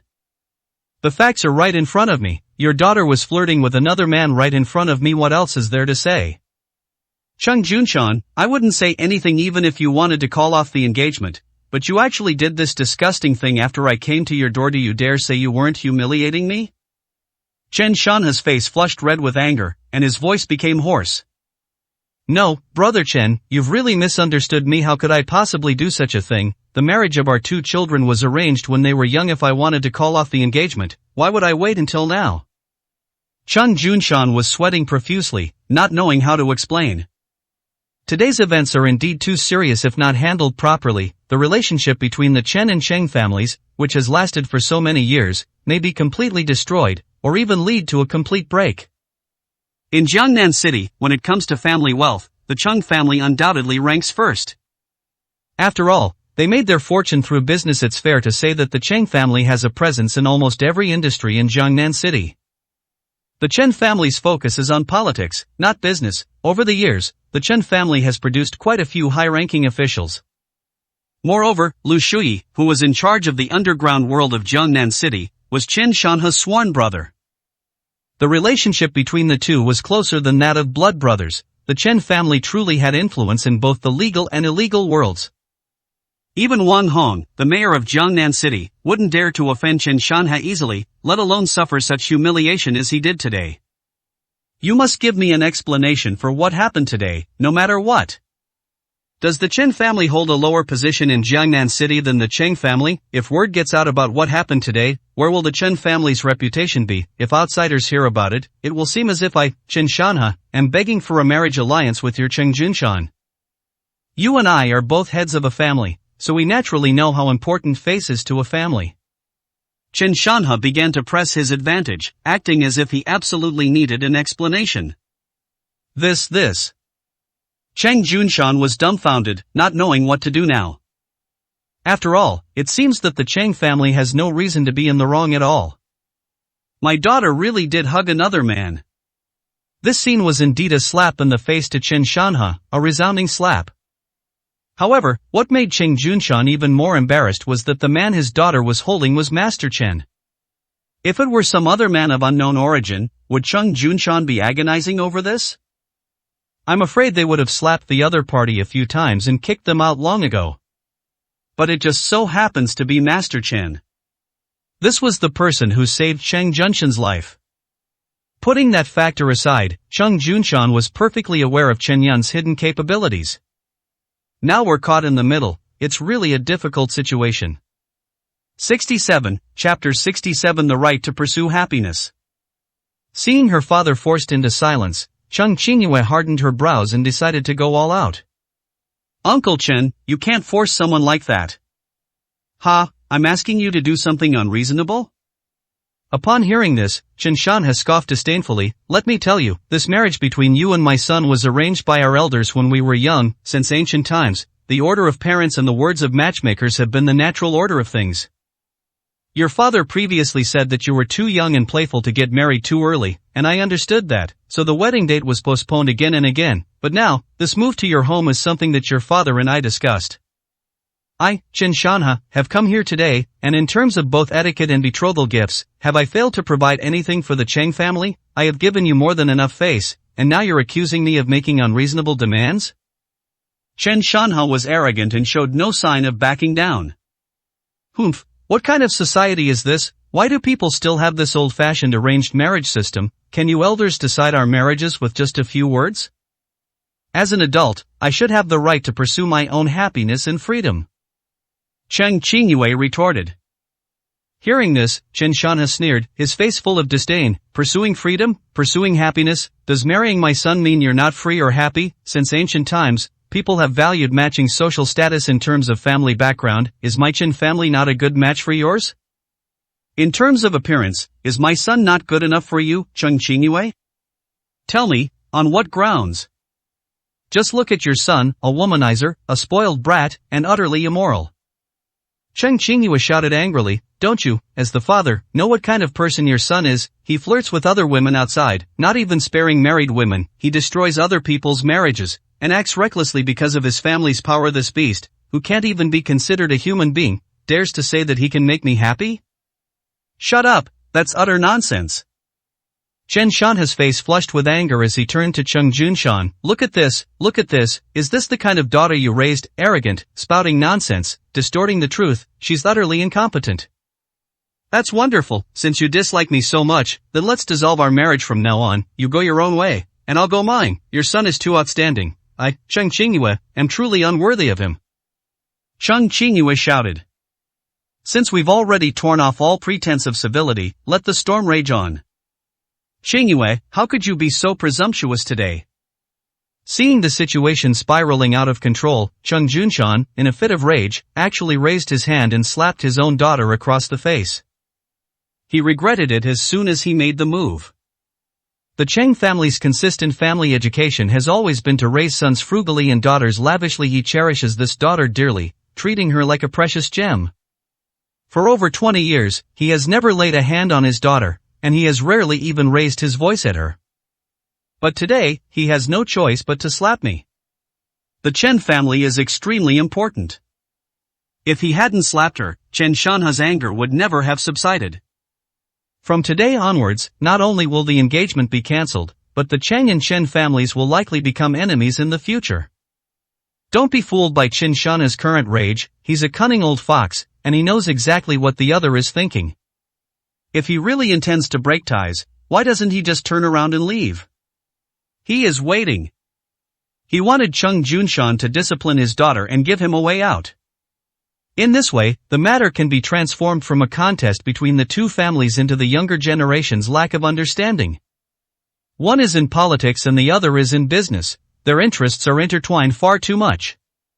The purpose of marriage is to better solidify the trust between the two parties. However, if the marriage alliance turns into a complete break, it will be a devastating decision for both parties. This is something neither side wants to see. However, if Cheng Junshan hadn't slapped him, Chen Shanha, as the head of a family, would have had no way to back down.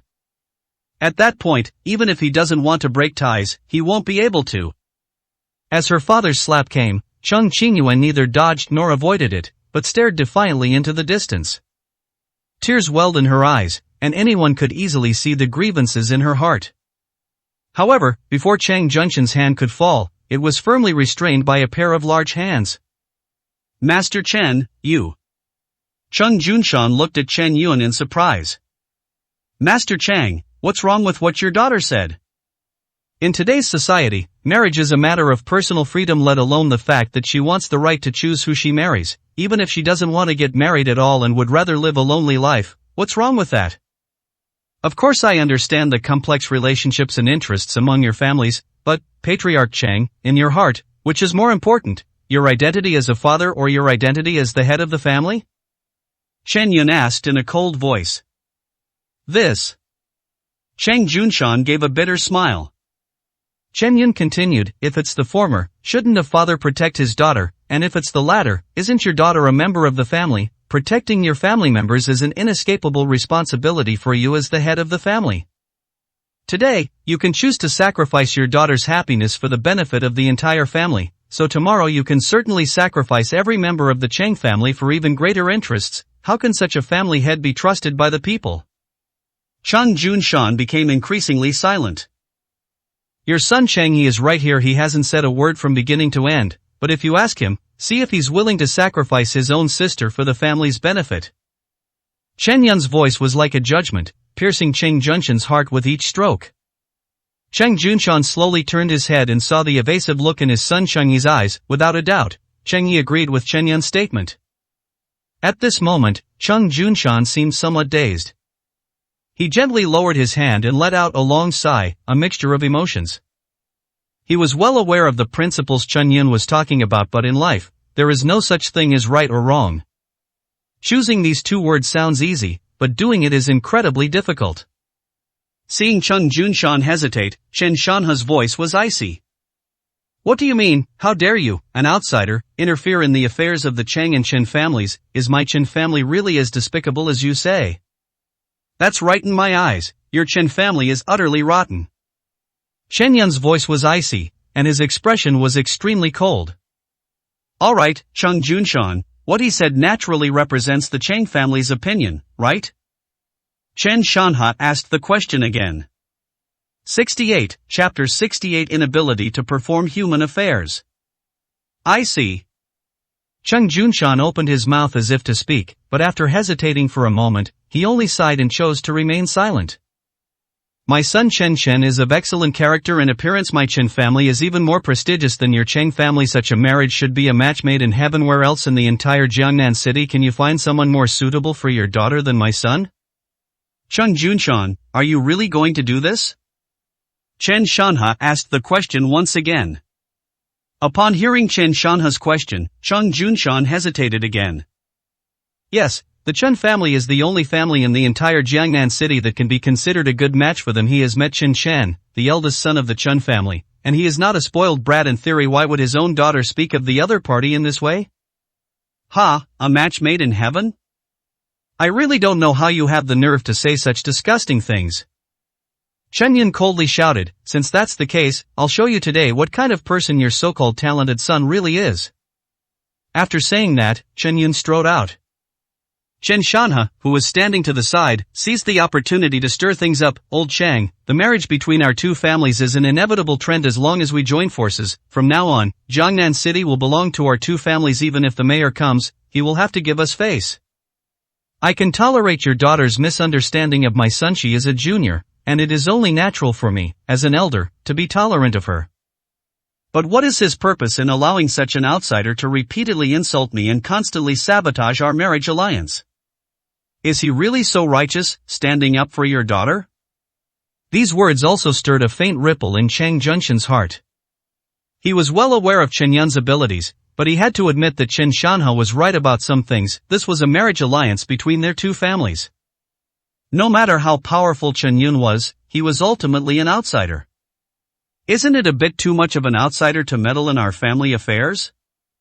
If Chen Yun weren't here today, there probably wouldn't have been any conflict, and the engagement banquet should be over by now, right?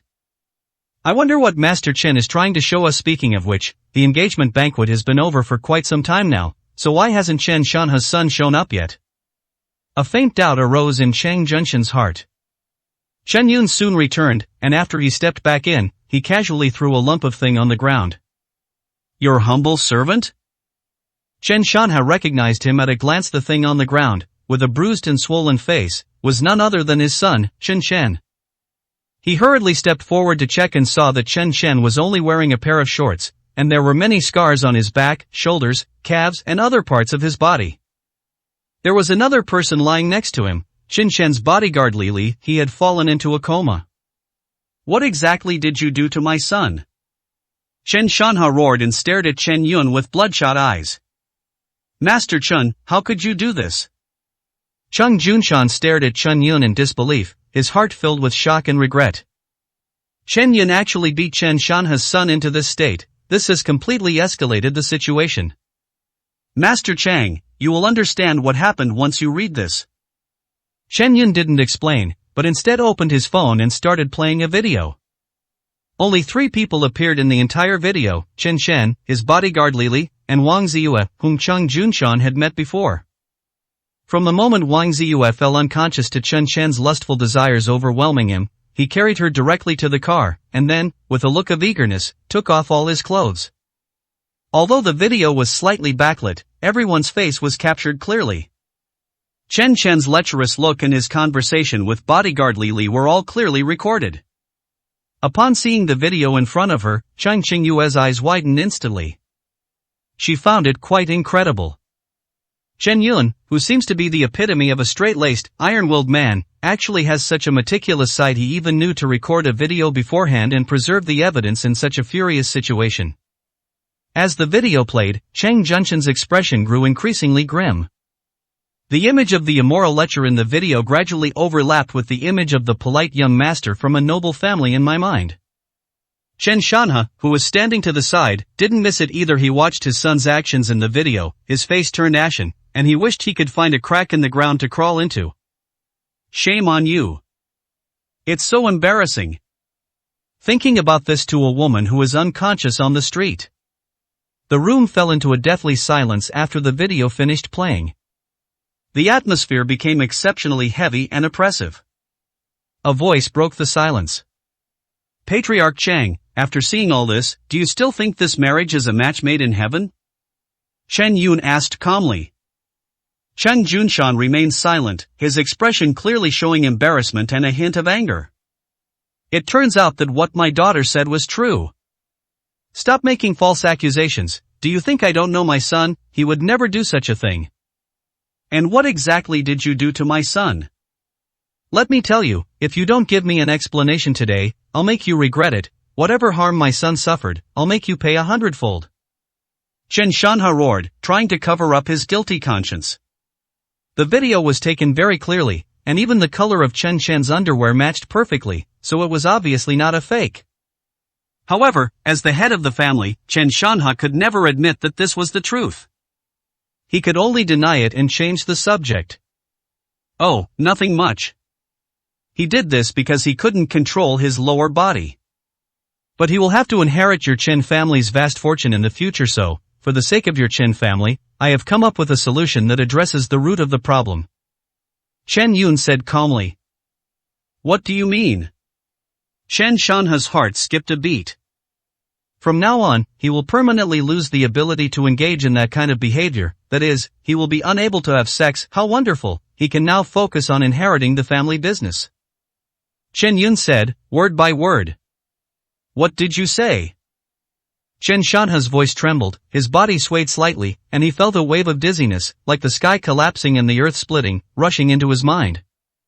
The Chen family only has one son, Chen Shen. Chen Shanha's bodyguard, a middle-aged man, quickly caught him. 69, Chapter 69 The Smiling Buddha. If Chen Shen is unable to perform sexual intercourse, doesn't that mean the Chen family line will end? This Master Chen is far too ruthless. The Cheng family members looked at each other in disbelief, feeling that Chen Yun had gone too far. Without saying a word, they turned him into a eunuch.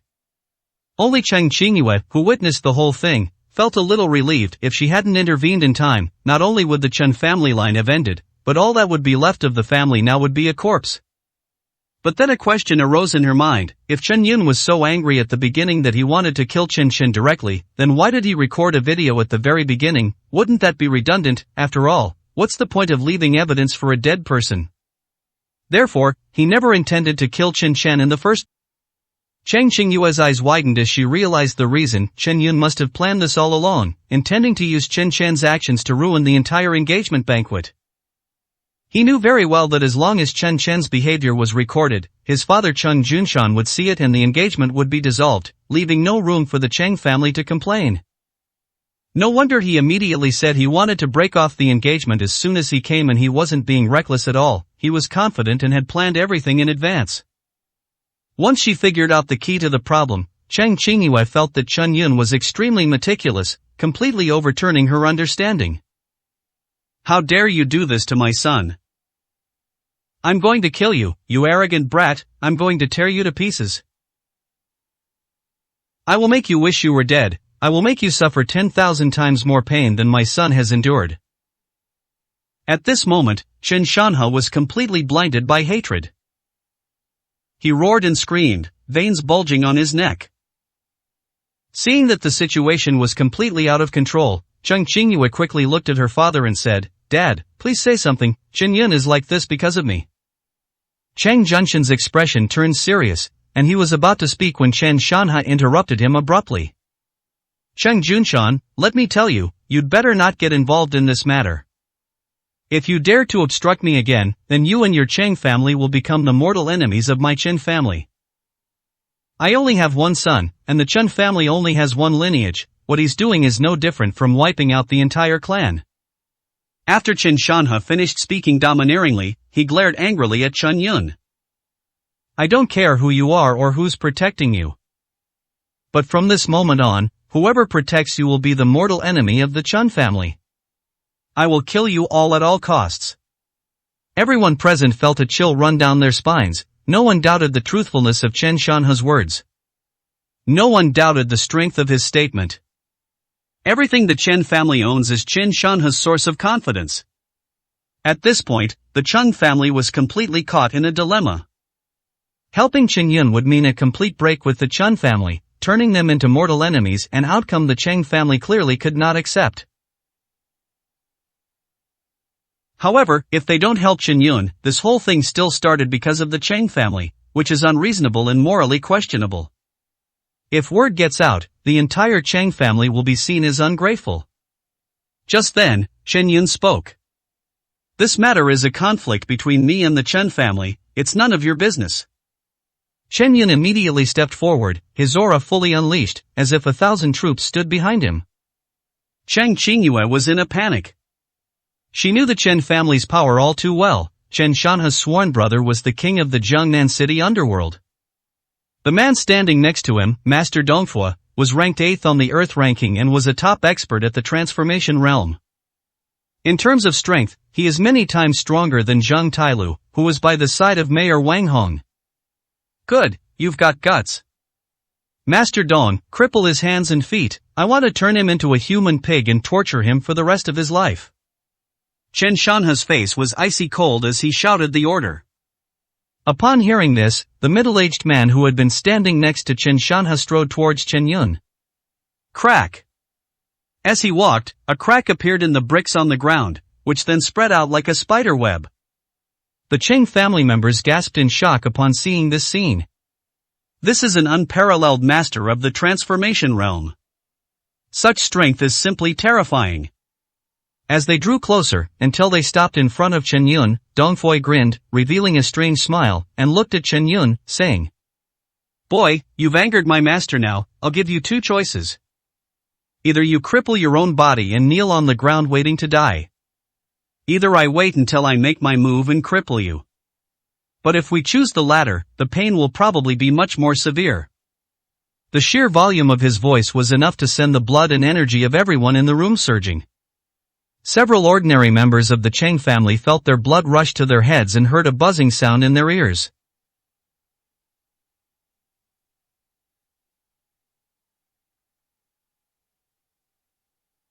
They even felt an urge to kneel down. Cheng Qingyue grew increasingly anxious. She knew that this Master Dongfua possessed extremely terrifying strength, and he was also known by the rumored title, Smiling Buddha. At a young age, he had already become one of the top experts in Jiangnan City. From the moment they begin learning martial arts, their methods of dealing with enemies are extremely cruel. All martial artists who challenged him, even if they initially only asked to learn from him, would eventually be killed in an extremely cruel way. The reason he is called the Smiling Buddha is because before he takes action, he always has a kind smile on his face, like that of a Buddha, making him seem as if there is no danger at all. But only those who know him understand that he is satisfied and excited about the killing that is about to begin. Back then, because his methods were so cruel, many people in the martial arts world united to punish him. Afterwards, he was seriously injured in a group attack and disappeared for a period of time. When he reappeared later, it was discovered that he had cleaned up his identity and joined Chen Shanha's forces. Seeing the Smiling Buddha's smile, Cheng Junshan finally couldn't sit still any longer. Patriarch Chen, everything can be discussed. You may not know, but Master Chen's medical skills are extraordinary, almost divine. How about this, let Master Chen heal your son's injuries, which will also clear up this misunderstanding. This whole mess started because of my Cheng family, so I'm willing to offer hundreds of millions in cash as compensation on behalf of the Cheng family. Let's make a big deal out of a small one, and a small deal out of a small one, so that we can still get along well when we meet again. In order to save Chen Yun's life, Cheng Junshan ultimately decided to go all out. Hundreds of millions in cash. Such working capital would inevitably require mortgaging numerous properties owned by the Cheng family, large and small. Once this money is given away, the Cheng family will inevitably be unable to make any plans for the next few years. It wasn't exactly a devastating blow, but it was certainly a huge price to pay.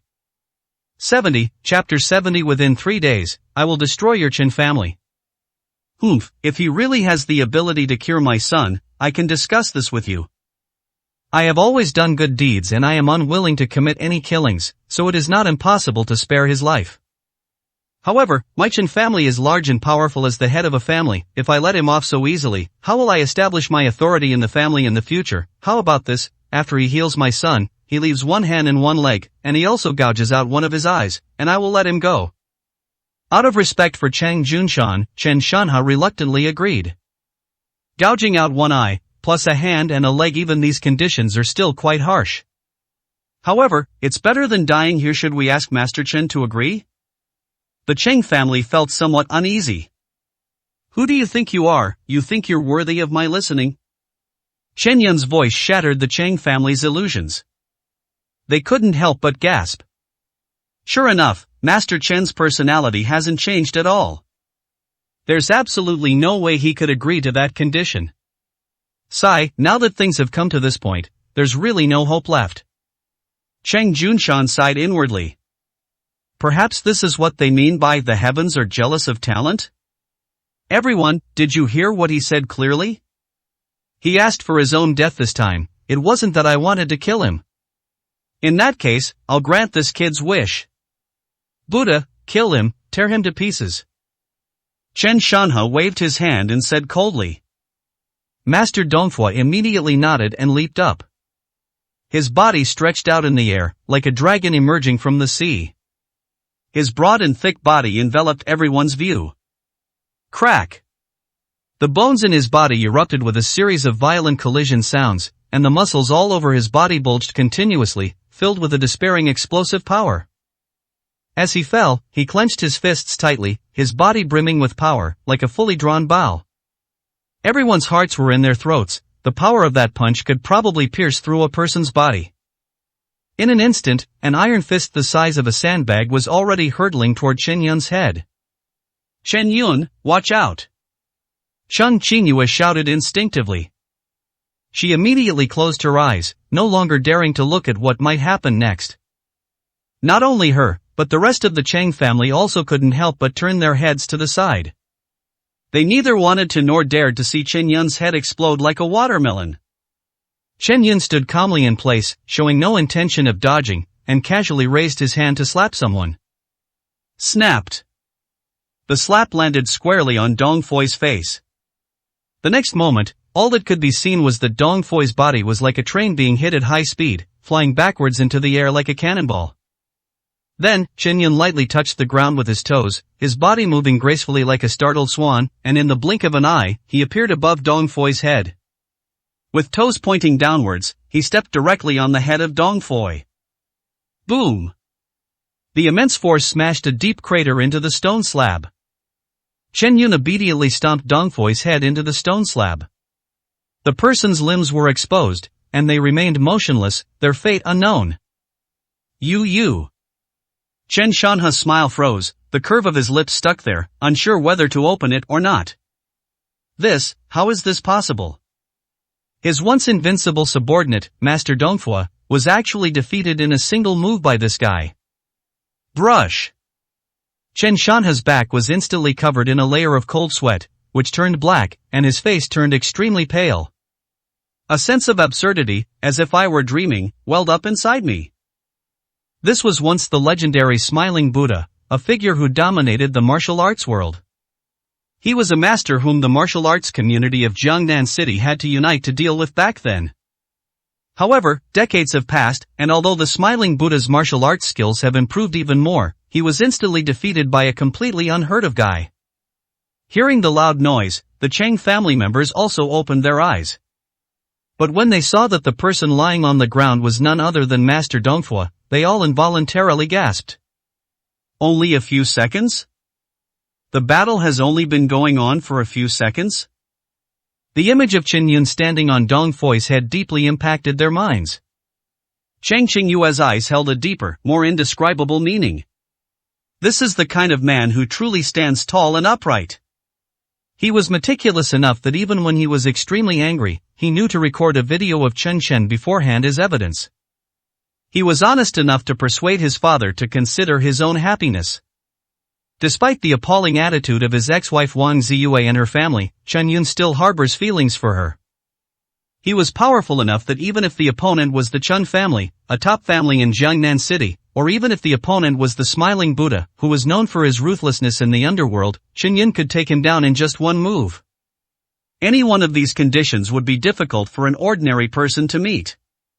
But now, it's all focused on one man. Just how lucky is Wang Ziyue to become Chen Yun's wife? Thinking of this, Cheng Qingyue even felt a little jealous. No woman could resist a man like that. What else do you have to say? Chen Yun released his foot and calmly looked at Chen Shanha across from him. On the ground, Master Dong's head was already several tens of centimeters deep into the stone slab. However, the body of a master of internal energy transformation has been greatly strengthened, so even so, Dong Foi's head was not directly crushed. You stay away, don't come any closer. As Chen Yun slowly walked towards him, Chen Shanha felt as if the footsteps of death were approaching. He was so frightened that he trembled all over and backed away repeatedly. He was in a state of extreme panic and no longer had the demeanor of the head of the Chen family. Thump! Suddenly, while backing up, his calf tripped on the steps behind him, and Chen Shanha landed hard on his buttocks, shaking uncontrollably like a leaf. At this moment, without the protection of Master Dongfua, Chen Shanha revealed his true colors. Bully the weak and fear the strong. Those who used to be high and mighty are actually nothing more than people who rule others with violence. Now, faced with even greater violence, they immediately revealed their fear of death. Chen Yun looked down at Chen Shanha with disdain in his eyes. He naturally despised this kind of sycophantic and bullying good-for-nothing. I know what you're thinking right now, Yuri, just begging me for mercy so you can get through today. Once you get back, you'll use all the power of the Chen family to kill me. Ha, then I will tell you today. I, Chen Yun, hereby swear that I will annihilate the Chen family within 3 days. I will make you watch the Chen family march step by step toward destruction. 71, Chapter 71 Help. Chen Yun's voice was calm and devoid of any emotion, sounding as if he were stating a fact. But what he said was far too arrogant. The Chen family was wiped out in 3 days? It's simply a fool's dream. The Chen family has been working and running their business in Jiangnan City for generations. This is their base of operations, their roots. Who dares to say they'll wipe out the Chen family, especially within 3 days? The Cheng family was dumbfounded, feeling as if they had simply misheard. Yes, Chen Yun, you are highly skilled in martial arts. You were able to defeat Master Dong in one move. The Chen family will probably rack their brains but still not find anyone who can beat you in terms of resources. The problem is, an individual is an individual, and a family is a family. With the Chen family's wealth and status in Jiangnan City, even if they hired hundreds of thousands of people to stand there and fight for you, you wouldn't be able to finish the fight in 3 days and 3 nights. What's more, it's about making an entire family disappear. You know, a family must have all sorts of companies and businesses under its control, right? And the large number of politicians trained by the Chen family also needs to be dealt with, right? Then, won't they also plunder all the wealth the Chen family currently possesses? These things are all astronomical figures, representing hundreds of years of development and management by a family. So, you're going to destroy them in just 3 days? This is hilarious. Chen Shanha was so provoked that his teeth were practically splitting open. Since he was born, he has experienced many things, big and small, in the Chen family. I have seen family members being beaten by others, seen family businesses or companies make mistakes, and seen the Chen family suffer losses at the hands of others. However, it's unacceptable to make such a bold statement as today, claiming that the Chen family will be wiped out within 3 days. Let alone all the years Chen Shanha has lived, even if you search through the entire Chen family genealogy, there is absolutely no way such an outrageous thing could have ever happened. This is blatant humiliation. It is good. 3 days, just 3 days from this moment on, I will mobilize all the resources of the Chen family, sparing no expense, to make you disappear from this world completely. I'd like to see who will survive in Jiangnan City 3 days from now, you or our Chen family. After Chen Shanha finished speaking, he silently carried his unconscious son on his shoulders. The other men following behind him hurriedly lifted Dong Foi and Li Li off the ground and carried them outside. At this moment, Dongfoi's face was still covered in blood and grime, his nose was broken, several teeth were broken, and the flesh and blood of his facial features were stuck together and indistinguishable. Their appearance was absolutely miserable. Chen Shanha and his group left in a sorry state. The humiliation he has suffered today is absolutely the greatest in the entire Chen family history, and it is something the Chen family can never tolerate. Revenge. He will repay today's humiliation at all costs. Only after Chen Shanha's figure had completely disappeared did Cheng Junshan let out a long sigh. He never imagined that such a joyous day would end up like this. Without a doubt, from this day forward, the relationship between the Cheng and Chen families is completely broken. Dr. Chen, perhaps you really did act too impulsively this time. Yes, Master Chen, if you let Chen Shanha go, you will definitely face the most extreme revenge from the Chen family. They will stop at nothing and use any means to deal with you. In fact, at this point, it is better for you not to let him go. Chang He, who was standing to the side, couldn't help but offer some advice. Chang Qingyue's eyes were full of worry, and she couldn't speak. Chen Yun ignored them and simply stood there calmly. To the Cheng family, the Chen family might be a behemoth, an unshakable force in Jiangnan City. But to him, the Chen family was nothing at all. This is a qualitative difference in their perspectives and abilities, and there's no point in explaining it to them. Dad, this whole thing happened because of me, we have to help Chen Yun. Cheng Qingyue looked at her father with hopeful eyes. Cheng Junshan gave a wry smile. Of course we should help, but the question is, how should we help? Back then, a small family offended the Chen family, and as a result, the Chen family used all sorts of means to destroy them. During that time, several of our major families pleaded for them, but while the Chen family outwardly agreed, they never stopped their ruthless actions behind the scenes. The Chen family is extremely protective of its own and vengeful, and every head of the family has demonstrated this trait to the fullest extent. Today's events have escalated to such a huge degree, and Chen Shen, the only son, has lost his fertility, which means that the Chen family may even die out. The current situation is bound to be a fight to the death. Alas, things are really out of control. Hearing her father's sigh, Cheng Qingyue felt only despair. Yes, what happened today is far too serious. Let alone the Chen family's character, even if the Cheng family were to encounter a similar problem, if Cheng He were rendered incapacitated, it would undoubtedly be a fight to the death. For a family, the most important thing is to pass on its traditions. This has nothing to do with you. I will handle it myself. Chen Yun said calmly. Seeing that Chen Yun still remained calm and indifferent, Cheng Qingyue couldn't help but stomp her foot, her heart filled with anxiety. Chen Yun, how can you remain so calm? Today's events are truly serious. How about this, I'll buy you a plane ticket abroad right now, so you can go overseas to avoid trouble for a while. When the Chen family can't find you and has to accept the facts, you can come back to Jiangnan City. All your expenses abroad will be covered by the Cheng family. I believe both my father and my brother would agree. As she spoke, Cheng Qingyue immediately took out her phone and selected the earliest flight to an overseas destination. Seeing Cheng Qingyue's anxious expression, Chen Yun couldn't help but chuckle softly. He could tell that this girl really cared about her safety. However, Chen Yun firmly refused Cheng Qingyue's offer. There's no need to buy plane tickets or anything like that. Since I said I don't need your help with this matter, then naturally I don't. However, there are some things I might need your assistance with. What is it, Master Chen? Please tell us. As long as the Cheng family can help, we will not refuse. Cheng Junshan immediately spoke up.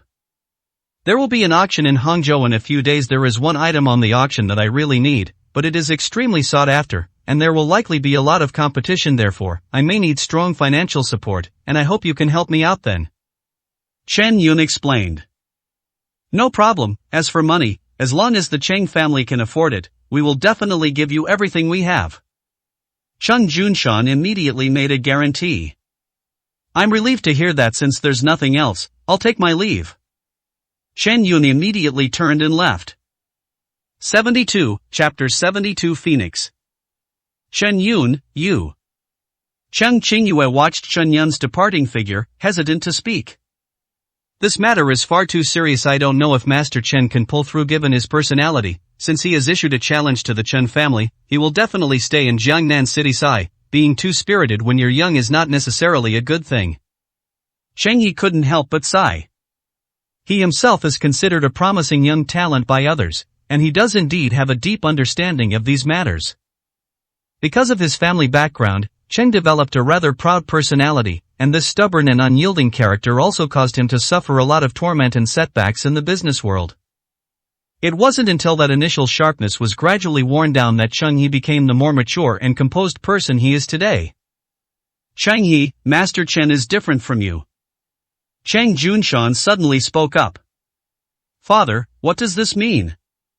Cheng He was puzzled. Cheng Junshan shook his head, his eyes filled with a complex expression. Since we came into contact with Dr. Chen, hasn't his behavior always been like this? He has accomplished one impossible task after another and created one miracle after another. Perhaps what he said today was not just youthful arrogance? You mean? Cheng He's eyes lit up. Cheng Junshan nodded, his tone deep. That's right, Master Chen has probably already experienced enough. The power behind him is hundreds of times greater than we imagine.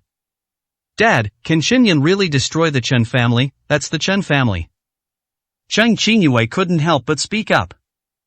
I don't know either, but I have a feeling that Master Chen will create another miracle. Everything will be revealed in 3 days, and perhaps the world in Jiangnan City is really about to change. Cheng Junshan exhaled deeply. After he finished speaking, he looked at the sunken stone floor. Just how terrifyingly powerful must a person possess to deliver such a blow? Back in the villa, Chen Yun picked up the bottled water on the table and drank it all in one gulp. Then, he took out his phone from his pocket, tapped a few times on the screen, and dialed a number he hadn't made in a long time. Phoenix Sparrow, Chen Yun's voice was calm. Dragon Emperor, you finally called me. Where have you been all these years, Dragon Emperor? How are you doing now? I really miss you. The voice on the other end of the phone was choked with emotion, yet filled with barely concealed excitement. It's me. We can talk about other things later. Right now, I need you to do something for me. Hearing the familiar voice, Chen Yun's brows smoothed out considerably. Your Majesty, please give your orders. The other person's voice was strong and resolute, carrying an air of unwavering obedience. Very good. Help me investigate all the information and circumstances of the Chen family in Jiangnan City. Send the information to the email address I gave you before tomorrow night. Starting the day after tomorrow, you will launch a comprehensive attack on the Chen family in all aspects, including the stock market, business, and social networks. 3 days later, I want the Chen family to be gone from Jiangnan City. Chen Yun's voice was filled with a heavy sense of menace. Yes, Dragon Emperor. The other party immediately agreed and then asked, Dragon Emperor, are you currently in Jiangnan City? Is there a conflict with the Chen family, and do you need manpower? At present, there are more than 100,000 brothers that can be mobilized from the northern territory alone. As long as you give the order, they can arrive in Jiangnan City by tomorrow night. There's no need for a big fuss, the other side is just a tiny insect, Chen Yun said calmly. Yes, Dragon Emperor, when are you planning to come back? All the brothers miss you terribly. We've been asking to see you every day. Didn't you call that little guy Yan Chengchen a while ago? We're all so jealous. The other person's tone was somewhat sarcastic. It was as if they were complaining that Chen Yun was favoring one person over another. Hearing this, Chen Yun's lips curled into a slight smile. Don't worry, my business here will be finished soon. After that, I will naturally come to find you. After saying that, Chen Yun hung up the phone. Looking out the window into the distance, he stroked the jade pendant he always wore. After so many years of silence, those guys have probably already forgotten about me. Just wait, once I get the jade ginseng, Chen Yun, will naturally return. The next morning, Wang Ziyue slowly woke up, and when she looked around, the scenery around her seemed so familiar. This is my house? Ziyue, you're finally awake. How are you feeling? Are you feeling any better? Zhao Liping walked over to her daughter with delight and handed her the pear soup she had just prepared. I am okay. Wang Ziyue took the pear soup and took a small sip. She found it strange. She remembered clearly that she had fainted before, and her body should have been very weak, but now she even felt that her body was getting healthier and healthier, and her energy was even more abundant. Daughter, you must take good care of your health from now on. Last night really scared me to death. Zhao Liping's eyes held a hint of reproachful concern. Mom, what exactly happened last night? I remember I fainted by the mountain road. Wang Ziyue asked curiously. You did faint and then someone called me and told me the news. After that, the person said she was sending someone to bring you home and asked me for my address. Could it be Chen Yun? Wang Ziyue said it subconsciously. When she was in a daze, she vaguely saw a figure hugging her, and that figure looked very similar to Chen Yun. What nonsense are you talking about? How could it be that good for nothing? It was a woman's voice on the other end of the phone, and the person who brought you back was also a woman. She was dressed in a professional suit and looked like an office secretary. My impression of him is that he speaks and acts very cleanly and efficiently, and he's also quite proper. You can tell at a glance that he's an employee of a large family or a big company. Could it be Chun Chen's female secretary? Wang Ziyue frowned. Before she fainted, the last person she saw was Qin Chen, the young master of the Chen family. Based on her mother's description, it was almost certain that Chun Chen's secretary had brought her back. Chen Chen? Daughter, you're not talking about the eldest son of the Chen family, are you? Zhao Liping's eyes widened in utter astonishment. Over the years, she has spent her free time at home researching the wealthy families in Jiangnan City, especially their descendants. After all, as long as Wang Ziyue can marry into a wealthy family, the Wang family will truly rise to prominence from then on. Therefore, Zhao Liping knows these wealthy young men in Jiangnan City like the back of her hand. 73, Chapter 73 The Arrival of Jiang Nana. Yes, that's him. Wang Ziyue nodded and then recounted everything that had happened yesterday. After listening to her daughter's words, Zhao Liping's eyes lit up as she gleaned two very important pieces of information. First, although their daughter had indeed severed ties with the Morong family, she had coincidentally run into Chen Chen, the young master of the Chen family. Secondly, Chen Chen must have had some affection for his daughter, otherwise he would never have let his secretary take Wang Ziyue home. Ziyue, this is truly a case of after the darkest hour comes the dawn. Although we lost the Morong family connection, we unexpectedly got involved with the Chun family. I think this young master of the Chun family must have feelings for you, otherwise, why would he go through all this trouble and even send someone to bring you back? Oh dear, the Chen family's power and status are far greater than the Morong family's. If we could establish a connection with the Chen family, it would be even more powerful than the Morong family. Zhao Liping was beaming with excitement. She felt as if she could already see the scene of her marriage alliance with the Chen family. Sure enough, my daughter is like a piece of Tang monk's flesh, everyone wants to take a bite. Divorcing that good-for-nothing was absolutely the right thing to do. How could that be, Mom? What are you talking about? I've only just met the young master of the Chen family. It must be because they are kind-hearted that they are willing to do this. Wang Ziyue's face felt a little hot. Hey, just admit it, if he just wanted to save you, he could have just taken you to the hospital, right? Why did he specifically ask for my contact information, call me, and even take you home? He's clearly worried about your safety alone. Putting everything else aside, just looking at this point alone, the young master of the Chen family is quite proper in terms of etiquette and manners, even better than the young master of the Morong family. Ziyue, you truly are my daughter. Even these young masters from wealthy families can't resist your charm.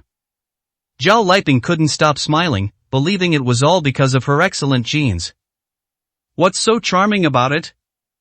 As soon as he finished speaking, a tall woman wearing Doc Martens boots walked in. Oh, Xiaona's here, you two chat, I'll go prepare some fruit for you in the kitchen. Seeing Jiang Nana walk in, Zhao Liping smiled and left. She was quite clear about Jiang Nana's background, and she was very supportive of her daughter getting to know some rich second-generation heirs. Seeing her best friend walk in, Wang Ziyue smiled and said, "Why are you here so early in the morning instead of sleeping in? You're such a lazy person. How come you can get up so early? The sun must have risen in the west today."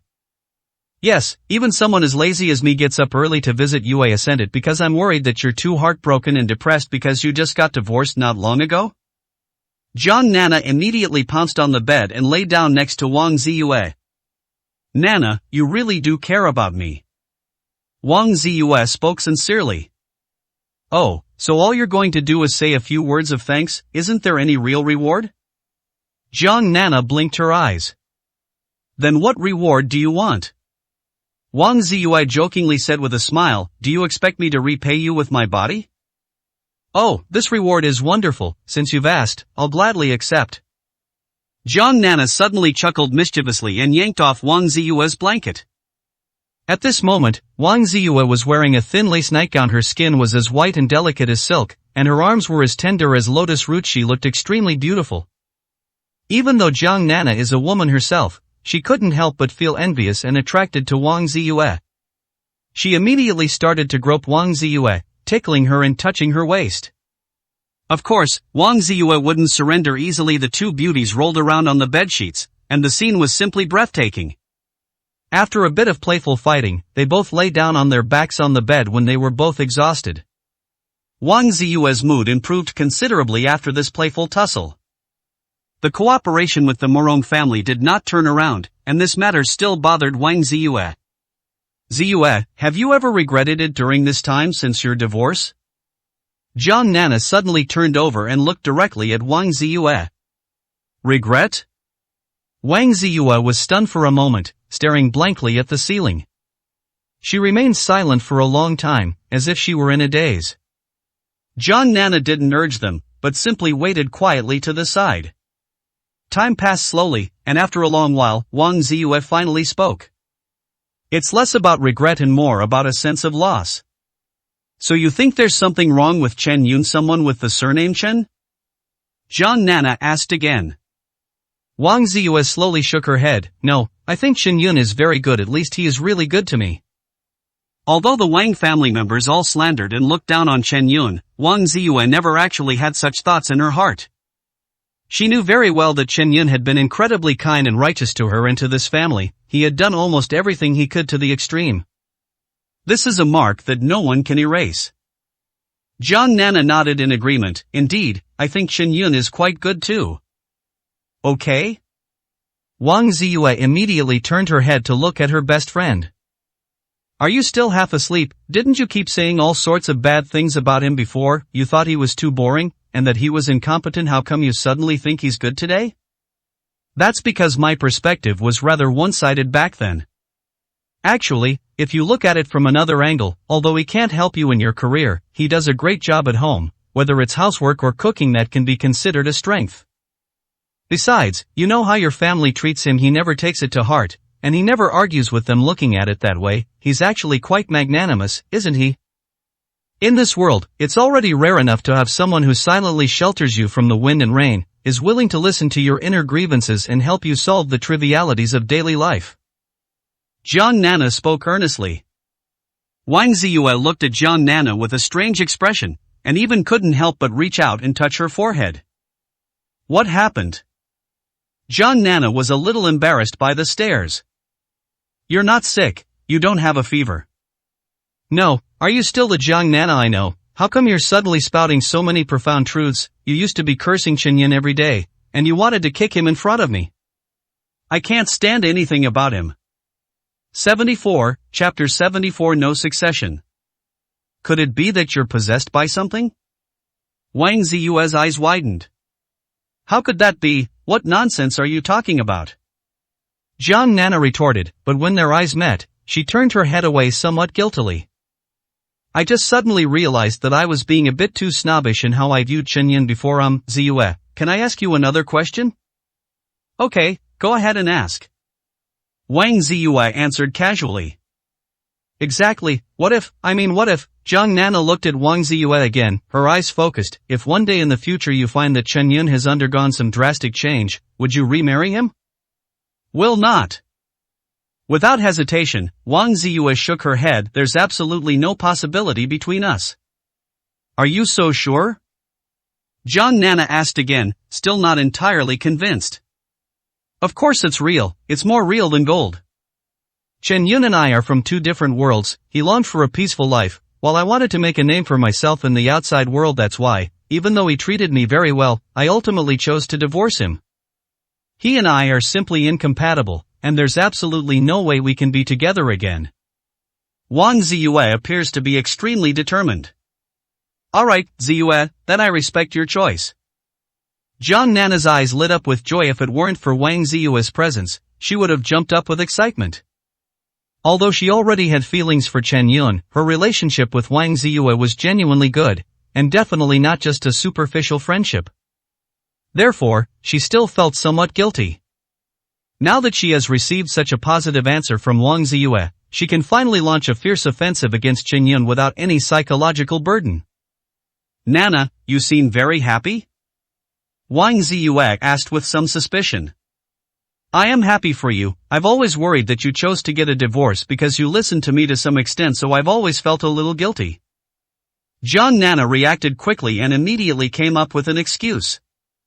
Nana, how could you think like that?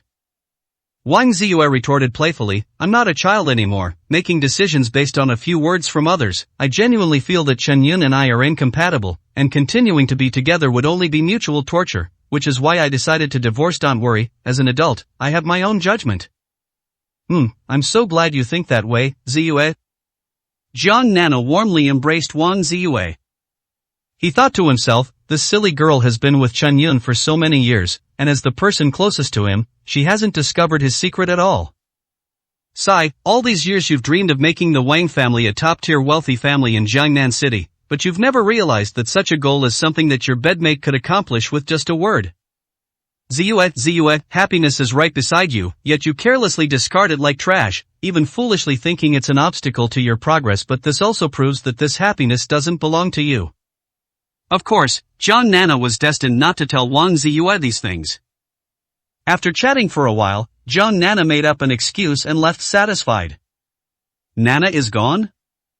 At the same time, Zhao Liping came over carrying a plate of cut fruit. Wang Ziyue responded and began to dress up, changing into a clean white dress, making her look noble and beautiful. Ziyue, where are you going dressed up so beautifully? Zhao Liping couldn't help but ask a question. Go to the Chen family. Wang Ziyue smiled lightly, young Master Chen brought me back yesterday. I should personally pay him a visit to express my gratitude for such a great favor, right? Ah, yes, Ziyue, you're so thoughtful. This is extremely important. We absolutely must go and thank you in person. Zhao Liping immediately realized what was going on and excitedly said, Ziyue, I'll go downstairs and wait for you. I'll drive you there later. Okay, but we need to go to the central square first to buy some gifts. We can't go empty-handed on our first visit. Yes, wait a minute, let's go buy a gift first, and we have to pick a good one. Chen family. A deathly silence filled the air. The servants stood in rows, and not one of them dared to utter a sound. Chen's relatives also gathered in the courtyard, not daring to speak. Chen Shanha stood at the very front of the crowd, pacing back and forth, his eyes bloodshot, his agitated expression making everyone afraid to touch his brow. Squeak! The door opened, and an elderly man with a full head of white hair walked out of the mansion. Chen Shanha immediately stepped forward and asked, Old Zhao, how is the situation now? This old man was the Chen family's personal physician, a highly skilled doctor who had been with the Chen family for decades. Many difficult and complicated diseases that hospitals cannot solve can be cured by medicine for the elderly.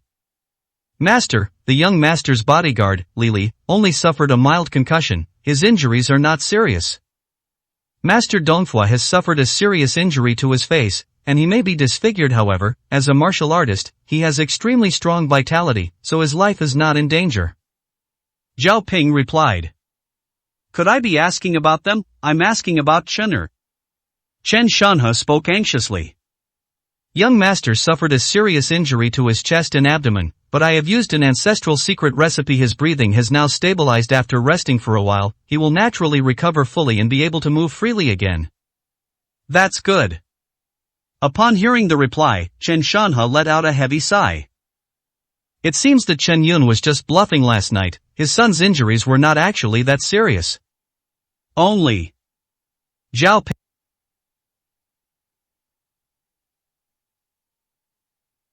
Ping hesitated before speaking. Upon hearing this, Chen Shanha's heart leaped into his throat again, and he immediately pressed, But what? Tell me quickly. However, I discovered that a massive yin energy is gathering in the young master's lower abdomen, suppressing the flow of yang energy throughout his body. I have searched through ancient books and tried various methods, but I still cannot expel that massive yin energy from the young master's body. I am afraid that from now on, the young master will be unable to have sexual intercourse. Zhao Ping spoke with difficulty. Boom! Like a bolt from the blue, the shock left Chen Shanha pale, and a wave of dizziness washed over him. He's impotent, my son really is impotent, what Chen Yun said is true. In this way, the direct line of the Chen family will be cut off. Is my Chen family line truly doomed to die out? Chen Shanha appeared dazed and his body swayed precariously. 75, Chapter 75. It's this woman. Zhao Ping swiftly caught Chen Shanha and helped him up, whispering, Master, please accept my condolences. Get out of here. Chen Shanha roared, his face contorted in pain. Zhao Ping was startled and immediately grabbed his medicine box and quickly hid to the side. Snapped. A series of smashing sounds rang out as Chen Shanha smashed all the valuable vases and antiques around him to pieces. You surnamed Chen, I will tear you to pieces, I will torture you to death, and make you suffer all kinds of pain. My Chen family will never share the same sky with you. Chen Shanha roared and vented his anger. The rest of the Chen family remained silent, not daring to utter a sound. Dad! Chen Chen walked out of the room, trembling. With her eyes glazed over and her facial muscles twitching, she knelt down in front of Chen Shanha, grabbed his legs, and cried out, was what Zhao Ping said just now true? Dad, from now on I really can't perform sexual acts anymore, and I can't continue the Chen family line. Dad, please save me, I'm so young, I'm the only son in our Chen family, I can't become a eunuch. Chen Chen cried his eyes out, tears streaming down his face, and collapsed to the ground, limp and lifeless. For someone like him who spends his life among women and longs to die on their bellies. If that guy becomes unusable in the future, it will be even more painful than killing him. With a look of tragic determination, Chen Shanha helped his son up. Don't worry, my son, even if I have to search for the most famous doctors in the world, I will definitely cure your illness. As for that guy surnamed Chen, I assure you, at all costs, I will make that guy suffer 1,000 times, 10,000 times, more pain than you. Not just him, but also his friends, teachers, classmates, and everyone connected to him. I want them all to suffer despair and pain. I'll make that Chen guy wish he were dead, I'll make him kneel before you like a dog. Dad, I want to castrate that Chen guy myself, otherwise I won't be able to quell the hatred in my heart. Chen Chen's eyes flashed with the ultimate flame of revenge, his pupils filled with anger and hatred. Sir, I have completed everything you asked me to do. Just then, Qin Bo, the Chen family's butler, walked in. Say. Chen Shanha said coldly. Yes, information about him can only be found up to the last few years, and anything before that is a complete blank, as if he never existed. Can't find him, he's a living, breathing person, not someone who popped out of a rock, how could we not find him? Chen Shanha frowned, and after venting his anger, he finally regained some of his composure. Qin Bo has been the Chen family's steward for decades. He is always decisive and efficient, and there are very few instances where he fails to do things properly. Qin Bo shook his head and continued, I've tried everything, but I really can't find anything about his past. The events of the last few years are quite simple. His real name is Chen Yun. He suddenly appeared in Jiangnan City a few years ago and then married Wang Ziyue, the eldest daughter of the Wang family, very quickly. Wang Ziyue is the chairperson of Yunyue Group, the same company whose cooperation was unilaterally terminated by the Morong family some time ago. Go on. Chen Shanha nodded. Although the Morong family is not as powerful as the Chen family, they are still a prominent family in Jiangnan City, and he had heard about this matter. After Chen Yun and Wang Ziyue got married, he always considered himself a son-in-law who lived with the family. He worked hard and played the role of a stay-at-home husband in the Wang family. During his years in the Wang family, he was always looked down upon by the Wang family and was ridiculed and mocked every day. Then, some time ago, Wang Ziyue took the initiative to divorce him, and the Wang family kicked him out of their home. Qin Bo finished explaining the information he had gathered. A live-in son-in-law, a stay-at-home husband? How could someone like that command such respect from Chung Junshan? Qin Bo, what exactly did you investigate? This is utter nonsense. Chen Shanha immediately flew into a rage. It's worth noting that Chung Junshan stated that Chen Yun cured his illness. Moreover, Chen Yun defeated Dong Foi with a slap right in front of him. How could someone like that be a stay-at-home husband? Snapped. Qin Bo immediately knelt down, Patriarch, Please calm down, this is really all the information I could find as for how he got to know the Cheng family. Nothing has been revealed, it seems someone deliberately covered up this information. I also have a photo of him with the Wang family. Immediately, Qin Bo took out a photograph from his pocket and respectfully handed it to Chen Shanha. Upon receiving the photo, Qin Shan, who was standing beside him, also recognized the person in the picture and immediately flew into a rage, jumping up and down like a cat whose tail had been stepped on. It was that damned woman. Chen Shanha stared intently at his son. Chener, do you recognize the person in the photo? That's right, Dad, it was because of this woman that I became like this, it all started because of her. Chen Chen angrily pointed at the woman in the photo. The other party was none other than Wang Ziyue. Then, Chen Chen immediately told Qin Shanha everything that had happened the day before. Dad, how could things be such a coincidence? This woman just fainted, and that guy surnamed Chen suddenly appeared. I suspect that this pair of scoundrels deliberately set me up. No wonder, no wonder. Chen Shanha slammed his hand on the table, his face a mixture of anger and sudden realization. Chener, you don't know, at the engagement banquet that day, that guy surnamed Chen actually filmed a video and showed it to me as evidence. Now that I think about it, it turns out they were all in cahoots. It was Chen who colluded with the Cheng family and used Wang Ziyue to put on a show. They dug a trap and were just waiting for us to fall in. This was a well-planned conspiracy. The father and son were filled with righteous indignation and decided to continue to understand each other and try to find more answers. A middle-aged man rushed in. Qin Bo frowned and immediately scolded, Zhang De, the master has important matters to attend to. What are you doing barging in? Don't you know any rules? Zhang De weakly replied. No, there's a woman outside who specifically asked for our young master because he previously instructed that if any attractive woman came looking for him, we must report it immediately to avoid any delays. Who? Chen Chen spoke irritably. Normally he would have rushed out immediately, but now he's too weak to even think about it, so what good would it do if another woman came looking for him? If you don't even have the diamond drill, how can you take on the porcelain job? Seeing that the young master was also in a bad mood, Zhang De shrank back. She said her name is Wang Ziyue, and that she came here specifically to thank you for saving her yesterday. Who? Chen Chen's voice suddenly rose several decibels. 76, Chapter 76, Wang Ziyue's visit. Zhang De was startled seeing that all eyes were on him. He could only weakly repeat, she said her name is Wang Ziyue. Wang Ziyue? Chen Shanha and Chen Chen, father and son, exchanged a surprised and suspicious glance. Well, they haven't even settled accounts with this woman yet, and this guy has already delivered himself right to their doorstep. Dad, this woman actually came to our door in person. What should we do now? Is this a trap?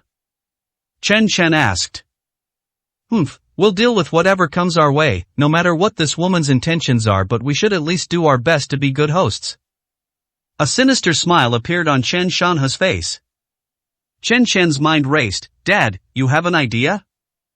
Of course, you go to the door and try to stall this woman. I'll contact my sworn brother immediately, the king of the underworld. This time, I'm going to use this woman as bait to lure Chen Yin here and kill him. Chen Shanha spoke each word with a chilling tone. Amazing, Dad, you really know how to do things. Chen Chen licked his lips, a greedy smile spreading across his face. Zhang De, go and bring this woman in right now. Yes, master. Following instructions, Zhang De ran towards the gate. Upon arriving at the entrance, Zhang De looked ahead and said, Miss Wang, my young master invites you to his residence for a gathering. It is good. Wang Ziyue smiled. Unexpectedly, young Master Chen actually invited her in. This is a sign of goodwill. After all, generally speaking, no one would want to let a stranger into their home. Unless, you have some other intention towards her. Upon entering the gate, Wang Ziyue was instantly stunned. The villa in front of me covers an area of several thousand square meters, with artificial hills and fountains in the front yard, as well as well-maintained gardens and trees. Further on, there are even pavilions and terraces, all in the style of classical architecture, with all sorts of antique scrolls decorating the entire inner courtyard, clearly of considerable value. This is the foundation that a true elite family possesses. Wang Ziyue was secretly shocked, and at the same time, she couldn't help but wonder when the Wang family would also have such a day. Miss Wang, our young master is waiting for you in this room, please come in. Zhang De stopped beside a house and began to speak. It is good. Wang Ziyue, without suspecting anything, stepped into the room. After entering, Chen Shan sat down in a chair with his legs crossed. His gaze lingered on Wang Ziyue, and he felt that this woman looked even more beautiful today. But the more he looked, the colder Chen Shan's eyes became. There was no reaction between his legs, and no desire could arise in his mind. In the past, he would have been extremely greedy by now. But now it seems to have withered away, and the more I think about it, the angrier I feel. Hello, Mr. Chen. Wang Ziyue greeted everyone politely and placed the exquisite gift she had prepared in advance on the table. What do you want from me? Chen Shan tilted his head and asked. That's right after I fainted last night, Mr. Chen, didn't you send your secretary to take me home? Because of this matter, I made a special trip to visit you to express my gratitude. Wang Ziyue explained. Shall I take you home? Chen Shan scoffed. Who told you that I sent someone to take you home? Okay. Upon hearing this, Wang Ziyue froze on the spot. You didn't send someone to take me yesterday? Of course not, my time is so precious, how could I waste it on something as trivial as taking you home? Chen Shan's tone was full of mockery. Then, he stood up, walked to Wang Ziyue's side, twitched his nose, and revealed a comfortable expression. It smells so good. Young Master Chen, what do you want to do? Wang Ziyue felt a little uneasy being stared at like that, and a bad premonition began to rise in her heart. Don't you know better than I what I'm going to do? Chen Shan's expression suddenly darkened, and he raised his hand to slap the other person across the face. Snapped. A clear voice sounded. A bright red handprint remains on the right side of Wang Ziyue's face. The slap made her head buzz, and blood was already flowing from the corner of her mouth. Wang Ziyue took several steps back, saying fearfully, What exactly do you mean? I came all this way to thank you. If you have any complaints about me, you can just say so. Why are you hitting me? Wang Ziyue couldn't comprehend why things had suddenly turned out this way. Even if she really did misremember, she didn't do anything wrong from beginning to end. Why would this seemingly polite young master of the Chun family suddenly attack her? You bitch, still pretending in front of me. Chen Shan roared, his whole being resembling a wild beast with bloodshot eyes. He reached out and grabbed Wang Ziyue by the neck, veins bulging on his arm. Ah, young Master Chen, what's wrong with you? Wang Ziyue felt a suffocating sensation in her brain and tried to pry Chen Shan's arms off with both hands. Tell me, did you and that guy surnamed Chen deliberately set this up and frame me? If it weren't for you, how could I have ended up like this? I'm going to kill you, I want you dead right now. Chen Shan's grip on his arm tightened, and he had completely lost his mind, blinded by rage. Wang Ziyue's face flushed red, and her consciousness began to gradually fade. Her eyes rolled back, her throat constricted and unable to utter a sound, let alone ponder Chen Shan's words. My lord, stop it. Just as she was about to perish, a powerful and majestic roar suddenly came from outside the door. Chen Shan turned to look at Chen Shanha at the door, and finally slowly let go of his hand. Cough cough. Wang Ziyue clutched her neck, feeling as if she had just walked through the gates of death. She was so close to dying. Dad, why won't you let me kill this woman right now? Chen Shan roared angrily at Chen Shanha. We'll use this woman as bait.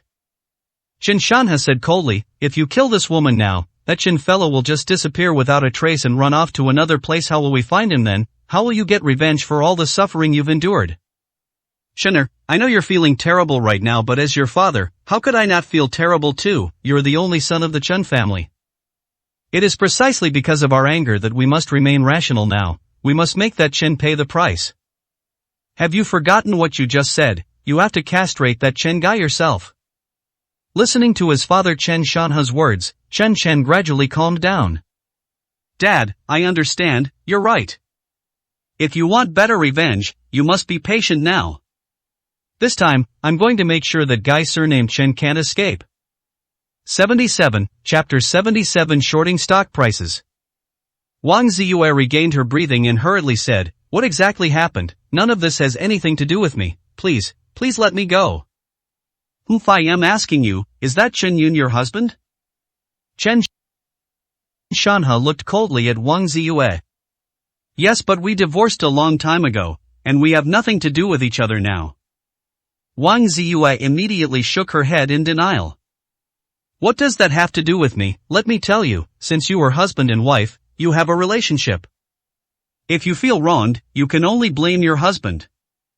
Guards, lock her in the room, no one is to let her out without my order." Chen Shanhe waved his hand. Several burly men immediately dragged Wang Ziyue into the inner room. Our Chen family's revenge begins now.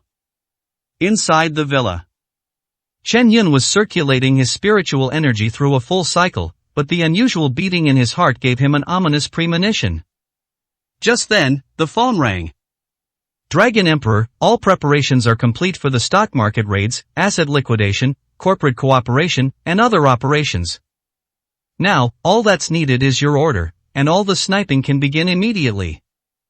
The person on the other end of the phone spoke respectfully. "Let's start." Chen Yun spoke calmly. "Give an order." The Phoenix, far away overseas, immediately gave orders to all her subordinates, and the massive machine began to operate. Minutes later, the stock market had just opened. Chen's large number of stock traders immediately discovered that all of Chen's listed companies were under attack by an unknown force. The opponent came on strong, and their technology and capital far surpassed theirs. The company's stock was severely damaged in just 10 minutes. This strange phenomenon instantly caused panic among stock market investors. The stock price of Chen's company suddenly plummeted, and unsuspecting investors immediately began to sell off their shares in large quantities. At the same time, the senior executives of Chen's various companies naturally noticed something was wrong. In order to reduce panic, they began to buy stocks with large amounts of their available funds in an attempt to maintain the stock price. However, the power of this unknown force was too terrifying. It crushed the stock price almost in an overwhelming manner and began to blatantly short sell. Within just half a day of the incident, all of Chen's stock traders were wiped out. The stock prices of all its subsidiaries plummeted, so much so that even its own father would have to kneel on the ground and beg for mercy. Meanwhile, Chen Shanhe, far away in the villa area, was completely unaware of all this, as he was currently entertaining a distinguished guest. This man was robust and muscular, sitting in the main seat with a magnanimous expression, his face dignified and his aura imposing. He is the true king of the underworld of Jiangnan City, Lu Shuyi. He was nicknamed Mad Deer. It's no exaggeration to say that none of the leading figures in the entire Jiangnan City are unaware of Quan Lu's name. After all, he ruled the entire underworld of Jiangnan City, with tens of thousands of brothers under his command. "Brother, your problems are my problems. If it weren't for you saving my life back then, I would have been killed by my enemies long ago, and I wouldn't be the mad deer I am today. Now that you've asked, I will definitely help you with this." Lu Shuyi took a big gulp of wine, then patted his chest. "Outsiders only know that we are sworn brothers, but the bond between us is even stronger than that between blood brothers. Don't worry, I'm determined to take that Chen's life." "Ah, you truly are my good brother. With you saying that, I, as the elder brother, can really rest easy." Chen Shanhe laughed loudly and clapped his hands. "Although we are brothers, there is no reason for a brother to help for nothing. Somebody come." At his command, several servants from the Chen family immediately came forward carrying several exquisite brocade boxes. This is the first painting, The Deer and the Cauldron, by the contemporary master Tang Yuan. When he came out of seclusion, I spent a lot of effort and tens of millions of yuan to buy it. This is the jade thumb ring that the old lady wore. I have treasured it for so many years, and there are very few people who have seen it. These are precious wines I've collected from all over the country. Even the worst ones are nearly 50 years old. They are all rare gems." Chen Shanhe introduced them one by one. As he listened to the introduction and looked at the treasures in front of him, Lu Shuyi's eyes lit up, and he became visibly excited. He was a rough, uneducated man who had been involved in the underworld, and as a result, he was looked down upon by many people behind his back. So, in order to save face, he has developed a fondness for antiques, calligraphy and paintings in recent years, in order to show off his ability and taste. If Chen Shanhe were to give him money, he might not even find it interesting. But these things really touched my heart.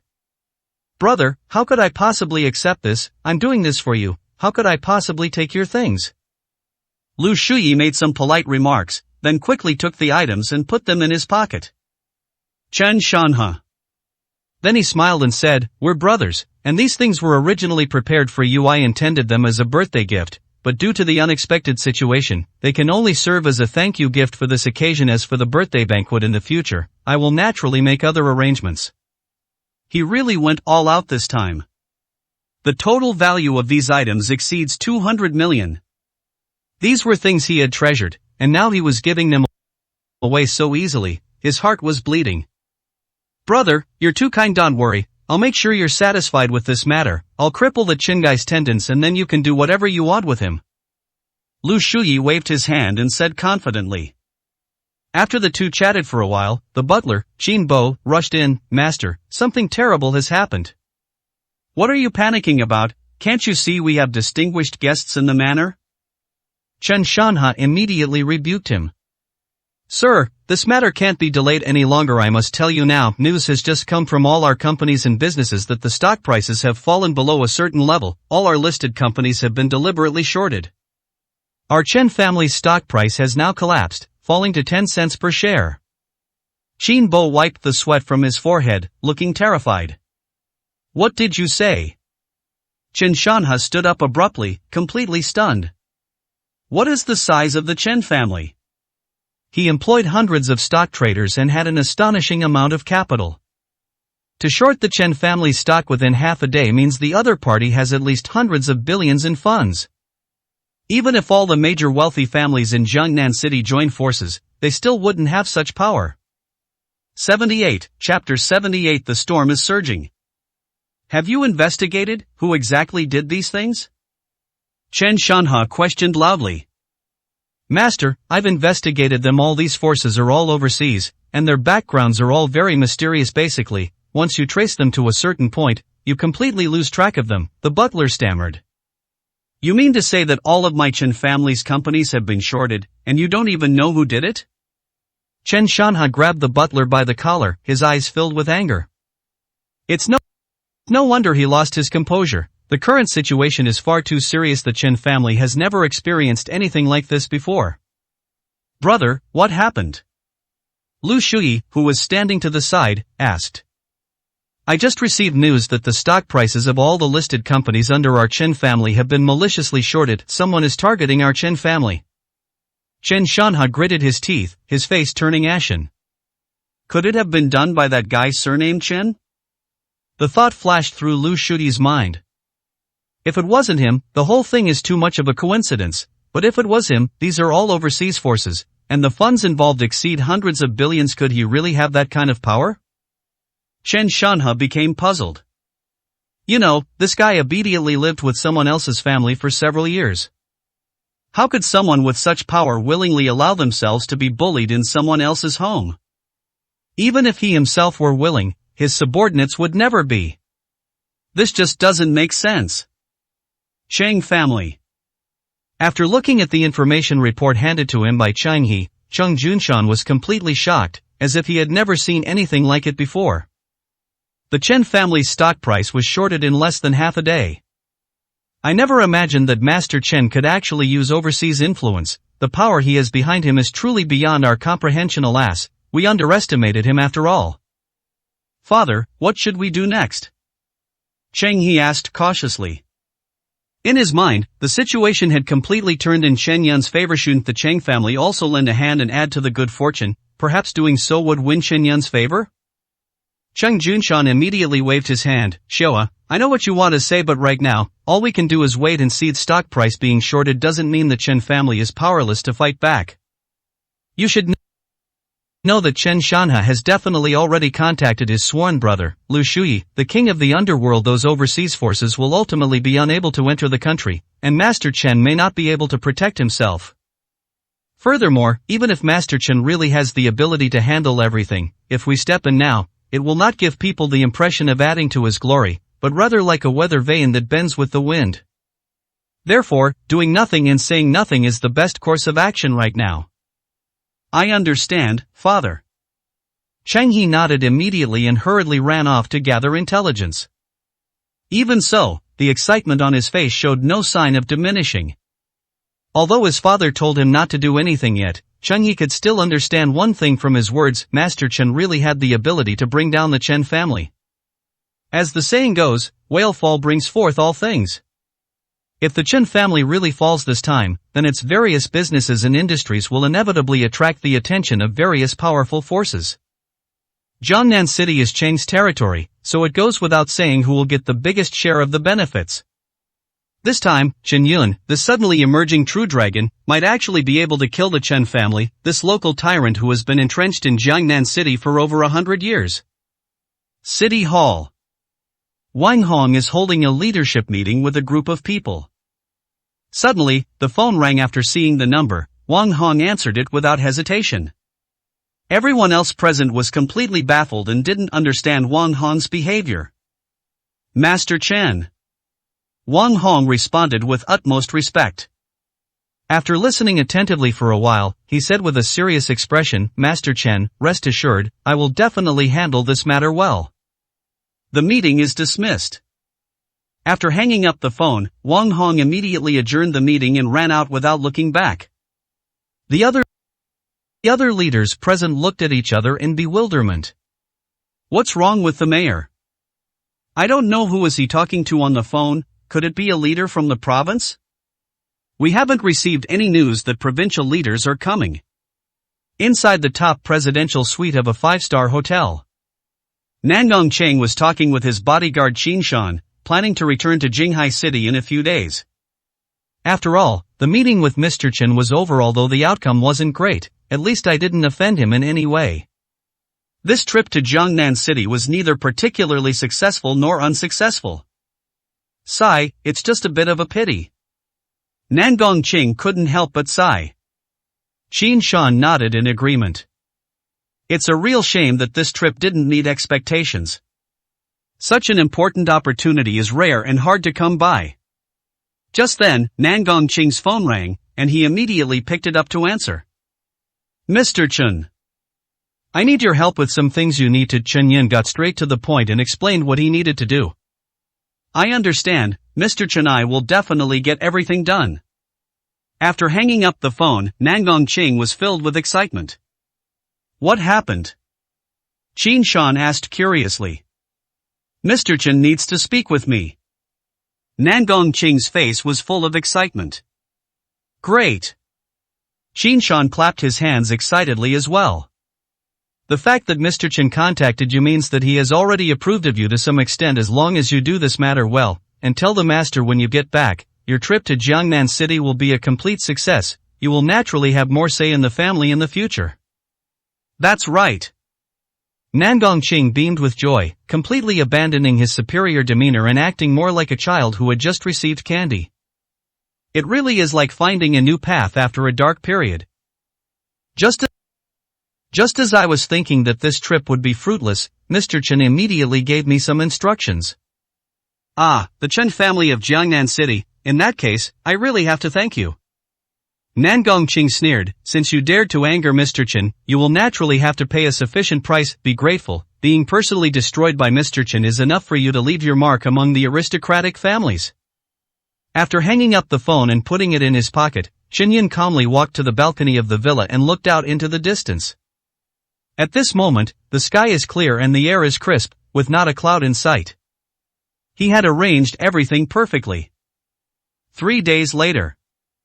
Jiangnan City. The Chen family is gone. 79, Chapter 79. Thunderous means. Brush. At this time, an arrow shot from afar, firmly pinning a letter to the villa's gate. Chen Yun looked around and saw that the archer had already fled far away. He pulled out the bow and arrow, removed the envelope, unfolded it, and read the writing on it. Come to Tiger Roar Hall alone tomorrow night at 8 p.m. Remember, don't try anything funny, or this woman will definitely pay with her life. A photograph slipped out of the envelope, and Chen Yun reached out and caught it. After getting a clear look at the person above, his pupils suddenly contracted. Wang Ziyue was tightly bound in the corner, her eyes filled with extreme terror. Chen Yun clenched his fists, his eyes flashing. The Chen family's greatest asset in Jiangnan City is Lu Shuyi, the king of the underworld. Since they chose to kidnap Wang Ziyue as a hostage, they must have already investigated her identity. Fine, then I'll make sure your tiger roar hall is buried with the Chen family. A chilling killing intent emanated from Chen Yun. The dragon has reverse scales, if you touch it you will die. Having not slept all night, Chen Shanha's eyes were bloodshot, yet he still showed no sign of wanting to rest. The Chen family is facing an unprecedented crisis of extermination. Starting yesterday afternoon, all of the Chen family's former partners, whether newly contacted or having cooperated for several or even more than a decade, have proposed to terminate their cooperation with the Chen family immediately, even if it requires paying extremely high penalties for breach of contract. Last night, he was on the verge of a nervous breakdown from answering all sorts of phone calls.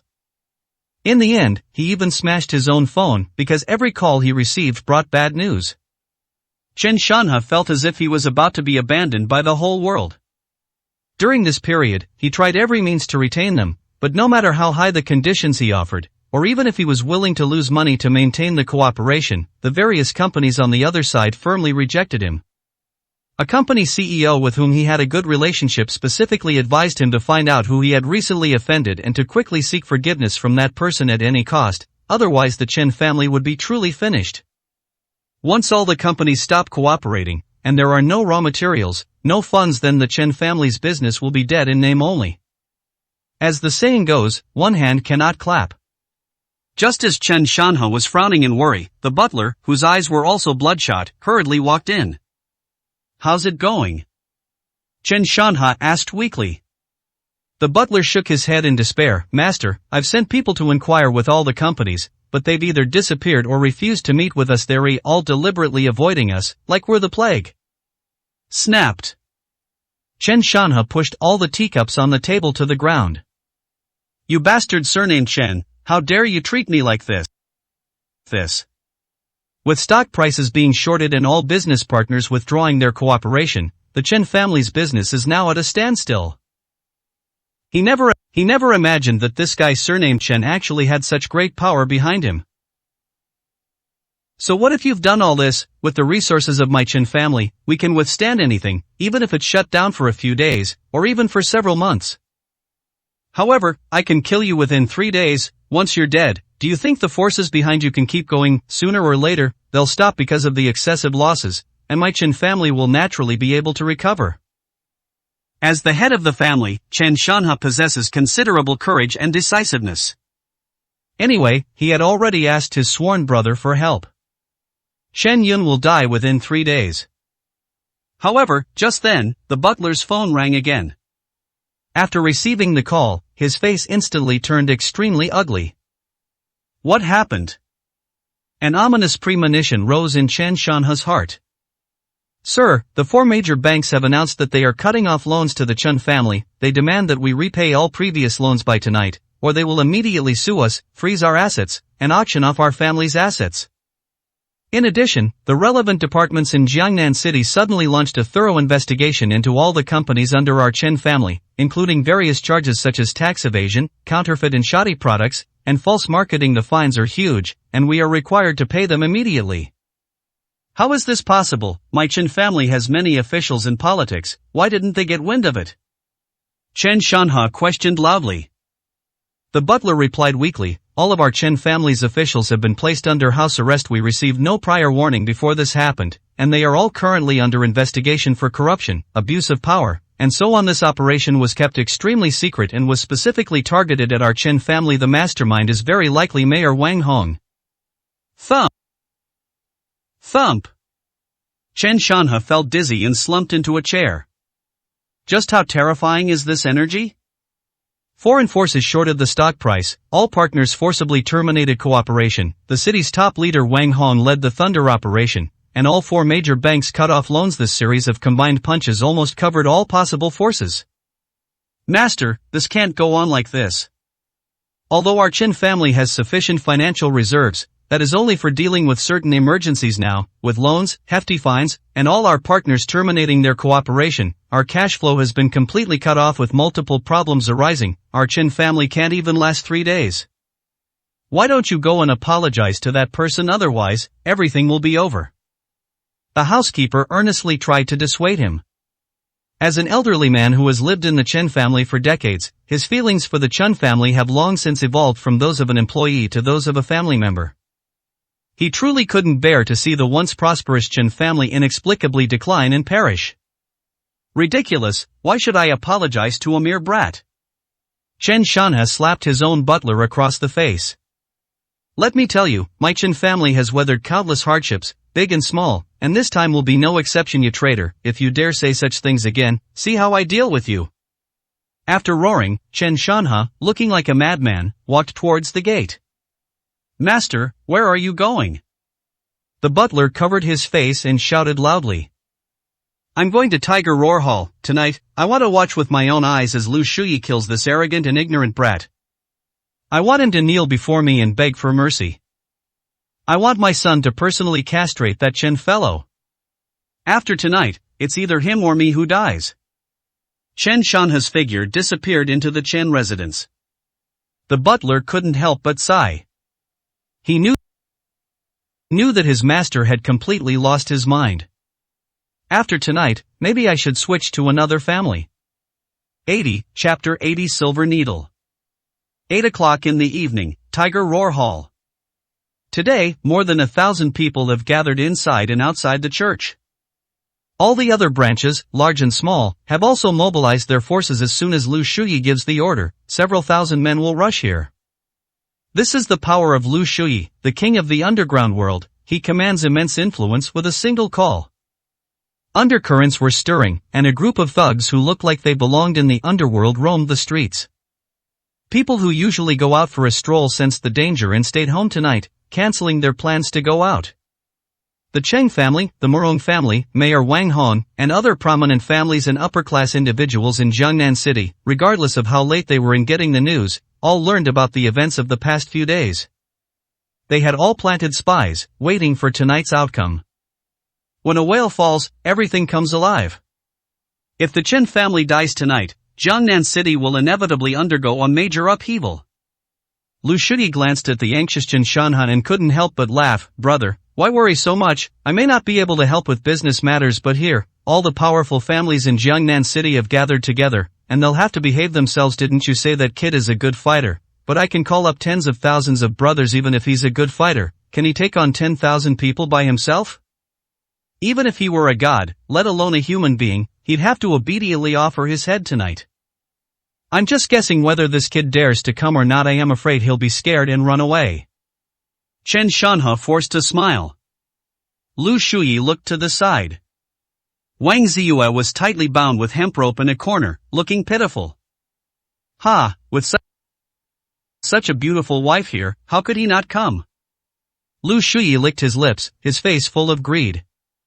I've already said, this matter really has nothing to do with me. We've been divorced for a long time. If you have any problems, go talk to him.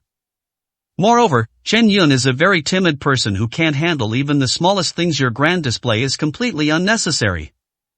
Please let me go, I really don't know anything. Wang Ziyue cried with tears streaming down her face, looking utterly pitiful.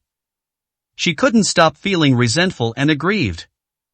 What exactly did Chen Yun do to offend these vicious guys, and even drag her down with him?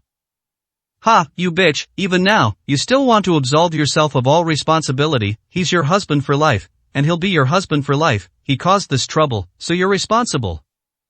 Let me tell you the truth, if he's too scared to come tonight, then you'll have to suffer the consequences of what he did. I wonder which of my thousands of brothers you'll be ranked among. Lu Shuyi said viciously. You filthy bitch, I'm going to make you die right now.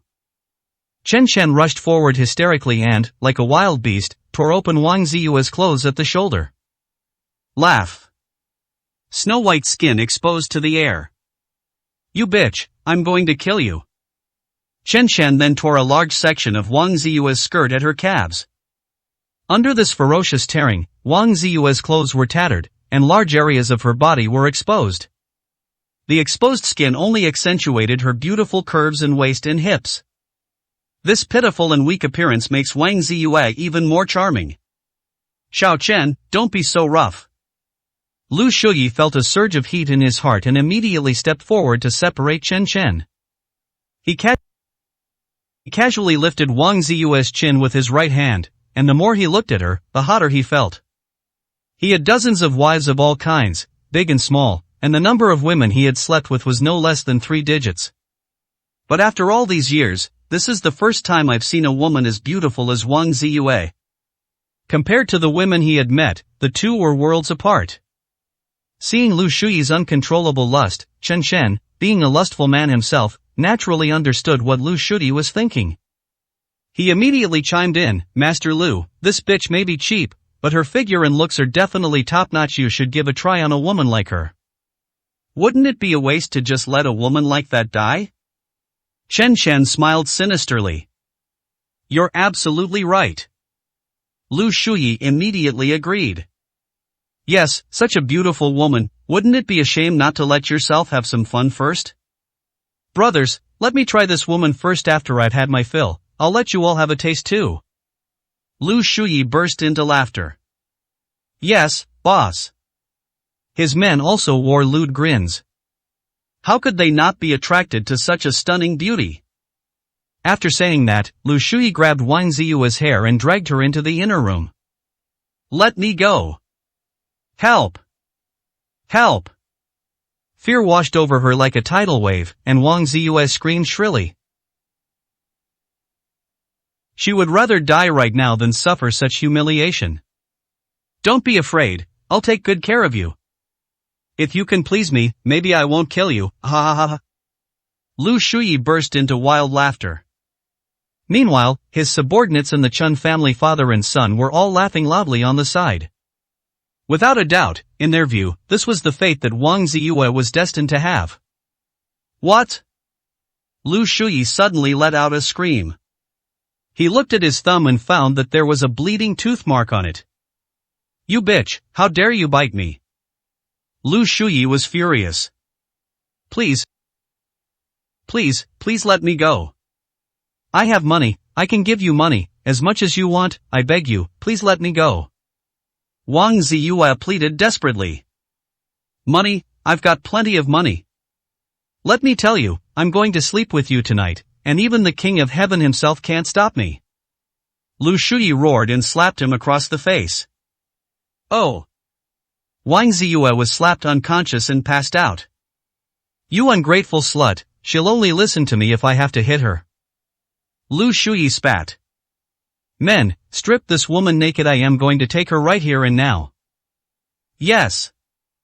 Immediately, several men with lewd grins rushed forward and hurriedly began to undress Wang Ziyue. In this process, they certainly took advantage of the situation. However, before the group could get close, his body suddenly fell straight down. His pupils widened, and he made no further move to get up. Upon closer inspection, each person had a gleaming silver needle between their eyebrows. The entire hall fell silent instantly. Someone mustered up the courage to check the breathing of the group, then plopped down on the ground with a thud, his voice trembling as he said, Boss, they're all dead. 81, Chapter 81 Never Die in Peace. Who? Lu Shuyi was startled and shouted towards the door. There are over 1,000 people here, and those around him are his elite subordinates. But the other party killed them silently with a few silver needles. Such an elusive method was extremely terrifying. The air fell silent, there was no response whatsoever. What, you dare to do it but not admit it? Are you just a cowardly rat hiding in the shadows? Humph, let me tell you, if you don't show up soon, I'm definitely sleeping with this woman. After saying that, he immediately walked to Wang Ziyue's side and looked like he was about to take off his pants. Boom! Like a muffled thunderclap, the ancient bronze gate of Tiger Roar Hall, weighing hundreds of kilograms, was blown open. The dozen or so people standing at the door were all knocked away by the gate, vomiting blood on the spot, and several of them died instantly. Such divine power is simply astonishing. All eyes were simultaneously focused on the main entrance. A simply dressed figure walked in with firm steps. It's him, it's Chen Yun. Upon recognizing the newcomers, the Chen father and son roared excitedly. Chen Yun stood in the center of the field, his gaze extremely cold. The hall in front of me, which occupies less than 100 square meters, was packed with over 100 people. Each of them held various weapons in their hands, their eyes fierce. But for Chen Yun, these people were not yet worthy of his attention. Chen Yun's gaze fixed on Wang Ziyue, who was lying on the ground, and a sharp glint flashed in his eyes. I didn't expect you to actually dare to come. I didn't realize you were such a romantic. Now that you're here, I'll naturally treat you well. Lu Shuyi sat down with an air of authority, raised his hand, and spoke in a chilling tone. Brothers of Tiger Roar Hall, heed my command. Exist. The orderly response of hundreds of people was imposing. A reward of 3 million yuan will be given to whoever cuts off his hands and feet. A 5 million cash reward will be given to whoever cuts off his head. Whoever captures him alive will be rewarded with 10 million in cash and will become the head of one of the 12 halls. Lu Shuyi spoke with an air of dominance. Lord Lu is mighty. The crowd cheered in unison, their voices rising like waves in a single line. Putting aside the millions in cash, the mere prospect of being promoted to hall master is enough to drive them crazy. Lu Shuyi has 12 branches under his command, each managing thousands of men. If one could become the head of a branch, one would be able to command thousands of followers and enjoy immense prestige. The way all the gang members looked at Chen Yun changed. It was as if they were eyeing Tang Sanzang's flesh. But Chen Yun simply stood there quietly, neither sad nor happy, his indifference reaching its extreme. You all deserve to die. The icy voice was like a judgment, as if it had branded everyone present with the mark of death. Chen Yun, should I say you're either carefree or foolish? Lu Shuyi burst into laughter. Do you really think this is a TV drama? You think you can be invincible all by yourself? There are hundreds of brothers here, all of them brave and skilled in battle, fighting alongside me, and there are thousands more outside. And my other branches can send tens of thousands of brothers to support me with just one order. Don't even mention that you're alone. Even if you bring in help, what waves can you possibly make? At this point, Lu Shuyi's expression turned grim. You dare to spout nonsense when you're about to die? Are you in such a hurry to be reincarnated? That's right, as long as Master Lu gives the order, you, Chen Yun, will be chopped into pieces on the spot. With tens of thousands of people, each of them could drown you with a single spit. What makes you think you can fight us? Chen Shen laughed loudly, his face full of arrogance. No matter how much garbage there is, it will only create a landfill. Chen Yun said calmly. Presumptuous. Chen Shanha suddenly stood up, pointed at Chen Yun, and angrily rebuked. I ask you, were the short selling of my Chen family stock, the loss of business partners, and the loan termination demands from the 4 major banks all orchestrated by you? Yes, after tonight, your Chen family will be completely wiped out. Chen Yun nodded casually. Nonsense, my Chen family has a history of hundreds of years and a deep-rooted foundation. Who in the entire Jiangnan city dares to be my enemy? Don't think you can fool me with your appearance. I already had someone investigate your background. You're nothing but a useless son-in-law. Kill you tonight, and everything will naturally disappear. No one will offend the Chen family for the sake of a dead man. Before you die, I want you to remember clearly that your biggest mistake in this life was offending the Chen family. Chen Shanha roared furiously, as if he had gone mad. Chen Yun paid him no heed. Such a frog in a well is not worth mentioning. Kid, seeing your arrogant expression, I've changed my mind. Lu Shuyi sneered, I'm going to enjoy your woman right in front of you. I want you to watch her pleasuring me beneath my crotch. He turned his head and glanced at the unconscious Wang Ziyue, his greedy expression impossible to conceal. Seeing Wang Ziyue's pitiful appearance as she fainted, Lu Shuyi felt his desire intensify. All I wanted was to bankrupt your Chen family and get you out of Jiangnan City. But now, I've changed my mind.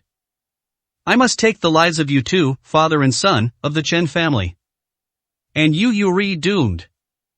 Chen Yun pointed to the two Chen family members, father and son, and then to Lu Shiyi. It's like death is calling roll. Oh my, that's scary, I'm so afraid. Even at this point, you're still desperately putting on airs. Aren't you afraid of biting off more than you can chew? You still want to kill me. You don't really think you can get out of here alive, do you? Chen Chen curled his lip in disdain. The presence of hundreds of burly, armed gang members gave him a great sense of security. Do you think you're a martial arts grandmaster, that you can kill whoever you want? Chen Shanha also gave a cold laugh. Martial arts masters are nothing more than ants. Chen Yun stood with his hands behind his back, looking calm and composed. They won't shed a tear until they see the coffin. Master Lu, stop wasting words with this kid, just kill him. Watching this clown continue to jump around here makes me want to vomit. Chen Chen was speaking when he suddenly coughed up blood. Blood. Suddenly, he clutched his neck, his eyes filled with terror and despair. My son? Chen Shanha, who was standing nearby, noticed that something was wrong. Ho ho dash. Chen Shen pointed a trembling finger at Chen Yun, and blood began to drip from between the fingers of his other hand, which was covering his neck. Thump! There was a muffled sound. Chen Shen's body went limp on the ground like a lump of mud. A very conspicuous silver needle was inserted into his throat.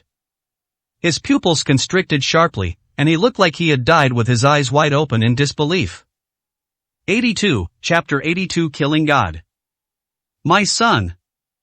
Chen Shanha roared to the sky, overwhelmed with grief. He never imagined that Chen Yun would suddenly kill his son in full view of everyone. Everyone around was equally shocked, no one had clearly seen Chen Yun's movements. Master Lu, kill him for me. I want him to die a horrible death, and I want the entire Wang family to pay with their lives for my son. Aha! Chen Shanha went berserk. He killed someone silently right in front of him. Attack him together, kill him right now. Lu Shiyi waved his hand and slipped behind the crowd. The cold sweat on his forehead betrayed the same tension and panic he felt at that moment. The hundreds of brothers around him couldn't give him any sense of security. Immediately, hundreds of people carrying all sorts of weapons, tang swords, baseball bats, steel pipes, brass knuckles swarmed towards Chen Yun. Kill!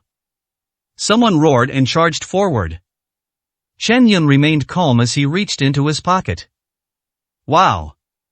Dozens of silver needles bloomed in the air like flowers scattered by a celestial maiden. Those who rushed forward first were immediately severely injured.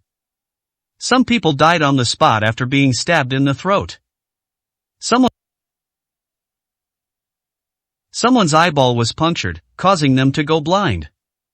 Some people had their nasal cavities pierced and their brain nerves damaged, leaving them paralyzed on the ground instantly.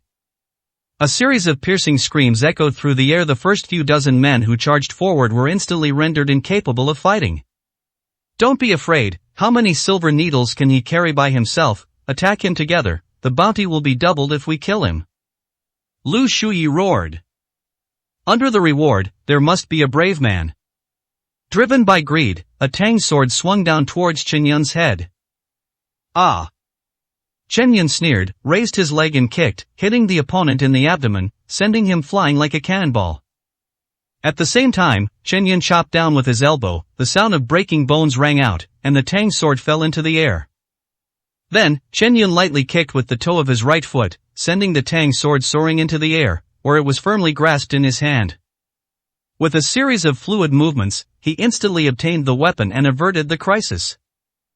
It wasn't over yet. With the tang sword in hand, Chen Yun exuded a frenzied, murderous aura. Seeing that he was surrounded by dozens of people, Chen Yun did not retreat but advanced and stepped forward. The tang sword in his hand was like the scythe of death. With each strike, someone would surely lose their life. He moved with lightning speed, his tang sword flashing past, leaving afterimages. No one around him could even touch the hem of his clothes before being taken away. Wherever they went, crowds fell like autumn straw, in swathes of it. Blood gushed out, and as more and more people fell, a river of blood gradually gathered at their feet. Terror! Lu Lu Shuyi's back was completely soaked. Looking at Chen Yun, who was like a ghost in the crowd, he felt as if the Grim Reaper's scythe was about to fall on his heart. Chen Yun's movements were devoid of any frills, each strike was the simplest of movements, yet each strike was destined to take away a person's life. He was like a heartless killing machine, never pausing or retreating no matter how many people fell before him or how blood splattered. This is a truly deadly technique. In his most extreme actions, even killing seemed to become an art. In the hundreds of square meters of Tiger Roar Hall, members fell one after another, and the entire hall was like hell. God of Death. This guy is a killing machine. Lu Shuyi stared in horror at Chen Yun, who was indiscriminately killing people in the crowd, his heart filled with extreme fear. He spent his life in the underworld, experiencing hundreds of battles, big and small, including gang wars involving thousands of people. He has at least 10 lives on his hands. However, he had never seen such extreme killing before. This guy is practically born to kill. Just minutes later, the entire Tiger Roar Hall was filled with corpses and the wounded. The flowing blood almost formed a small river, submerging the ankles of the few people still standing on the field. A gentle breeze carried the pungent smell of blood, making one's stomach churn. Chen Shanha, who had never experienced such a scene before, felt nauseous and disgusted. Having seen the dead, Lu Shuyi's face also turned pale, and his expression was quite unnatural. Chen Yun was covered in blood, he was practically a blood-soaked man. But he didn't have a single wound on his body, because most of the time he would cut the neck directly to kill with one blow, so the blood was just splattered on by others. The Tang sword in his hand was even worn down from cutting, and the blade was jagged. Even though the scene was so bloody, Chen Yun's expression remained indifferent, as if nothing had anything to do with him. Then, he walked step by step toward Chen Shanha. As Shanha felt the overwhelming murderous aura, his legs went weak, his body trembled, and his mind went blank. The extreme fear rendered him unable to move his body at all. The Tang sword slowly rose, a cold touch coming from his neck before his neck was sliced open. Chen Shanha heard that calm yet familiar voice. Your biggest mistake is that you overestimate your own abilities and underestimate my strength. Put. The sound of a blade-piercing flesh rang out, and a clean cut appeared on Chen Shanha's throat. His body slowly fell down, his eyes suddenly narrowed, and his eyeballs widened. The river of blood surged, enveloping his corpse within it. The Chen family is truly finished. A final thought flashed through Chen Shanha's mind. Clap. With a muffled thud, Chen Yun threw the Tang sword in his hand aside and looked intently at the only other person still standing in the arena besides himself. Lu Shuyi. With just one glance, Lu Shuyi felt as if his liver and gallbladder were about to burst. He forcibly suppressed his inner fear and anxiety, and attempted to negotiate with Chen Yun again.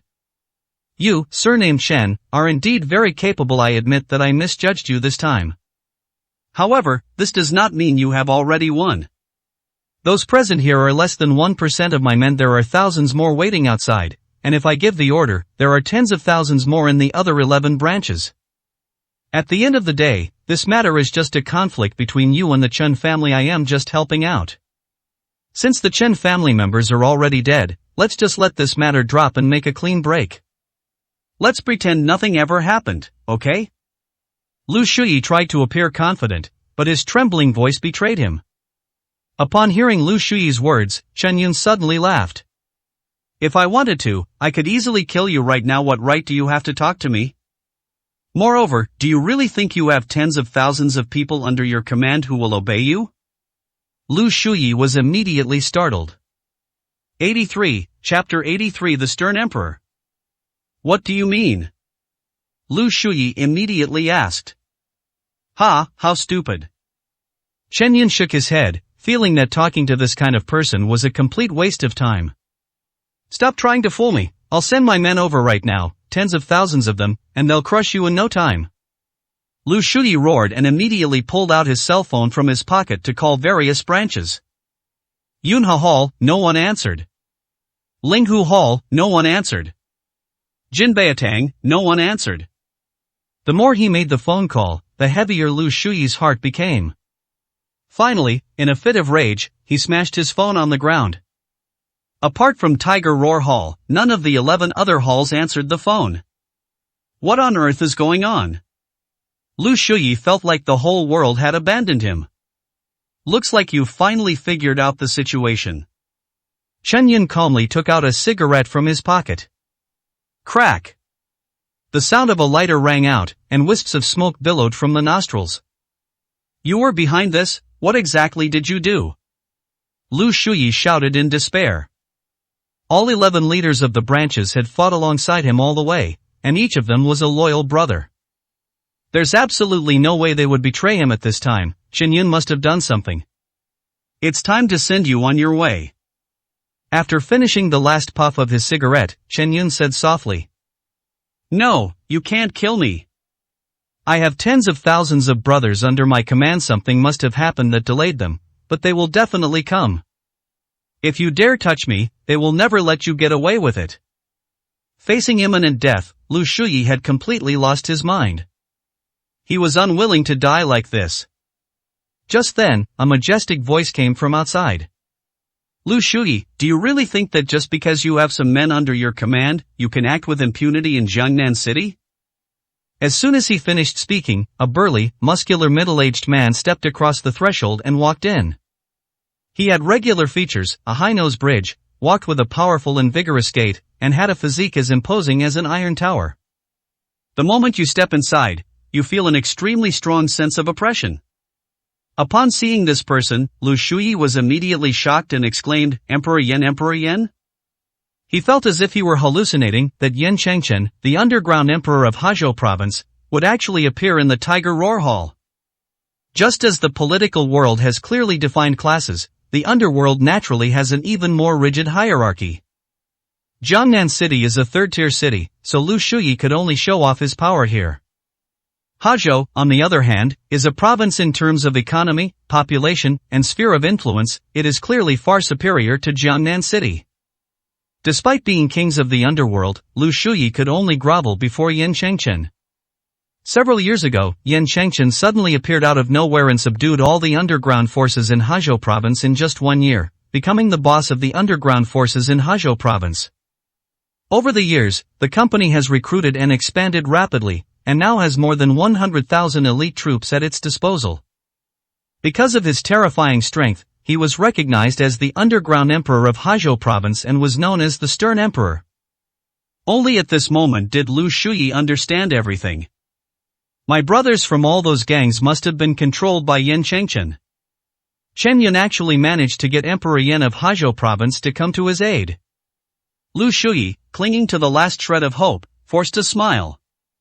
Your Majesty, I wonder if you have any important business in Jiangnan City? You wouldn't have come forward specifically for this guy surnamed Chen, would you? What do you think? Yan Chengchen asked in return with a forced smile. Lu Shuyi's expression changed. Your Majesty, Jiangnan City is not within your or the province's territory. We keep to ourselves and don't interfere with each other. We're all in the same business. Why ruin our relationship over an outsider like him? Outsider? Yan Chengchen shook his head, his expression turning cold. To me, he is not some so-called outsider. Your Majesty, you are a powerful figure in Hezhou province. How can you be so unethical? If word gets out that you are bullying the weak, it will damage your reputation, won't it? Did he give you money? Well then, just name your price, and I'll pay 10 times as much as he offers.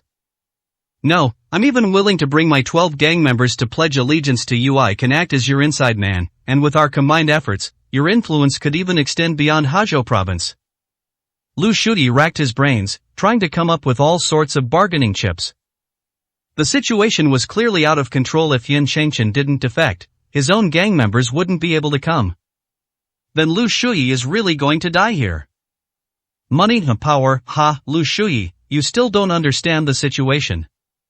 Yan Chengchen felt that the guy in front of him was really too stupid. How can my relationship with him be measured by money and power? The next moment, he slowly walked to Chen Yun's side, then knelt on one knee and said loudly, Your Majesty, your subordinate Yan Chengchen is late. Please punish me. His expression was respectful, and his voice, though loud, concealed a deep excitement, as if being there was an honor for him. Upon seeing this, Lu Shuyi finally couldn't help but gasp. How is this possible? The powerful and ruthless Emperor Yen of Haizhou province, who holds the power of life and death over countless people and kills without blinking an eye. He actually knelt down before Qin Yun. Moreover, he actually referred to himself as a subordinate. The ordinary-looking Qin Yun in front of me is actually Yen Huan's boss. I am no longer the Dragon Emperor, you don't need to call me that. Chen Yun simply shook his head calmly, refusing Yen Qingqian's address. Then, may I still call you boss? Yen Qingqian asked cautiously, his tone tinged with anticipation. Can. Chen Yun responded with a faint yes. Upon hearing this, Yen Qingqian's brows and eyes instantly relaxed, and a small joy appeared on his face, like a child who had been praised. This title made him feel as if he had returned to those years when they fought side by side. Boss, after receiving your call, I brought a total of 40,000 men to Jiangnan City. Currently, all 10,043 people from the 12 branches, including the branch leaders and deputy leaders, have been surrounded and subdued by us. Now, you can annihilate us at any time with just one order. Yen Qingqian's tone carried a hint of murderous intent. Annihilate them all. Hearing these 4 words sent chills down Lu Shuyi's spine. He felt as if his soul had been emptied out. The brothers who had fought alongside him for so many years were all subdued in an instant. That's a whopping tens of thousands of people. 84, Chapter 80. For the more you do, the more mistakes you may make. No need. Killing too many people is not a good thing. Chen Yun shook his head, not intending to cause too much bloodshed. As expected, you are still the most benevolent bossy will listen to you. Yen Qingqian nodded immediately. Lu Shuyi's back was already soaked with cold sweat. Kindness? You just killed hundreds of people without even blinking. You're telling me you're kind now? That's blatant lying. Just then, a rustling sound came from outside. Then, Lu Shuyi saw a large number of people dressed in black night clothes surround the entire Huxiu Hall. Just by looking at the aura emanating from the other party, Lu Shuyi felt terrified. The other party were all masters of internal energy. They were shrouded in a faint aura of death, clearly the result of years of killing. Who? Yen Qingqian stepped forward, shielding Qin Yun behind him, and then shouted. It's okay, we're one family. Chen Yun waved his hand. Mr. Chen. Just then, a large group of men in black knelt down on one knee, creating a deafening roar that nearly lifted the roof off. A dashing young man walked in and respectfully bowed to Chen Yun, saying, Mr. Chen, I apologize for being late, please punish me. Nangong Chang? Upon hearing this name, Lu Shuyi felt a jolt in his heart, and the world seemed to spin around him.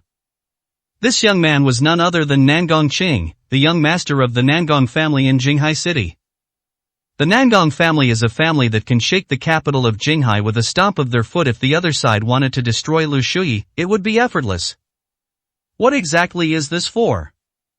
Even Nangong Qing was so respectful to this man surnamed Chen in front of him. Just who exactly is Chen Yun? A deep sense of despair welled up in Lu Shuyi's heart. This time, there's really no escaping it. You've come at the perfect time, Chen Yun said calmly. Mr. Chen, these are all bodyguards who have followed me since childhood. Although there aren't many of them, they are all experts at the internal strength level. As long as you give the order, they can raise this place to the ground in an instant. Nangong Qing said loudly. No need. Chen Yun shook his head. The matter here has already been resolved, there's no need to go to any more trouble. At this moment, Nangong Qingkai turned to look at the scene. All that could be seen were the howls of corpses and rivers of blood. Did you do all of this by yourself, sir? Nangong Qing was shocked, realizing that the master's strength was truly unfathomable, having fought against 100 men without sustaining any injuries. It should be noted that the most powerful of the internal energy masters behind him could only fight 20 opponents at a time. Chen Yun slowly stepped forward and picked up the unconscious Wang Ziyue in his arms. Looking at Wang Ziyue, whose eyes were streaked with tears, Chen Yun felt a pang in his heart. Perhaps, if it weren't for her, she wouldn't have suffered so much. Boss, what should we do with this guy? Should we kill him? Yen Qingqian pointed to Lu Shuyi, who was cowering to the side. Now, Lu Shuyi, who had been so arrogant and domineering, had finally lost all his bravado and was now trembling with fear as he stared at Chen Yun. No, don't kill me. No, I was wrong. I went astray because I listened to the Chen family. None of this was my intention. Please, don't kill me. I'm willing to be your slave and do whatever you ask. Lu Shuyi's face was contorted, his nose and tears mixed together. He knelt on the ground, kowtowing repeatedly, begging Chen Yun to spare him. Kill! Chen Yun had no intention of turning back, and his indifferent voice brought Lu Shuyi's life to a close. Crack! Yan Shengchen raised his knife and brought it down before Lu Shuyi could react. His head had already fallen to the ground. Following behind Chen Yun, Nangong Cheng took the initiative to speak. Mr. Chen, so many people have died at the scene. We must handle this carefully to avoid causing trouble. Therefore, I plan to stage the scene as a confrontation between Lu Shuyi and the Chen family father and son, with both sides fighting each other and ultimately perishing together. I will definitely handle this matter cleanly and completely, and I guarantee that I will not leave any trace. Nangong Cheng volunteered to take on this dirty work, hoping to also make his presence known. Yan Shengchen, standing to the side, scoffed, "Heh, is it really necessary to go to such lengths? Why go to all this trouble when a simple fire could solve the problem? That's not appropriate. Such a crude method is likely to leave traces, and people might find out something wrong with it later." Nangong Cheng frowned. The two disagreed at this moment. This is related to the two people's upbringing. Yan Shengchen followed Chen Yun and fought alongside him in the past. When he was fighting for his life, there were no such rules. Having returned to China in recent years, he has become much more restrained, but as the emperor of the underworld, the rules are naturally much simpler for him than for those in the public eye. Therefore, Yan Shengchen prefers simple and efficient ways of doing things. Nangong Cheng, however, is different.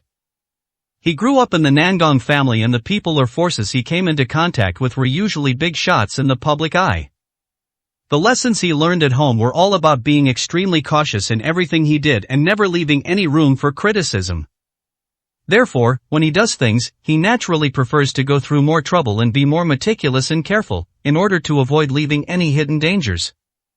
Just burn it with fire. Chen Yun gave a definitive conclusion to the controversy between the two. Humph. Yan Shengchen looked at Nangong Cheng with a smug expression, like a child who had won a battle for favor. But Nangong Cheng looked at Chen Yun with some confusion. I understand what you mean, but sometimes, a simple and direct approach is actually a better one. The more cautious you are, the more likely you are to overcomplicate things, and complexity means tediousness. Out of consideration for Nangong Cheng's help, Chen Yun decided to give him an explanation. Many times, saying or doing more means right or wrong, so you have to understand that when you can achieve something in the simplest way, don't choose a complicated path. Your well-thought-out planning may actually lead you astray and cause irreversible consequences. Upon hearing these words, Nangong Cheng fell into deep thought. He had heard these words when he was young, when his grandfather lectured his father and his uncles and aunts at home. But over the years, he still hasn't understood. Now, after listening to Chen Yun's explanation and considering the matter at hand, he gradually felt as if the clouds had parted to reveal the clear sky. Indeed, burning everything down is simple and efficient enough. Even if someone really wants to investigate something, they can only guess because they have no evidence. However, if it's fabricated as a mutual destruction after a conflict, several questions will inevitably arise. First, why would they suddenly become enemies? Second, what kind of conflict could drive them to fight each other? Third, even if their subordinates die, will the Chen family father and son, along with Lu Shuyi, the leaders, really die as well? Moreover, and most importantly, a fire can directly destroy everything at the scene. But if we follow his method, the corpse and Tiger Roar Hall will inevitably be preserved, giving others a clue to investigate. Nangong Cheng suddenly realized. 85, Chapter 85 Follow-up. How are the preparations for the auction going? Chen Yun then asked another question. Mr. Chen, please rest assured. I have already told my grandfather about the auction. He told me to do everything in my power to get what you want. Nangong Cheng answered seriously. Alright, don't worry, I won't let the Nangong family do this favor for nothing. Although the Chen family has fallen, the scale of their various enterprises and companies in Jiangnan City, as well as the businesses they operate, exceeds tens of billions. I believe your Nangong family has the capacity to take a significant portion of this cake. Chen Yun said calmly. Thank you for your kind gift, Mr. Chen. Nangong Qing's expression brightened, and he spoke gratefully. He naturally investigated the Chen family's situation before taking action. The Chen family's businesses in Jiangnan City include mining, grain and oil production, logistics, maternal and infant products, and many other industries, although their scale of tens of billions is far less than that of the Nangong family. But who would complain about earning too much money? Moreover, the Morong family also controls Jiangnan City. With these two powerful families joining forces, Jiangnan City will become the Nangong family's second territory. In this way, the Nangong family could even use Jiangnan City as the center to expand their sphere of influence to the surrounding cities and counties, thus creating a second Jinghai. Such an opportunity is truly rare and hard to come by. As for Nangong Qing himself, this trip to Jiangnan City has given him such achievements and experience, which will inevitably elevate his status in the family and give him more say when he returns to Jinghai. Oh, right, there's something else I need you to do. Chen Yun suddenly spoke up. No problem, Mr. Chen, please feel free to give any instructions. Nangong Qing did not hesitate at all. Yes, if I'm not mistaken, Morong Hai's sudden announcement of terminating the cooperation with Yunyue Group was probably at your behest. Nangong Qing's face immediately stiffened. Looking at Wang Ziyue in Chen Yun's arms, how could he not see Chen Yun's feelings for her? Mr. Chen, I know I was wrong, and I will accept any punishment you may give me. Nangong Qing gritted his teeth and knelt on one knee. His intention was that he was extremely angry after hearing about the Wang family's attitude towards Chen Yun. We, the Nangong family, hold you in the highest esteem. How dare you, scoundrels, treat the master like this? It was out of such resentment and anger that Nangong Qing took it upon himself to teach the Wang family a lesson. In hindsight, it turned out to be a case of trying too hard and making things worse. But he didn't make excuses. He admitted his mistake and accepted the punishment. Ignorance is no excuse. Chen Yun shook his head, indicating that he had no intention of pursuing the matter. He's not an unreasonable person. If his men found out about the Wang family's attitude towards him, he would only be treated more cruelly. Nangong Qing's methods were already quite gentle, and besides, they didn't cause any real harm to Wang Ziyue. There's no reason for her to be punished for no reason. Next, if possible, try to continue cooperating with the Wang family. I hope that in the future, we can make the Wang family the #1 family in Jiangnan City. Chen Yun looked at Nangong Qing and made his request. Upon hearing this, Nangong Qing's expression turned strange. After pondering silently for a moment, he couldn't help but ask, Mr. Chen, I know I shouldn't ask such a question, but I still don't understand why you insist on helping the Wang family, or rather, Miss Wang Ziyue, so much. You've clearly suffered so much injustice in the Wang family, and now you're even divorced from Miss Wang. Why continue to treat her so well? After a pause, Nangong Qing gritted her teeth. They clearly don't appreciate your kindness at all. Wronged? Upon hearing those two words, Yan Shengchen reacted instantly. Boss, who made you suffer? What exactly happened to you these past few years? Did you let me speak? Chen Yun glared at him, and Yan Shengchen weakly shut his mouth. Then, Chen Yun looked at Nangong Qing and explained. It's normal for you to have such doubts. Everything I've done is less about doing good for her and more about repaying a debt of gratitude. Some things happened a few years ago, and if it weren't for her, I would have been dead long ago. So, regardless of whether she and I are husband and wife, I hope to fulfill her wish. As for how the rest of the Wang family treat me, I don't care at all. They are nothing but clowns. In addition, Wang Ziyue's family education from a young age has made her a very family-oriented person. It's just that she didn't meet any good relatives ultimately. It's not her fault. When Nangong Qing first saw Chen Yun, her eyes revealed a complex mix of emotions, including sadness and reminiscence. Sir, I understand, don't worry, I will definitely handle these matters well. As the second young master of the Nangong family, Nangong Qing has never lacked women since he was a child. He has no illusions about love or women. Therefore, he still doesn't understand Chen Yun's feelings for Wang Ziyue. However, these things are not important. All he needs to do is obey orders. Yan Shengchen silently kept these words in mind, no longer dwelling on the matter. Instead, he knelt on one knee and looked earnestly at Chen Yun. Boss, your subordinate Yen Chengchen requests to return to the team. Now is not the time. Chen Yun shook his head, indicating his refusal. No, bossy, just want to stay by your side. It's been so many years, and you haven't said a single word. You just disappeared suddenly. I'm so glad I can finally see you now. I don't want to be separated from you again. I can do anything with you by my side. Yen Chengchen was so anxious that tears were almost welling up in his eyes. Thump! Chen Yun casually kicked Yen Chengchen to the ground, laughing and cursing. Whether you've improved your skills in the years since you came back to China is another question, but you've certainly learned how to act. Do you think I don't know what's on your mind, you brat? You just don't want to manage people anymore, you feel too constrained, and you're still putting on this act of deep affection for me? Hee, the boss is brilliant. Yen Chengchen wasn't angry at all after being kicked over. Instead, he grinned and said, but that's not the whole reason. If I stay by your side, I can brag to Kate Wang and the others every day. They used to be a bit better than me in the team, but if I can work alongside you, boss, those guys will be green with envy. Boss, you have no idea, these guys were all so defensive after they found out I could meet you. Came back. Everything is back. Yen Chengchen felt as if everything had returned to the way it was back then. Following behind the Dragon Emperor, they did whatever they wanted all over the world, committing all sorts of earth-shattering feats. Those heroic days are enough to get my blood pumping just thinking about them. 86, Chapter 86. Cooperation is back? Nandong Cheng stared at this scene in astonishment. The infamous underground emperor of Haizhou province is behaving like a child begging for candy. Am I seeing things?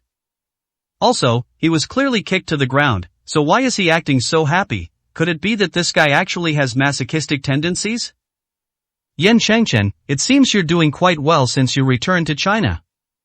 I heard from Kate Wang and the others that you now lead 100,000 men, and the entire underground forces of Haizhou province follow your lead. Chen Yun said with a smile. Hey boss, what 100,000 troops, compared to you, that's nothing. As long as you agree, I'll drop everything and stay by your side wholeheartedly. We'll start from scratch, conquer all the underground forces in China, no problem at all. Fuck off. Chen Yun rolled his eyes. You brat, get back to your Haizhou province right now and stop talking nonsense here. We can't lose the people from Haizhou province, they'll be useful later. Really? Upon hearing this, Yen Chengchen's eyes lit up instantly. Nonsense, when have I ever lied to you? I'll stay in Haizhou province and develop my career there. I'll naturally come back soon. Chen Yun said softly. As ordered. After finalizing all the details, Yen Chengchen took him and the 50,000 troops who had accompanied him to Jiangnan City back to Haizhou province that very night. Overnight.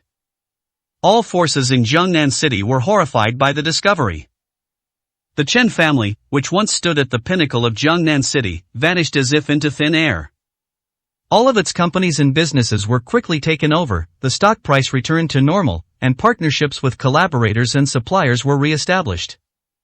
Everything was as calm as if nothing had happened. But everyone knew that the Chen family had truly and completely disappeared, without even making a ripple. Mr. Chen is truly a remarkable person. At the Cheng family residence, Cheng Junshan let out a heavy sigh. Just 2 days after the engagement banquet, the Chen family disappeared without a trace. This time was even faster than the 3 days that both parties had originally agreed upon. Such capabilities far exceeded Cheng Junshan's imagination. First, they shorted stocks, then cut off cooperation with suppliers, and then had Wang Hong cut off loans from the 4 major banks, uncovered various tax evasion cases, and dealt with all of the Chen family's political influence. Finally, they even sent people to deal with Chen Shanhe's sworn brother, Lu Shuyi. A three-pronged attack, relentless and continuous, giving the Chen family no chance to catch their breath. Cheng He recounted the entire process once again. The current pillar of the Cheng family and its future successor unconsciously replaced the Chen family in their hearts. Upon closer inspection, it became clear that the Cheng family was equally powerless to retaliate against such an offensive, and they might even perish sooner than the Chen family. After all, they didn't have the help of underground forces. Cutting off suppliers and shorting stock prices alone would be enough to give the Cheng family a run for their money. But looking at it another way, the Chen family, despite being more powerful, was ultimately destroyed. The Cheng family, by chance, became acquainted with Chen Yun, and their relationship is now quite harmonious, with the Cheng family even showing signs of trying to curry favor with Chen Yun. Isn't this an even more powerful ability? The victor is king, the loser is villain, only those who laugh last can be called the true winners. Inside the special care ward of Jiangnan City First Hospital, Wang Ziyue slowly woke up, looked at the clean white ceiling around her, and quickly realized that she had entered the hospital. Yeah, you're awake? Zhao Liping put down the kanji she had just bought and quickly helped Wang Ziyue sit up, placing her head on a cushion. Sister, how are you feeling now? Wang Zia, the younger sister, also came over, took Wang Ziyue's hand, and asked with concern. What exactly happened yesterday? Wang Ziyue rubbed her slightly dizzy head, feeling that her memory was a bit hazy. All she remembered was that yesterday she was tied up by the Chen family father and son, and then a fierce-looking man tried to take advantage of her. After that, she lost consciousness and knew nothing more. Why don't you take care of your health, child? Zhao Liping held her daughter's hand tenderly and said sincerely, even if you're very tired from work, you can't neglect your health. Your dad, your younger brother, and your younger sister are all at home. What would we do if something happened to you? Mom, don't say that. I am perfectly fine, don't worry. Wang Ziyue said with some emotion. How could I not worry? You disappeared for 2 days without a word this time, and you didn't answer your phone. I was almost about to call the police. Luckily, young Master Nangong brought you back in the end, otherwise what would I have done? Young Master Nangong, it was Nangong Cheng who brought me back. Wang Ziyue was shocked. Yes. Wang Zia, standing to the side, exclaimed excitedly, Sister, your charm is absolutely amazing. First it was Morong Tian, then it was Chen Shan, the young master of the Chen family, and finally it all turned into the young master of the Nangong family in Jinghai. How is this possible? Wang Ziyue stood there stunned, so it was Nangong Cheng who rescued her from the clutches of Lu Shuyi and the Chen family. Oh dear, this child, even now, he's keeping it a secret from his own mother. Zhao Liping couldn't stop smiling. She never expected that her daughter would be so popular, that even Nangong Ching couldn't resist her charm. I guess it's all because my genes are too good. Mom, that's impossible. I've always suspected that the Morong family suddenly cut off their cooperation with us because Nangong Ching lost his temper at the banquet. Wang Ziyue retorted. Sever cooperation? Sis, take a look at this first. Wang Zia mysteriously handed a document to Wang Ziyue. Wang Ziyue frowned as she took the document, but after reading it, she gasped in shock. This is a brand new contract. The Morong family announced a renewed partnership with the Wang family. Moreover, all the clauses in the contract were revised. All of this is beneficial to Yunue Group, and the Morong family itself will even suffer losses to some extent. What exactly is going on? Wang Ziyue felt her head getting dizzier and dizzier, and she couldn't react at all to what was happening. First, the cooperation was inexplicably terminated, and when I went to their door in person, I was humiliated and didn't even get a chance to meet them. After fainting, he inexplicably came into contact with Chen Shan, the young master of the Chen family. He had intended to visit and express his gratitude, but was suddenly assaulted and even threatened with having his innocence insulted. He fainted again, and the whole situation turned upside down. Not only did the cooperation return, but the terms were even better. She was even a little confused about whether she was dreaming or in reality. 87, Chapter 87 Broken. Sis, you just don't understand. Wang Zia said mysteriously, this is called playing hard to get. Wang Ziyue? Sister, think about it. If young Master Nangong behaved like everyone else, would you have such strong feelings right now? Wang Ziyue shook her head. That's right, young Master Nangong did it on purpose. He gives you hope first, then disappoints you, so as to save you from your predicament and show off his personal charm. But I only got into this mess because of him. Wang Ziyue retorted instinctively. Ziyue, I think your sister is right. Zhao Liping chimed in, you don't know, after young Master Nangong delivered the contract, he specifically instructed that you could raise any objections you had, and he would make changes accordingly. Furthermore, he will take full responsibility for issues such as project funding, and the Morone family will cooperate with us unconditionally. If he weren't interested in you, why would he do this? What's the difference between this and money being delivered to your door? That's right, Sister Wang Zia said excitedly, I've seen plenty of rich young masters, but there's only one like young Master Nangong who is so generous, magnanimous, and capable. Sister, you must seize this opportunity. Wang Zia offered words of advice from the side, wishing she could take her place. The Nangong family of Jinghai City, something so many people covet, now their own sister has it so easily, who wouldn't be jealous? However, being a member of the Wang family, and considering Wang Ziyue's personality towards her family, as long as she can marry into the Nangong family, the status of everyone in the Wang family will rise accordingly, so Wang Zia naturally tried her best to persuade her. Yes, Ziyue, what kind of person is young Master Nangong? The fact that he's willing to do so much for you speaks volumes about his feelings. You must seize this opportunity. Zhao Liping said earnestly. Could it be that Nangong Qing really has feelings for me? After hearing this, Wang Ziyue began to waver. By the way, Ziyue, there's something important I need to tell you. Zhao Liping's expression suddenly turned serious. What is it? Our whole family has to go to Yunhang City the day after tomorrow. What are we going there for? Wang Ziyue asked, puzzled. Your maternal grandfather is going to celebrate his 80th birthday, and your eldest uncle contacted me specifically, saying that we must make a good celebration for him this time. He wants our whole family to go back with us. The more people, the more lively it will be. Zhao Liping said excitedly. I see. Wang Ziyue nodded. Zhao Liping was born into a fairly well-off family in Hangzhou, Yunnan province, and later married into a family in Jiangnan City.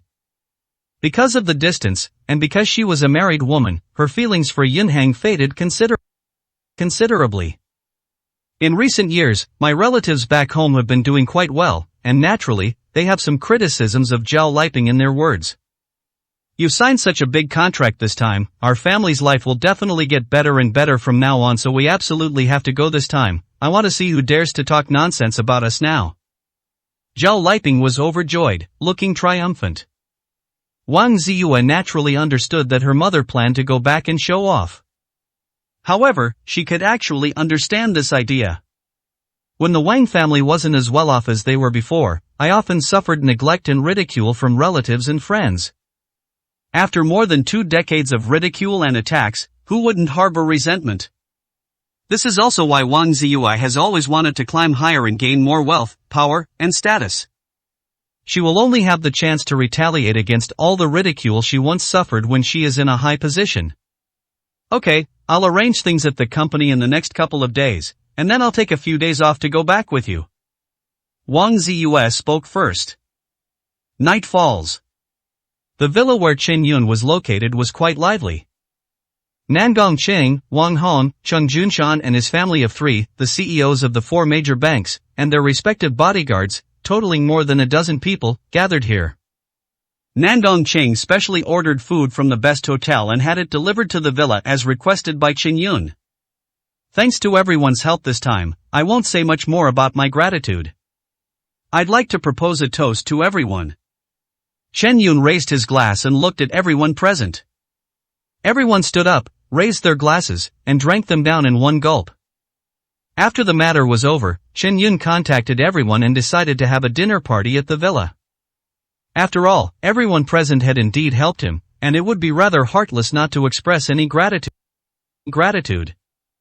Although Chen Yun usually appears aloof, it's only because the people and things he encounters aren't worth getting emotional about. That doesn't mean he's really impolite. When wolves come, we have hunting rifles. When guests come, we have fine wine. China has been a land of etiquette since ancient times. Chen Yun certainly wouldn't overlook this. Master Chen, your arrangement this time is truly ingenious. My daughter and I reviewed the situation at home, and we were absolutely amazed by your abilities and strategies. Cheng Zhenshan's face flushed slightly. He was clearly affected by the alcohol. Yes, the Chen family has been rooted in Jiangnan City for over a century. They are truly local tyrants. It's unbelievable that they were removed from Jiangnan City in just 3 or 4 days. Such skill is truly admirable. Wang Hong sighed. You are all too modest. In the end, this matter was made possible by the help of everyone present. I was more like a matchmaker. Without you, this task would never have been accomplished. Chen Yun's gaze remained calm. Master Chen, you are far too modest. Wang Hong toasted Chen Yun again. Let me introduce you. This is Nangong Qing, the young master from the Gong family of Jinghai. Chen Yun smiled and drank a cup, then began to introduce everyone present to each other. The reason this private dinner was held at home was twofold. Firstly, all the attendees held high positions in Jiangnan City, and appearing in public would easily attract attention. Secondly, Chen Yun was also sending a signal to everyone, indicating that they were people he recognized and could trust each other. Therefore, the dinner party provides an opportunity for everyone to get to know each other, exchange resources, and potentially explore future collaborations. Since ancient times, banquets and dinners have been the best way to facilitate discussions. After a few drinks, everyone present broke the ice and became warm and familiar with each other. The atmosphere was getting better and better, and with Chen Yun's help, everyone got along very well. At this time, snapped. With a crisp sound, a pane of glass in the villa suddenly shattered.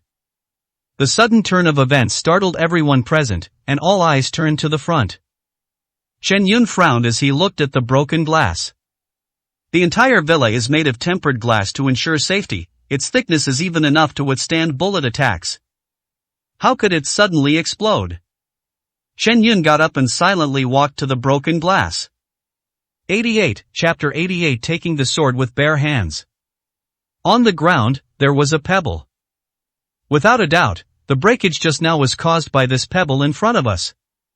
Who did this? They actually managed to shatter the tempered glass of a villa with a pebble. Chang Junshan gasped. As the person who gave the villa to Chen Yun, he knew better than anyone how strong the villa's glass was. Judging from the distance, it was likely hit from tens or even hundreds of meters outside the courtyard. To be able to achieve this level, could it be a Grandmaster level expert? Wang Hong's bodyguard, Zheng Tailu, analyzed the situation with a pale face. In his eyes, a Grandmaster was a true godlike figure. The others present who heard this were also shocked. After all, in their minds, a Grandmaster is already at the very top of the martial arts pyramid. No, if it were a Grandmaster, this pebble would have shattered the glass and rushed directly into the room. If it were an ordinary person, they would have been killed instantly. In my opinion, this person is still a ways off from the Grandmaster level. Qin Shan, Nangong Qing's personal bodyguard, shook his head in rebuttal. Uncle Shan, are Grandmasters really this terrifying? Nangong Qing couldn't help but speak up. Qin Shan didn't speak, but instead looked at Chen Yun. In Qin Shan's eyes, Chen Yun was undoubtedly a Grandmaster, and only his words had enough authority. Chen Yun held a pebble in his hand and looked toward the broken glass opening. His analysis is correct, this person is indeed still some distance from becoming a Grandmaster. If it's a Grandmaster, they will have a more refined control over power. The force traces from the broken glass spread outwards, while a Grandmaster can concentrate all the force on one point, thus creating a more terrifying explosive force and destructive power. This is why he said that a Grandmaster can directly throw a pebble into a room to kill someone. But who exactly is this person? Why would they do something like this out of the blue? Wang Hong frowned in confusion. Even if the opponent is not a Grandmaster, they are clearly close to the Grandmaster level. Such a person is undoubtedly a renowned expert in the martial arts world. Would he really smash the windows of a villa for no reason? Moreover, the villa area has tight security, and ordinary people simply cannot get in. If nothing unexpected happens, they're coming for me. As soon as he finished speaking, Chen Yun leaped out of the window. Everyone felt a blur before their eyes and saw Chen Yun already standing in the courtyard. Who is coming? Spiritual energy surged, and blood energy churned. Chen Yun's roar sent everyone into a panic. I've come to take your life. An aged voice suddenly rang out. Call out. The next moment, a sharp, cold light shot out from a distance like a bullet. As they drew closer, only Qin Shan could clearly see what was coming. He immediately cried out, "It's a knife!" The broadsword, like a silver ribbon, carried a chilling killing intent, attempting to take Qin Yun's life. Master Chen, watch out! Zhang Tailu felt his blood surging, as if he were being suppressed. Apart from these two martial artists, everyone else retreated a considerable distance into the villa. Chen Yun's roar alone made it hard for them to breathe. In the arena, Chen Yun watched the knife get closer and closer, but his body remained motionless. 10 meters. 5 meters. 3 meters. As the broadsword was about to strike, everyone was terrified and lost their composure. Why isn't Chen Yun moving? 1 meter. Just then, Chen Yun casually stretched out his hands and placed them between his body. Catch a blade barehanded, how is that even possible? Qin Shan was shocked to see this action. Catching a blade barehanded is a scene usually only seen in TV dramas. But Qin Shan, being a martial artist, was well aware of just how difficult it would be to actually perform such a move. It should be noted that martial artists move at extremely high speeds. For most people, even dodging the long sword in front of them would be a pipe dream, let alone catching it perfectly. Moreover, catching a blade barehanded carries enormous risks. You not only need to be calm enough, but you also need to calculate the speed at which the knife comes from, the timing of your own hand movement, and so on. Any mistake could very well lead to certain death. Such a scene is usually only possible when someone has enough confidence and is facing an enemy whose strength is far inferior to their own. Master Chen is far too arrogant. You certainly possess the power of a grandmaster, but your opponent is only slightly lacking in skill. OM. Qin Shan's eyes widened instantly. Chen Yun simply clasped his hands together and easily caught the blade of the long sword. The long sword trembled violently in his palm, yet he could not break free at all. The dragon roared and the tiger howled, yet it seemed as if they were firmly suppressed under the five-finger mountain. The entire audience was shocked to see this. Master Chen actually did it, he caught a blade with his bare hands. Chen Yun carefully examined the blade for a few moments. The knife is extremely heavy, and it is clearly made of top-grade star steel, with thundercloud patterns on it. The knife is about 13 meters long, with a thick back and an extremely sharp edge that can cut a hair in two. It's a good knife. Chen Yun couldn't help but exclaim in admiration. Star steel is extremely rare and expensive, but this knife is made entirely of the finest star steel. It can almost be called the blood-sweating horse among knives, and it can definitely be placed in the ranks of first-class weapons. After praising it, Chen Yun was about to examine the blade's end again when he suddenly felt a violent struggle coming from his palm. Call out. The blade seemed to come alive, breaking free from Chen Yun's grasp. Then, with a somersault in the air, the blade changed direction and the sharp edge stabbed straight towards Chen Yun's heart. Damn it, this knife is practically sentient. Everyone exclaimed in surprise. This thing is almost like it has a spirit, it can even attack people automatically. At the critical moment, Chen Yun immediately raised his hand into a palm and delivered a heavy blow to the side of the broadsword. Ding! A crisp sound came from the blade. A tremendous force forced it to change direction and plunge into the artificial hill beside it. Boom! There was a muffled sound. The imposing artificial mountain in the courtyard was pierced through by the broadsword and shattered into pieces. They thought the matter was over, but then everyone gasped in shock. Suddenly, the blade changed direction again, stabbing towards Chen Yun in the courtyard once more. Chen Yun no longer met the attack head-on, dodging the incoming broadswords by moving left and right. This scene is absolutely bizarre. A person and a knife suddenly started fighting out of thin air. This is just like those gods wielding weapons in TV dramas. Could this knife really have a spirit? 89, Chapter 89 Green Forest and Wilderness. With long swords flashing, Chen Yun nimbly dodged. After several rounds of fighting, Chen Yun finally discovered the problem. It turned out that a thin, transparent thread was tied to the end of the long sword's blade. This thread is made of a very special material, which allows for very flexible and free control of the entire blade. Furthermore, with the night deepening, the thread became even harder to spot. If Chen Yun hadn't covered his eyes with spiritual energy, thus gaining the ability to clearly see objects, It would be very difficult to discover the fact that this knife has supposedly become a spirit. Enough, why keep hiding your true intentions?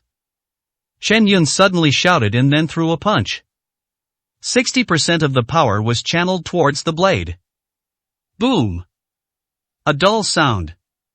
The blade was dented by his blow, and then it quickly lost control and fell to the ground. As expected, the violent force forcibly dragged the blade, making it impossible for the person controlling it to continue with precise control. A figure flew over quickly, tumbling many times in the air. Finally, just before the long sword hit the ground, he grabbed it and landed gracefully. Chen Yun looked closely and realized that it was a middle-aged man. He was tall and muscular, shirtless, displaying his powerful muscles as solid as a rock. With thick eyebrows and large eyes, his features were somewhat imposing, and his gaze was sharp and full of ruthlessness. At this moment, he was looking at Chen Yun with an extremely hostile gaze. Who are you?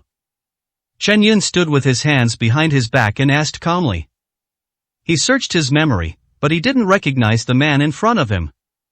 Zhao Sandao, the Demon King. The middle-aged man spoke each word with a fierce aura emanating from him. Zhao Sandao. Zheng Tailu was shocked and his breathing became rapid. Have you heard of him? Wang Hong immediately asked. Back to the mayor, Zhao Sandao was a knife fanatic. He was already famous throughout Jiangnan City more than 20 years ago. He is a figure of the same generation as my father.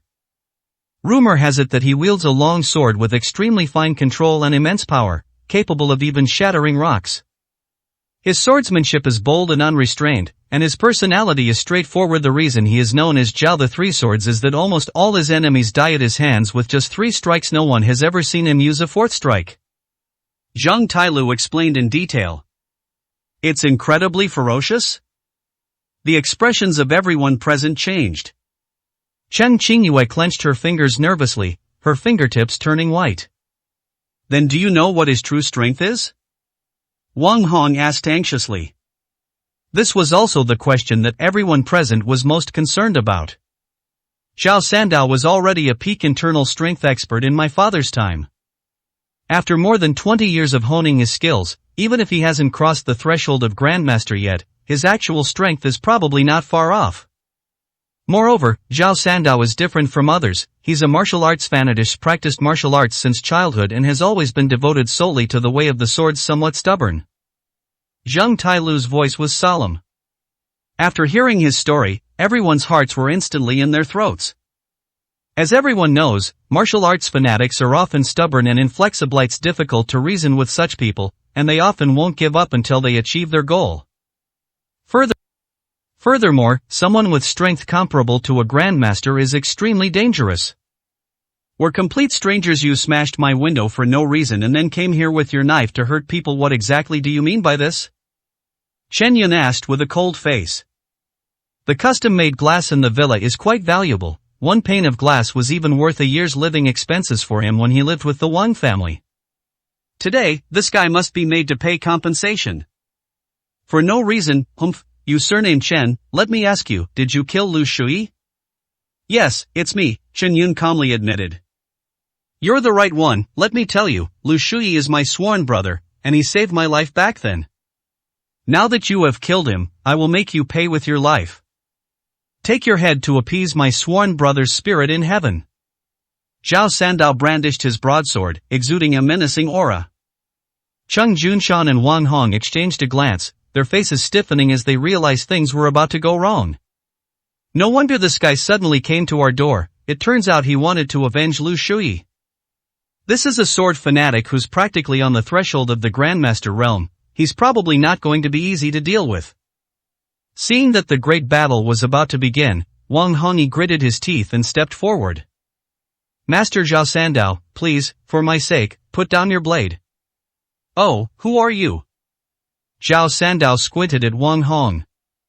Seeing that the other party's tone was unfriendly, Wang Hong took a deep breath and showed the composure he should have. I am Wang Hong, the mayor of Jiangnan City. So it's you, the mayor of Jiangnan City. Zhao Sandao looked as if he had just realized something, and Wang Honggang thought he had a chance, but then he saw Zhao Sandao's face darken and he snorted coldly. But what does this have to do with me? If you want to stop me, let's see if the knife in my hand agrees. With a slight flick of his wrist, Zhao Sandao's knife danced in the darkness, creating a dazzling display of power and exuding an aura of death. We are deeply sorry for the death of your sworn brother. However, this is also because the tiger roaring hall has been too rampant over the years, threatening the survival of countless ordinary people and causing widespread public resentment, which led to the sanctions. This is Lu Shuyi's own fault, and Master Chen can be considered to be acting on behalf of heaven. Seeing that Wang Hong's status as mayor was useless, Cheng Junshan immediately invoked the greater good and tried to persuade him one by one. Bullshit, my sworn brother's Tiger Roar Hall has been developing for so many years. Why didn't you target it earlier or deal with it later? Why did you have to take action now of all times? Isn't it because you have a grudge against this kid? You actually tried to use your so-called righteousness to pressure me. Let me tell you, even if what you're saying is all bullshit to exonerate him, what does it have to do with me? Zhao Sandao's eyes were cold. What my sworn brother did is his business and has nothing to do with me. I am here today only to seek revenge and repay his life-saving grace from back then. What mayor, what righteousness? I, Zhao Sandao, only seek to act with a clear conscience, and a clear conscience, what else is it to me? This. The people present exchanged glances, their eyes revealing a solemn expression. Now that things have come to this point, they finally understand what Zhang Tailu meant by martial arts fanatic. The guy on the other side neither respects rights and rules nor cares about righteousness or right and wrong. He has the style of a bandit. Everything is like that. If I think it's right, then it's right. When a person dies, the bird flies to the sky. Let's have our fun first. For those of them who follow the rules, this is exactly the kind of guy they hate the most. Because you can never talk to him about interests or rules. They're just simple-minded and physically strong. Idiot. Everyone present cursed inwardly. 90, Chapter 90. I'll leave you a whole corpse. But this psychological tactic clearly had no effect on Zhao Sandao. He brandished his long sword and suddenly pointed it at Chen Yun. Today, I will surely take your dog's life to avenge my sworn brother. With the aura of a half-step grandmaster fully unleashed, coupled with the top-tier weapon in his hand, Zhao Sandao possessed extreme confidence. Just then, Nangong Chang spoke with a cold face. You ignorant fool, how dare you disrespect your master? Who are you? Zhao Sandao raised an eyebrow and looked over. Jinghai South Palace. Nangong Ching said with a cold face. Jinghai, heh, that sounds impressive, but when did Jinghai's influence extend to Jiangnan City, thousands of kilometers away? This is not a place for you Jinghai people to run wild. Zhao Sandao's face was full of disdain. What an utterly clueless idiot. Nangong Ching said in a low voice, Qin Shan, teach this bastard who disrespects his teacher a lesson for me. Yes. Bodyguard Qin Shan immediately stepped forward, exuding full power.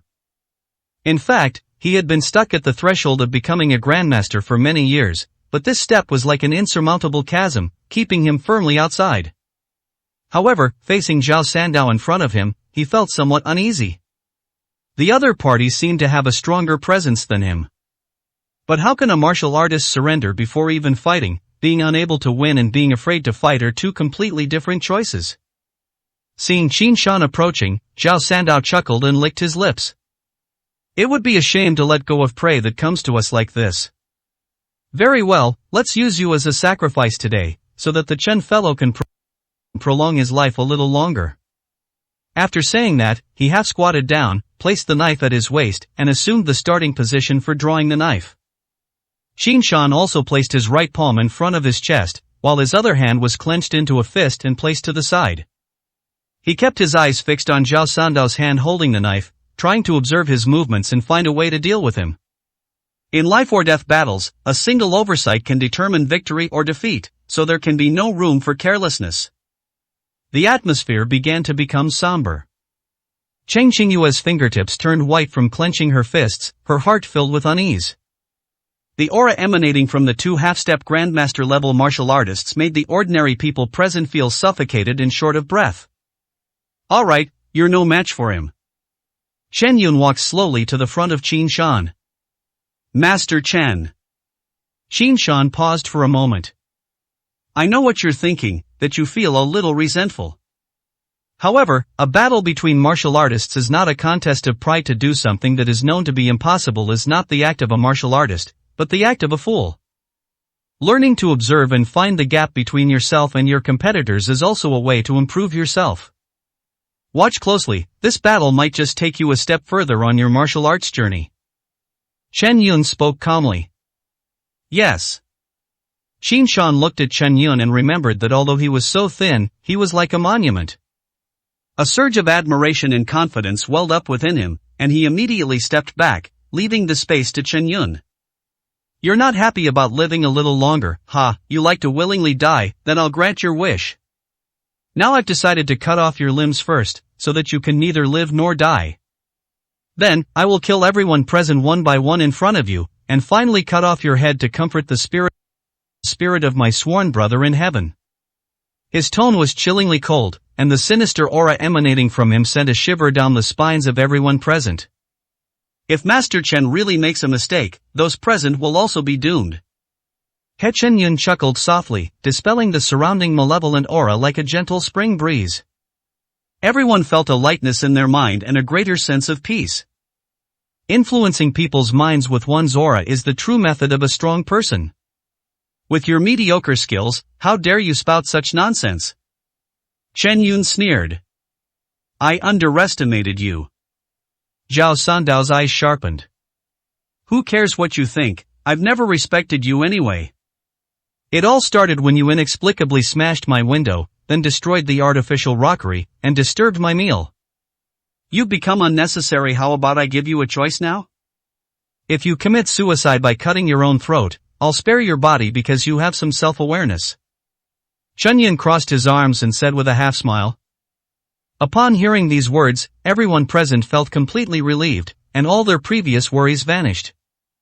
Master Chen actually told Zhao Sandao to commit suicide with his sword. What confidence and high spirits that must have been. Fine, you still dare to be stubborn even when you're about to die. I'll chop you to death right now, you little brat, and see if you can still keep your sharp tongue. Zhao Sandao roared and swung his long sword down at Chen Yun's head. Swish! Even from a great distance, the onlookers could feel the power of the strike. It was as if the air itself had been cleaved open, with the sound of airflow mixed with the roar of sonic booms. Intense sword energy. A violent gust of wind. The gusts of air surging in all directions forced everyone present to involuntarily take a step back. However, faced with this overwhelming force of the blade, Chen Yun simply made the most basic movement without changing his expression. He slightly turned his body to the side. The movements were extremely slow, like a puppet, simply turning slowly to the side. However, it was precisely this casual movement that allowed him to dodge this violent strike. Crack! The blade struck the ground directly, producing a crisp sound like metal clashing. In an instant, a huge crack appeared along the point where the longsword touched the ground, and it spread out to both sides extremely quickly. Soon, a huge crack appeared on the smooth stone floor. This crack is as wide as 2 adult fingers. What terrifying power, this is a marble floor. Zhang Tailu stared in disbelief at the scene before him. He couldn't help but put himself in the shoes of the enemy, and that terrifying power alone was enough to cut him in two. Qin Shan frowned, his gaze never leaving Chen Yun for a moment. He was surprised by Zhao Sandao's strength, but even more shocked by the swordsmanship Chen Yun used. The others nearby have too limited perspective to see it. But he clearly saw that Chen Yun's body even left after images at that moment, and his feet changed positions several times. The fact that he could calmly dodge such a terrifying blade of power was enough to show just how big the gap was between him and Mr. Chen. At the same time, this simple exchange gave Qin Shan immense confidence. Mr. Chen's strength is definitely much greater than that of Zhao Sandao in front of us. 91, Chapter 91 Feeding the Blade with Blood. Seeing that his attack had missed, Zhao Sandao did not hesitate at all. He immediately raised his long sword and flicked his wrist. Shu dash. Under his control, the longsword blade was pulled back in an extremely bizarre way, slashing towards Chen Yun's right knee. This slash was incredibly fast and the angle was extremely tricky. An ordinary person would likely have already been hit. But Chen Yun had anticipated this, and even before the blade struck, he had already raised his lower leg. Shoo! Their unparalleled sharpness once again missed its mark. This scene looks more like Chen Yun looked up first, and Zhao Sandao deliberately slashed at the air for fear of hurting Chen Yun. Is this guy out of his mind? All that talk and no action, and he's just putting on a show. Is this some kind of sword fanatic? I think he's just brain dead. Those present couldn't help but sneer. After all, this scene was indeed a bit too ridiculous. Only Zhang Tailu and Qin Shan, both martial artists, exchanged a solemn glance. They know all too well how things work.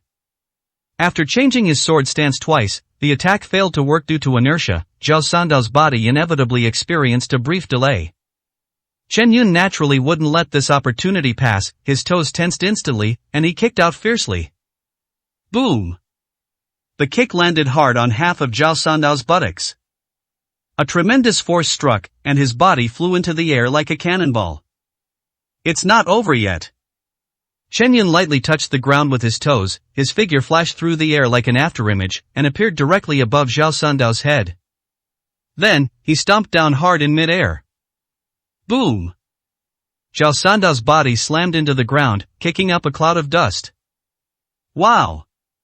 Struck by this heavy blow, Zhao Sandao's face turned blood red, and he vomited a large pool of blood.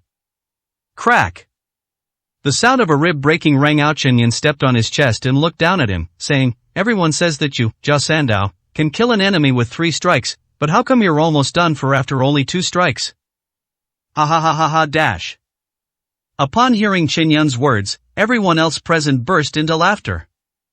Yes, Zhao Sandao, weren't you so smug? No one has ever been able to withstand your 3rd strike, but in front of Master Chen, you couldn't even use your 3rd strike.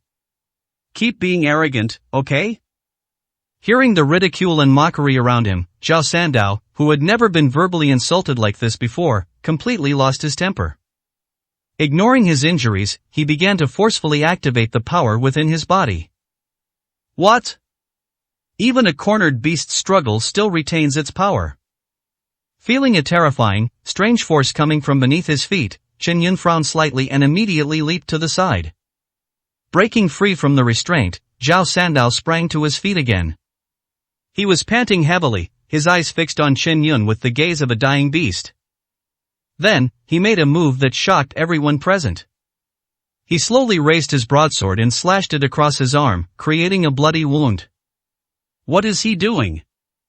Cheng Qingyue exclaimed in surprise. Qin Shan clenched his fists, his expression grave. Feed the blade with blood.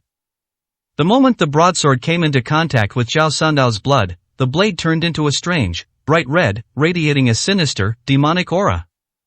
According to some ancient records in the martial arts world, in ancient times, many martial artists who were fervent lovers of weapons somehow obtained the idea that as long as they smeared their own blood and essence on the weapon, they could establish a connection between themselves and the weapon. This method can give the knife a kind of spirit, making it even sharper. However, this approach also carries significant risks. Because all the examples recorded in ancient books indicate that anyone who uses the secret method of feeding a knife with blood will eventually be devoured by the knife, becoming a killing weapon, and will eventually be surrounded and attacked by heroes from all over the world, resulting in their death and the dissipation of their spiritual essence. Humph, you brat, I'll let you taste the 3rd strike of Zhao Sandao, who's famous throughout the land. Zhao Sandao laughed wildly, looking up at the sky. Ha, what a crooked and evil way of doing things. Chen Yun looked disdainfully at Zhao Sandao, whose eyes were bloodshot and who resembled a vengeful ghost. He had certainly heard of methods like feeding blood to a knife. But this method is ultimately just the dregs that only those who have gone astray would choose, and such people are destined to never find a true path in martial arts. Go to hell! Zhao Sandao, seemingly insane, wielded his sword with both hands and leaped towards Chen Yun. As the blade slashed through, it sounded like the wailing of 10,000 ghosts. This strike, imbued with unparalleled power, left a trail of afterimages in the air. Be careful! Cheng Qingyue exclaimed in surprise. However, Chen Yun calmly raised his hands and brought them together above his head, firmly locking the long sword in place. Another bare-handed catch of a blade. Zhao Sandao's prized secret technique was so easily broken in such a humiliating way. You.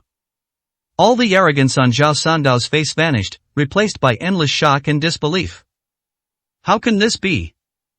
With this one strike, he had been undefeated for decades. He slaughtered the entire martial arts world, leaving them utterly defeated and terrified. But now, it has been cracked so easily.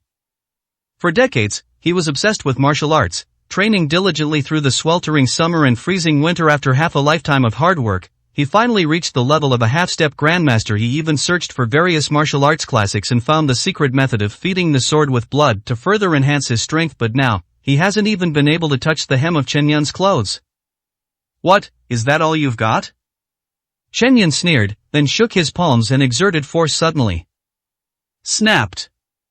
The blade, forged from top-grade star steel, was actually snapped in two by Chen Yun. Do not. As the long sword split in two, Zhao Sandao knelt on the ground as if his soul had been ripped out. He roared weakly, like a tiger with broken claws and teeth. This long sword is a family heirloom passed down for hundreds of years, and it has been with him for decades without ever leaving his side. It's no exaggeration to say that this knife is more important to Zhao Sandao than his life.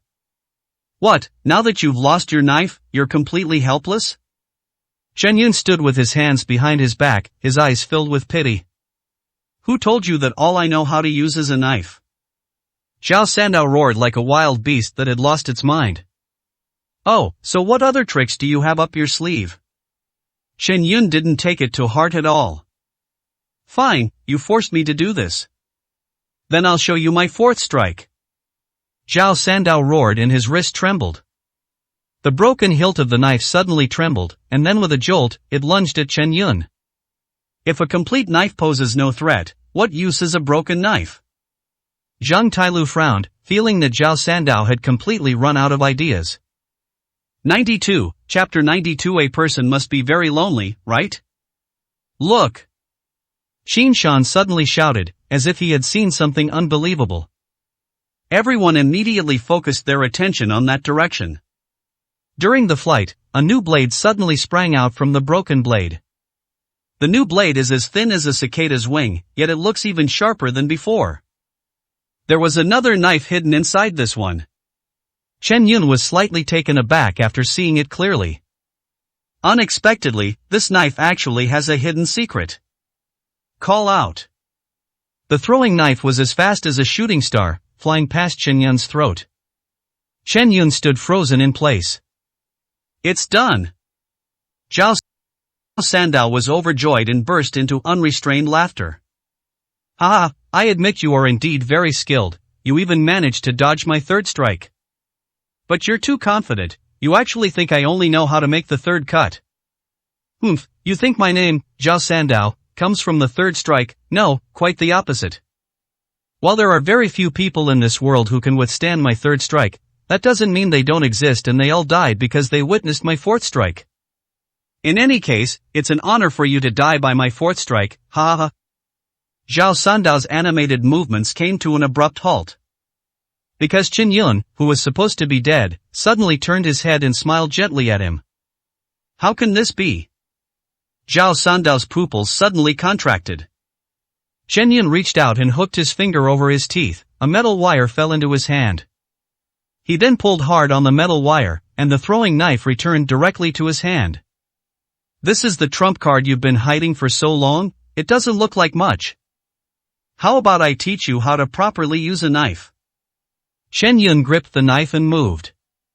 In a flash, everyone realized that Chen Yun had vanished. Then, a streak of cold light suddenly appeared. Zhao Sandao's hair stood on end, his mind reeling, as he felt a deadly threat looming. He took a step back without hesitation. All he saw was the knife that narrowly missed his throat, carrying a chilling sensation. Chen Yun sheathed his sword and returned to his original position. From the moment the sword was drawn to the moment it was sheathed, everything happened with lightning speed. The others present only saw a blur before their eyes, and then it was all over. It was as if Chen Yun hadn't moved at all from beginning to end. This is the swordsmanship you were talking about, it seems it's not very effective. Zhao Sandao laughed loudly, looking smug. If you hadn't laughed so loudly, you might have lived a little longer. Chen Yun looked at Zhao Sandao with pity. What do you mean? How could you? Zhao Sandao suddenly paused, his expression hardening, and he froze on the spot. In the throat area, a fine cut, as thin as a cicada's wing, began to seep out. Immediately afterwards, the blood flowed more and more, soaking his chest. Zhao Sandao clutched his neck tightly with both hands, foolishly trying to choke himself. But this is meaningless. Blood gushed out from between his fingers like a floodgate had been opened. Facial muscles began to contort, and the brain felt waves of suffocation and fear. He desperately clutched his throat, trying to scream but unable to make a sound. Cheng Qingyue dared not look at the scene any longer and turned her head to one side. Ho ho! Zhao Sandao pointed at Chen Yun, struggled for a moment, and then collapsed to the ground like a limp rag. The various insects around us were moaning softly, making the surroundings seem even more silent and empty. Everyone present stared at Chen Yun in the center of the courtyard, unable to recover from the scene just now for a long time.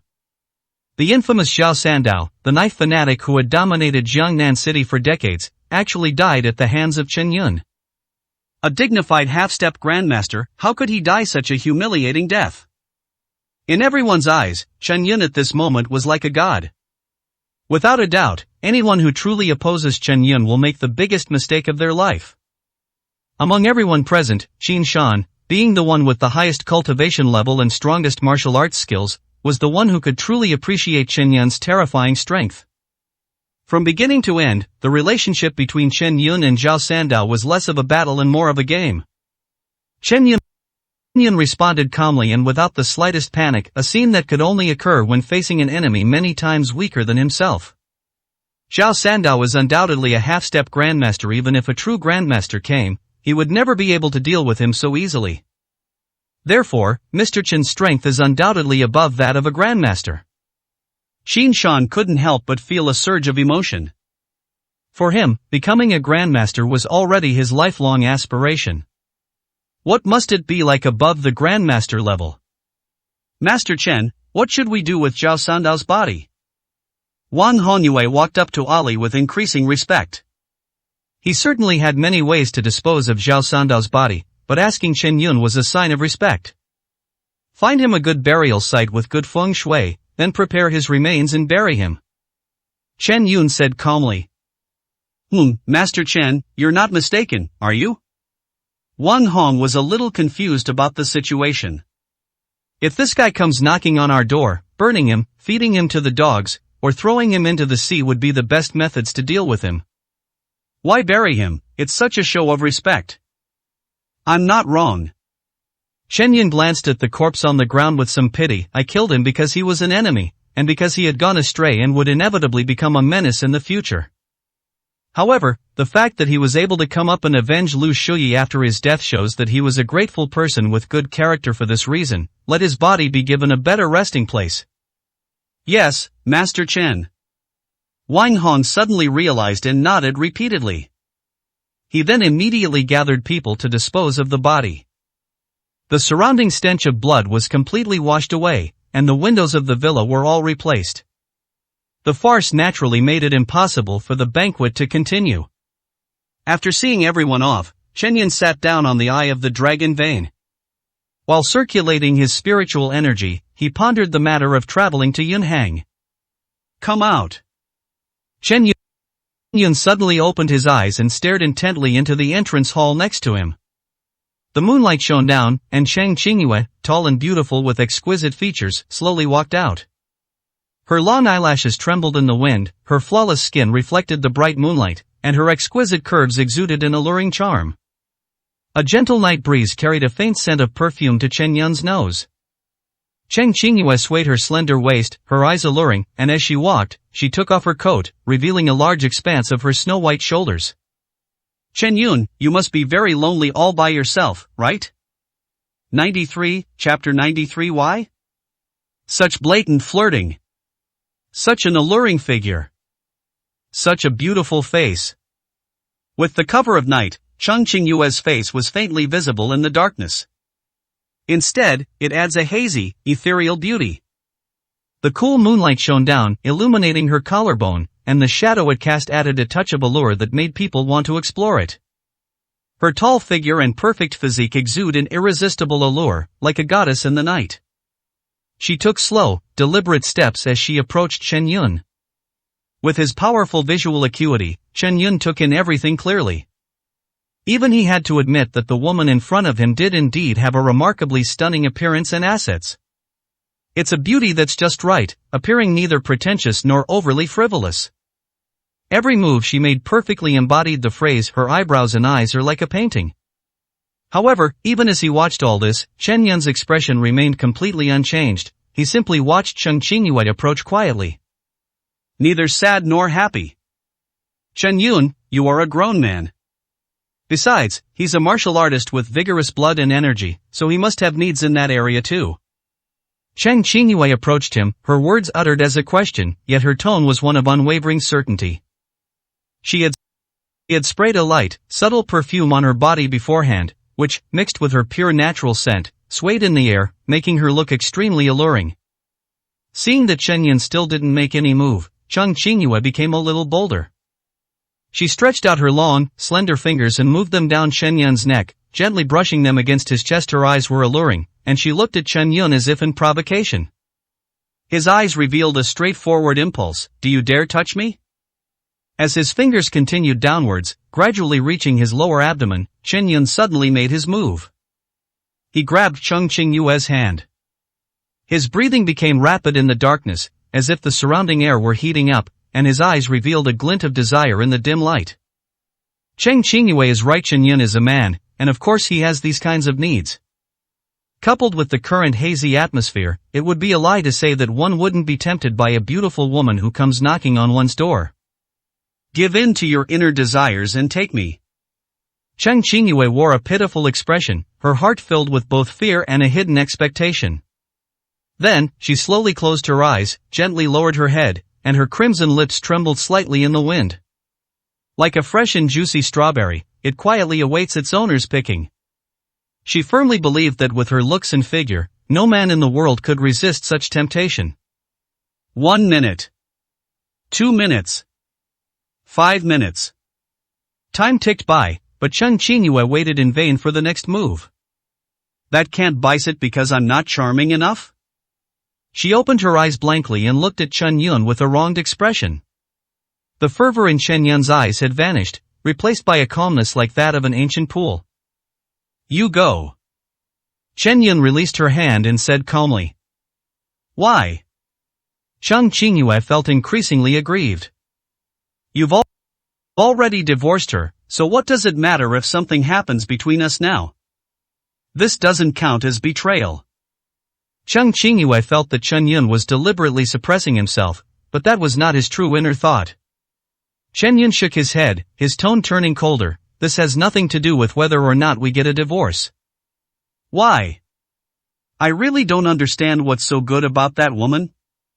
Were you ever truly happy after you married her? You have no status at home, so she lets her family members insult and verbally abuse you, ignore your contributions, trample on your dignity, and even kick you out of the house in the end. After divorcing you, you immediately thought about climbing the social ladder by marrying someone else. Why should a woman who only knows how to be opportunistic and curry favor with the powerful be worth your sacrifice? In what way am I not better than her? Looks, family, figure, personality. As long as you choose me, I am willing to give everything for you. You will be the only man who stands tall and upright in my heart. I will admire you, respect you, and love you unconditionally. Why does she get to have you? Cheng Qingyue broke down in tears streaming uncontrollably from her eyes. After everything that has happened over this period of time, Chen Yun has left an indelible impression on her heart. This is the man she truly likes and desires. For this reason, she, a virgin who had never even held hands with another man, was willing to give herself away directly.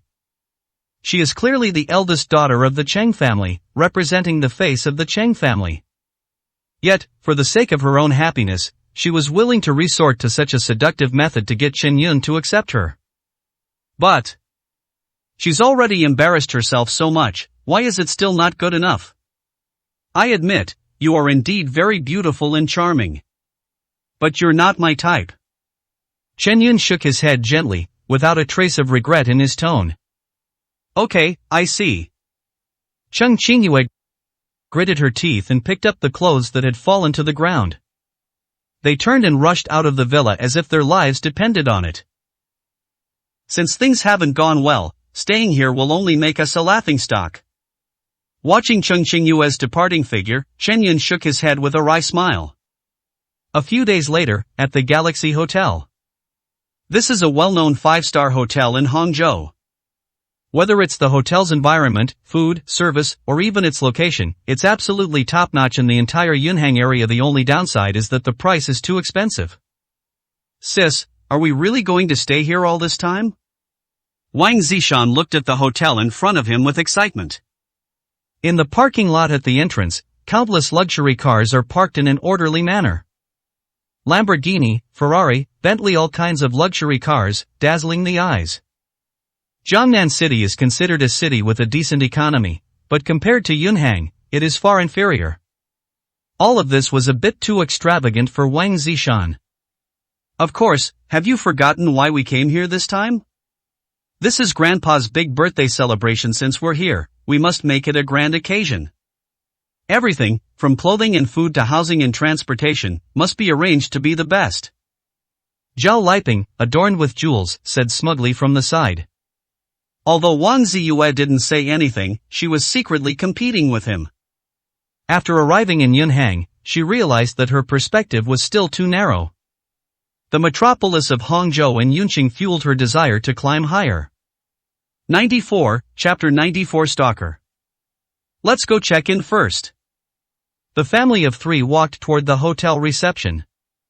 As for his father and sister, they remained at the Jiangnan City Management Company.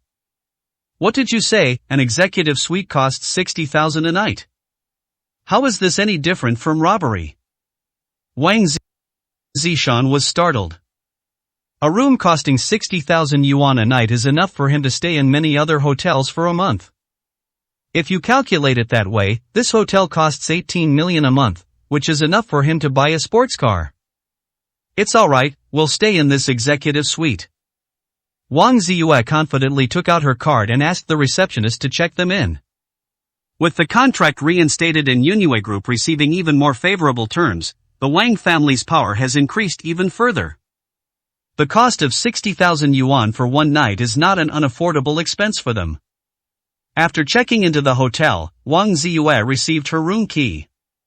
She had just turned around when she froze on the spot. Chen Yun, it's you again. Wang Ziyue's pupils suddenly contracted. Hey Chen, are you out of your mind? You're like a persistent ghost. Wherever we are, you're there too. We've come all the way to Yunhang, and you're still shamelessly chasing after us? Wang Zishan was furious, feeling that his family was being harassed. Zhao Liping glared fiercely at Chen Yun, too angry to even speak. Chen Yun was also somewhat surprised, not expecting Wang Ziyue to appear here. After a brief hesitation, he looked at Wang Ziyue, scratched his head, and asked, "What are you doing here? How have you been lately?" "How I am is none of your business." Wang Ziyue's tone was icy, and she exuded an aura that kept strangers at bay. She could never forget that everything she suffered in the Chen family was because of the person in front of her. That night, she felt so desperate and helpless, even on the verge of having her innocence taken away. At that time, she even secretly prayed in her heart that Chen Yun would appear and that he could save her life. However, Chen Yun disappointed her as always. Instead, it was young Master Nangong who stepped forward and rescued her from dire straits. In such a comparison, the difference in quality becomes even more apparent. Wang Ziyue's impression of Chen Yun plummeted. Is there some misunderstanding between us? Chen Yun hadn't expected Wang Ziyue's tone to be so harsh, so he could only ask with a wry smile. Ha, you're overthinking it. There's no misunderstanding between us. My only wish right now is that I never have to see you again. Never. Wang Ziyue spoke resolutely, each word distinct and clear. Looking at Wang Ziyue's face, which resembled that of a wronged woman, Chen Yun could only scratch his head helplessly. It's clear that there's not only a misunderstanding between the two of them, but a very serious one. Let's go. Wang Ziyue looked angry and turned to leave. Chen Yun, why are you still following us? You bastard, how can you be so shameless, do you even have any shame at all? Zhao Liping was furious to see Chen Yun still following behind her. You shameless bastard, can you just get lost and stop bothering my sister? Just seeing you makes me sick and disgusted, can you just get lost? Wang Zishan rolled up his sleeves, looking like he was about to fight Chen Yun. The family of three glared angrily at Chen Yun. To passers-by, it seemed as if Chen Yun had done something wrong. I'm also checking in here. Chen Yun said calmly. What, you're checking in? Wang Zishan looked as if he had heard the biggest joke in the world, his face full of mockery and sarcasm. Ha, I think you've really lost your mind. You think you can stay here, do you even know how much it costs to stay here for one night? Zhao Liping was so angry she laughed. I don't know, but I don't care, Chen Yun said calmly.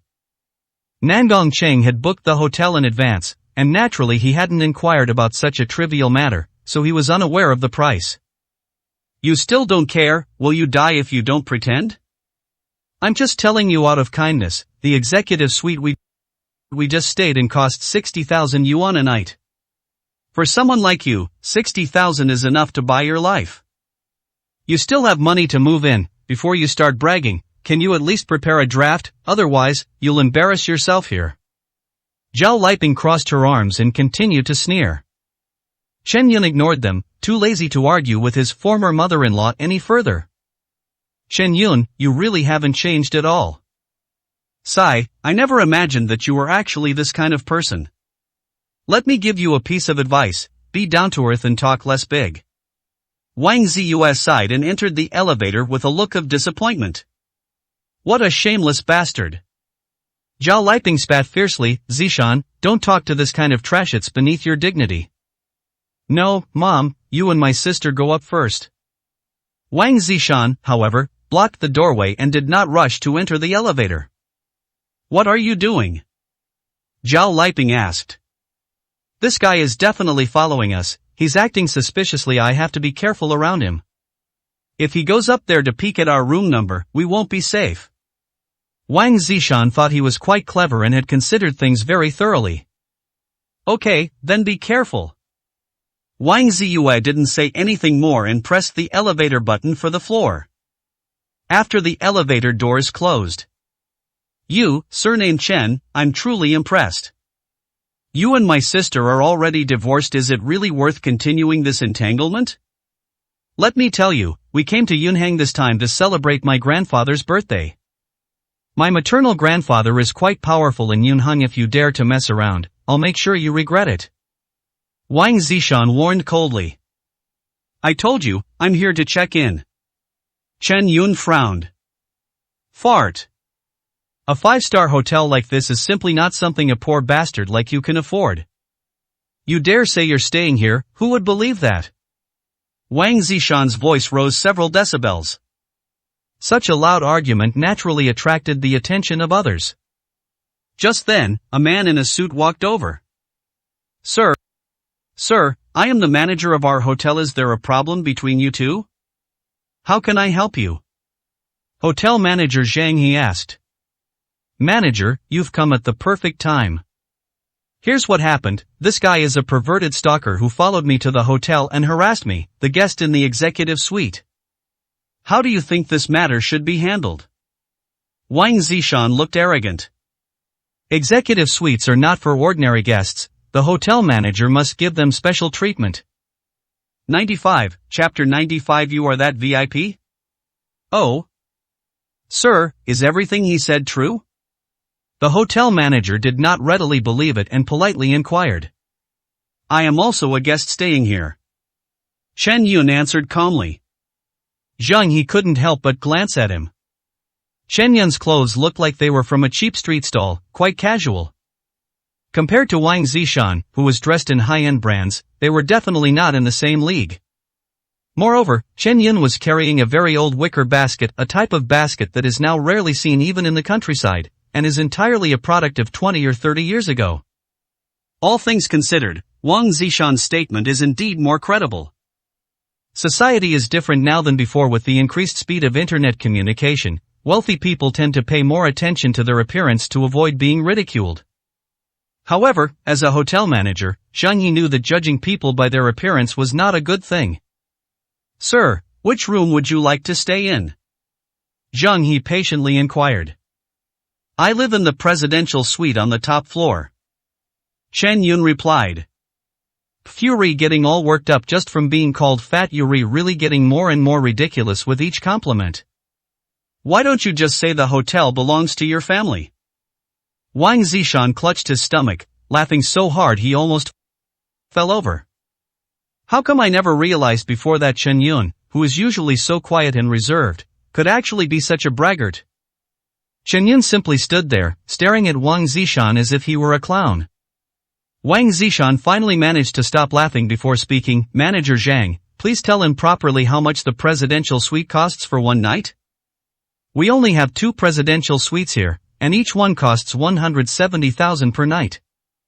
The environment, service, and facilities inside are all top-notch. Standing on the top floor, you can overlook the entire city of Yunhang, making it a top-tier view room. In addition, the presidential suite is only open to a select group of special guests." Zhang He explained earnestly. "Did you hear that? The presidential suite is so expensive, even we wouldn't dare to stay in it. Besides, it's not open to the public. How could a poor bastard like you afford to stay there? I think you should stop dreaming about staying in a hotel and go to the hospital to see a neurologist and get your brain treated properly." "Oh right, a poor bastard like you probably can't even afford the registration fee. How about it, if you beg me, maybe I'll lend you the money." Wang Zishan's face was full of arrogance and contempt. He genuinely despised people like Chen Yun, a spineless coward who loved to brag and show off. Therefore, he had to trample on Chen Yun's self-esteem, suppress him, and make him realize the gap between himself and the Wang family. "I also booked the other room because I don't like being disturbed," Chen Yun explained calmly. Upon hearing this, Wang Zishan's face turned completely dark. How can someone be so pretentious?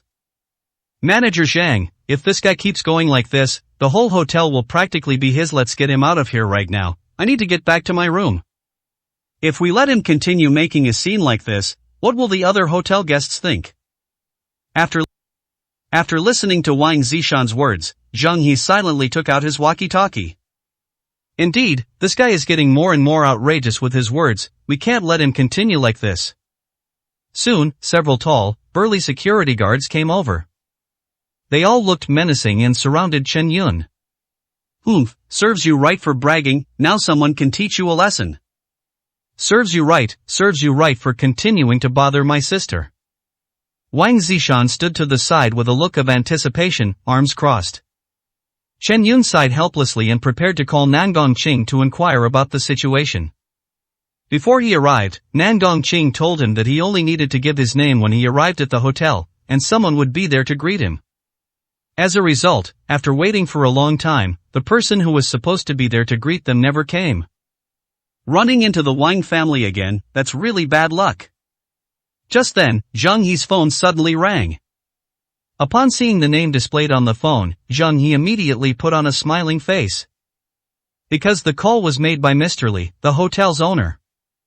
"Chairman Li, what are your instructions?" "Xiao Zhang, has the VIP guest I asked you to pick up, who booked 2 presidential suites, arrived yet?" "Chairman Li, who is this distinguished guest you mentioned?" Zhang He was stunned for a moment. "Didn't I tell you his name? That guest is Chen Yun, and he's a very important guest at our hotel." "A very important person from Jinghai just called me according to the schedule. This guest should have arrived by now. You must take good care of this Mr. Chen, but you cannot make any mistakes. If any problems arise, be careful, I'll hold you accountable." Chairman Li's voice was extremely serious. "Yes, Mr. Li." After hanging up the phone, Zhang Yi glanced at Chen Yun as if possessed, and cold sweat instantly broke out on his back.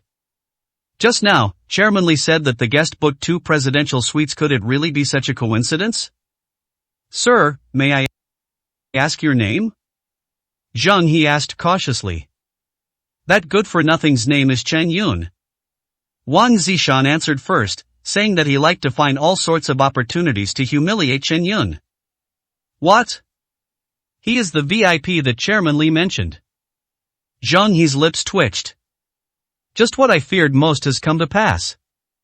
He clearly told himself from the beginning not to judge people by their appearance, so how did he still make a mistake in the end? Seeing Zhang He's changed expression, Wang Zishan thought that Zhang He was really angry. Manager Zhang, I know this guy very well is a complete coward, he has no ability whatsoever. Don't be polite to him, just have your men give him a good beating. Wang Zishan, standing by, was fanning the flames, wishing the two sides would start fighting immediately. Unexpectedly, Zhang He pushed him aside and rushed in front of Chen Yun. He said with a respectful expression, Mr. Chen, it really is you. I have been waiting here for your arrival ever since I received the news. I was mistaken just now and didn't recognize you at first glance. Please forgive me if I offended you in any way. Zhang He held Chen Yun's hand tightly, apologizing repeatedly. Chen Yun was speechless at his sudden change of enthusiasm and immediately withdrew his hand. Ignorance is no excuse. Chen Yun spoke calmly. I'm too lazy to argue with this hotel manager about these things. Zhang He immediately breathed a sigh of relief. So close. Luckily, the call came a minute early, otherwise, if the security guards had actually taken action, the situation would have been truly beyond repair. At that point, he, the hotel manager, will probably have to pack his bags and get out of here. 96, Chapter 96 Yunxiang Pavilion. Thankfully, the customer didn't hold it against us. We have to give him as much face as possible. Zhang He thought to himself, then immediately turned around and shouted towards the hotel lobby. What are you all standing there for? This is an extremely distinguished guest of our hotel, why aren't you coming over to welcome him properly? Upon hearing this, everyone, from the security guard at the door and the receptionist to the cleaning staff, immediately stopped what they were doing. Nearly 20 people stood in 2 rows in the hotel lobby, shouting in unison. Dear guest, a warm welcome to Galaxy Hotel. We will provide you with the most satisfactory service and use our utmost enthusiasm to make you feel completely satisfied. We strive to earn your comfort and peace of mind through our sincere efforts. The staff of the 5-star hotel had all undergone various trainings, and they were all bent over at a 90-degree angle, their heads bowed for a long time without getting up. The unified voices were quite impressive, showing Chen Yun considerable respect. Other guests who were about to check in all turned their attention to this person, wanting to see who this person was who could have such a grand presence at the Galaxy Hotel. After seeing this scene, Wang Zishan was completely dumbfounded. Chen Yun was actually a distinguished guest here? Could he really have checked into the presidential suites, and 2 of them at that? How is that possible? That's a presidential suite. 2 rooms cost a full 340,000 yuan a night, enough to buy Wang Zishan's life. Damn it, why? Wang Zishan's face contorted with envy, jealousy, and hatred. Seeing the ostentatious scene before him, Chen Yun couldn't help but frown. No need for all that trouble, just get me checked in as soon as possible. Yes, Mr. Chen. Manager Zhang He responded respectfully. He immediately waved for everyone to leave, then led Chen Yun into a private VIP elevator and headed towards the presidential suite. After the elevator doors closed, Wang Zishan was left standing alone, his mouth agape. That good-for-nothing Chen Yun actually manages to afford a presidential suite? This slap in the face came far too suddenly. This guy definitely stole my sister's valuable jewelry and sold it to make some money. Otherwise, how could this good-for-nothing be so rich? Pa, he's a dog that can't stop eating shit. Wang Zishan spat fiercely and then took the elevator away. At that moment, he forgot about how he had stolen the jewelry and framed Chen Yun. So much time had passed that he slowly began to genuinely believe that Chen Yun had indeed stolen it. Upon entering the executive suite and gazing upon the extremely luxurious illusion before him, Wang Zishan lost all of his previous excitement. Compared to the presidential suite, this executive suite is nowhere near as good. How could he possibly tolerate being overshadowed by Chen Yun? Zhao Liping walked over from the side. Zishan, where's that good-for-nothing, has he left yet? Don't worry, Mom, I've already sent him away. Wang Zishan said sullenly, I lied. Out of pride, he didn't intend to let Zhao Liping and the others know about the embarrassment he had just suffered. They're like a persistent ghost. This good-for-nothing actually followed us to Yunhang City. Ziyue, let me tell you, this kid is definitely still after you. You have to be extra careful these days. I'm afraid that if this bastard doesn't get you, he might do something rash, and then everything will be over. Zhao Liping offered words of heartfelt advice. Mom, he wouldn't do something like that. Wang Ziyue did manage to retort with a comment. Hey, why can't you do it? Zhao Liping suddenly perked up. Have you forgotten about him stealing jewelry from your house? Do you think you know him well just because you've been married to him for a few years? Let me tell you, you can know a person's face but not their heart. Some people are completely different on the surface from what they are behind the scenes. And I think he must know that you have a relationship with the Nangong family in Jinghai City and that you have resumed cooperation with the Morong family, so he wants to pester you again and beg you to reconcile with him. What wouldn't someone as greedy as him do? You're still young and don't understand human nature. I'm not like you. I've seen more than you've eaten rice. I've seen plenty of people like this. Okay, I'll be more careful from now on. Wang Ziyue had no choice but to agree. That's more like it, silly girl. It's a good thing you listened to your mother and divorced this guy, otherwise you would have wasted your precious youth on such a good-for-nothing and regretted it to death later. Now look at him. Young Master Nangong is handsome, from a good family, and of excellent characters, also clearly interested in you. A fantastic opportunity has been presented to you, so you must cherish it. Zhao Liping sighed with emotion. Oh my, if our family could really marry into the Nangong family, then your mother's life would be complete. Hearing her mother's words, Wang Ziyue nodded silently. She was well aware that if she wanted to climb the social ladder, she needed a strong backing.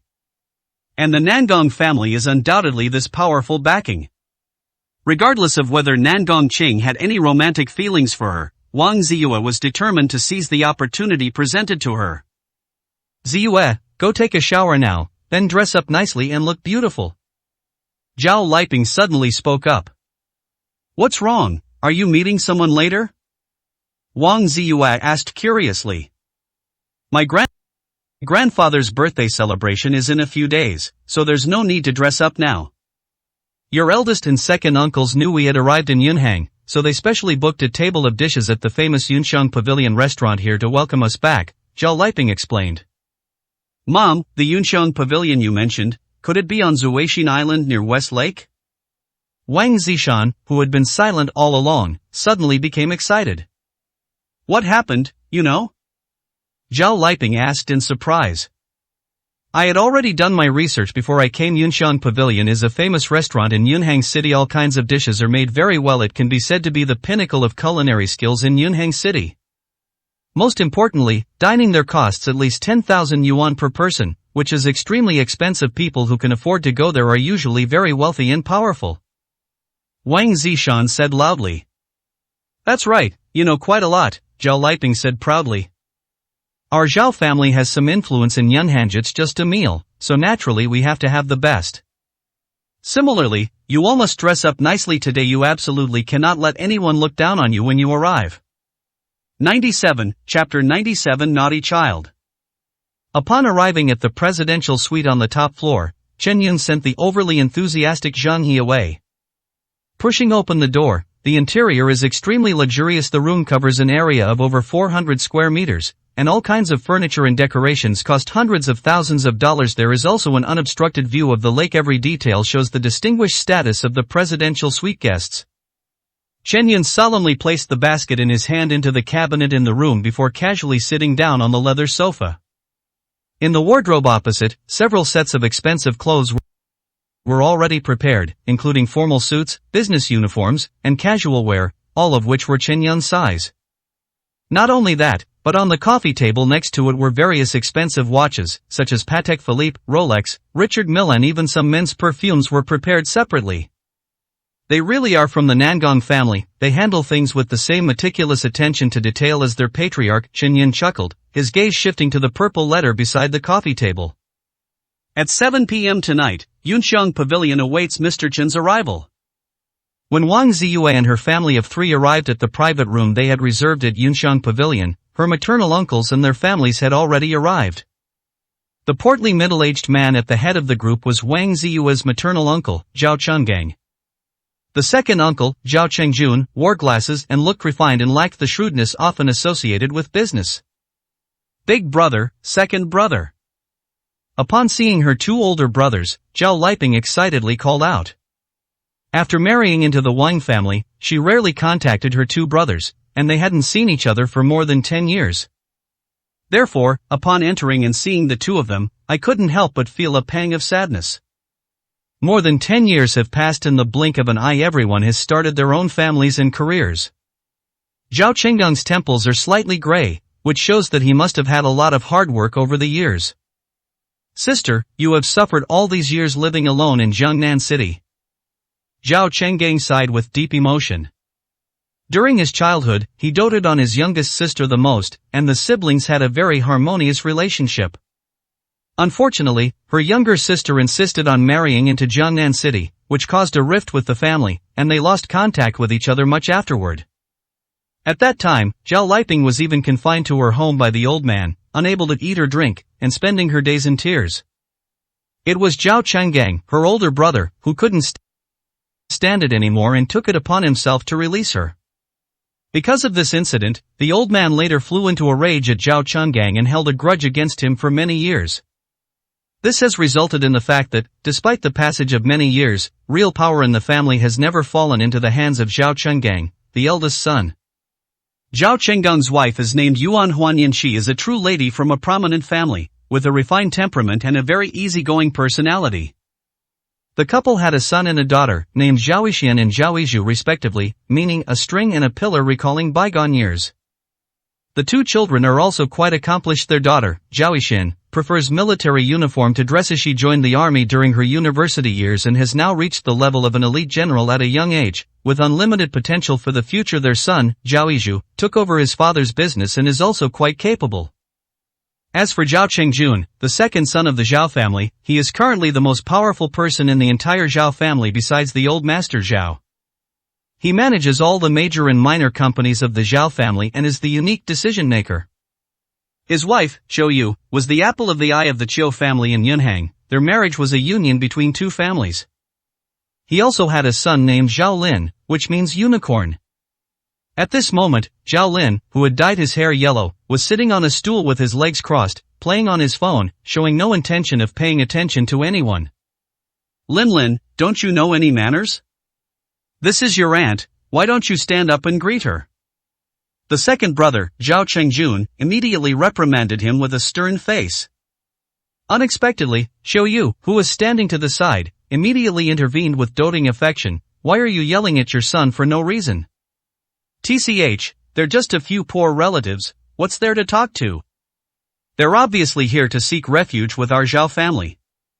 I've seen so many people like this, why bother greeting them? Zhao Lin pursed his lips, not even raising his head. In his eyes, Zhao Liping's family was just there to ask for money. He had seen too many people like that since he was a child. Upon hearing this, Zhao Liping froze on the spot. You bastard, do you even know what nonsense you're spouting? Zhao Chengjun was clearly on the verge of exploding. The atmosphere was already a bit off before the welcoming banquet even started. Second uncle, Lin is still young and doesn't understand things. Please don't blame him. Wang Ziyue immediately offered her advice. Upon seeing the stunningly beautiful Wang Ziyue, Zhao Chengjun asked in confusion, and who is this?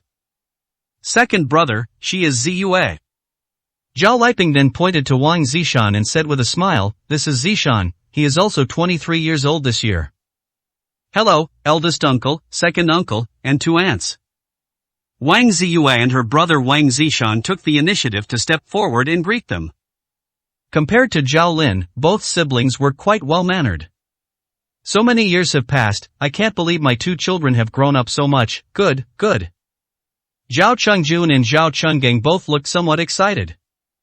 This is our first time visiting Yunhang, and we don't know what you like. So I just brought some local specialties with me, please don't mind them, uncle and aunt. Wang Ziyue immediately presented the gifts she was carrying one by one. These were gifts she had carefully chosen. They weren't particularly expensive, but they were still gifts that suited her tastes. Ziyue, you've really put your heart into this. Zhao Chenggang was quite satisfied with the tea set from Jiangnan City in his hands. Aunt Yuan Huanyan received a new beauty set and couldn't stop smiling. My second uncle and his wife didn't show much liking for the gift, but they accepted it politely. Then, Wang Ziyue handed the gift to Zhao Lin and said with a smile, "Cousin, this is a new game console I bought, I hope you like it." This is a new VR all-in-one gaming console on the market, and it's incredibly popular. Wang Ziyue spent twice the price to buy the game console, thinking that young boys would like it. However, upon seeing the game console, Zhao Lin merely curled his lip and gave a cold laugh. "Ha, do you think I'm a 3-year-old, trying to fool me with something like this?" After saying that, he threw the game console on the ground. Wang Ziyue's face stiffened, and she stood there awkwardly. "Your cousin gave you this gift as a token of her affection. Even if you don't like it, you shouldn't throw it on the ground. You bastard!" Zhao Changjun shouted coldly and angrily. 98, Chapter 98 Treating People Differently. Does this kind of garbage even deserve to be called a gift? When did our family become this poor? I'm sorry, but I don't have the habit of lying like you. Zhao Lin shrugged. You! Zhao Chengjun could no longer control himself and reached out as if to hit him. It's alright, second brother, don't act rashly. Children don't know any better, so they naturally don't know how to speak properly. Zhao Liping hurriedly stepped forward to stop her. She took out a thick red envelope that she had prepared in advance from her bosom and placed it in front of Zhao Lin, saying with a smile, Lin, this is from your aunt, don't be offended." Looking at the thick red envelope in front of him, Zhao Lin estimated it to be around 50,000 yuan before lazily saying, "Why didn't you just give me the money directly earlier? This should be enough for me to go drinking tonight, thanks." After saying that, he put the red envelope in his pocket and went back to playing the game. Wang Ziyue glanced at the game console lying on the ground and couldn't help but sigh inwardly. This cousin Zhao Lin has truly been a spoiled brat since childhood. His family really lacks discipline. After a brief hiccup, the banquet eventually continued. Everyone ate and chatted. During their brief time together, Wang Ziyue clearly sensed the differences between the two families. My maternal uncle's family are generally kind and approachable, without any airs, and easy to get along with. The second uncle's family, however, was quite the opposite. My second aunt always spoke with a hint of sarcasm, sometimes openly, sometimes subtly. My cousin Zhao Lin, needless to say, practically wore his disdain on his face. As the eldest son, Zhao Chenggang naturally noticed the subtle atmosphere. Liping, you've given birth to a wonderful daughter. I've heard that Ziyue founded the Yinwei Group, which is thriving in Jiangnan City not long ago. She even got involved with the Nangong family in Jinghai and signed a contract worth over 10 billion yuan. Zhao Chenggang immediately steered the conversation toward Wang Ziyue. As soon as these words were spoken, everyone present was drawn to them. The second uncle, Zhao Chengjun, and his wife, Zhou Yu, froze, their faces showing embarrassment.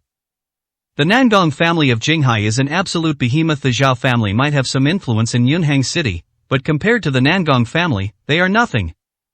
This niece actually managed to get connected with the Nangong family in Jinghai. At this moment, even Zhao Lin, who was arrogant and full of disdain, couldn't help but put down his phone and straighten his expression.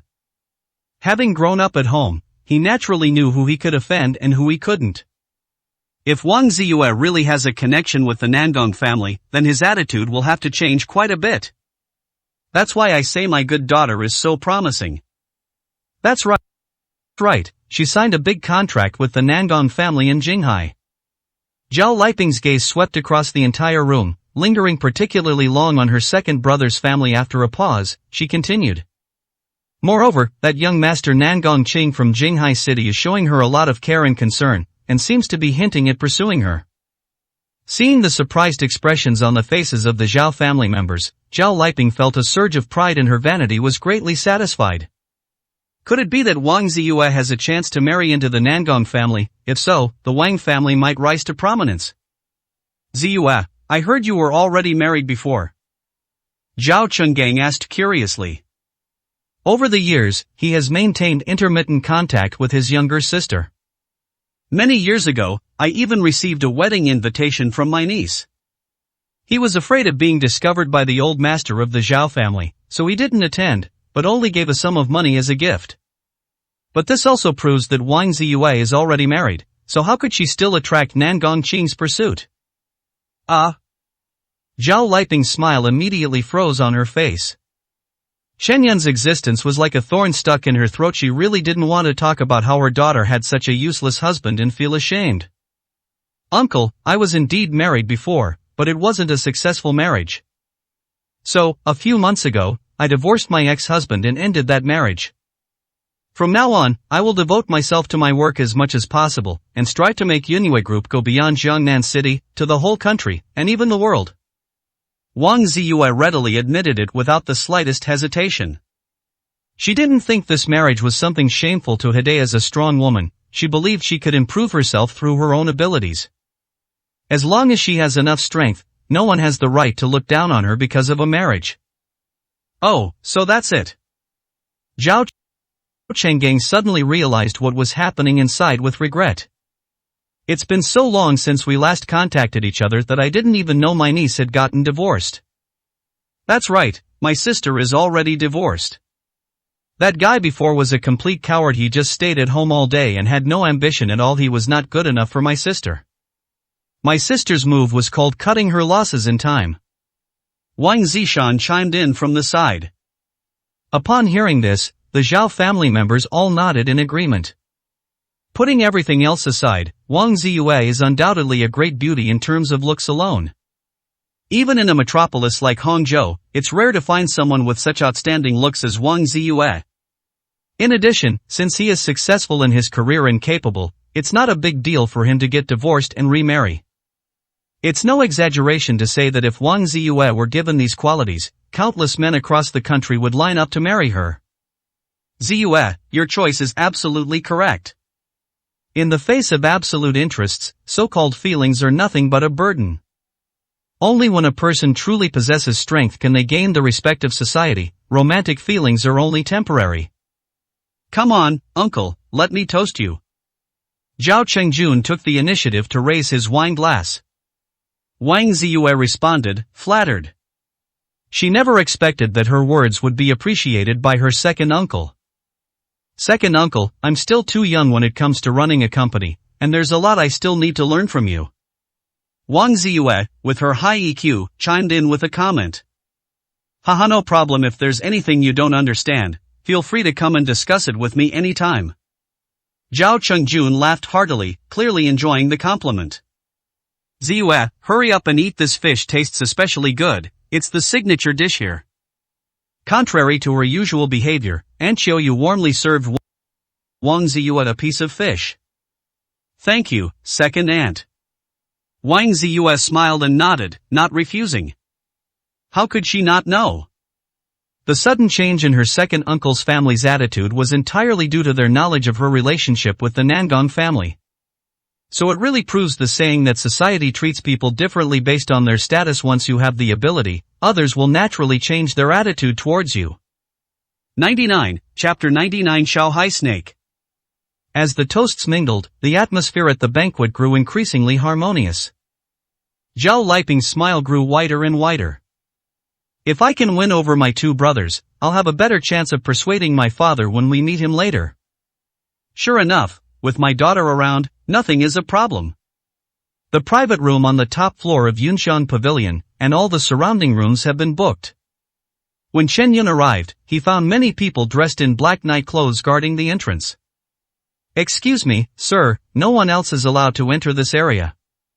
The man in black coldly and politely stopped Shen Yun outside.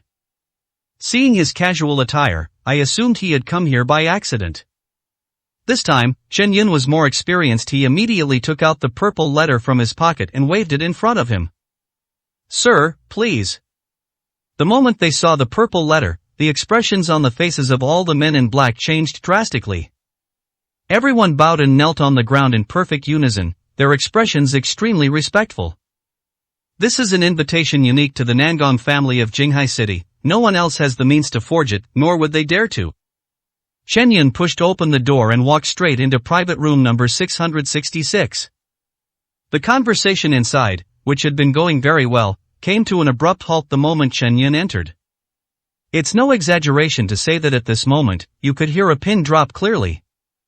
Countless eyes turned towards the doorway, scrutinizing Chen Yun. These people had sharp, penetrating gazes, as if they could see right through a person. Under such gazes, most people would probably be trembling with fear. This kind of gaze from someone in a superior position carries considerable pressure. However, Chen Yun simply stood there calmly, without the slightest fear. He glanced around briefly, his gaze finally settling on Nangong Qing, who was sitting next to him in the center seat. "Mr. Chen, you've finally arrived." Nangong Qing immediately greeted him with a smile and quickly walked to Chen Yun's side. "Mr. Chen, this way please." Led by Nangong Qing, Chen Yun arrived at the main guest seat. Without wasting time on pleasantries, Chen Yun plopped down in the head seat. Those around them exchanged glances after seeing the unfamiliar young face sitting down. "Mr. Chen, let me introduce myself to you." Nangong Qing didn't sit down immediately, instead, he stood to the side and enthusiastically began to introduce the place. "This is Shin Tian, the head of the Shin family." Nangong Qing pointed to a middle-aged man dressed in tang suit with a dignified appearance. The head of the Shin family almost controls the entire logistics industry in Yunhang City, and his personal assets are comparable to those of a country. "Young Master Nangong is too kind," Shin Tian said modestly, but judging from the expression on his face, he was clearly quite pleased. To receive a single word of praise from Nangong Chang is far better than any flattery one has ever heard in daily life. "This is Feng Changshan, the head of the Feng family, a real estate tycoon in Yunhang City." Nangong Qing pointed to another man who was slightly thinner. "Young Master Nangong, you flatter me. Family's wealth is nothing compared to that of the Nangong family. The skinny man also responded modestly. "This is Wang Lei. Most of the hotels in Yunhang City are his properties, Mr. Chen. The hotel you are staying at now is under his ownership." Wang Lei immediately stood up, his somewhat chubby face smiling until his eyes narrowed into slits. "Mr. Chen, are you satisfied with our hotel? If there's anything you don't like, just let me know, and I'll have them fix it immediately. Serving every valued guest well is our hotel's mission." "Yes, the hotel is pretty good in all aspects," Chen Yun replied politely. "I'm glad Mr. Chen is satisfied." Wang Lei nodded and bowed as he sat down, clearly displaying a natural tendency to make money through amiability. Then, Nangong Qing introduced each person in the room to the others. Chen Yun didn't actually like these kinds of social engagements, but he didn't interrupt them out of courtesy, and just nodded slightly to everyone he saw. Everyone present was one of the wealthiest and most influential people in Yunhang City, each a prominent figure in society. It's no exaggeration to say that the combined wealth of these people is enough to buy half of Yunhang City. The Pareto principle of wealth distribution is vividly demonstrated here. However, Chen Yun's polite yet somewhat indifferent attitude made everyone present feel slighted. "After all, we all greeted you with smiles, but you just nodded calmly. I assent that a bit too aloof?" Of course, out of respect for Nangong Qing, the vast majority did not react. After Nangong Qing finished his introduction, a sarcastic voice suddenly came from the corner. "Young Master Nangong, now that we have finished our introductions, shouldn't we let Mr. Chen introduce himself?" The voice itself has a rough timbre, and when combined with that questioning tone, it sounds quite unpleasant. Chen Yun looked in the direction of the sound and saw a middle-aged man sitting on the edge of the table. He had a long scar on his face, slicked back hair, and wore a brightly colored floral shirt. At this moment, a cold smile played on his lips, his face was full of arrogance, and his eyes were like those of a leopard that had spotted its prey, sending chills down one's spine. This person was just introduced by Nangong Qing. He is Xiao Haishi, the president of the Evil Dragon Society. Although his name contains the word snake, he is known to the outside world as the Evil Dragon. Judging from his appearance and demeanor, it is clear that Xiao Haishi is the leader of the underworld in Yunhang City. His organization, the Evil Dragon Society, has almost monopolized the entire underworld of Yunhang, with more than 30,000 members. As someone who works in the underworld, he is naturally ruthless and merciless in his actions, so most people naturally don't want to have much contact with him. But now, seeing Xiao Hai's snake make trouble, for the first time, everyone present felt that this guy had done something good. They all looked at Chen Yun, curious about how he would resolve the situation. Nangong Cheng, standing to the side, frowned. Xiao Haishi was in a terrible situation back then. If it weren't for the Nangong family helping him out, he would never be where he is today. Unexpectedly, he dared to make trouble at this time. He simply doesn't know his own limitations. Just as Nangong Cheng was about to question him, Chen Yun responded calmly, "I'm just an ordinary person, there's nothing to introduce." Ordinary people? Xiao Hai, as if he had heard something unbelievable, burst into laughter. An ordinary person? Then what right do you have to sit in the main seat? These words startled everyone present. This guy has an outrageous temper. Is he questioning Chen Yun? This is a slap in the face to Nangong Cheng.